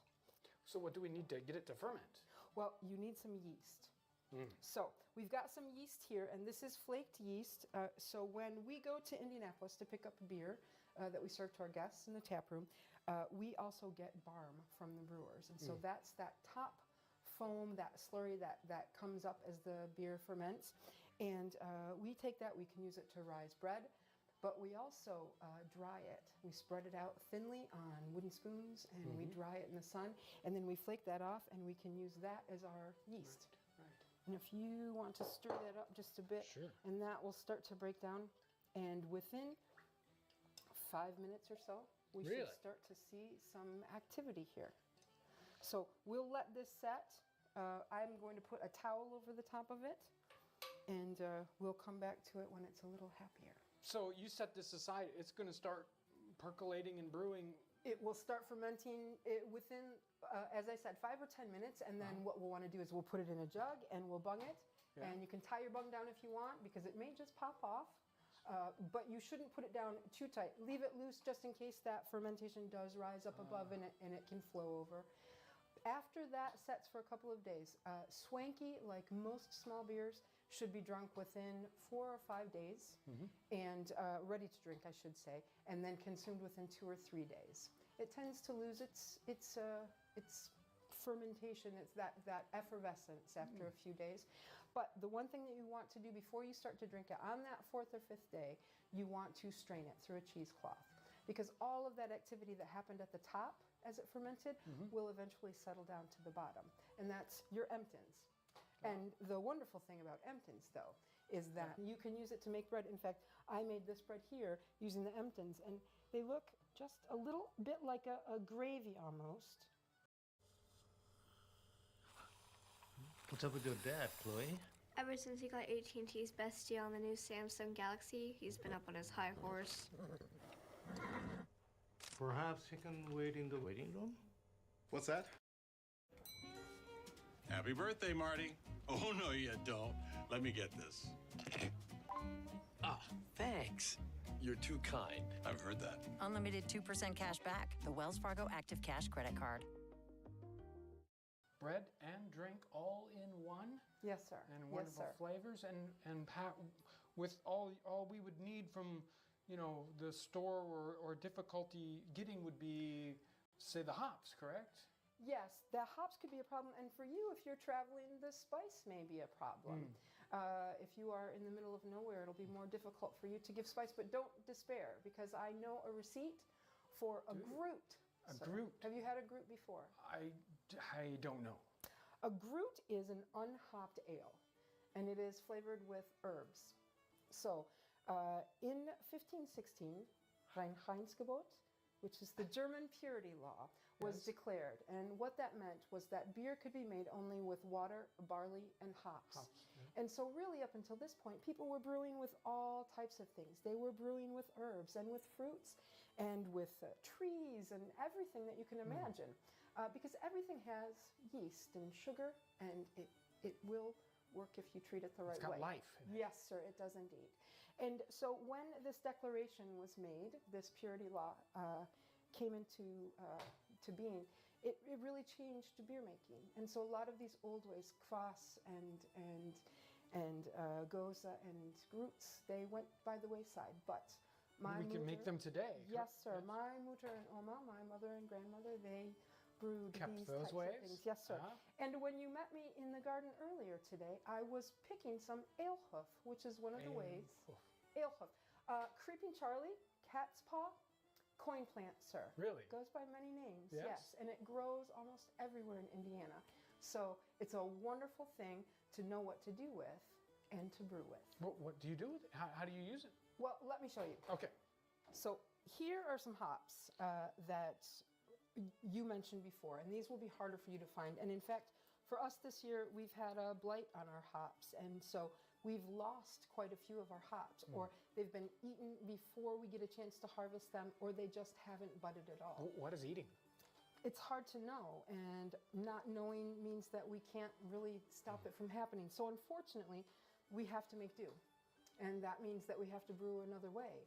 So that's where alehoof comes in. So you would use this sort of as a direct substitute in exactly the same dried? In fact, the same receipt. You use it fresh, as we made the swanky, bran, and instead of the spice that you put in, the aniseed and the star anise, I would put in about a quart of fresh, washed, and picked alehoof. Now, I personally like to add a few sprigs of spearmint to it. I think it just gives a nice cooling effect to the alehoof. And I would put that in and simmer that with my water and bran until the bran drops to the bottom. And once it does that, then I would take it off and strain it through. Now, when you put it in a bowl to come to blood temperature, what you want to do, or what I like to do, in fact, is add about another pint of fresh alehoof and another sprig of spearmint. Almost like you would steep a tea, tea leaves in tea, making tea, and that sort of adds to the flavor, I think. And then, just like we would do with the swanky, we add either molasses or a sugar syrup and our yeast, and do the same. Jug it, bung it, and in 3 to 4 days, strain it and drink it. And again, the emptins from alehoof can be used the same way that you use the emptins from swanky to make bread, and it makes wonderful, good bread.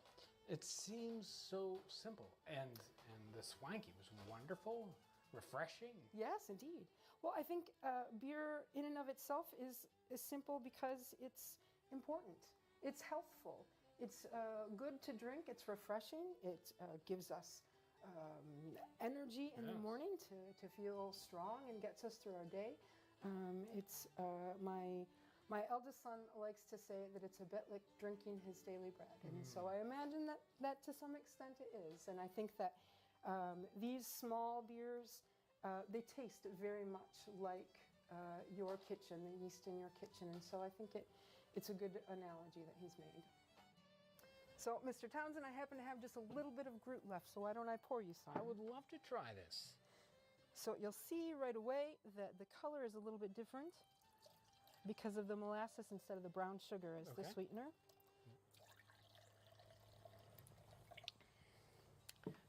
Certainly what one would expect is a small beer. Good flavor, especially when it seems that it's just brewed up with some weeds or whatever you have around, I guess. Well, I think that in this world today, we are very gifted in using what we have to make do. And I think that this is a receipt that's much older than I and much older than you. And so I think it speaks to how long people have been persevering with what they have.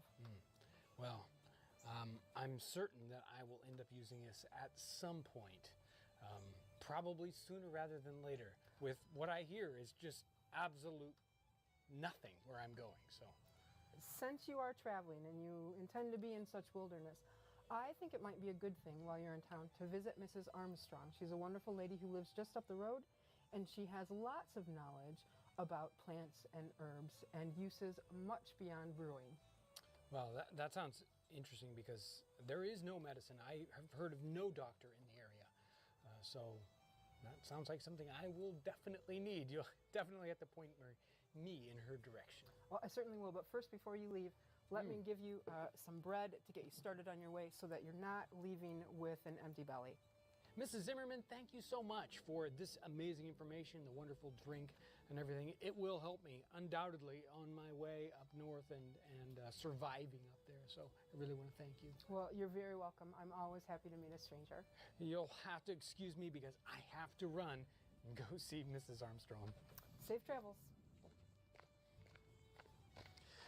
What a wonderful episode, and it was a lot of fun. I really want to thank the folks here at Conner Prairie. They do such a tremendous job of welcoming us and presenting such amazing material. If you're ever in this sort of central Indiana area and you're interested in a historic site, definitely come and visit Conner Prairie. You will enjoy it. I want to thank you for coming along with us as we're experimenting. We're trying these things out. We're tasting these things and smelling these things. We're savoring the flavors and the aromas of the 18th and early 19th century. This episode has to do with medicines and herbs in the 19th century. Don't take what we talk about here today as medical advice, especially in the 21st century. We're talking about medicines in the 19th century, and it may or may not be, well, let's just pretend that it's not proper advice in the modern world. So there you go. Take everything you have here as a historical knowledge, not medical knowledge. Enjoy this episode. We're here today at Conner Prairie in Fishers, Indiana. It's a wonderful early 19th century historic site, and we're in Prairie Town. Everything that's happening in Prairie Town with the staff members is in first person. That means that they are acting as if they are in the 19th century. So we're gonna have to do this episode a little bit differently than normal. I will actually be taking on that same kind of role. I'll be in the 19th century. So join me today as we experience Conner Prairie.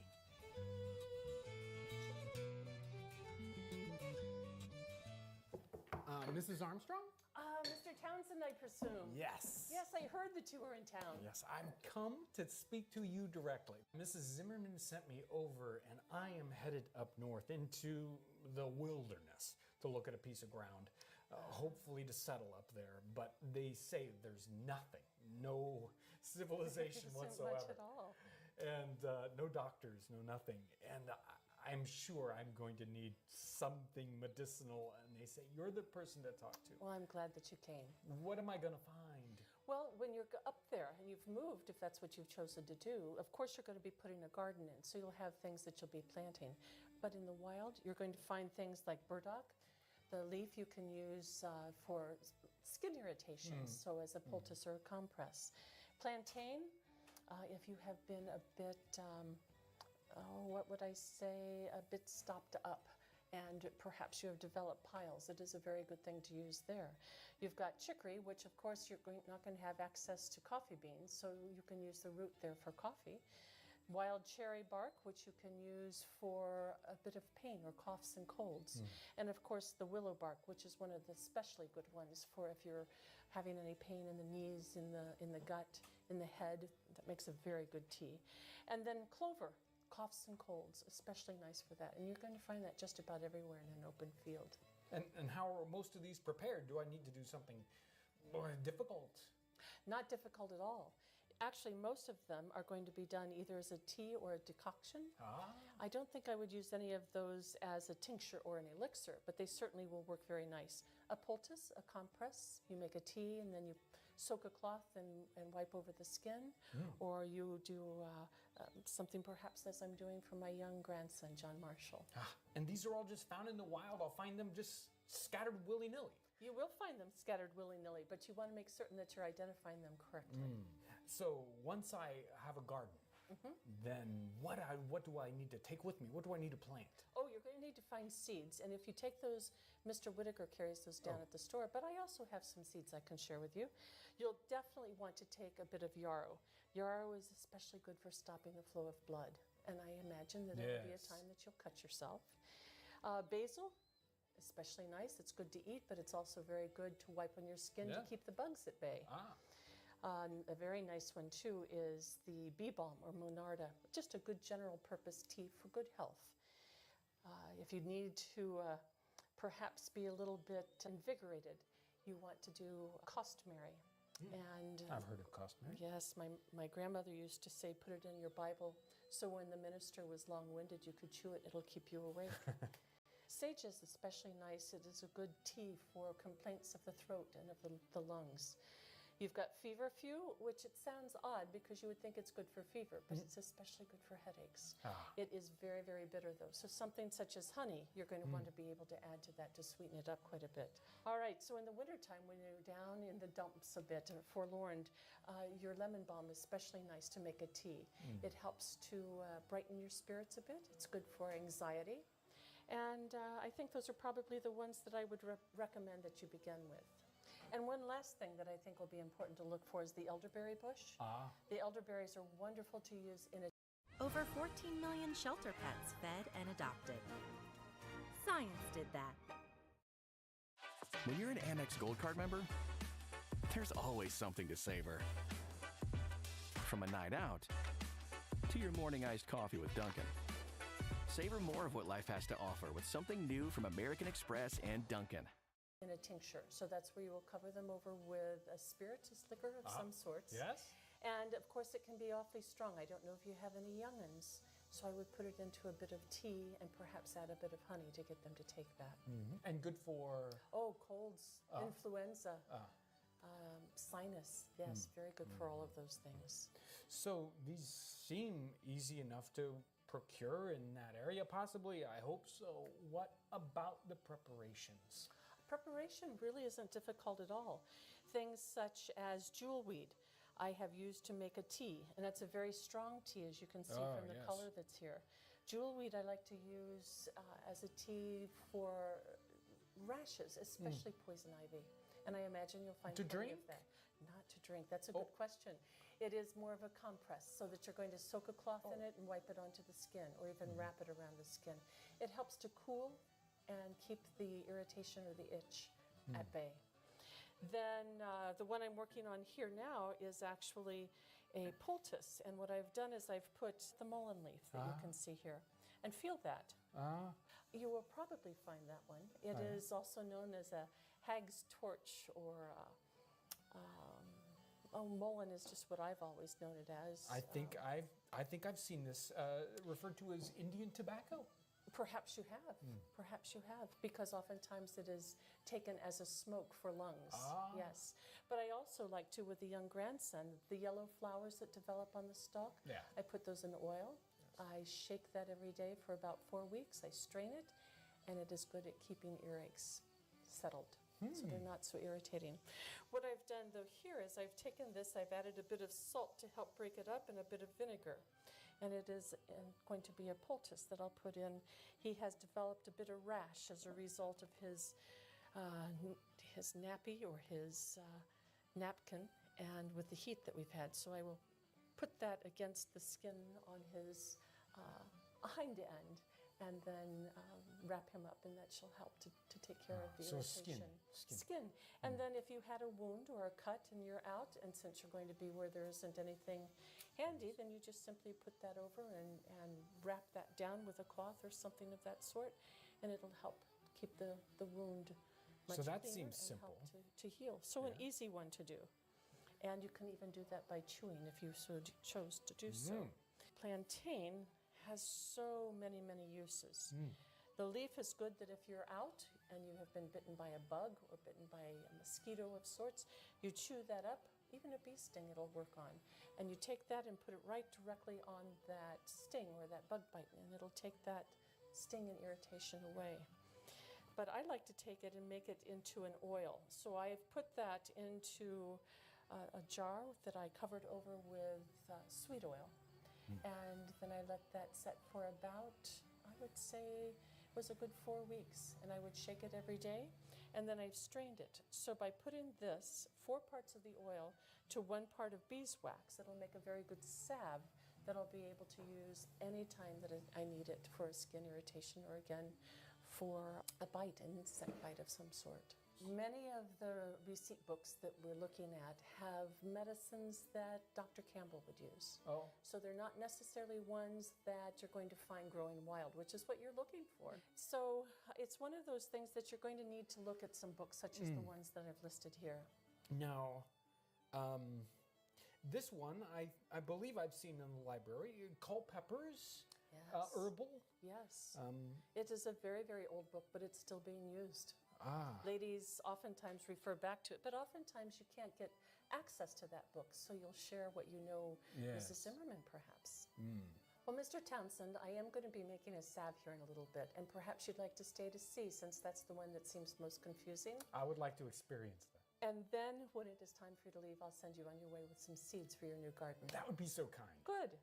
Right, to begin, I'm going to start by putting a little bit of the beeswax into this little pot that's sitting into a small little spider where it's been filled with water. That way I'm going to use it to melt the beeswax, but not to burn it.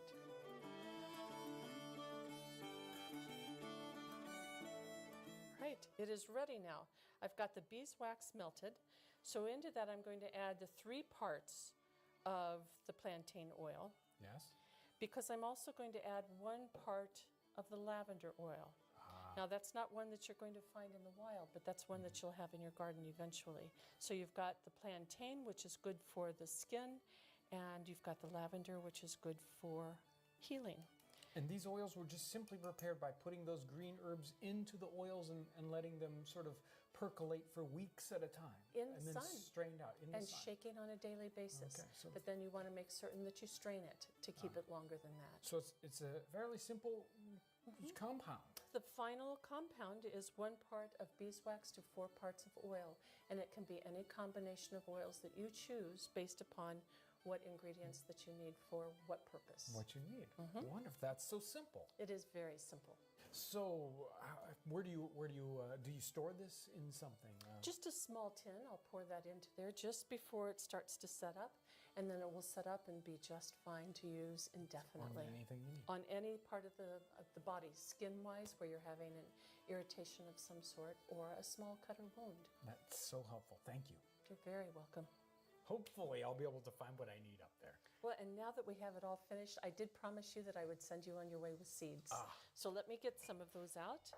And I don't know which way you're heading, but I think if you keep these up tight, they'll last you until you get there. I'll take the. Thank you so much. You're very for this, welcome. and I am headed up north. Thank and you. keep your eyes open. I will. Thank you so much.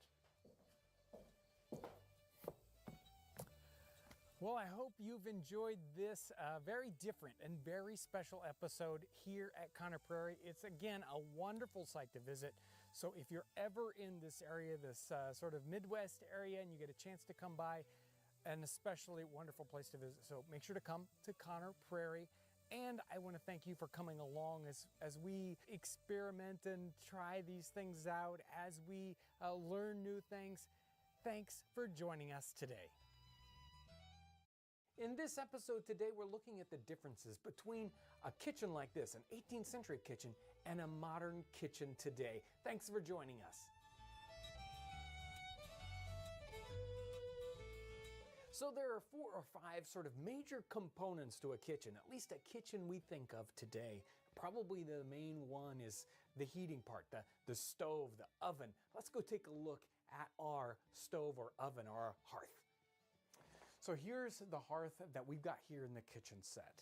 And this hearth is actually based on a German hearth at the Frontier Culture Museum in Staunton, Virginia. They've got a German house there, and there's a hearth very similar to this. It's a little bit lower, but that's what we based this particular hearth on.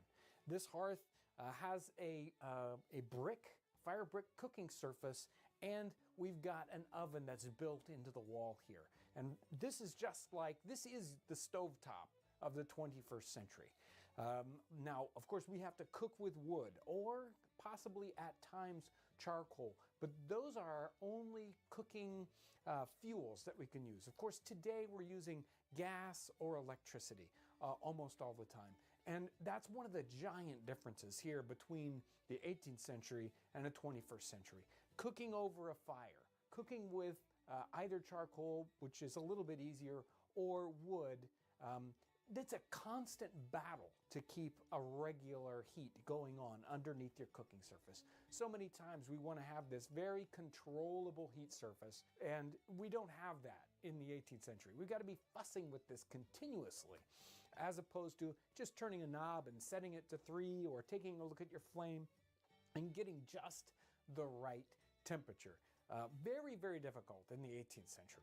And you just can't leave something alone. You have to be messing with it all the time. And over here we've got the oven. And we have actually a real similar problem with an oven. I mean, if you go and use your oven today, you set it to 350 degrees or whatever the equivalent is where you're at. You just set that knob and it takes care of the whole thing, right? Sometimes you might even have a timer. You can say, yes, cook it for exactly 1 hour. And one of the giant differences between an 18th century oven and that is that in an 18th century oven, you stoke your oven full of wood and you spend maybe an hour, 2, maybe even 3 hours getting your oven up to temperature. And when you think it's the right temperature, you pull all that fuel out and you set it aside, and you put the thing you want to cook in there, you close the door, and what's happening? It's not keeping the same temperature, but the temperature is slowly declining over time. And it totally depends on your oven as to exactly how quickly that happens. And that is a real battle, and one of the differences between baking in the 18th century and modern. It completely changes what's going on, your starting temperature and your ending temperature. So there's a big difference in baking between the 18th and 21st century. The other thing that's going on here is I built this as a German hearth on purpose, up high, at this level, basically to make it very easy. Both it's authentic, but it's also a lot easier to do a cooking episode with video. So I can cook right here at this height, and you can see it very easily. But if you look at many of our other videos where we are on site at other 18th century kitchens or style kitchens, you'll find that almost all of them have their hearth on the ground. You have to lean all the way down and cook on the floor, basically. It's very difficult to shoot a video like that, and it's no easier to do your cooking like that either. It's very, very difficult, and you can see from some of our other videos how much trouble it is to do that. I also want to point out the smoke hood that we've got here. In the 18th century, of course, we're burning wood, we're burning it inside, and we have this constant battle of smoke in the kitchen. And you might think that from the videos that we don't have any problem with having smoke in the kitchen, but contrary to that, we have smoke problems all the time. Unless the draft is just right, the door is open, the window's open just right, the room fills with smoke.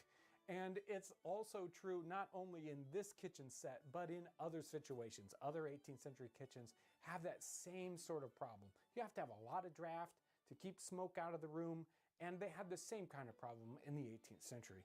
Some kitchens probably benefited from just the right chimney, just the right draft. They didn't have smoke problems, but I'm imagining the majority of them did have smoke problems. And that's another one of the great things about a modern kitchen is that the fuels we use, electricity especially, but gas also, the fuels don't leave a taste in the food itself. In the 18th century, you were always having this wood smoke flavor going into your food. And you might think that's great for one or two dishes, but every single thing you eat, it gets boring after a while. And you'll see references to cooks in the 18th century trying to keep that smoky flavor out of their food.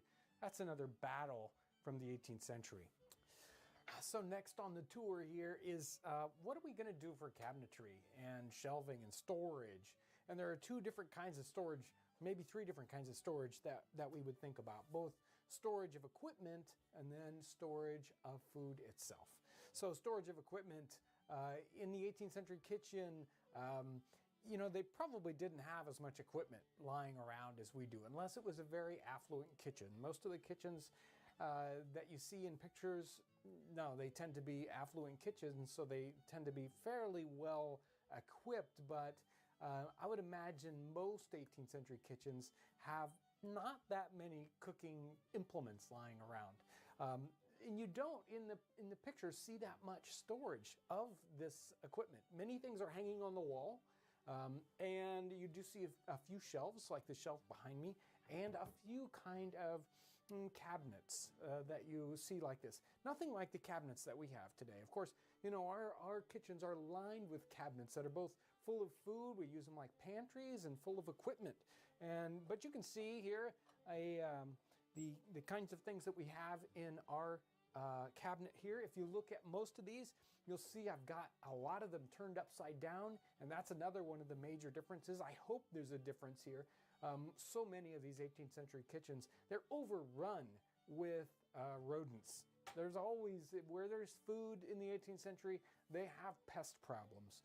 Rodents and other kinds of insect problems in their kitchen. So many times you'll see all the bowls and things turned upside down because I'm the team mascot, and boy, am I running late. Ow, what a hit. And if you don't have the right auto insurance coverage, the cost to cover that might tank your season. So get Allstate and be better protected from mayhem like me. Get 6 times longer lasting freshness plus odor protection with Downy Unstoppables. Try for under $5. That way, if rodents are running around your things, they don't get inside of them and then, you know, mess them up, okay? So if they're upside down, that doesn't seem to happen so much. And here's the other thing you don't see in these 18th century kitchens is there's nothing like a refrigerator. You do find at times in the 18th century for food storage, especially cold food storage, you'll find things in a cellar, which we don't see very many pictures of, but they definitely stored some of their food things down in the cellar where it was cooler and hopefully drier.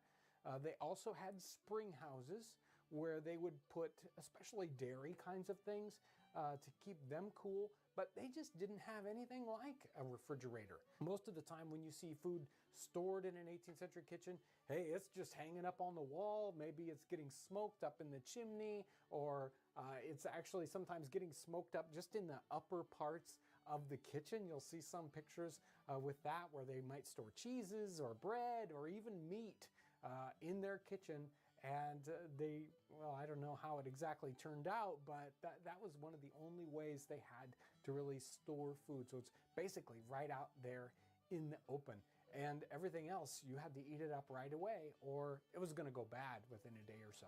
Another one of these major components are work surfaces in the 18th century kitchen, and you know, most of the time we've got islands in the middle of our kitchen. We've got all this countertop space. You really don't find too much of that in the 18th century. We do have a little bit of countertop space, and we've got the large working surface, the big kitchen table that's in the middle of the kitchen. Now, this work surface is actually made specifically for making videos, so it's a little bit higher so that you can see what we're doing here a little bit better. But in most of these 18th century kitchens, you do see a fairly large and low table in the middle to do all that cooking work in your kitchen.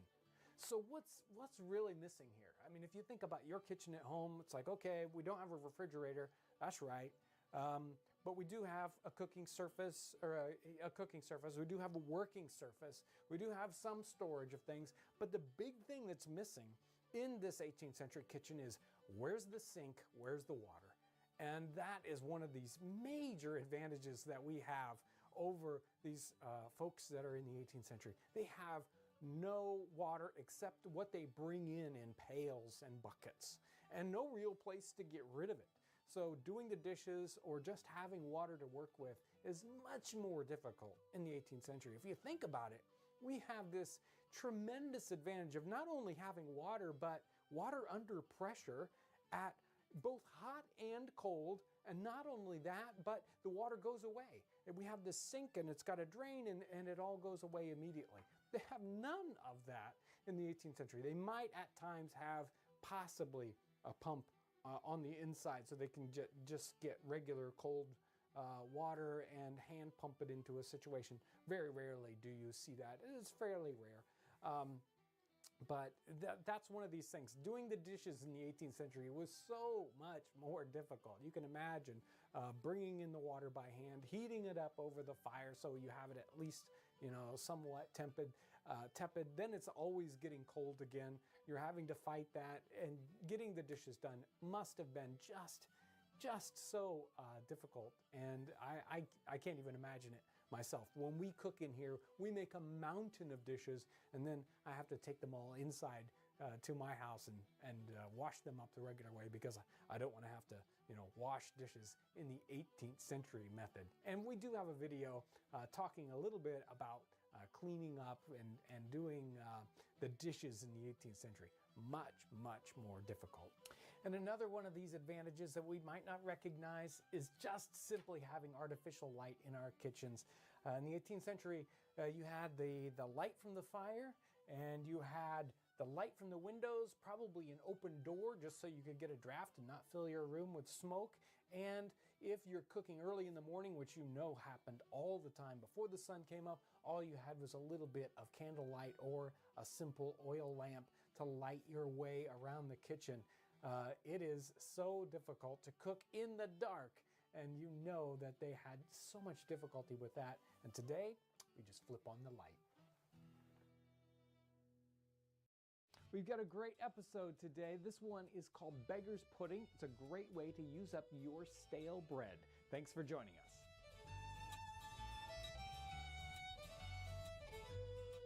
So let's go back to the 18th century for just a moment and think about food waste and issues with items like bread.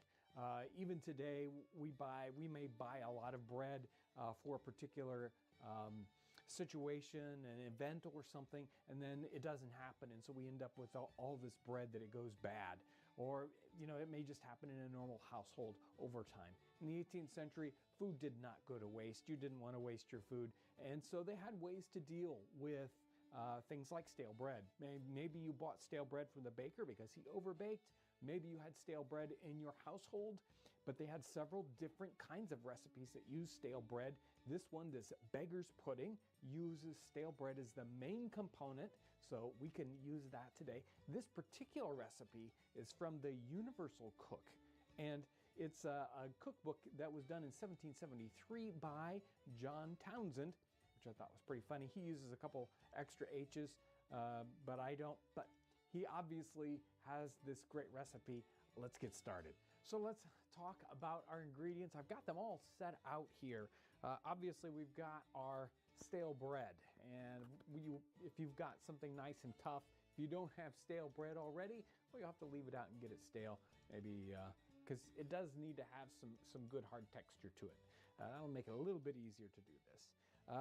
Also, for another ingredient, we need hot water. So you're going to need hot water. This might be a little less than we need, but a good 16, 20, 24 ounces of hot water. Doesn't have to be boiling. We've got ground ginger here. We also have, of course, salt. And you, of course, can't do one of these recipes without having some wonderful nutmeg to add to the flavor of this pudding. To add to the liquids, we also have some sack wine, which is like a sherry from the time period. It's a fortified wine. And there's a nice little sack wine piece that we've got in another video. I'll put a link down in the comment section below, or in the description section. We also have some currants in this particular recipe, and these currants, we're going to use Zante currants, or the tiny little grape raisins is basically what they are. In the time period, some of these recipes referenced currants that were like black currants that were ribes, and other times they're talking about the raisin kind of currant. We're going to go with the raisin kind of currant in this particular recipe. We also need some sugar. Calls for Lisbon sugar. In this situation, I'm just going to use just white loaf sugar. And we're going to need some butter towards the end here to butter our dish and to put some butter on top as it's baking. Let's start mixing up the materials we need. So step one here is the bread. We need to break it into pieces that's gonna work with this.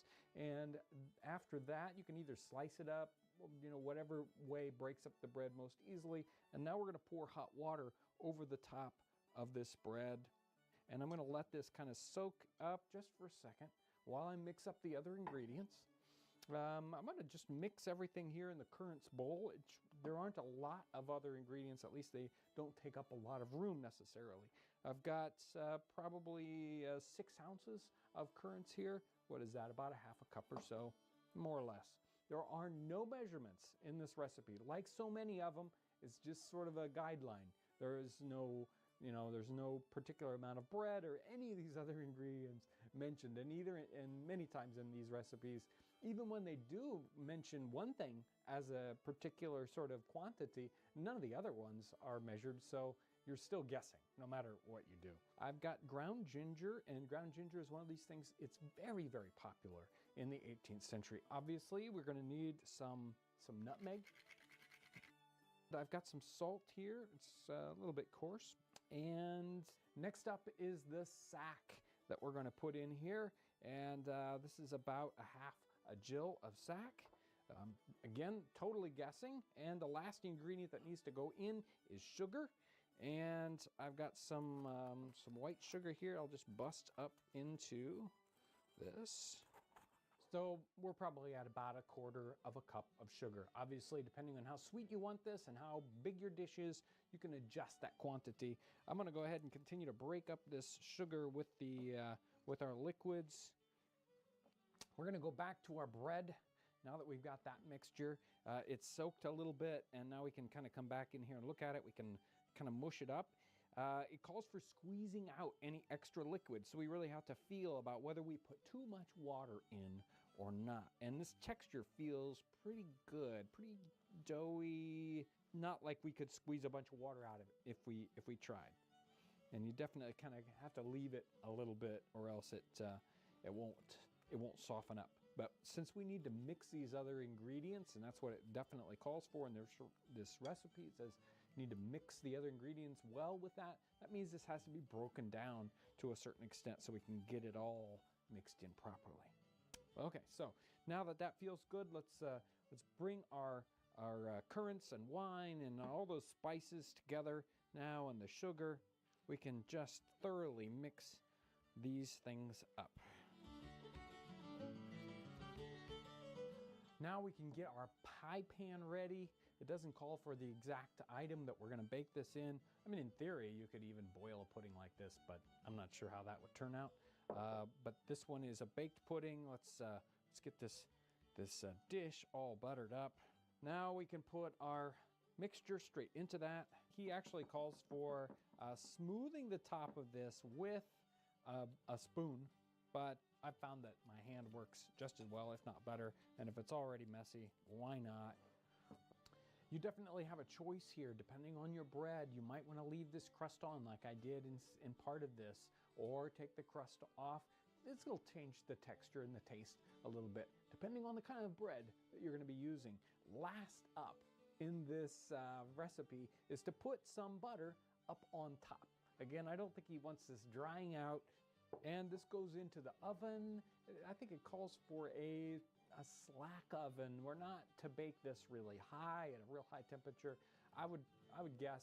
I've tried this one in 325 or so. You can pop this into the oven, and time-wise, about 35 minutes, maybe 45 minutes, depending on the size of your dish and the thickness of it. Let's get this one in the oven.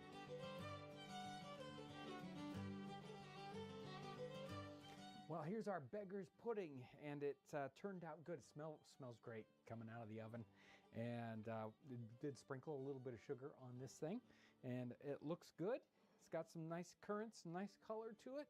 It definitely held up in the oven, and let's find out what it tastes like.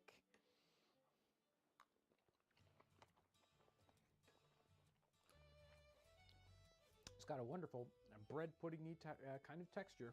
This is real similar. It's a kind of bread pudding, but it doesn't have what bread puddings typically have in them, milk or eggs.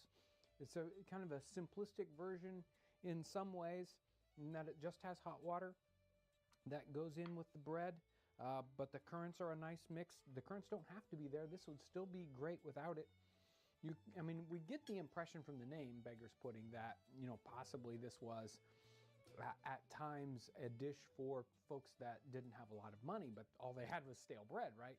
And you could see how you could simplify this recipe and take out some of the expensive ingredients and still have something that was tasty and a great way to turn your lemons into lemonade, as it were. Wonderful flavors.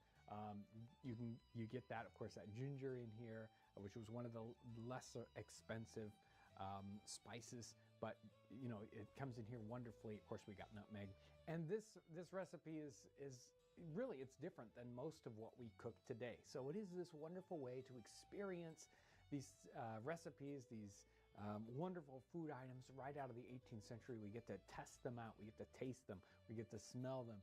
Such a wonderful way to experience history and to share it with other people. If you have that thing, I'm going to bake this and invite people over because it's something a little out of the ordinary. Wonderful dish. You can do this at an event. If you're doing it in a Dutch oven, you can do it at home. Great, wonderful, simple ingredients. You're going to like this one. You should really try it out. We're here again with Michael Dragoo, a friend and a frequent guest, and we're doing, what is it? It's a turnip ragu. Turnip ragu? This one ought to be fun. Thanks for joining us today.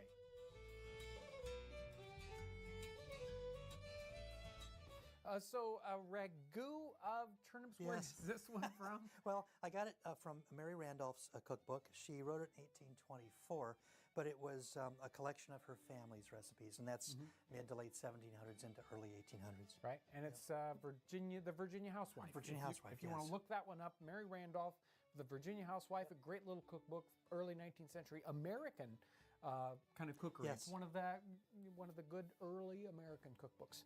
How do we get started with this one? We're just going to peel and thinly slice your turnips. Okay, so before we even get started with the cooking portion of this, we are cooking over charcoal right here in the kitchen. But remember, in an 18th century kitchen, the windows are open, the doors open, we've got a chimney close by. You can't do this at home, obviously, but we can because we're in an 18th century kitchen. So at home, use your regular stove. Okay, Michael, what are we doing here? I'm just be generous, but we're going to fry up our turnips, thinly sliced and peeled turnips in butter. I'll get some oil between them so they don't stick together. This is just a simmer, not high, not low. Just I'm trying to cook them through, and I'm trying to get them just a little brown. So she calls for these to be cooked in butter, but there's one more ingredient here, right? Once we have gotten these so they're just starting to brown, we're going to introduce some sugar. So the sugar part is really interesting. I mean, typically for a savory dish today, we wouldn't add sugar to it, but that's I mean, she calls for it. She says a little bit of sugar in this recipe. So that's what we're going to do. It's the only time I've run across adding sugar to a vegetable dish. So this looks all hot. What's next? What's next is I'm going to introduce, she asks that we introduce a good or a rich gravy, a highly seasoned gravy. Gotcha. That's it for now. We're going to add some when we serve it up. We'll add some more on top. And quickly, what is in this particular gravy you've done? She uses mutton, beef, pork, bacon, anything that you've got meat-wise, bones, anything. You're just going to reduce that down almost like you were making a soup or a stew, and then you start adding veggies. I've got onion, some of the turnip, some mushrooms. I've got carrot in here. I have celery in here. I've got a chicken stock I had left over I put in, and I put a little red wine in. So that's pretty much the kitchen sink and everything else. Well, allspice, you can get too much, but the only seasoning I have is salt, pepper, and some allspice. That's it. Otherwise, it's the basics that I had in the fridge. Is this ready to go? It is. It's ready to serve up. Okay.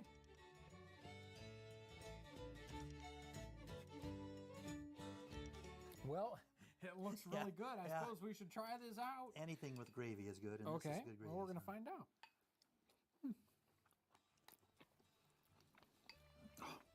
Well, the gravy's killer, obviously. I mean, you could probably put that gravy on anything. There's definitely a sweetness, and I'm wondering whether some of the sweetness is there from the turnips anyway. It might be. It masks that these could have been cooked carrots for after all this happened. Right. It's just a medium to hold the gravy, but I don't taste turnip at all. Tremendous. Yeah. Although I think I'm missing a note. What is the note you're missing? I think it could use just... Oh, no, don't say it. Again, thank you, No problem, Michael, for this particular recipe. I could eat this again all day if I wanted to. It is really, really good. And I really want to thank everyone out there for your amazing support. Yeah. As a matter of fact, I just want to say, because of the comments, it's made me a better demonstrator. This is a worldwide medium. We're not just talking to where we are located. And the observations from different countries about what they have done, they remember what their parents did or their grandparents, observations that we think we're as complete as we can be each time, but we miss the points entirely sometimes. There's a whole nother objective. It just has made me a better presenter when I'm doing this reenacting thing in the field to have read the comments and learned from them. So I thank you for that, too. Yeah, we are so grateful for the amazing comments. Michael and I and everyone in the crew, it's just like we really want to thank you for the support that you give us. Whether it's watching the videos, you're sharing the videos, commenting on the videos, all those things mean so much to us. So I really want to thank you for that. And I want to thank you for coming along with us today as we savor the flavors and the aromas of the 18th century. Welcome to 18th century cooking. Today we're doing another Hannah Glass recipe. This one is special. This one's going to be good. It's called to fried beef steaks. Thanks for joining us today.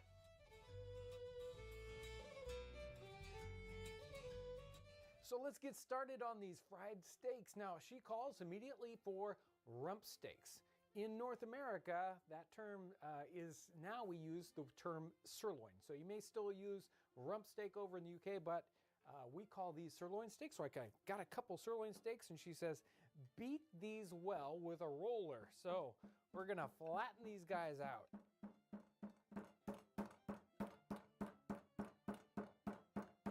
Now it's time to fry these up. We're supposed to fry these up in a half a pint of a not bitter ale. And there we go. So I'm going to keep my eye on these. They're going to kind of simmer fry up here. And we've got some other pieces that we need to work on at the table. So now she calls for this sort of set of spices to be rolled in butter and flour. We've got salt. I'm just going to make a little pile here on the plate. Salt. We've got some pepper and nutmeg, of course. That's in this recipe. And a little bit of thyme and parsley. And then she says, roll that butter around in this spice mix to pick these spices up. And once you've done that, and I think that looks pretty good, that needs to be rolled into flour. So we're going to roll that into flour after the spices. Now our ball of butter is all prepared. I also have an onion that's chopped nice and small. I'm going to go check on these steaks. If they're ready, then these will go into the pan along with them.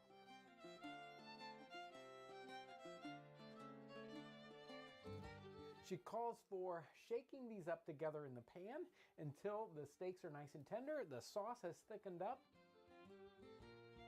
This is looking really good, so this is ready to serve. Wow, this one smells good. Let me tell you a secret. I made this last night. I know it's really, really good. Hannah Glass did an excellent job with this particular recipe, so I'm going to love this one. Let's find out exactly how this one turned out. There we go. Whoa, whoa.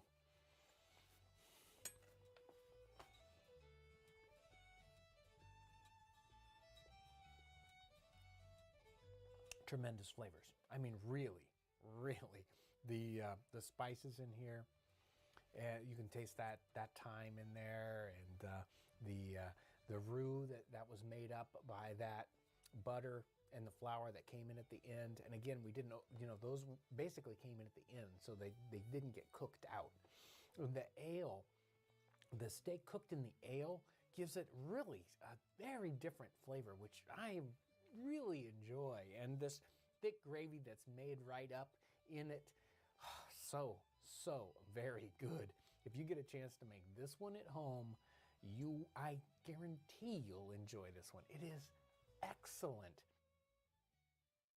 In this episode, we're doing a simple recipe, but I believe it's going to be very delicious. This one's right out of Amelia Simmons' American Cookery Cookbook, Roast Beef.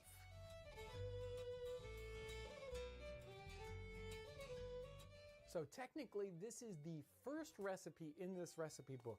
Everything else is before it is instructional about how to choose foods.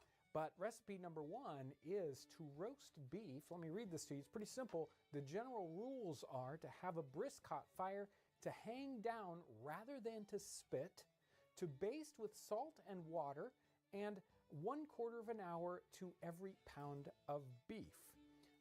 Though tender beef will require less time, while old tough beef will require more roasting. Pricking with a fork will determine whether it's done or not. Rare done is the healthiest and the taste of this age. Now, I thought this recipe is very interesting. If you check a lot of recipe books, especially the English recipe books in the 18th century, not that many of them actually have roast beef recipes. Most of the time it's either roasting other meats or doing different things with beef. Now, either that's because roast beef was so common that they didn't think that you needed directions, or the beef of that time period was too tough to roast. I'm not sure which one is true. I'm guessing the latter rather than the former, but we'll find out. I've got a simple sort of round roast here, and we're going to try roasting it over the open fire. So she calls for hanging this, not putting it on a spit. So I'm going to go ahead and tie this up with some cordage I've got here. I want to make sure that in the end, this fat cap ends up on top, at least at the beginning of the cooking process, so the fats go down through the meat and we don't lose that. So we want to make sure that this ends up on top.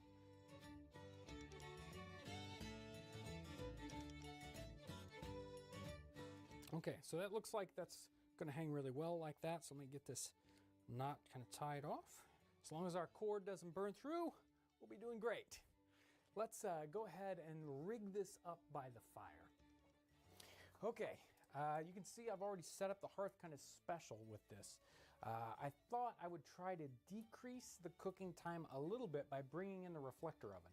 Now this reflector oven is made to work with a spit, but I'm going to experiment, see if I can get it to work with the hanging piece of meat here. I've tilted it up with a couple of fire bricks up in front, kind of tilt it up a little bit. And so I can hang the meat down in front and still catch the drippings, but it reflects this heat, so we don't lose all that backside heat. And I'll probably have to experiment with the fire a little bit. Here you can see, let's go ahead and hang this and get it started. So here is our piece of beef here, and hopefully I'll continue to experiment and get that just right. There we go. Now she calls for a high brisk fire, and that's why I brought this fire. You can see I've kind of raised it up on top of fire bricks so that not all of the heat kind of goes in from the bottom, but we're kind of trying to get some side heat on this. So we actually, every kind of fireplace or every kind of open fire pit, you're gonna have to do your own little experimenting about how you can get this fire to not be basically underneath it, but get the meat beside this. So I'll continue to experiment with this, and I also have to be ready as this starts to cook up to baste it with basically salt water, what she calls for. So water and salt. Now some of those earlier English ones have some other bastings that come into this when you roast beef in this manner, but those kind of fancy bastings come in at the very end of the cooking. So, and this one's just very simple. It's just salt and water. So that's what we're going to get going with this. So we want to come back to this every so often. This isn't something you really want to leave go too much all by itself, but we want to stay here. We want to, keep it spinning every minute or so. We come in here and spin this if we need to. We can, pick this up, change the loop around so that the other side kind of stays if we're not going to spin it a lot, and continue to tend the fire so that we have a nice, clear, bright flames that are sort of beside it. Again, that's what we're trying to do. And of course, we have to keep basting this thing too. We don't want it to dry out. So it isn't something that you leave behind. In fact, if you look at the paintings, sometimes there'll be a little boy by the fire who's continuing to either crank the spit or, tend these things as they're cooking. So they almost always have somebody that's continually tending these. Again, remember the timing on this. She said that's about 15 minutes per pound. This guy is running, I don't know, probably 2.5, 3 pounds. So it should take half hour, 45 minutes. We might shrink the time by having this reflector oven. As thick as I'm thinking this piece of meat is, I'm worried that it's going to take a little longer. So, we'll just see how it turns out. I mean, again, this is an experiment. I've never done one quite like this, so I'll cook it until I feel like it's done.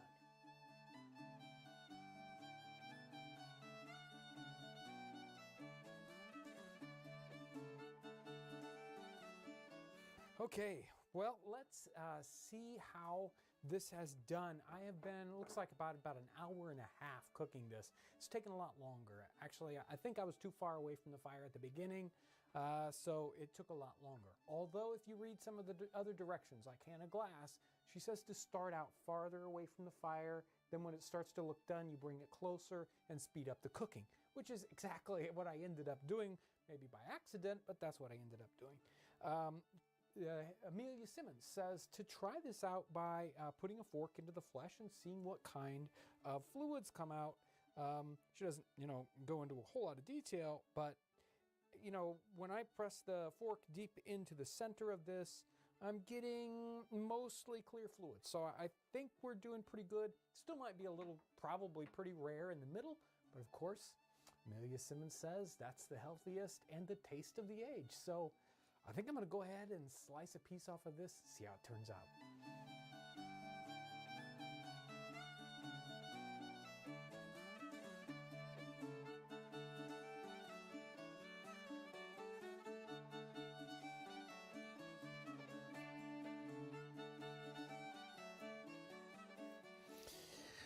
Oh, wow. You could start to tell when this was getting done, when the it really comes up with the smell that you're, really salivating for.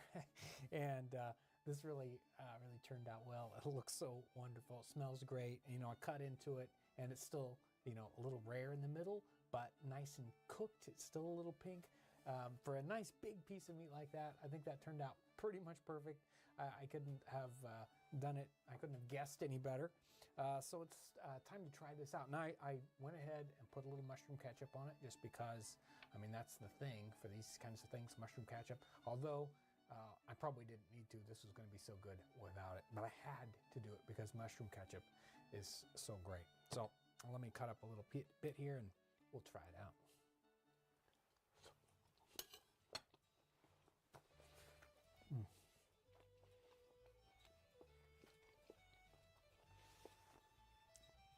Amazing texture and wonderful smoky flavor along with the mushroom ketchup. Just excellent. Just like you really expect it to be with this wonderful roast beef over the open fire, hung and spun and basted with the salt water. Wonderful flavors. If you get a chance to do an open fire roast beef like this, especially at an event where you can kind of watch it and keep it going, take some time with it. Don't try to cook it too fast. It's one of those things you really just have to give it a lot of time. And wow, just so wonderful, excellent flavors. Everyone will talk about this for months to come if you make one of these at an event or even at home for that matter. Such wonderful flavors. And right out of Amelia Simmons's cookbook, 1796, that's an American cookbook. She does quick, simple, easy directions for this, and turned out great. There are more complex ones if you go back and look at the English cookbooks, and they get all fancy. But Amelia Simmons is like, no, it's not that tough. Let's do it simple.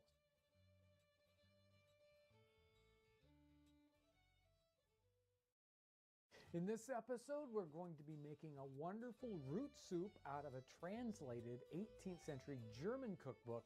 Thanks for joining us today.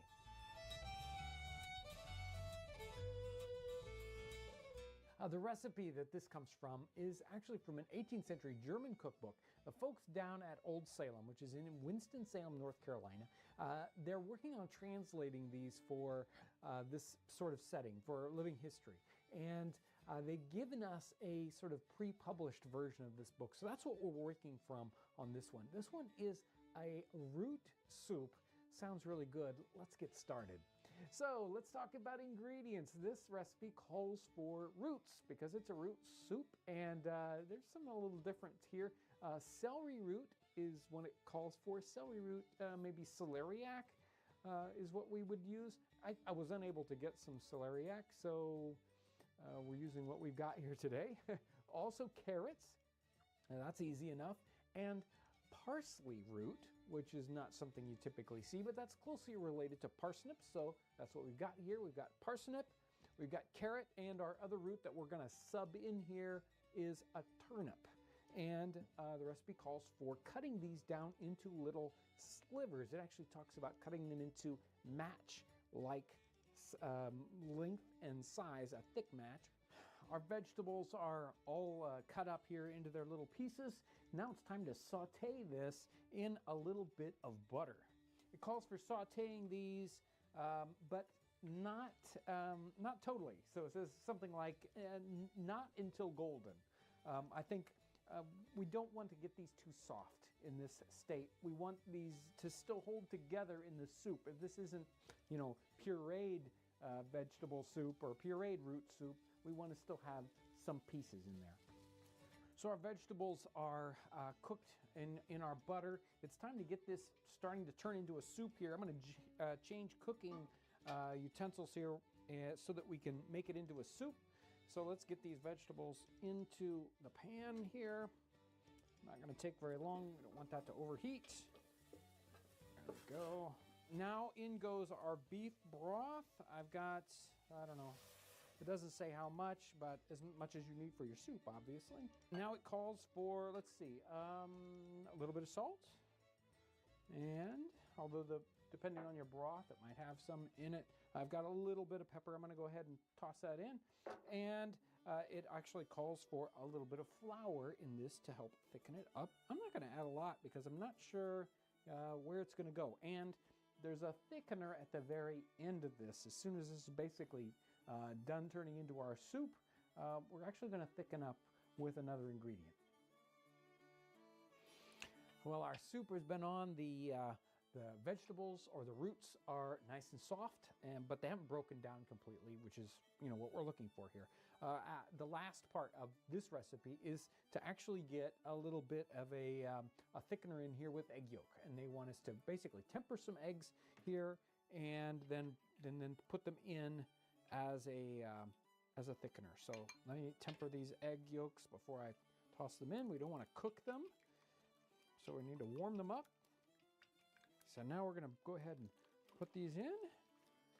Okay, so this is ready to be served up now while it's still warm on top of a couple of sippets of bread. Here's our soup.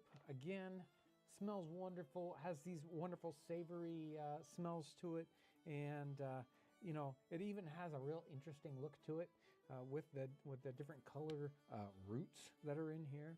We'll find out just what it tastes like. Woo, really good. Really, very good. I was worried that it was going to be, say, like a bland soup, but not at all. And almost a meaty flavor to it. This is a great mix of roots here, the carrots, parsnip, and the turnip. Many times I don't really care for turnip or parsnips that much, but this blended really well. So I'm loving the flavor of this particular soup. So really good. Welcome to 18th century cooking. We're going back into a wonderful old English cookbook, and we're pulling out this great recipe called turnip soup. Thanks for joining us today. So today's recipe is out of Hannah Glass's The Art of Cookery, and just recently Townsend's has actually reprinted old cookbooks. This is exactly like Hannah Glass's cookbook in the 18th century. These are available now on Amazon. If you're interested in getting a print version of this cookbook, go down in the description section. There'll be a link there to follow. This recipe is actually rather complicated. Now, Eliza Smith, in a slightly earlier cookbook, has a recipe on how to dress turnips, and it is a similar recipe, but it's very, very simple. Hannah Glass's recipe, though, is for obviously a much more well-to-do table, and that's the one we're going to be doing today. So let's get started on this recipe, and it's an easy one to really get this first part going.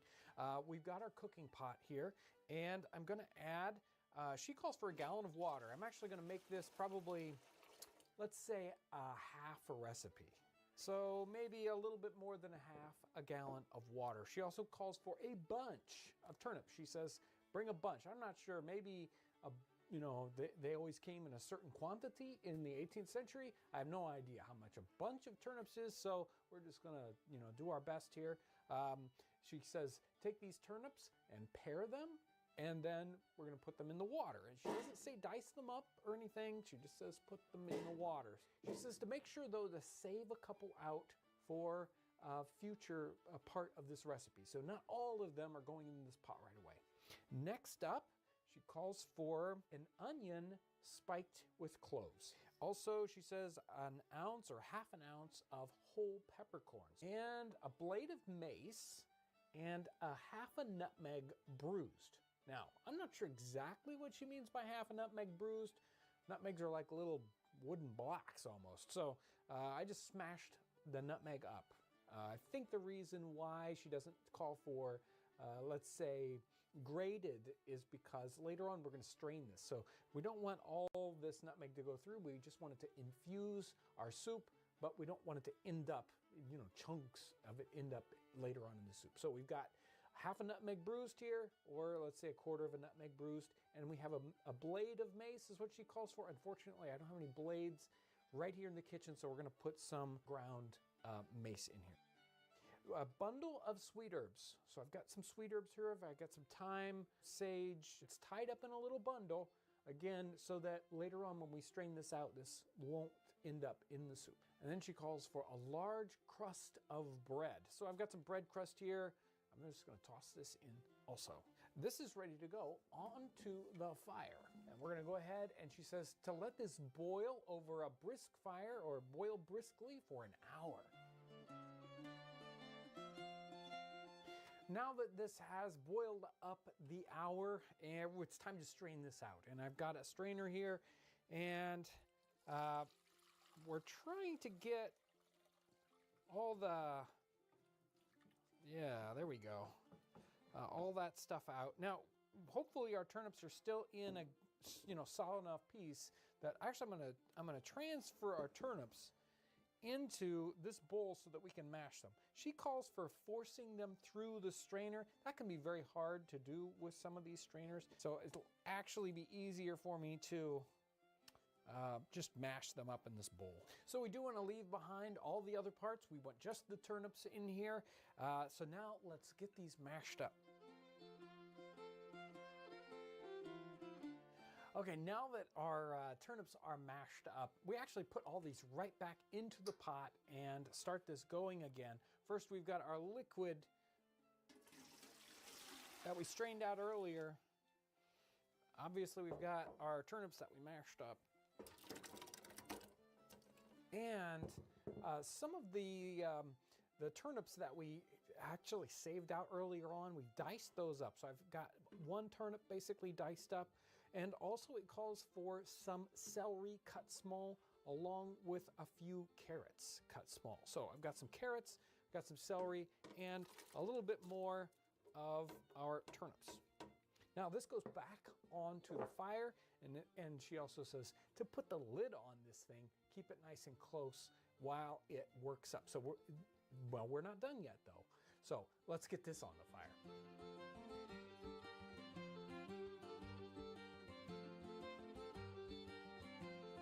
The last stage here are some turnips cut up small.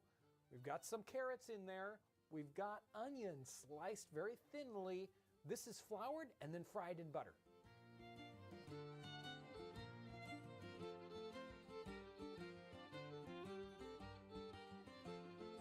Once these are all fried up, they go back into the pot along with everything else and a little bit of vermicelli, and then we let this cook just a little bit longer.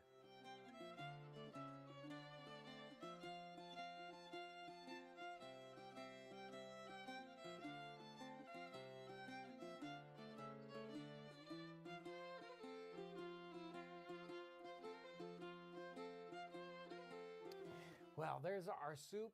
Again, this one smells great. It took quite a while. It's a complicated soup, right? Obviously, for a more well-to-do table, it's got pasta in it. It's got these fried vegetables in it. Boy, Let's find out what it tastes like.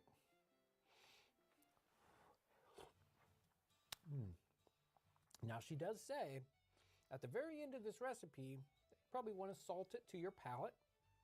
Okay. I think I'll add a little bit of salt to this guy. Other than that, it's a wonderful complex soup. You know, this one has so many different things in it. You can tell it has those fried turnips in at the very end, along with the carrots. It's got the celery, it's got the pasta, you know, it's got all those wonderful spices that were in originally, the sweet herbs. You can taste all those, all hidden down in this kind of complex soup. Wow. Whoa. The salt just brought it right there. So wonderful. And again, if you're interested in the print version of this particular cookbook, the Hand Glass Cookbook, this is a Townsend imprint of this version of the cookbook. You can find it if you follow the link down in the description section of this video. Such a wonderful recipe. As you go digging in these, you would, really, it is such a wonderful one if you get a chance. And it's that perfect time of year. You know, winter, it's kind of a time for warm soups and these winter tubers that are easily stored. So it's the perfect time of year for this recipe. Get a chance, try this one out. It's a really good one, if a little bit more complicated. Thank you so much for coming along with us as we savor the flavors and the aromas of the 18th century.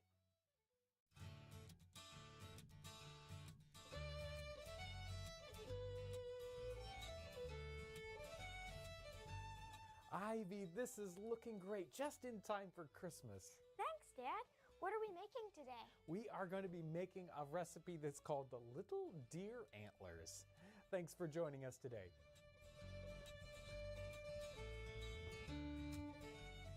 So where does this recipe come from, Dad? Well, this recipe is from The Raised Hearth. It's a book that the folks down at Old Salem, down in Winston-Salem, North Carolina, they're working on this cookbook that's got 2 translated German cookbooks kind of all into one. I think the title of the book is going to be The Raised Hearth. Some of the folks down there are Kayla and Karen. They've been working on this, and they sent us sort of a pre-publication version of this. And I was digging through this recipe book and found this recipe that looks like it'll be perfect for Christmas. It's called Little Deer Antlers, and it's in the section of the cookbook called Things Fried in Lard, so you know it's got to be good.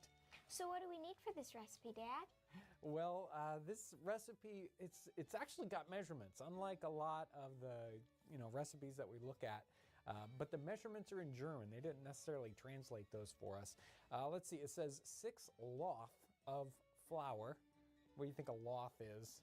I have no idea. So they had like a glossary. They said a loaf is something like a tablespoon plus a teaspoon. I don't know exactly what it was. I did some measurements and I came up with 2/3 of a cup of flour. So let's hope that's close to being right. It has sugar in it, and it says half a Vierling. Yeah, half a Vierling. Let's see, what did I come up with? 4 ounces of sugar. So I got 4 ounces of raw sugar there, and it also had half a Vierling of butter. So I got some cold butter here. It's got some other ingredients too. I think it says something like some lemon. What do you think it means? Some lemon. I love these recipes. It's like, put some lemon in it. Well, some lemon juice, some lemon, I don't know. So I have here lemon zest. We're going to hope that works in this recipe. I've got zest from a half a lemon or zest from a lemon. It's got some cinnamon in it, which will make something nice and Christmassy. And it's got an egg in it. And then, of course, it says something like mix in with a little bit of milk at the end. So we need flour, sugar, butter, and then we'll add some of these other ingredients later on. Sounds good. How do we start mixing this up? I'll have you do most of the mixing here. Why don't you go ahead and let's mix all the dry ingredients up. So put your flour and your sugar, put the zest in there too. Maybe we won't use all the zest right away. I don't know how lemony we want this. There's all your sugar. Let's do a teaspoon of cinnamon there. Stir that up with your hands. Get it all mixed in there. Now that all the dry ingredients are in there and kind of mixed up, Bring in the butter. You remember how we've done butter in the past where you kind of rub it in? You don't want to get it to melt on your fingertips. So you're going to put the butter in, you're going to mix it up, you're going to kind of rub it in. Ivy's doing a great job here getting this all mixed up. It calls for an egg and a yolk. You know, they were probably working with little tiny eggs at the time, and I don't think we need as much. So I'm just going to do one egg. This egg is all mixed up. We can put that in there and fold that in, and let's start to see what it turns into. See what kind of, how much more moisture we need to have this. We don't want it to be a batter. We want it to be a dough. We want it to be stiff enough so that when we shape it into little antlers, that it holds its shape when we put it into the hot lard. So I'm gonna add just a touch of milk, although we don't hardly need any here. And go ahead and keep mixing that up. And now it's just a matter of adding a little bit of flour until we get to some kind of consistency. Okay, so let's get it out of this bowl. Go ahead and let's turn it out onto, or get it all out of there. There you go. And let's get a little bit of flour down here. Okay, so you keep working on this, getting it into a bit of a stiff dough here. And I'm gonna get the fire going on underneath our hot lard so that we can start to cook these. As soon as the fire's going, we'll start to shape these into our little antlers.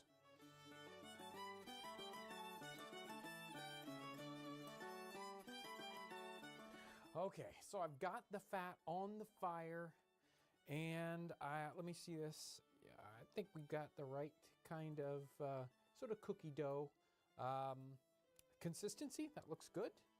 And let's go ahead and try to make some antler shapes. So I think what we need to do is take a little section here that's about, I don't know, half an egg, right? Let's roll it out into a little hot dog shape there, and we'll flatten it out. Notice how it's kind of arched. I'm going to take 2 little cuts. You can do that with any kind of simple knife.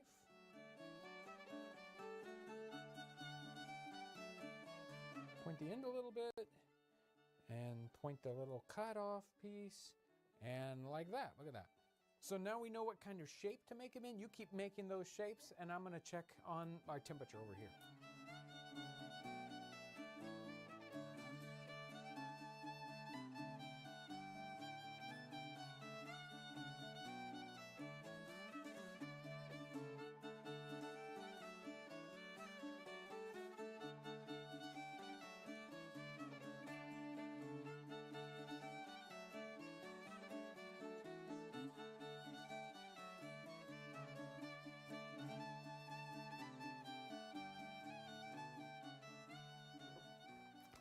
Well, they turned out great. We had a lot of fun cooking these things up, and let's find out what they taste like. You go ahead, Ivy.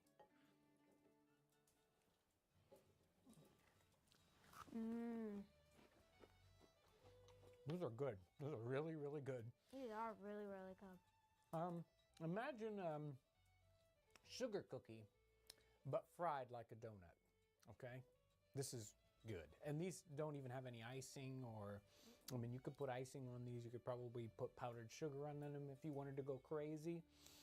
In the directions, it says to cut these in any shape you like, obviously. I mean, they're called little antlers, but obviously some of these are, you know, Ivy did some star shapes. I'm getting a little bit of the lemon and the cinnamon. I can taste the cinnamon, and it's definitely sweet. Yeah, you could go probably a little heavier on the cinnamon or on the lemon.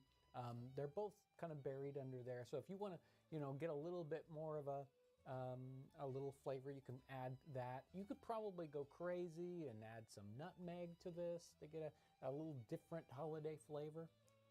Really good. In this episode, we're looking at the origins of ginger beer, and we're going to be making some ginger beer. Thanks for joining us today. Ginger beer is such an exciting topic, and a lot of people are really excited about it. So I really started digging into ginger beer lately, and it was really interesting, the research. When you get into the 18th century, you don't find a lot of ginger beer specific recipes. But when you get into the 19th century, they really start popping up and they becoming very popular. Several weeks ago, I did a Q&A where we talked about ginger beers and ciders, things like that, and I read a recipe. And I think this gets to the heart of the 18th century sort of origins for ginger beer. And let me read this one again. This one is from the 1737 William Ellis recipe for Philadelphia molasses beer. And in this recipe, they take 5 pounds of molasses, half a pint of yeast, a spoonful of powdered race ginger. They put these ingredients into a vessel. They pour on hot scalding water, 2 gallons. They let that clear. They add another 13 gallons of water, and then they let that ferment in a cask. It says let the liquor ferment for about 12 hours. That's it. And then bottle it off with a raisin or 2 in each bottle. Now, this is 1737. And it isn't specifically called ginger beer. It's a molasses beer that has ginger in it, either as a sort of replacement possibly for hops or just as a flavoring. By the time we get to the early 19th century, ginger beer recipes start to pop up. Here's an 1811 recipe from the New Family Receipt Book. And in this recipe, they're using spring water, white ginger, loaf sugar, lemon juice, and then yeast. That's it. It's a little bit different process here. They go into the actual making of it just a little bit more than William Ellis's recipe. But again, very, very interesting and really just so simple. So we're going to get started making a very simple ginger beer. I'm going to take both of these recipes, kind of put them together and come up with a really fun one. Let's get started. The first thing we're going to need for our recipe, obviously, is a nice large cooking vessel. We're going to be doing a gallon batch, so we need some kind of cooking vessel that's going to work for at least a gallon here. I've got this wonderful copper pot that we're going to be working with. We need a gallon of water. And in the second recipe, she actually specifically talks about spring water.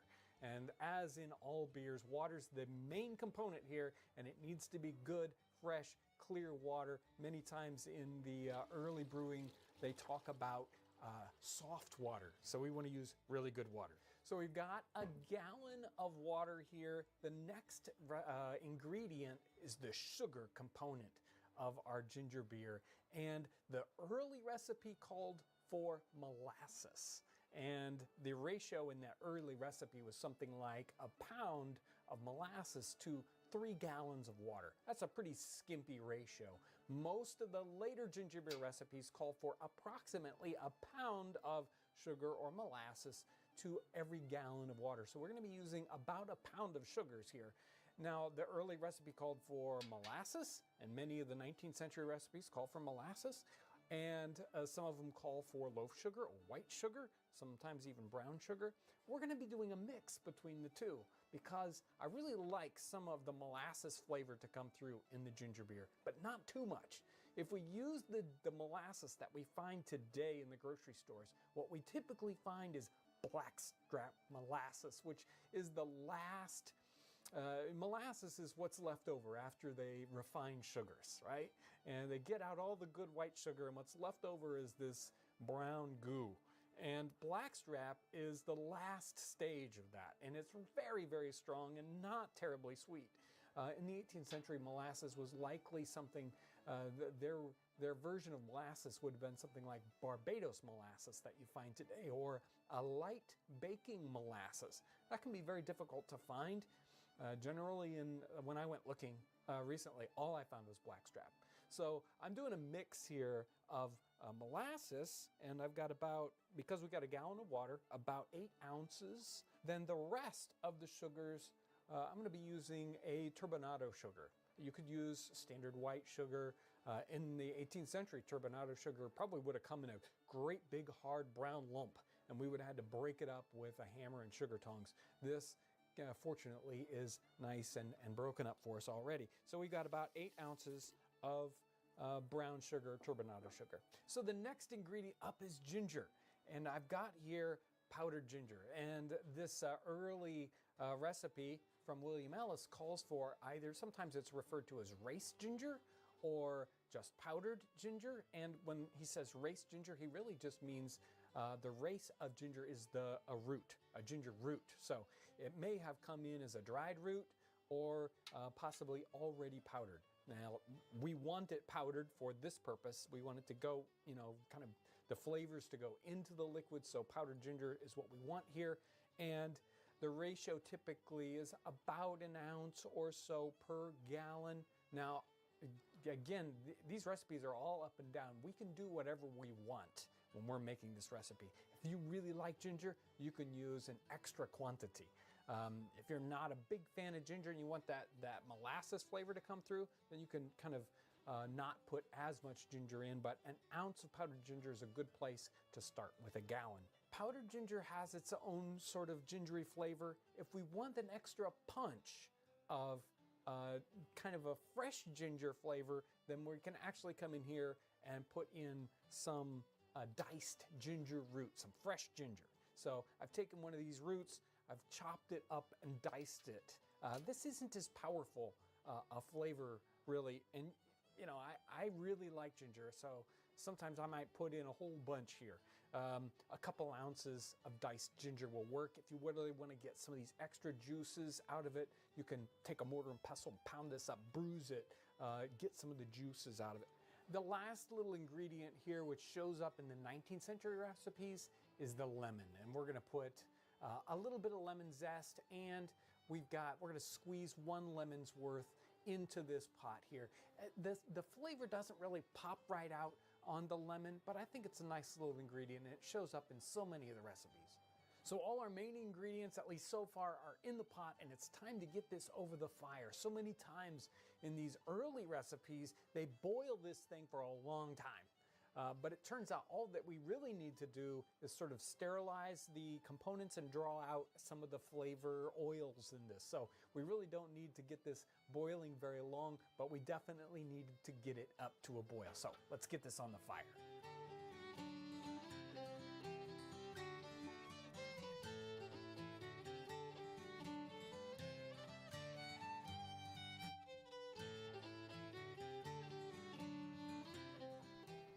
So we've boiled this up for a little while. Really, it doesn't take that long. You can just bring it up to boil and then let it cool back off. We wanted to get it down to approximately 100 degrees, and we can feel the pot here. We can find out what temperature it's come down to. You want it to feel just slightly warm, or not, or just exactly your temperature, right? And now we're going to strain this off. And here I've got a nice big bowl. You'll want a bowl. This one's probably not quite big enough. I might do this in 2 batches, but I'm just going to strain off all the solids here, especially that diced ginger. Everything else is going to probably flow right through here. Now that we're done straining, we've got our next step, which is, we're back down to blood temperature, about 100 degrees or so. It's time for the yeast. And this is what makes it beer, right? And other than that, it's just sugar water with some flavoring. What they typically did in the 18th century was they used brewer's yeast. They used yeast that they got from the brewer to do this. So the brewer would use his regular beer yeast in this situation. Of course, we don't have a brewer next door who has yeast left over, so we're going to have to come up with yeast. And we can use a beer yeast that we get online or at a brewer's supply. We can use a champagne yeast if we want something that's a little cleaner flavor. Here, this is like a white wine yeast. And if you're in a historical context, you'll want to make up a liquid yeast, a barm, for this. So you could use one of these modern yeasts and make up this bottle of yeast. We've done that in previous episodes. I think the Wigs episode, where we actually show how to make an artificial barm, which is great. In our setting, we're going to be using this kind of barm. I've just pre-soaked a little bit of this yeast. One of these packets does 5 gallons, so we don't want to use the whole packet or we'll have way too much yeast. So just about 1/5 of one of these little packets. You could also, if you don't want to order something or find a brewer supply, if you're not in that kind of an area, you can use, in a pinch, you can use bread yeast, and it'll do some interesting things. It's not going to work quite the same way. You might have to play with the ratios a little bit, but a little bit of active bread yeast might do the trick too. That's something you'll have to try out. I tried one batch, turned out pretty well. I mean, it didn't carbonate nearly as much, but I didn't kind of let it work as much either. So You might need a little bit. That's an experiment that you're going to have to do at home. But this yeast is ready to pitch. I've just kind of pre-soaked a fifth of one of these little packets, and we'll pour that into our batch here. Now it's time to let this set and ferment. And the recipes sort of vary on these. I'm just going to cover this bowl up with a cloth. I want to leave it in a standard room temperature situation. It generally says maybe 12 hours. Some of them say until it starts working. Other ones say it until it stops working. There's so many different recipes, and they each deliver a slightly different product. But what we're going to do is we're going to set this aside and let it ferment for probably 12 to 16 hours. I'll probably let this work overnight, and then we'll come back and see how it's doing.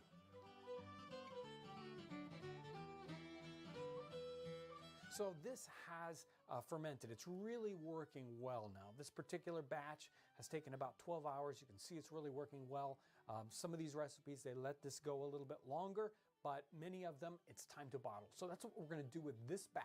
We're going to pour this batch directly into bottles, and I've got some beautiful stoneware bottles here that we sell at the store. These are perfect for 19th century ginger beer bottles. You may not have these available. You can use glass snap top bottles, or if you don't have that available, in a pinch, you can even use a 2-liter plastic bottle that had pop in it, before. You can empty that out and put this ginger beer in it because it's going to be working in this bottle. It's not done fermenting. It's actually going to continue to ferment in the bottle and pressurize the bottle. And that's why if we're using one of these ginger beer bottles, these ceramic bottles with corks, the cork's got to be in there really well, or you actually have to wire the cork down, or it'll build up so much pressure it'll pop the top off. So you definitely want to be ready for this to pressurize itself. And so it doesn't get too pressurized, I would suggest refrigerating these things pretty much right away. If you leave these out and they're warm, that yeast will start to work, and it might work so much to explode your bottle. So you have to watch out for that, because there's still a lot of sugar here, and these yeasts will want to work on it. So make sure that your bottles don't explode. Be careful. Now, and one more thing, especially with this bottle, but every part of this process after it's come to boil, we have to make sure everything is very, very clean. So our bottles, we want to make sure that they are very, very clean beforehand. You should probably scald these bottles so that they don't bring any bacterias or anything in there that'll ferment along with your yeast. You want only the yeast doing the work and nothing else. So make sure everything is very clean, especially your bottles and all your other equipment that you're working with. So I know there are experienced brewers out there right now, and they're thinking, no, wait a minute, John, don't do that. You can't bottle this soon.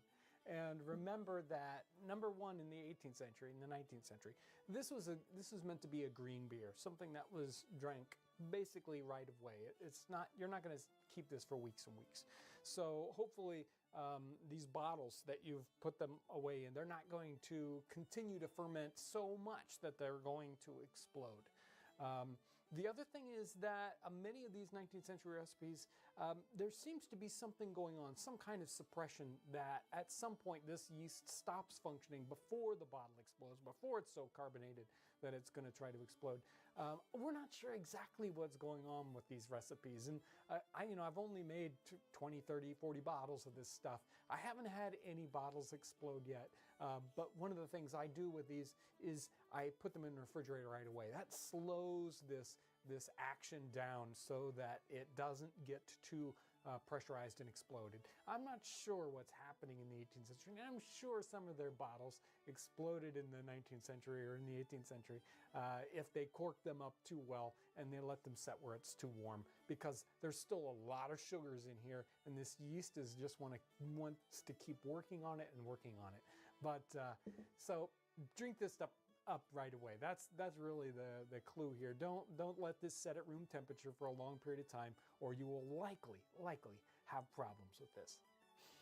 Well, here is our nice poured ginger beer, and it's time to taste this. Now, this isn't the batch I just did on screen. This one's actually one I've done about a week or so ago. It's had a little bit of chance to age. Now, some of these you want to give it time. Some of these you can drink right away.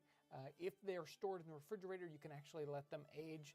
They on some of these recipes, they would say, oh, you need to drink these right away because they weren't able to refrigerate them, then they wouldn't last. But other ones talk about cellaring them and saying that they're going to be good for a long time later. So there's a lot of variation in these recipes. Let's give this one a try.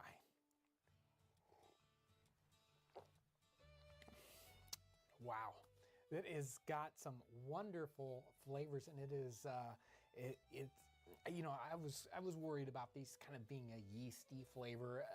Many years ago, I experimented with some of these, and they ended up with a very yeasty flavor. But this particular recipe has none of that kind of thing going on with it. It's got some very, very nice, rich, sugary flavors. It's not too sugary. If you don't want too much sugar, you can kind of let these ferment longer before you bottle them up. But this one's got a nice, wonderful, sugary flavor. Some of that molasses flavor is definitely coming through. We haven't lost that, but it isn't overpowering. Again, I tried some of these with 100% molasses. All you could really taste was molasses, and that ginger kind of came in at the very end. This one, it's got some wonderful ginger flavors, wonderful molasses flavors that are along with it, wonderful flavors. This batch, tremendous flavors, and some nice little carbonation to it, so a lot of fun. So a great experiment. You can do this with the stuff you have in your kitchen. You can go out there and buy some of the equipment if you want to make it a little bit fancier, but it's just like what they would have done in the 18th century.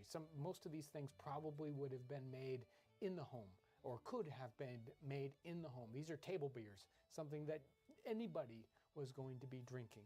Later on in the 19th century, it becomes very industrialized, and they make it by larger and larger quantities, but early on, it's more of a household thing.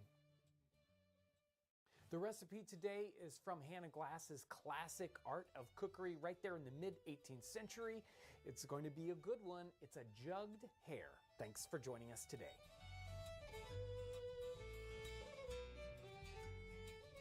So there's been a lot of chatter on in the comment section of the videos about, well, let's just say that Paul McKenzie has been asking for rabbit or squirrel for, well, about half a year, over and over in every episode, and you're going to get some rabbit today. This recipe is a jugged hare. Now, obviously, we're in North America. We really don't have too many hares hopping around, but we do have the closest thing that we have available to us, which is a rabbit. And many times in the 18th century cookbooks, they talk about adapting hare recipes to a simple rabbit dish here. And so we're going to be using a rabbit to do a very, well, let's say a slightly adapted jugged hare recipe. Hannah Glass goes into some depth about the jugged hare. It is one of those sort of classic Hannah Glass recipes that gets talked about a lot. And jugged hare recipes do sort of start popping up in English cookbooks in the early 18th century, probably coming over from France, this idea of cooking a rabbit or a hare like this. And these recipes continues to show up in cookbooks in the 19th century, even some in the early 20th century, although I don't think very many people were actually cooking it by then.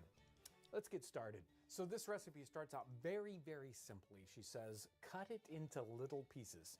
Now, I'm going to admit to you right here that I am not an expert in cutting up rabbits into pieces. And this rabbit, obviously, it's already been sort of dressed out. I don't have to worry about what's going on gut-wise or anything. I just need to break it up into pieces. So I'm going to remove the legs in pieces. Now, this rabbit is missing a lot of what they would have had in an 18th century hare or rabbit. We don't have we don't have the liver, which shows up in a lot of the recipes. They want to use that liver. They don't, obviously this rabbit doesn't have its head, which is another part that you see used a lot in these recipes. So our rabbit's all cut up into pieces here. The next step of this particular recipe talks about larding. She says you can lard this with little bits of bacon. And we kind of have to remember what we're working with here. This is a rabbit, and it's a domestic rabbit at that. she was probably referencing hare. Of course, it's a jugged hare. And both hare and rabbit are not known for having a lot of fat on their bodies. And that's why she's calling for larding here, to add more, say, oil to this situation. And larding in a hare, I'm not sure exactly how it would have been done, but larding has to do with injecting or putting in pieces of fat to the meat. And you would do that to particular kinds of cuts that don't have a lot of fat on their own. So you see them larding beef, you might see them larding venison, and in this case, rabbit or hare. Because this one is a domestic animal and it's a rabbit, I don't think we're going to need to lard it, so we're going to skip that step for now. So now it's time to put the meat into our cooking vessel. Now, it's called a jugged hare for a reason. They would have used something like, well, something they called a jug, which is a lot like a pitcher, a very large open-mouthed vessel, a ceramic one at that.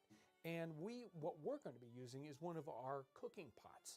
Now, our pot, our jug, as it were, has to be able to fit into a larger vessel. So that's something we have to understand when we're going to be doing one of these jugged hares.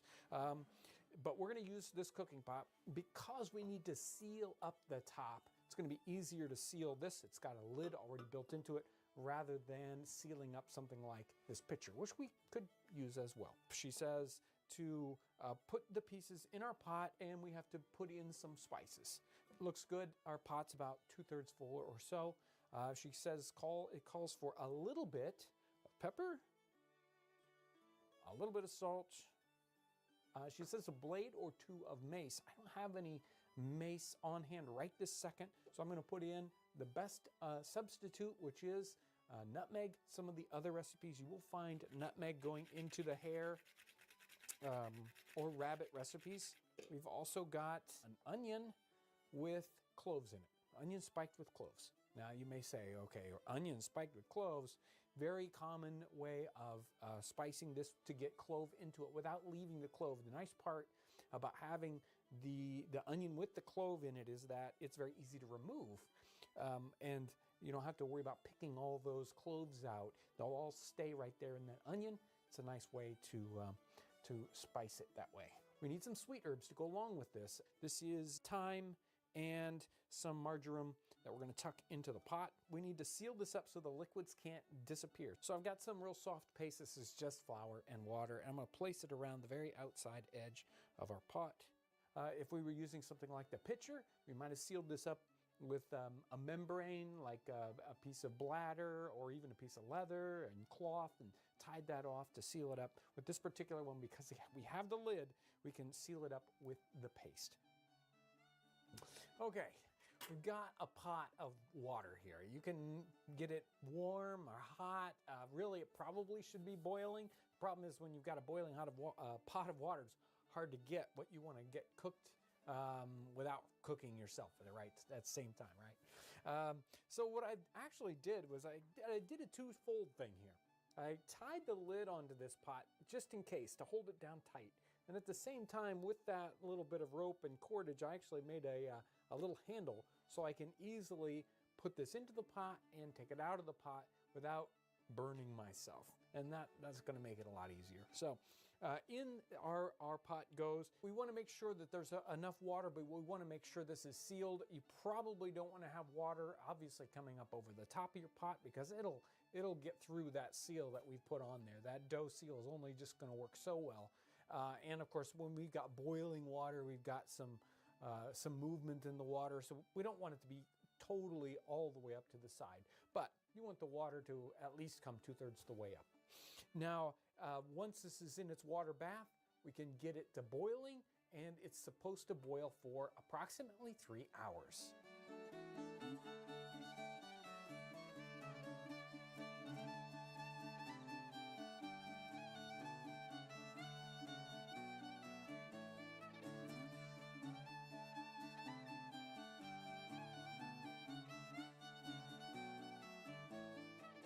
Well, I've let this cool down enough that I can handle it. It's time to open this up and see how it turned out. Let me just kind of peel this little rope thing off. That was kind of a trick there to get it so that it was tight enough that it didn't pop off when you were lifting it out, but you could still get it off. It looks like it's sealed up nicely. Hopefully we can get this lid off. There we go. Perfect. Wow. The smell is wonderful, amazing. And this, well, doesn't look too beautiful yet, but certainly the smell is wonderful. Now, the recipe actually calls for removing the onion. We're going to take out our sweet herbs too. We'll go ahead and serve this up. She says just basically plate this and serve it up to the table hot.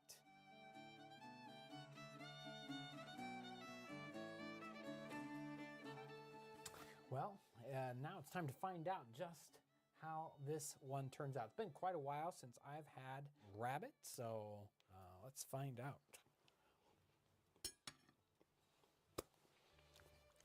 Wow, wonderful herby flavor.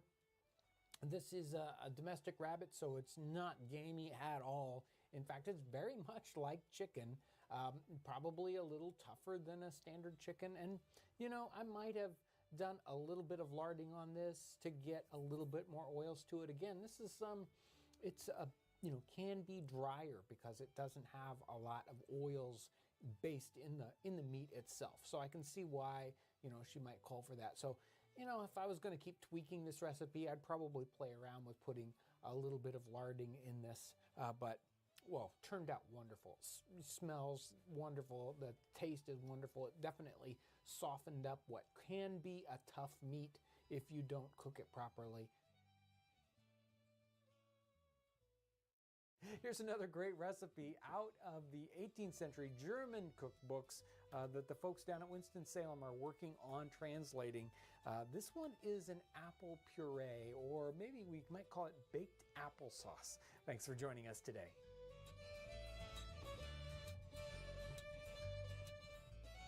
This recipe starts out very simply. It says, take 8 apples, you peel them and cube them. Got a little bit of wine poured over the top of them. It's time to take them over the fire and saute them. The recipe calls for sauteing these guys until the wine evaporates. And this should soften them right up.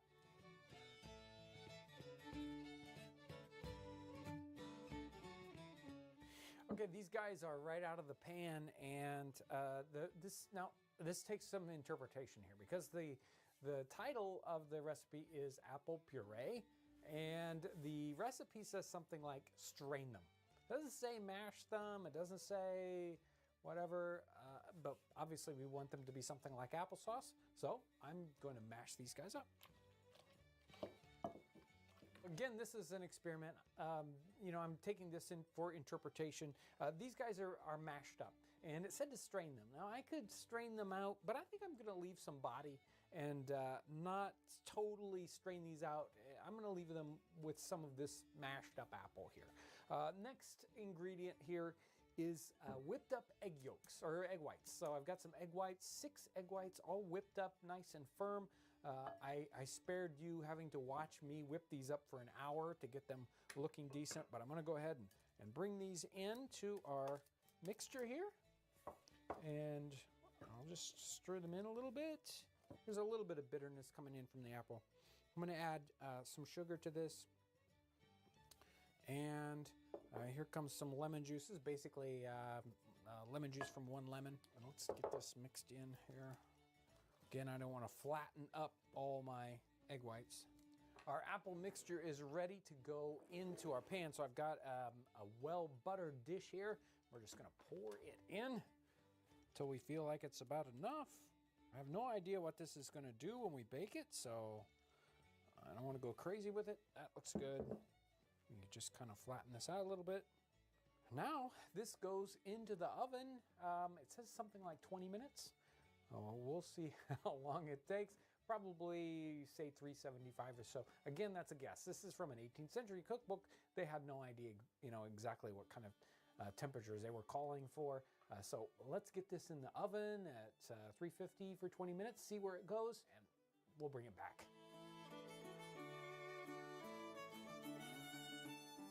So let's give this a try. It looks really interesting. and it definitely has a really interesting texture. So let's see what it turns out like. Light and fluffy. I think I guessed about right on the sugar. You know, maybe just a little bit more. I think it depends a lot on the kind of wine you used. I mean, I used basically a sack or a sherry wine in this. So I think it turned out well, depending on what kind of wine you want. I can see how you really kind of want to taste that, that puree as the apples mixed up. At the beginning, you want to test that and get that sugar content right. Now, there's a texture issue too. I don't think this turned out right for me in this one. If I was going to do it again, I'd definitely make sure to see exactly how those egg whites went in, because I think that they sat long enough here while we were shooting that they kind of separated. And so I get too much like liquid egg in there. And possibly I want to strain out some of these excess liquids so that this would be light and fluffy and basically cook all the way through. We had difficulty getting this one cooked all the way through properly. At least I think that's what they were intending for this recipe. Again, since we don't have all the directions here and all the kind of understanding, especially what's maybe implied by the title, and so both through the translation of time and the language, it can be difficult knowing exactly what the original authors intended on this one. Still a very, very interesting, fun experiment, and a great tasting thing. And I'm sure if I had, 3 or 4 more tries at this, I might really get to exactly what it was supposed to be. Regardless, excellent, a fun one to try out. This one's a little bit different. It shows up in a lot of 18th century cookbooks, but we don't do it necessarily today. You know it's going to be good though because it's got bacon in it. This one's a bacon fraise. Thanks for joining us today. So this is another one of these recipes from the Universal Cook, 1773. The author was John Townsend, and he is the master of the Greyhound Tavern in Greenwich, England. So here let me read you this one so you can kind of get an idea about what a fraise is, because he does explain it in this very simple, very short recipe. A bacon fraise. Take 8 eggs, beat them well together with a little cream and a little flour like any other batter. Fry very thin pieces or slices of bacon and pour some of this over them. And when one side is fried, turn the other, pour more over that. And when both sides are fried, serve it up. So it's sort of like a pancake with meat in the middle. In this particular circumstance, it's got bacon in the middle. Sometimes you'll see these where they actually do it with fruit, or say like apples. They take a thin slice of apple, they might fry it up, and then they'll take this batter, pour it on one side, put the stuff in. So we'll get started on it. Let's make up the batter for this. This one's so simple. I've got some eggs here. I'm going to half this. I don't know how many they were making, but 8 eggs and all. It's going to be a giant recipe. So we're going to half this. I'm using 4 eggs here. To the 4 eggs, I'm going to add some cream, half a cup. And we could add just milk. If we were making a less expensive version, we could make this with just water if we really needed to. But we're going to make this with a nice heavy cream. Now this is pretty thick.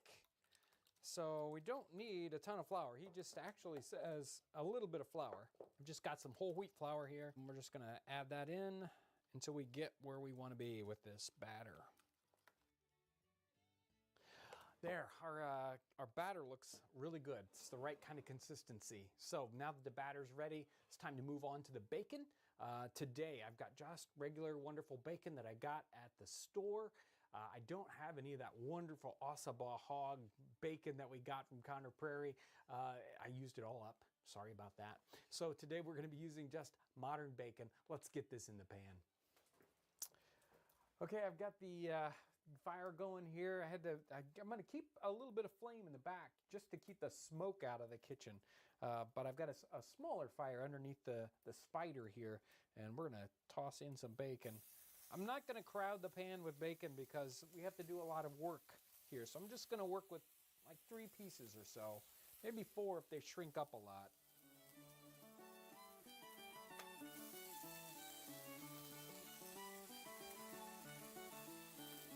So I've got my 4 pieces of bacon just about right. We don't want to overdo it. We don't want to underdo it, but we definitely don't want to have raw bacon in the middle of these guys. So you want to make sure they're cooked up proper.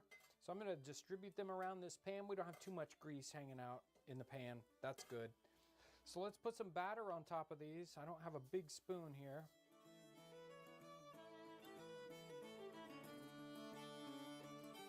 I'm going to go ahead and flip these up basically right away and get the other side coated.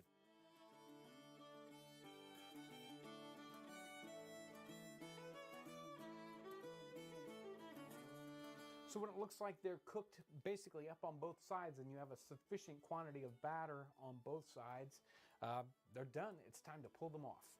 So obviously these guys smell great. All that wonderful bacon smell in the kitchen, it's great. And they're definitely interesting looking. Actually, as I was cooking them, I was reminded of that episode that we did with the German recipe where we took the bratwurst and we had the choux pastry dough. I think this probably is a pretty similar situation, except that we sort of cook the item and then put the stuff on top. Let's see what they taste like.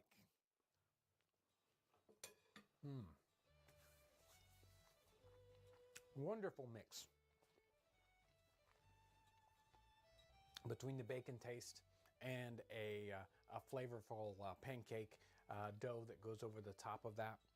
And you know, what this makes me think of is, number one, we didn't put a lot of spices into the dough. It didn't have ginger in it, didn't have sugar, or didn't have sugar, it didn't have salt in it. But with the bacon flavor comes all these other flavors, and it kind of flavors the dough properly. It seems to me like this might be a way that if you don't have a lot of bacon, but you want to have this sort of bacon dish, right? You want to make it seem like you have a lot of bacon, then you can do this with it. You can take these smaller bacon pieces and then you can cover them up and put the dough around them, and all of a sudden it's like you have a lot more bacon than you had before. Such a wonderful recipe, and one of these ones that's certainly different than anything I've experienced in a modern sense around here. You'd never see something like this, a phrase, F-R-A-Z-E, one of those recipes that disappears in the 19th century cookbooks, but you see them in the 18th century cookbooks. Wonderful taste, wonderful flavors. It's so great to reach back into history, bring one of these forward and try it out and reintroduce it to people and get them connected with their history. I love the flavors, love the tastes on this. Such a wonderful recipe and a great way for us to experience history. We're doing another one of these great 18th century German recipes today. And this one I have not done before. This is first time out, so we'll see how it turns out.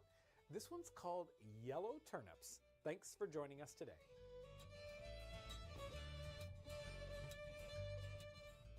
Okay, so this recipe is called yellow turnips, and we don't, at least here in this area, we don't call them yellow turnips. We call them rutabagas.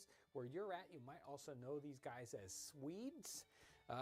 And I've basically taken one rutabaga and cut off the outer exterior and shredded it into little pieces. It actually calls for grated turnip. I hope it turns out all right since I just shredded this. I'm not sure exactly what kind of consistency they were shooting for in this recipe. It's tricky. I mean, we're translating both from the 18th century to the 21st century and from 18th century German into English, so sometimes we gotta take these things as they come. Anyway, there's our rutabaga all shredded up. I've also got some onion here. It says chop an onion fine. So we got a nice big white onion that I've shredded up. I'm going to just kind of mix these up. And the recipe's kind of all over the place in the order of things. It actually calls for putting some of the spices in at this point, which I'm not going to do that. I'm going to wait to put some of these spices in till after we're sort of partially cooking this as we go. It says to basically take this and cook it with some butter. I think it means in a frying pan. So we're gonna fry this guy up in the pan here with some butter. As soon as that's all melted and hot, Now we can add our shredded rutabaga. Well, these have softened up. That's what the recipe kind of calls for. It says once it's softened up, I can add some flour. Actually, at this point, I'm going to add some of the spices that were called for a little bit earlier. I've got some parsley flake here. It just says parsley. One of the things it calls for, which I don't think we've ever used in any of our cooking episodes, and that is cumin. So I've got some cumin here. I'm going to add, half teaspoon or so of cumin. Now it says once it's softened up, I've got the spices in. It says to add some flour, and this is the kind of thickener. It says about a spoonful, so I just added some. And now it says to kind of bring a sauce to it. In other words, give it some liquidity, because we've kind of cooked out all the liquid here. I can add some broth. So I've got some beef broth here. Not a lot. I don't want this to be wet and sloppy, but I'm going to add some broth to it.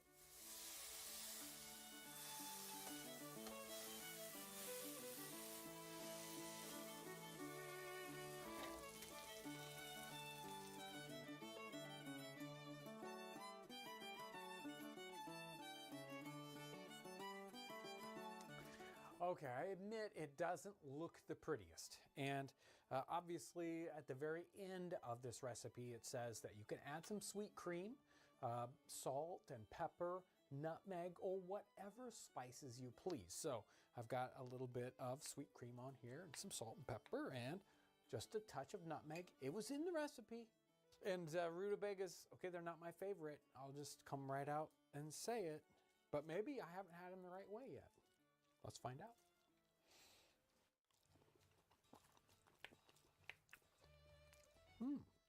Whoa. Wow. You really taste that cumin in there. And I think it balances these rutabagas, or yellow turnips, almost perfectly. I can taste the onions in there, kind of caramelized with the butter. Of course, I mean, you cook anything in butter, it's going to be good, right? But wow, I mean, I'm astounded by what these guys did in here. I just totally didn't expect anything like this. This is meant as a side dish, and it's got some wonderful, really, really good balance of flavors. Maybe I just did it just right. Maybe it's me. I don't know. This one was really worth it toward the end. I want to thank you for coming along, experimenting with me, experiencing this dish that is pulled out of an old cookbook, a German 18th century cookbook that, I mean, you would never guess exactly what you're going to find. I mean, we even had that question a couple weeks ago about, what other kind of recipes are lost? Well, this one may not be, I mean, maybe in Germany today, this is a common dish, or in other parts of the world. Certainly isn't here. And as far as I'm concerned, this one's lost. This was a lost recipe, found, and is wonderful. I want to thank you for coming along as we do all these experiments, as we try these things out, as we live history, live these old recipes by bringing them back to life, by recooking them, and trying them out and seeing how they turn out. It is such a wonderful thing, and I get so much feedback, and it really helps me understand how important it is as we kind of try out these things from history. So thank you so much for all your amazing support. Thank you for coming along with us as we savor the flavors and the aromas of the 18th century.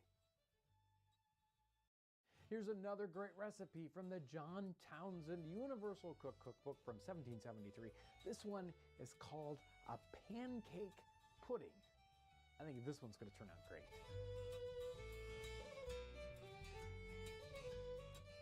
So in the Universal Cook, this one's a pretty interesting recipe for the little nugget that's kind of carried in at the end. So we can get a little bit of idea about what he thought about this recipe and sort of maybe the roots or who it was for. He says, pour melted butter over it when it comes out of the oven.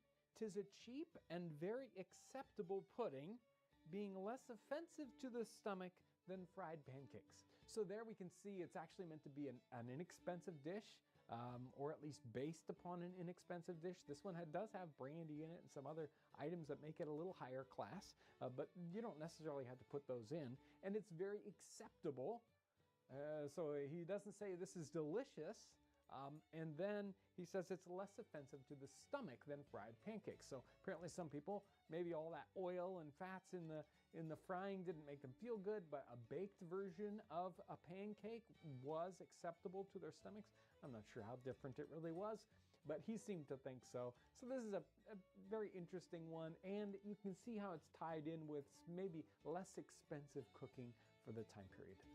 Let's look at the ingredients. The ingredients are simple. This is basically a rich pancake of the time period. So we have, let's see, what our first ingredient is a quart of milk. So I've got a quart of milk here, 4 eggs, 2 spoonfuls of flour. Who knows exactly how much flour they really mean in this one. Really what we're gonna do is get to a particular consistency with this batter, because it talks about basically making it up as a batter. So the flour is gonna be the thing we add until we get to the right consistency. We also have the standard sort of spice for pancakes. Ground ginger is the main spice in here. Obviously we've got a little bit of salt, and the last ingredient, which kind of again makes this a rich pancake, is we've got some brandy here. We can either use brandy, we could use sack. We don't have to use either of these if we don't want to. That just kind of spices it up a little bit. And we'll need a little bit of butter too, but not much. Now that we've got all our ingredients ready to go, all we need to do is basically whip all these things up into a batter. And let me just get our 4 eggs in there. Now I'm gonna go ahead and add in, it says a whole quart of milk. Let's add in some spices now. I've got, again, a teaspoon of ginger. Let me get this whisking in. I'm gonna go ahead and add in that pinch of salt here, maybe half a teaspoon or so. The last of my liquids, I've got some brandy here, as much or as little as you want on that. And on the ginger, you can add a little bit more ginger if you like that, or back off of the ginger.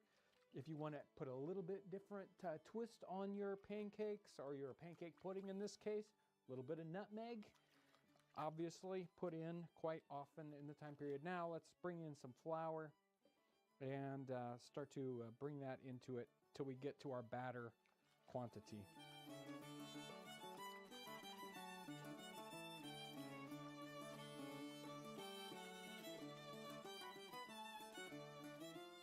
Looks good. We've got a nice battery kind of consistency, maybe a thin batter, but that's basically what the recipe called for. So we're going to go ahead and run with that as a thin batter.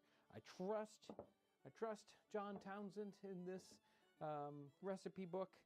Now let's go ahead and butter up a baking dish. Again, I'm just going to use another one of these redware pie plates. They're generally just about the right size, so that if you want to bake this in a Dutch oven, if you're at a camp situation, you're outdoors and you don't have an oven to bake in, you can use one of these pie plates and a Dutch oven and bake this right there on site at an event.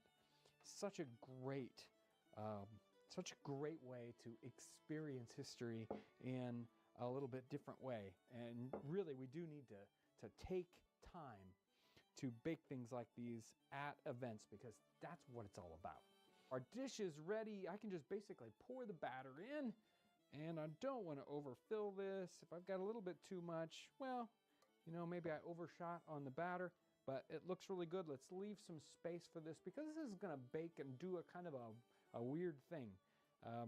They kind of bake faster at the edge, and they sort of build up a wall. So this will bake and come out a little interesting looking. It won't look like a pie, that's for sure. But this guy is ready to go in the oven.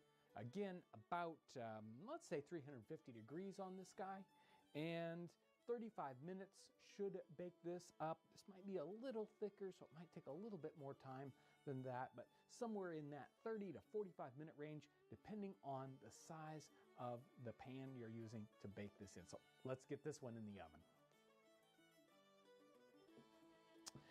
The pancake pudding came out of the oven, looks wonderful. This one's cooled off just a bit and it's ready to eat. I'm gonna try it plain. The recipe actually says something like, when it comes out of the oven, pour butter all over it. Okay, that's a very, very simple pudding sauce, right? I wanna try this without that just to see what kind of flavors we have. And we can see it settles nicely. This one's got some color variation to it.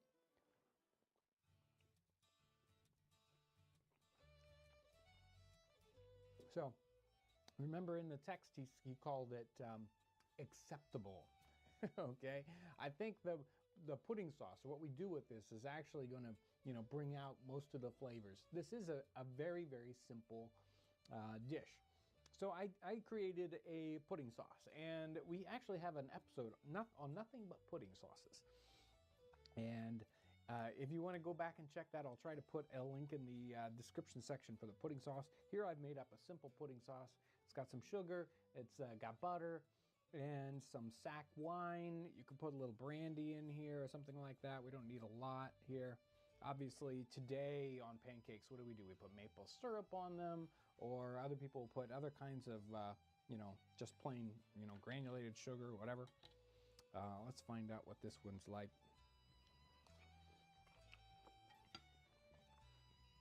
More than acceptable. Very interesting, very simple, and in some ways it takes less effort and less time than frying up a bunch of pancakes, in the pan. Then you can serve it up sort of like a pie. Wonderful, interesting experience taking some of these recipes right out of this 1773 cookbook. I really want to thank everyone for coming along on this little journey. We're testing these things out. We're trying out things that maybe haven't been cooked quite like this for hundreds of years. Maybe you cook something like this today, and that's some of these interesting things. Some of these are lost and forgotten in some areas, and then some families or some regions cook something almost exactly like this today. That's what I find so fascinating about some of these recipes. But I want to thank you for coming along, supporting us, watching these videos, giving them thumbs ups, commenting on them, sharing them online. Such an important thing that you do. And when you support us, we have people that support us on Patreon. Some folks come to our website and check out all these really interesting things that we have to sell. Pipkins and interesting plates and all the cooking vessels that we use. All the clothing that we use for reenacting in the 18th century. Such a wonderful experience. I want to thank you for coming along with us today as we savor the flavors and the aromas of the 18th century. We're going to do another rabbit recipe today. This one is a Hannah Glass one called a brown fricassee. Thanks for joining us today. So Hannah Glass's cookbook, The Art of Cookery, is a mainstay of research for English cooking in the 18th century. It was probably one of the most popular of the cookbooks, and this recipe is a brown fricassee. And she says you can use rabbits or you can use chicken. If you use a rabbit, you want to have the skin off. If you're using chicken, you want to use it with the skin on. Let's get started on this rabbit. Hannah Glass calls to have these our meat pieces cut up into small-ish pieces, and then we need some egg yolk. So I've got 3 egg yolks whisked up here, and then we're going to bread these pieces. And let's make our sort of breading here. I've got standard breadcrumbs. A lot of people ask about what happens when you chip the loaf off, chip the crust off of an 18th century loaf of bread, which happens so often. Well, they turned them into breadcrumbs and they used them all the time in these recipes. So we've got breadcrumbs here. It also calls for a little bit of nutmeg in this breading mix. Hannah Glass calls for it. It's right here. And a little mace, which is the close cousin of nutmeg. So we've got some breadcrumbs here. We've got some mace and nutmeg, and they're all nice and mixed up. Now we just do the standard technique here. We're going to take our meat pieces, run them through the yolk, then through our breading. So apparently fricassee recipes show up in English cooking in the 16th century, probably coming over from France. Generally, at least early on, these fricassee recipes were a white sauce or a white fricassee, but this one, obviously, right there in the title, she's calling this a brown fricassee. All these pieces are breaded now. It's time to go over to the fire and to get a frying pan going so that we can brown these up. Our pan is nice and warm. I've got some butter melted in here, and let's put these in and get them browned.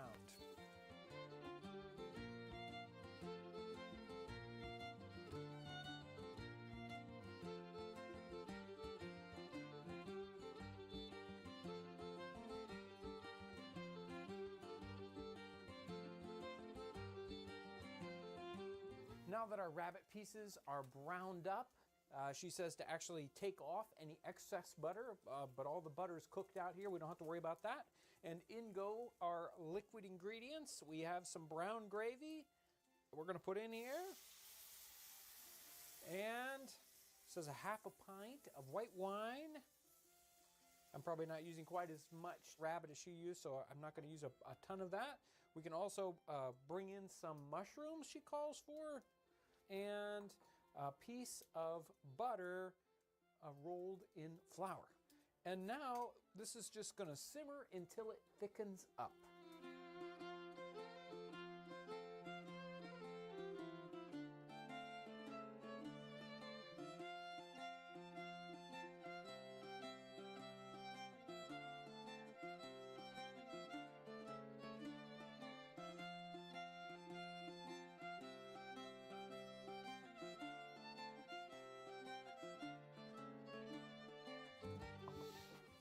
Let me tell you, while this was cooking, the smells were incredible. This turns out as a wonderful smelling dish. I mean, it's a fricassee, so it isn't the most beautiful thing, but hey, let's find out what it tastes like. That's where the proof is, right?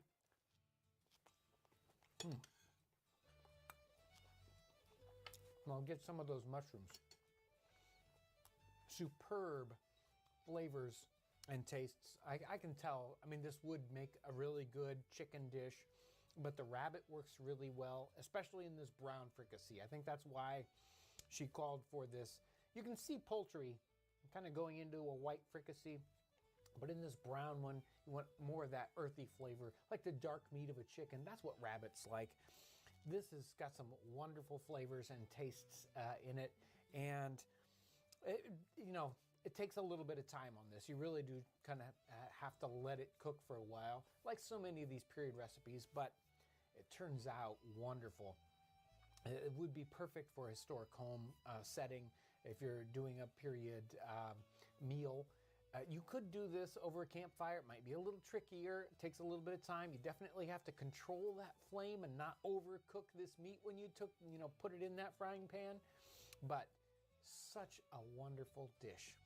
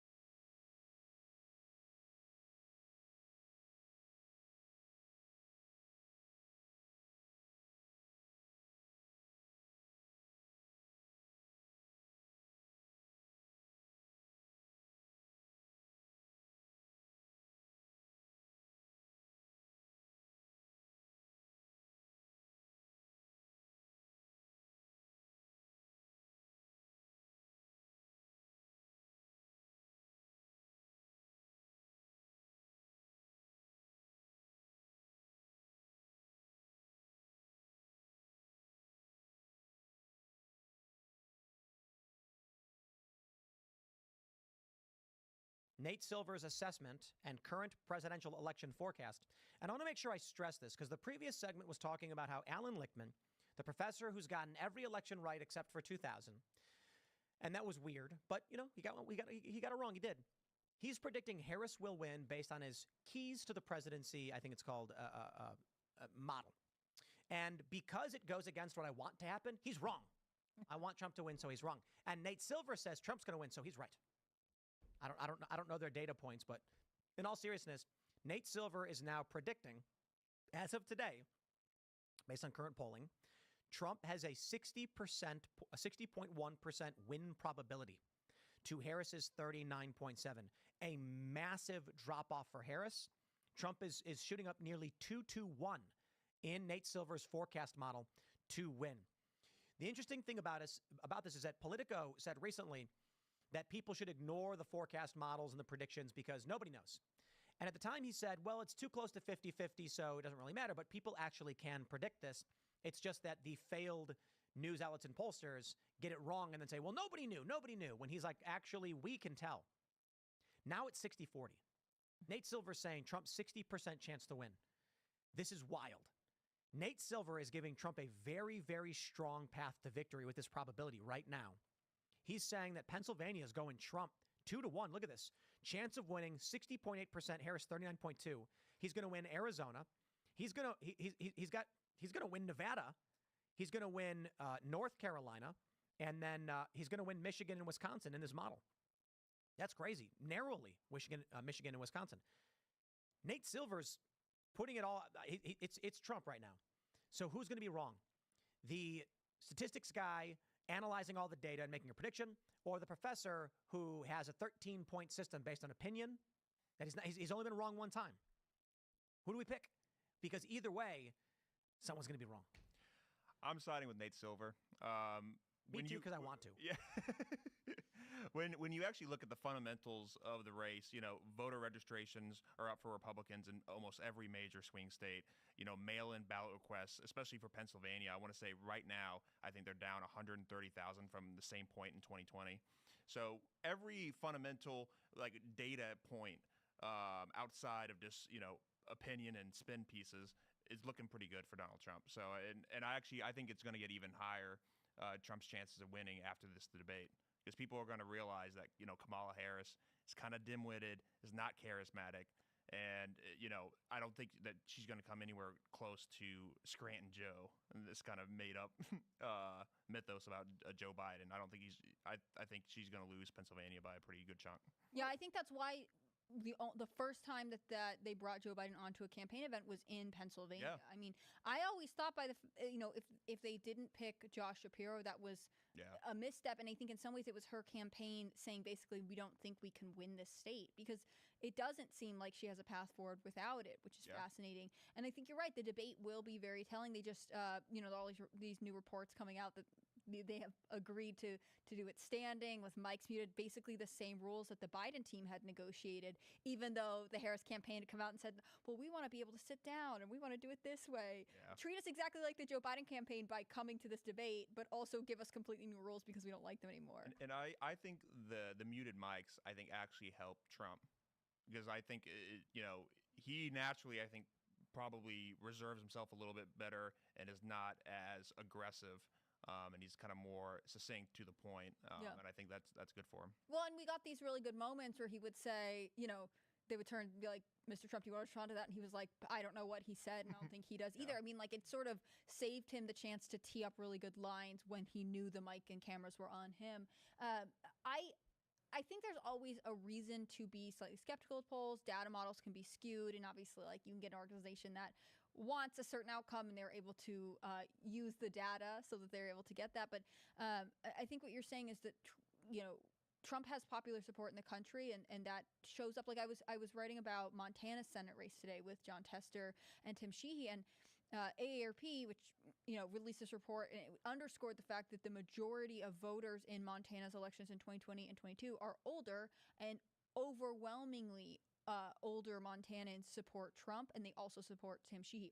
Montanans in general are leaning towards both Trump and the Republican candidate for Senate. But I think that this model gets ignored by mainstream media that wants to say, well, we don't know, anything could happen, and it's a lot closer than you think it is, because they don't really want to talk to average Americans. They sort of have something they're driving towards. They have a headline they want to print.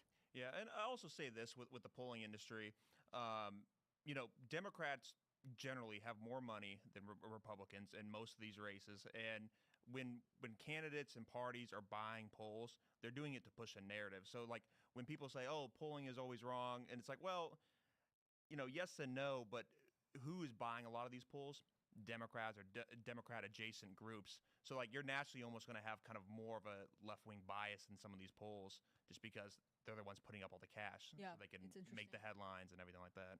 NBC was making a big deal out of this poll that they had released recently. They'd polled young voters, and I was listening to one of their broadcasts on it, and it seems like the next day they were sort of downplaying it because young voters had told them that their top issue was the economy, which I don't think this mainstream media outlet was expecting. I think they were expecting them to say, I don't know, abortion or, Palestine or whatever, like something, a more social issue. But the reality is young Americans are trying to establish their lives, and a huge part of that is what kind of economic decisions they have to make every day. Do they put off buying a car? Do they think they'll be able to buy a house? Do they think that they can afford groceries? It's like these are the things that are actually on the minds of young Americans, even if a Democrat campaign like the Harris campaign is basically posturing as, well, it's Brat Summer and everything's vibes. Yeah.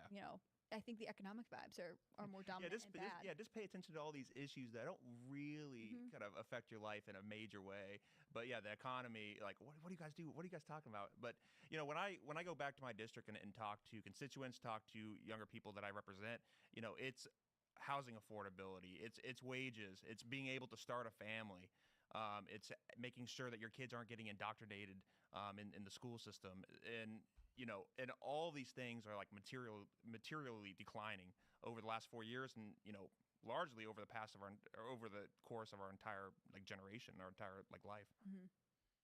I don't think Harris looks like she's going to turn the tables on any of this. I don't know how she could win support without getting better messaging on the economic issue. I think that's why they try to distract with things like abortion or marijuana or whatever. She calls herself the underdog. I mean, I wonder if they're realizing that the media spin narratives, they aren't going to help. But I have been hearing that there are a lot in the area around us in Virginia, a lot of Harris signs. I've been seeing a lot of Harris signs too, and especially in Are they Harris Walz sign? Because I walked past Harris Walz signs. Okay, I walked past this one and realized that it was a Biden Harris sign, and they had just cut Biden off of it.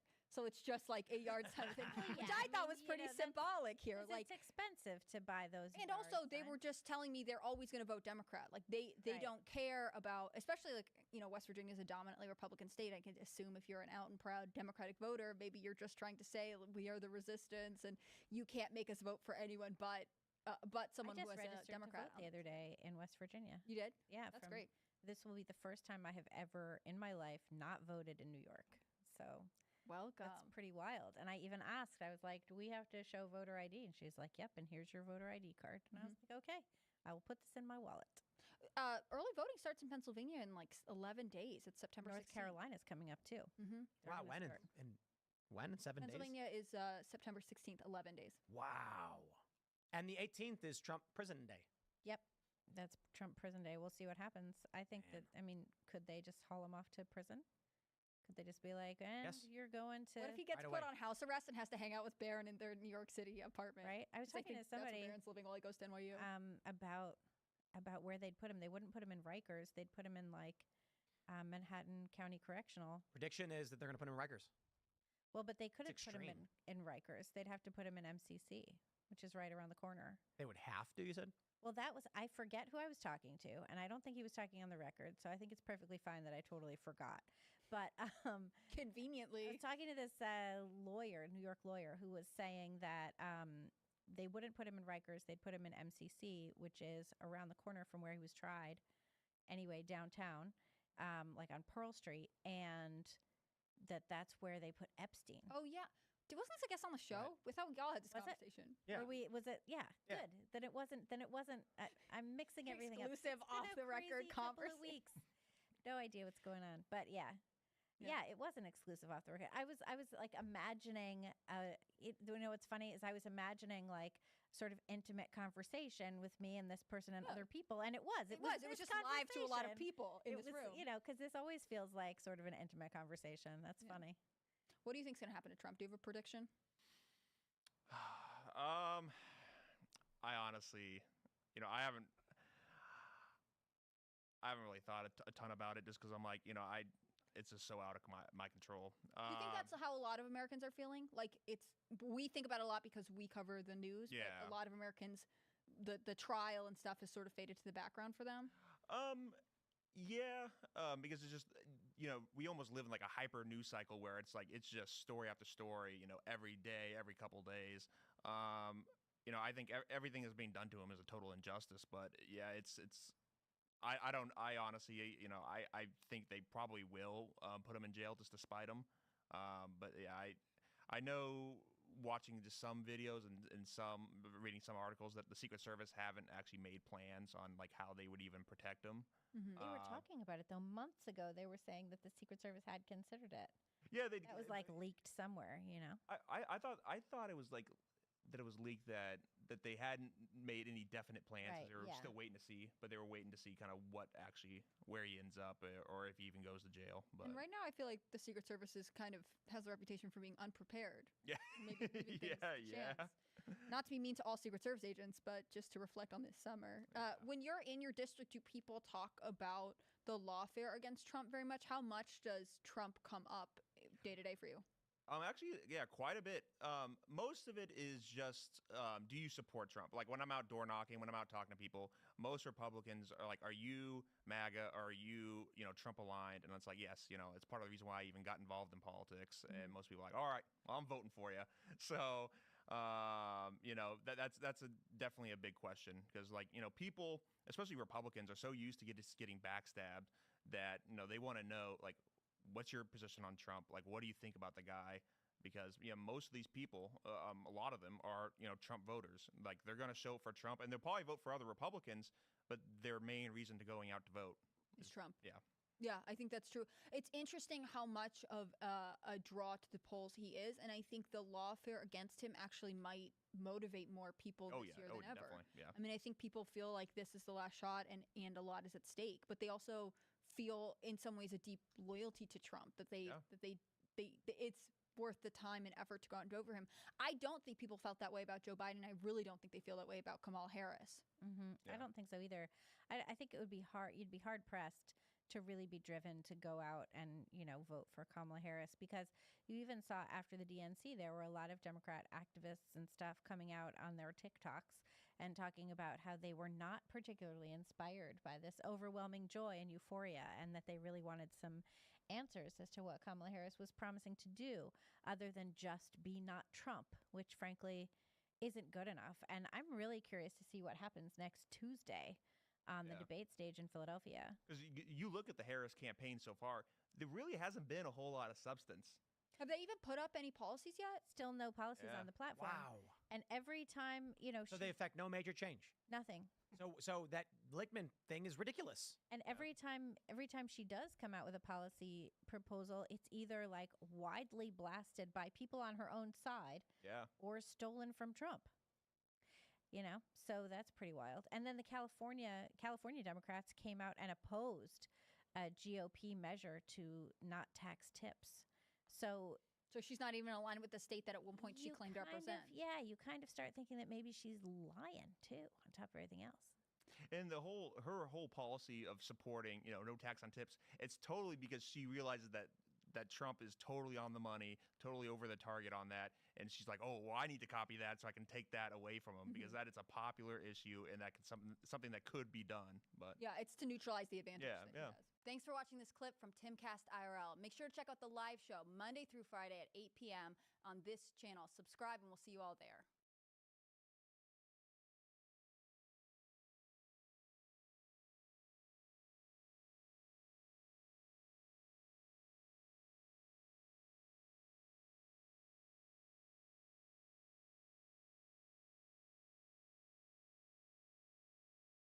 Your podcast will continue after a calming message from Natural Vitality by Grammy Award-winning artist Lil Jon.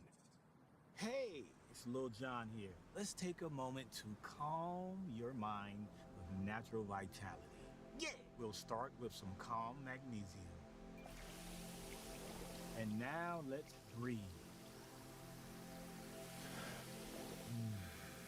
NaturalVitality.com. Welcome to the Huberman Lab podcast, where we discuss science and science-based tools for everyday life.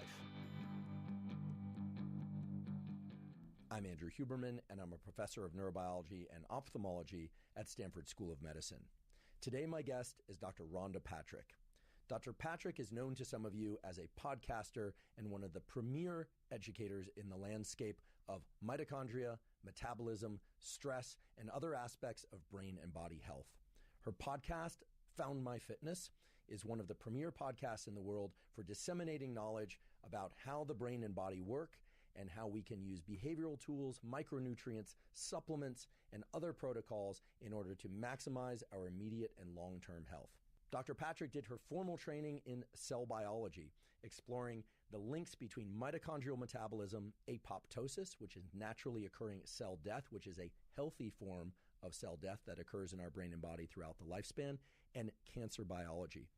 She then went on to do postdoctoral training with Dr. Bruce Ames, investigating the effects of micronutrients, meaning vitamins and minerals, and how they affect metabolism, inflammation, DNA damage, and the aging process. She has published landmark review articles and primary research, meaning original research articles, in some of the premier journals in the world, including Science, Nature Cell Biology, Trends in Cell Biology, and FASEB. Indeed, Dr. Patrick is an expert in an extraordinarily broad range of topics that impact our health. For today's episode, we focus primarily on the major categories of micronutrients that are essential for brain and body health. I have to confess that before the discussion with Dr. Patrick, I was aware of only one of the categories of micronutrients that we discuss, and so you'll notice that I am wrapped with attention throughout the discussion. And I think that you'll want to have a pen and paper handy because she offers not only a very clear understanding of the biological mechanisms by which other micronutrients operate, but some very clear and actionable tools and items that we can all embark on if we are to optimize our brain and body health. We also discuss behavioral protocols. Dr. Patrick is well known for her understanding of the scientific literature on sauna and the use of heat and cold for optimizing things like metabolism, longevity, cardiovascular health. And I'm delighted to say that we discussed that as well, and how behavioral protocols can interface with supplement-based and nutritional protocols. I'm confident that you'll learn a tremendous amount of information from Dr. Patrick, much of which is immediately actionable. And if you're not already following and listening to her excellent podcast, you'll absolutely want to do that. It's foundmyfitness.com is the website where you can get access to that podcast. It's also on Apple and Spotify and YouTube as Found My Fitness. Dr. Patrick also has a terrific newsletter that I recommend signing up for. It's foundmyfitness.com/newsletter is where you'll find it. And it includes research on fasting, micronutrients, sleep, depression, fitness, longevity, and far more, along, of course, with actionable protocols. I'm pleased to announce that the Huberman Lab podcast is now partnered with Momentous Supplements. Our motivation for partnering with Momentous is to provide people one location where they can go to access the highest quality supplements in the specific dosages that are best supported by the scientific research and that are discussed during various episodes of the Huberman Lab podcast. If you go to livemomentus.com/Huberman, you will see those formulations. I should mention that we are going to add more formulations in the months to come. And you will see specific suggestions about how best to take those supplements, meaning what dosages and times of day, and in fact, how to combine those supplements with specific behavioral protocols that have been discussed on the podcast and are science supported in order to derive the maximum benefit from those supplements. And many of you will probably also be pleased to learn that Momentous ships not just within the United States, but also internationally. So once again, if you go to livemomentus.com/Huberman, you will find what we firmly believe to be the best quality supplements in the precise dosages and the best protocols for taking those supplements, along with the ideal behavioral protocols to combine with those supplement formulations. I'm pleased to announce that I'm hosting 2 live events this May. The first live event will be hosted in Seattle, Washington on May 17th. The second live event will be hosted in Portland, Oregon on May 18th. Both are part of a lecture series entitled The Brain-Body Contract, during which I will discuss science and science-based tools for mental health, physical health, and performance. And I should point out that while some of the material I'll cover will overlap with information covered here on the Huberman Lab podcast and on various social media posts, most of the information I will cover is going to be distinct from information covered on the podcast or elsewhere. So once again, it's Seattle on May 17th, Portland on May 18th. You can access tickets by going to hubermanlab.com/tour, and I hope to see you there. Before we begin, I'd like to emphasize that this podcast is separate from my teaching and research roles at Stanford. It is, however, part of my desire and effort to bring zero cost to consumer information about science and science-related tools to the general public. In keeping with that theme, I'd like to thank the sponsors of today's podcast. Our first sponsor is Athletic Greens. Athletic Greens is an all-in-one vitamin mineral probiotic drink. I've been taking Athletic Greens since 2012, so I'm delighted that they're sponsoring the podcast. The reason I started taking Athletic Greens and the reason I still take Athletic Greens once or twice a day is that it helps me cover all of my basic nutritional needs. It makes up for any deficiencies that I might have. In addition, it has probiotics, which are vital for microbiome health. I've done a couple of episodes now on the so-called gut microbiome and the ways in which the microbiome interacts with your immune system, with your brain to regulate mood, and essentially with every biological system relevant to health throughout your brain and body. With Athletic Greens, I get the vitamins I need, the minerals I need, and the probiotics to support my microbiome. If you'd like to try Athletic Greens, you can go to athleticgreens.com/Huberman and claim a special offer. They'll give you 5 free travel packs, which make it easy to mix up Athletic Greens while you're on the road, plus a year's supply of vitamin D3 K2. There are a ton of data now showing that vitamin D3 is essential for various aspects of our brain and body health. Even if we're getting a lot of sunshine, many of us are still deficient in vitamin D3. And K2 is also important because it regulates things like cardiovascular function, calcium in the body, and so on. Again, go to athleticgreens.com/Huberman to claim the special offer of the 5 free travel packs and the year supply of vitamin D3 K2. Today's episode is also brought to us by Thesis. Thesis makes what are called nootropics, which means smart drugs. Now, to be honest, I am not a fan of the term nootropics. I don't believe in smart drugs in the sense that I don't believe that there's any one substance or collection of substances that can make us smarter. I do believe, based on science, however, that there are particular neural circuits and brain functions that allow us to be more focused, more alert, access creativity, be more motivated, etc. That's just the way that the brain works. Different neural circuits for different brain states. And so the idea of a nootropic that's just going to make us smarter all around fails to acknowledge that smarter is many things, right? If you're an artist, you're a musician, you're doing math, you're doing accounting, a different part of the day, you need to be creative. These are all different brain processes. Thesis understands this. And as far as I know, they're the first nootropics company to create targeted nootropics for specific outcomes. They only use the highest quality ingredients, which of course is essential. Some of those I've talked about on the podcast, things like DHA, ginkgo biloba, phosphatidylserine. They give you the ability to try several different blends over the course of a month, discover which nootropics work best for your unique brain chemistry and genetics and goals, and with that personalization, design a kit of nootropics that's ideal for the different brain and body states you want to access. I've been using Thesis for more than 6 months now, and I can confidently say that their nootropics have been a total game changer. My go-to formula is the Clarity formula, or sometimes I'll use their Energy formula before training. To get your own personalized nootropic starter kit, go online to takethesis.com/Huberman, take a 3-minute quiz, and Thesis will send you 4 different formulas to try in your first month. That's takethesis.com/Huberman and use the code Huberman at checkout for 10% off your first order. Today's episode is also brought to us by Inside Tracker. Inside Tracker is a personalized nutrition platform that analyzes data from your blood and DNA to help you better understand your body and help you reach your health goals. I've long been a believer in getting regular blood work done for the simple reason that many of the factors that impact your immediate and long-term health can only be assessed with a quality blood test. What's unique about Inside Tracker is that while there are a lot of different tests out there for hormones and metabolic factors, etc., with Inside Tracker, you get the numbers back in terms of your levels, but they also give you very clear directives in terms of lifestyle, nutrition, and supplementation that can help you bring those values into the ranges that are best for you and your health goals. And that's very different than a lot of the other programs where you get a lot of information, but you don't really know what to do with that information. Inside Tracker makes that all very easy to understand and very actionable based on the very easy to use dashboard at Inside Tracker. If you'd like to try Inside Tracker, you can visit insidetracker.com/Huberman to get 20% off any of Inside Tracker's plans. Just use the code Huberman at checkout. And now for my discussion with Dr. Rhonda Patrick. Rhonda, welcome. This has been a long time coming. Even longer than you know, because even before we discussed you coming on this podcast as a guest, I've been watching your content for a very long time. So I want to start off by saying thank you. You were the spearhead to break through from academic science to public education. So I consider you first in, and the rest of us are just in your wake. So thank you for that.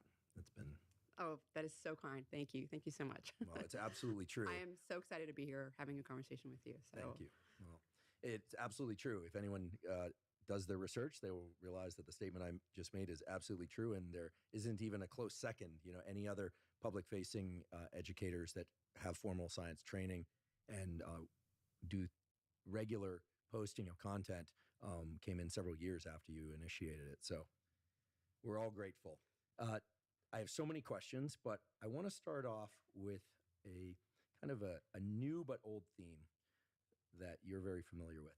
So temperature is a powerful stimulus, as we know for biology, and you've covered a lot of material related to the utility of cold, but also the utility of heat.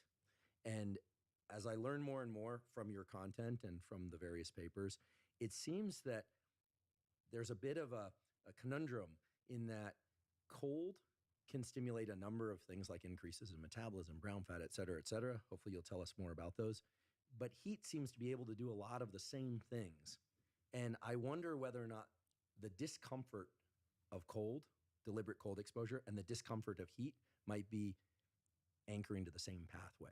So would you mind sharing with us a little bit about what happens when we get into a cold environment on purpose and what happens when we get into a hot environment on purpose? And I'm hoping that this might eventually lead us to some point of convergent understanding. So if you would. I would love to. Let's take a step back. And I think you brought up a really important point here. And I think that point has to do with the intermittent challenging of yourself and whether that is through, temperature changes like cold or heat, or through other types of stressors like physical activity, or perhaps even dietary compounds that are found in plants. These are things like polyphenols or flavonols.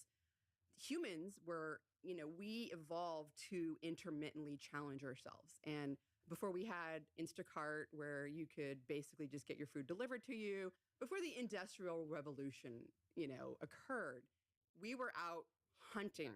And I say we, not us, but humans. We were out, gathering, we were moving, and we had to be physically fit. You couldn't, catch your prey if you were a sedentary slob, right? You were moving and you had to pick your berries, you had to move. And so physical activity was a part of everyday life. And caloric restriction or intermittent fasting was also a part of it. This is another type of challenge. We didn't always, have a prey that we caught, or maybe temperatures were such that, there was nothing for us to gather, right? So food scarcity was something common, as well as eating plants. So getting these compounds that I mentioned. So these are all types of stress, intermittent challenges that activate genetic pathways in our bodies. These are often referred to in science as stress response pathways because they respond to a little bit of stress. Physical activity is strenuous. Fasting is a little bit stressful. Heat, cold, these things are all types of little intermittent challenges. And there is a lot of crosstalk between these stressors and the genetic pathways that they activate. And these genetic pathways that are activated help you deal with stress. And they do it in a way that is not only beneficial to help you deal with that little stressor, exercise or heat, it stays active and it helps you deal with the stress of normal metabolism, normal immune function happening, just life, aging, right? So this concept is referred to as hormesis, right? This is a little bit of stressful challenge that activates these stress response pathways in a beneficial way that is a net positive that actually, it has a very profound antioxidant, anti-inflammatory response, or whatever the response is. It could be the production of more stem cells. These are cells that help regenerate different cells within tissues, or something like autophagy, which is a process that can clear away all the gunk inside of our cells, pieces of DNA, protein aggregates. So you'll find that these stress response pathways are activated by a variety of stressors. So for example, one pathway is called heat shock proteins. And as their name would apply, one would go, oh, they're activated by heat. Well, correct. They are activated very robustly by heat. And we can talk about that. But, you can eat a plant like broccoli sprouts, which is high in something called sulforaphane. This is a compound that is sort of like a hormetic compound, or as David Sinclair likes to say, it's a xenohormetic compound. I love that term. And it activates heat shock proteins, among other things. It also activates a very powerful detoxification pathway called NRF2, which helps you detoxify things like carcinogens that you're exposed to. Well, guess what? Heat activates that. So what I'm getting at is there is overlap. Like cold also activates heat shock proteins. You're like, really? Cold? Yes, it activates. These are stress response pathways, and they are activated by various types of stressors. Now, you're going to more robustly activate heat shock proteins from heat versus cold, but there is some overlap. So I think that sort of forms a foundation there. Yeah, that's very helpful. And, it brings to mind in the context of the nervous system, I always tell people, you only have a small kit of neurochemicals to work with. There isn't dopamine for Netflix and then dopamine for relationship and dopamine for work, et cetera. Dopamine is a generic pathway by which motivation, craving, and pursuit emerge, et cetera. Just like adrenaline is a generic theme of many different behaviors. And it seems that it is the job of biological systems to be able to take a diverse range of inputs, even unknown inputs. Like we don't know what technology will look like in 3 years, but you can bet that some of those novel technologies will tap into the very systems that I'm talking about now. And there certainly will be other stressors to come about that will tap into these pathways. I have two questions related to what you just said before we talk a little bit more about cold and heat. You mentioned plants as a route to creating intermittent challenge. There's a lot of debate, mostly online, about whether or not plants are our friends or plants are trying to kill us. The extreme version from the carnivore types, pure carnivore diet types, is that plants are trying to kill us. From the plant-based diet folks, it seems like it's more about what's healthy for the planet, animals, and maybe for us. But if we set aside that argument and we just raise the hypothesis that plants have compounds that are bad for us, but maybe by consuming them in small amounts, they're creating this hormesis type scenario. So then I think we conceivably solve the problem. We could say, yes, plants are bad for us, but in small amounts, they provide this hormetic response and they're good for us, right? So in the same way that too much heat is bad for us, too much cold is bad for us, can kill neurons, but appropriately dosed in an intermittent challenge type of scenarios can be good for us. Is that how I should think about plants and these compounds? Do you think of them as good for us or as bad for us? They're a very sharp blade and we want to use them potently. I think that it's almost impossible. I mean, you'd have to eat nothing but the same plant all day, every day in large. I mean, the bioavailability of these compounds in the plants, they're attached to a food matrix. It's not like taking it in a supplement form as well. It's such that like it's very difficult to make it toxic. Now, there are some cases, for example, if you eat cabbage, and I think there's some group in Africa or somewhere that that's all they eat is cabbage, and there's a goitrogen in cabbage. It's not sulforaphane, it's another compound, but that's all they eat every day. Nothing but that. They get goiter, and they the get thick neck. Yeah, and they're like iodine deficient on top of that. So, I do think you can, of course, there are types of plants that are toxic in small quantities, right? I mean, hemlock, exactly. We'll kill you. Folks, don't play this game with hemlock. But you're not going to get poison from eating, your serving of broccoli at dinner, right? So, I mean, it depends on the plant. These generalizations are they're just not useful. And I think that a lot of people online in the blogosphere, they gravitate towards them because it's just easier and it's a lot more sensational.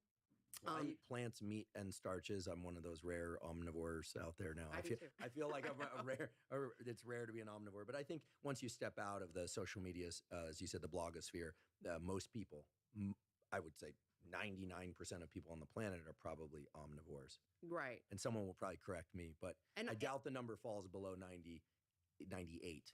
I think if you look at data, and when we have carnivore data, I can't wait to see it. But like right now, it's a lot of, this is a lot of anecdotal evidence, and there's a lot of good starts with anecdotes, but like people change 1,000 things at once, and they don't realize that, but they do. And so anecdotal data is only so good, right? It's a starting point. And so we don't really know long term what carnivore diets are going to do. they may be beneficial short term. They may, be beneficial for reasons of elimination of other things. Like, who knows, right? Lots of possibilities. But I do think with respect to plants, that there's so much evidence. Like, for example, sulforaphane is one that I really like because there's just evidence that sulforaphane is a very powerful activator of the NRF2 pathway. And this is a pathway that regulates a lot of genes, and a lot of genes that are related to like glutathione production, genes that are involved in detoxifying compounds that we're exposed to from our food, like heterocyclic amines. In fact, there have been GWAS studies. So these are these are studies that are genome-wide associated studies. For people listening that aren't familiar, people have a variety of versions of genes. And we have a gene that's able to make heterocyclic amines to basically detoxify it so it's not as harmful. And people that don't have a certain version of that's doing it well are very prone to like colon cancer and increased cancer risk. But if they eat a lot of broccoli and cruciferous vegetables, it negates that risk because they're getting sulforaphane, which activates a lot of the glutathione transferase and synthase genes. So glutathione is a major antioxidant in our brain and in our vascular system in our body, basically. So there's evidence that eating things like compounds that are like sulforaphane or broccoli sprouts, which have like up to 100 times more sulforaphane than broccoli, are activating glutathione in the brain. There's human evidence of that. I mean, that's amazing. That is amazing. In plasma, sorry to interrupt. I just want to make sure so broccoli sprouts are different than broccoli, and you just told us that they're much richer in these compounds. So note to self, I should have broccoli sprouts, not just broccoli. Can we cook the broccoli and still get these nutrients, or do we have to eat it raw? I confess, eating raw broccoli is really aversive to me. So the sulforaphane is formed from a compound called glucoraphanin, which is in the broccoli. And the enzyme that converts it into sulforaphane is myrosinase, and it's heat sensitive. So you do somewhat lower the sulforaphane levels when you cook the broccoli. However, there was a study a few years back that showed adding 1 gram of mustard seed powder, ground mustard seed powder, which also contains the myrosinase enzyme, to your cooked broccoli increases the sulforaphane by 4-fold. So this is great because I confess I like broccoli if it's cooked to the appropriate density, not too mushy, but definitely not raw. The idea of eating raw broccoli to me just sounds horrible, but I like the way mustard seed sounds. So just a little bit of mustard seed powder added to the cooked broccoli can recover some of these compounds. Yes. So what I do is I will, lightly steam my broccoli, and then I add a little bit of my Kerrygold butter, and then I add some mustard seed powder on the top of that. And it's got a little kick, like it's just a little spice, and if you don't taste that, it's expired. Like it should have a little kick. And because I know people will want to know how often and how much, are you eating this every day or most days of the week? Well, I had shifted to supplementation with sulforaphane. I'm admitting right now that I've been terrible about it the past, 6 months or so. The supplementation or the broccoli? Yes, the supplementation. And so there's another compound, and it's actually called moringa. And Dr. Jed Fahey, who's really the expert on sulforaphane, he's a good friend of mine. He's been on the podcast a couple of times. He basically thinks, and has done a lot of research on moringa as well, that it's like a cousin, and it activates the NRF2 pathway similarly to sulforaphane. And so I've been buying this Kuli moringa powder. I don't have any affiliation with them. Kuli is a brand. Kuli is the brand. That you have no affiliation to. I have no affiliation. Okay. But Jed Fahey has researched it like that specific brand, and so it's like legit. It's legit. It's like science backed. Yeah. In terms of actually containing moringa and activating NRF2, and I add it to my smoothies. So that's what I've been doing. What are some dose ranges? And of course, we give the usual recommendations that people should talk to their physician, et cetera, et cetera. But if people are going to, what do you take? That's always the let's take the David Sinclairian approach. Where he'll talk about what he does as a way to deal with this. And of course, everybody's different and should, in all seriousness, should anytime you add or delete something from your consumption, should consult some trusted healthcare professional, trusted by you. What do you recall the dosages? I do a big heaping tablespoon. So moringa, Kuli yeah, Kuli and moringa. It sounds is- like a song. It's with a K, I know it does. But for people also listening, it's like, well, why would I do that? I mentioned the glutathione in the brain. I mentioned it in plasma. It's been shown to lower DNA damage in people and white blood cells. It's also been shown, there's been several different studies in China. In China, there's a lot of air pollution. And I mentioned that, it's a very powerful activator of NRF2. And I know you're familiar with NRF2, but NRF2 is like, it's your transcription factor that it is binding to a little specific sequence in a variety of different genes, and it's like turning them on, or in some cases turning them off. It's regulating what's being activated or what's not being activated or being turned off. And some of the genes are basically these detoxifying pathways. We talked a little bit about the glutathione, but there's also ones that are involved in airborne carcinogens like benzene. So benzene's found in air pollution. I mean, cigarette smoke. I mean, if you're smoking cigarettes still, like, please try to quit. Yeah, you're mutating your DNA. I mean, yeah, it's like to say nothing of the lung cancer, you're mutating your DNA. And heart disease risk.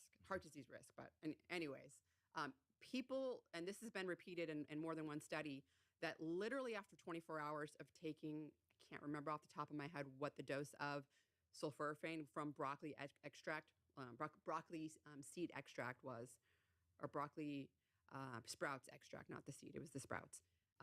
Anyways, they started excreting like 60% benzene and acrolein. I mean, that's something that we get in cooked food. It's coming out in their urine. Yeah. Well, I'm not a smoker, and I have to be honest, it's rare that I hear of a supplement for the first time, because I've been, deep diving on supplements since I was in my teens. This is fascinating, and it brings me back to this question that we had before, and I appreciate that you've answered it very clearly. Plants have compounds that are good for us. They're not just stressing us. They're activating pathways that are reparative. That's what I'm taking away from everything you're telling me. Right. And that our bodies were supposed to be getting that stress to have those pathways activated. Like, it is like, right? I mean, this is conserved among different animals. Like, this is something that is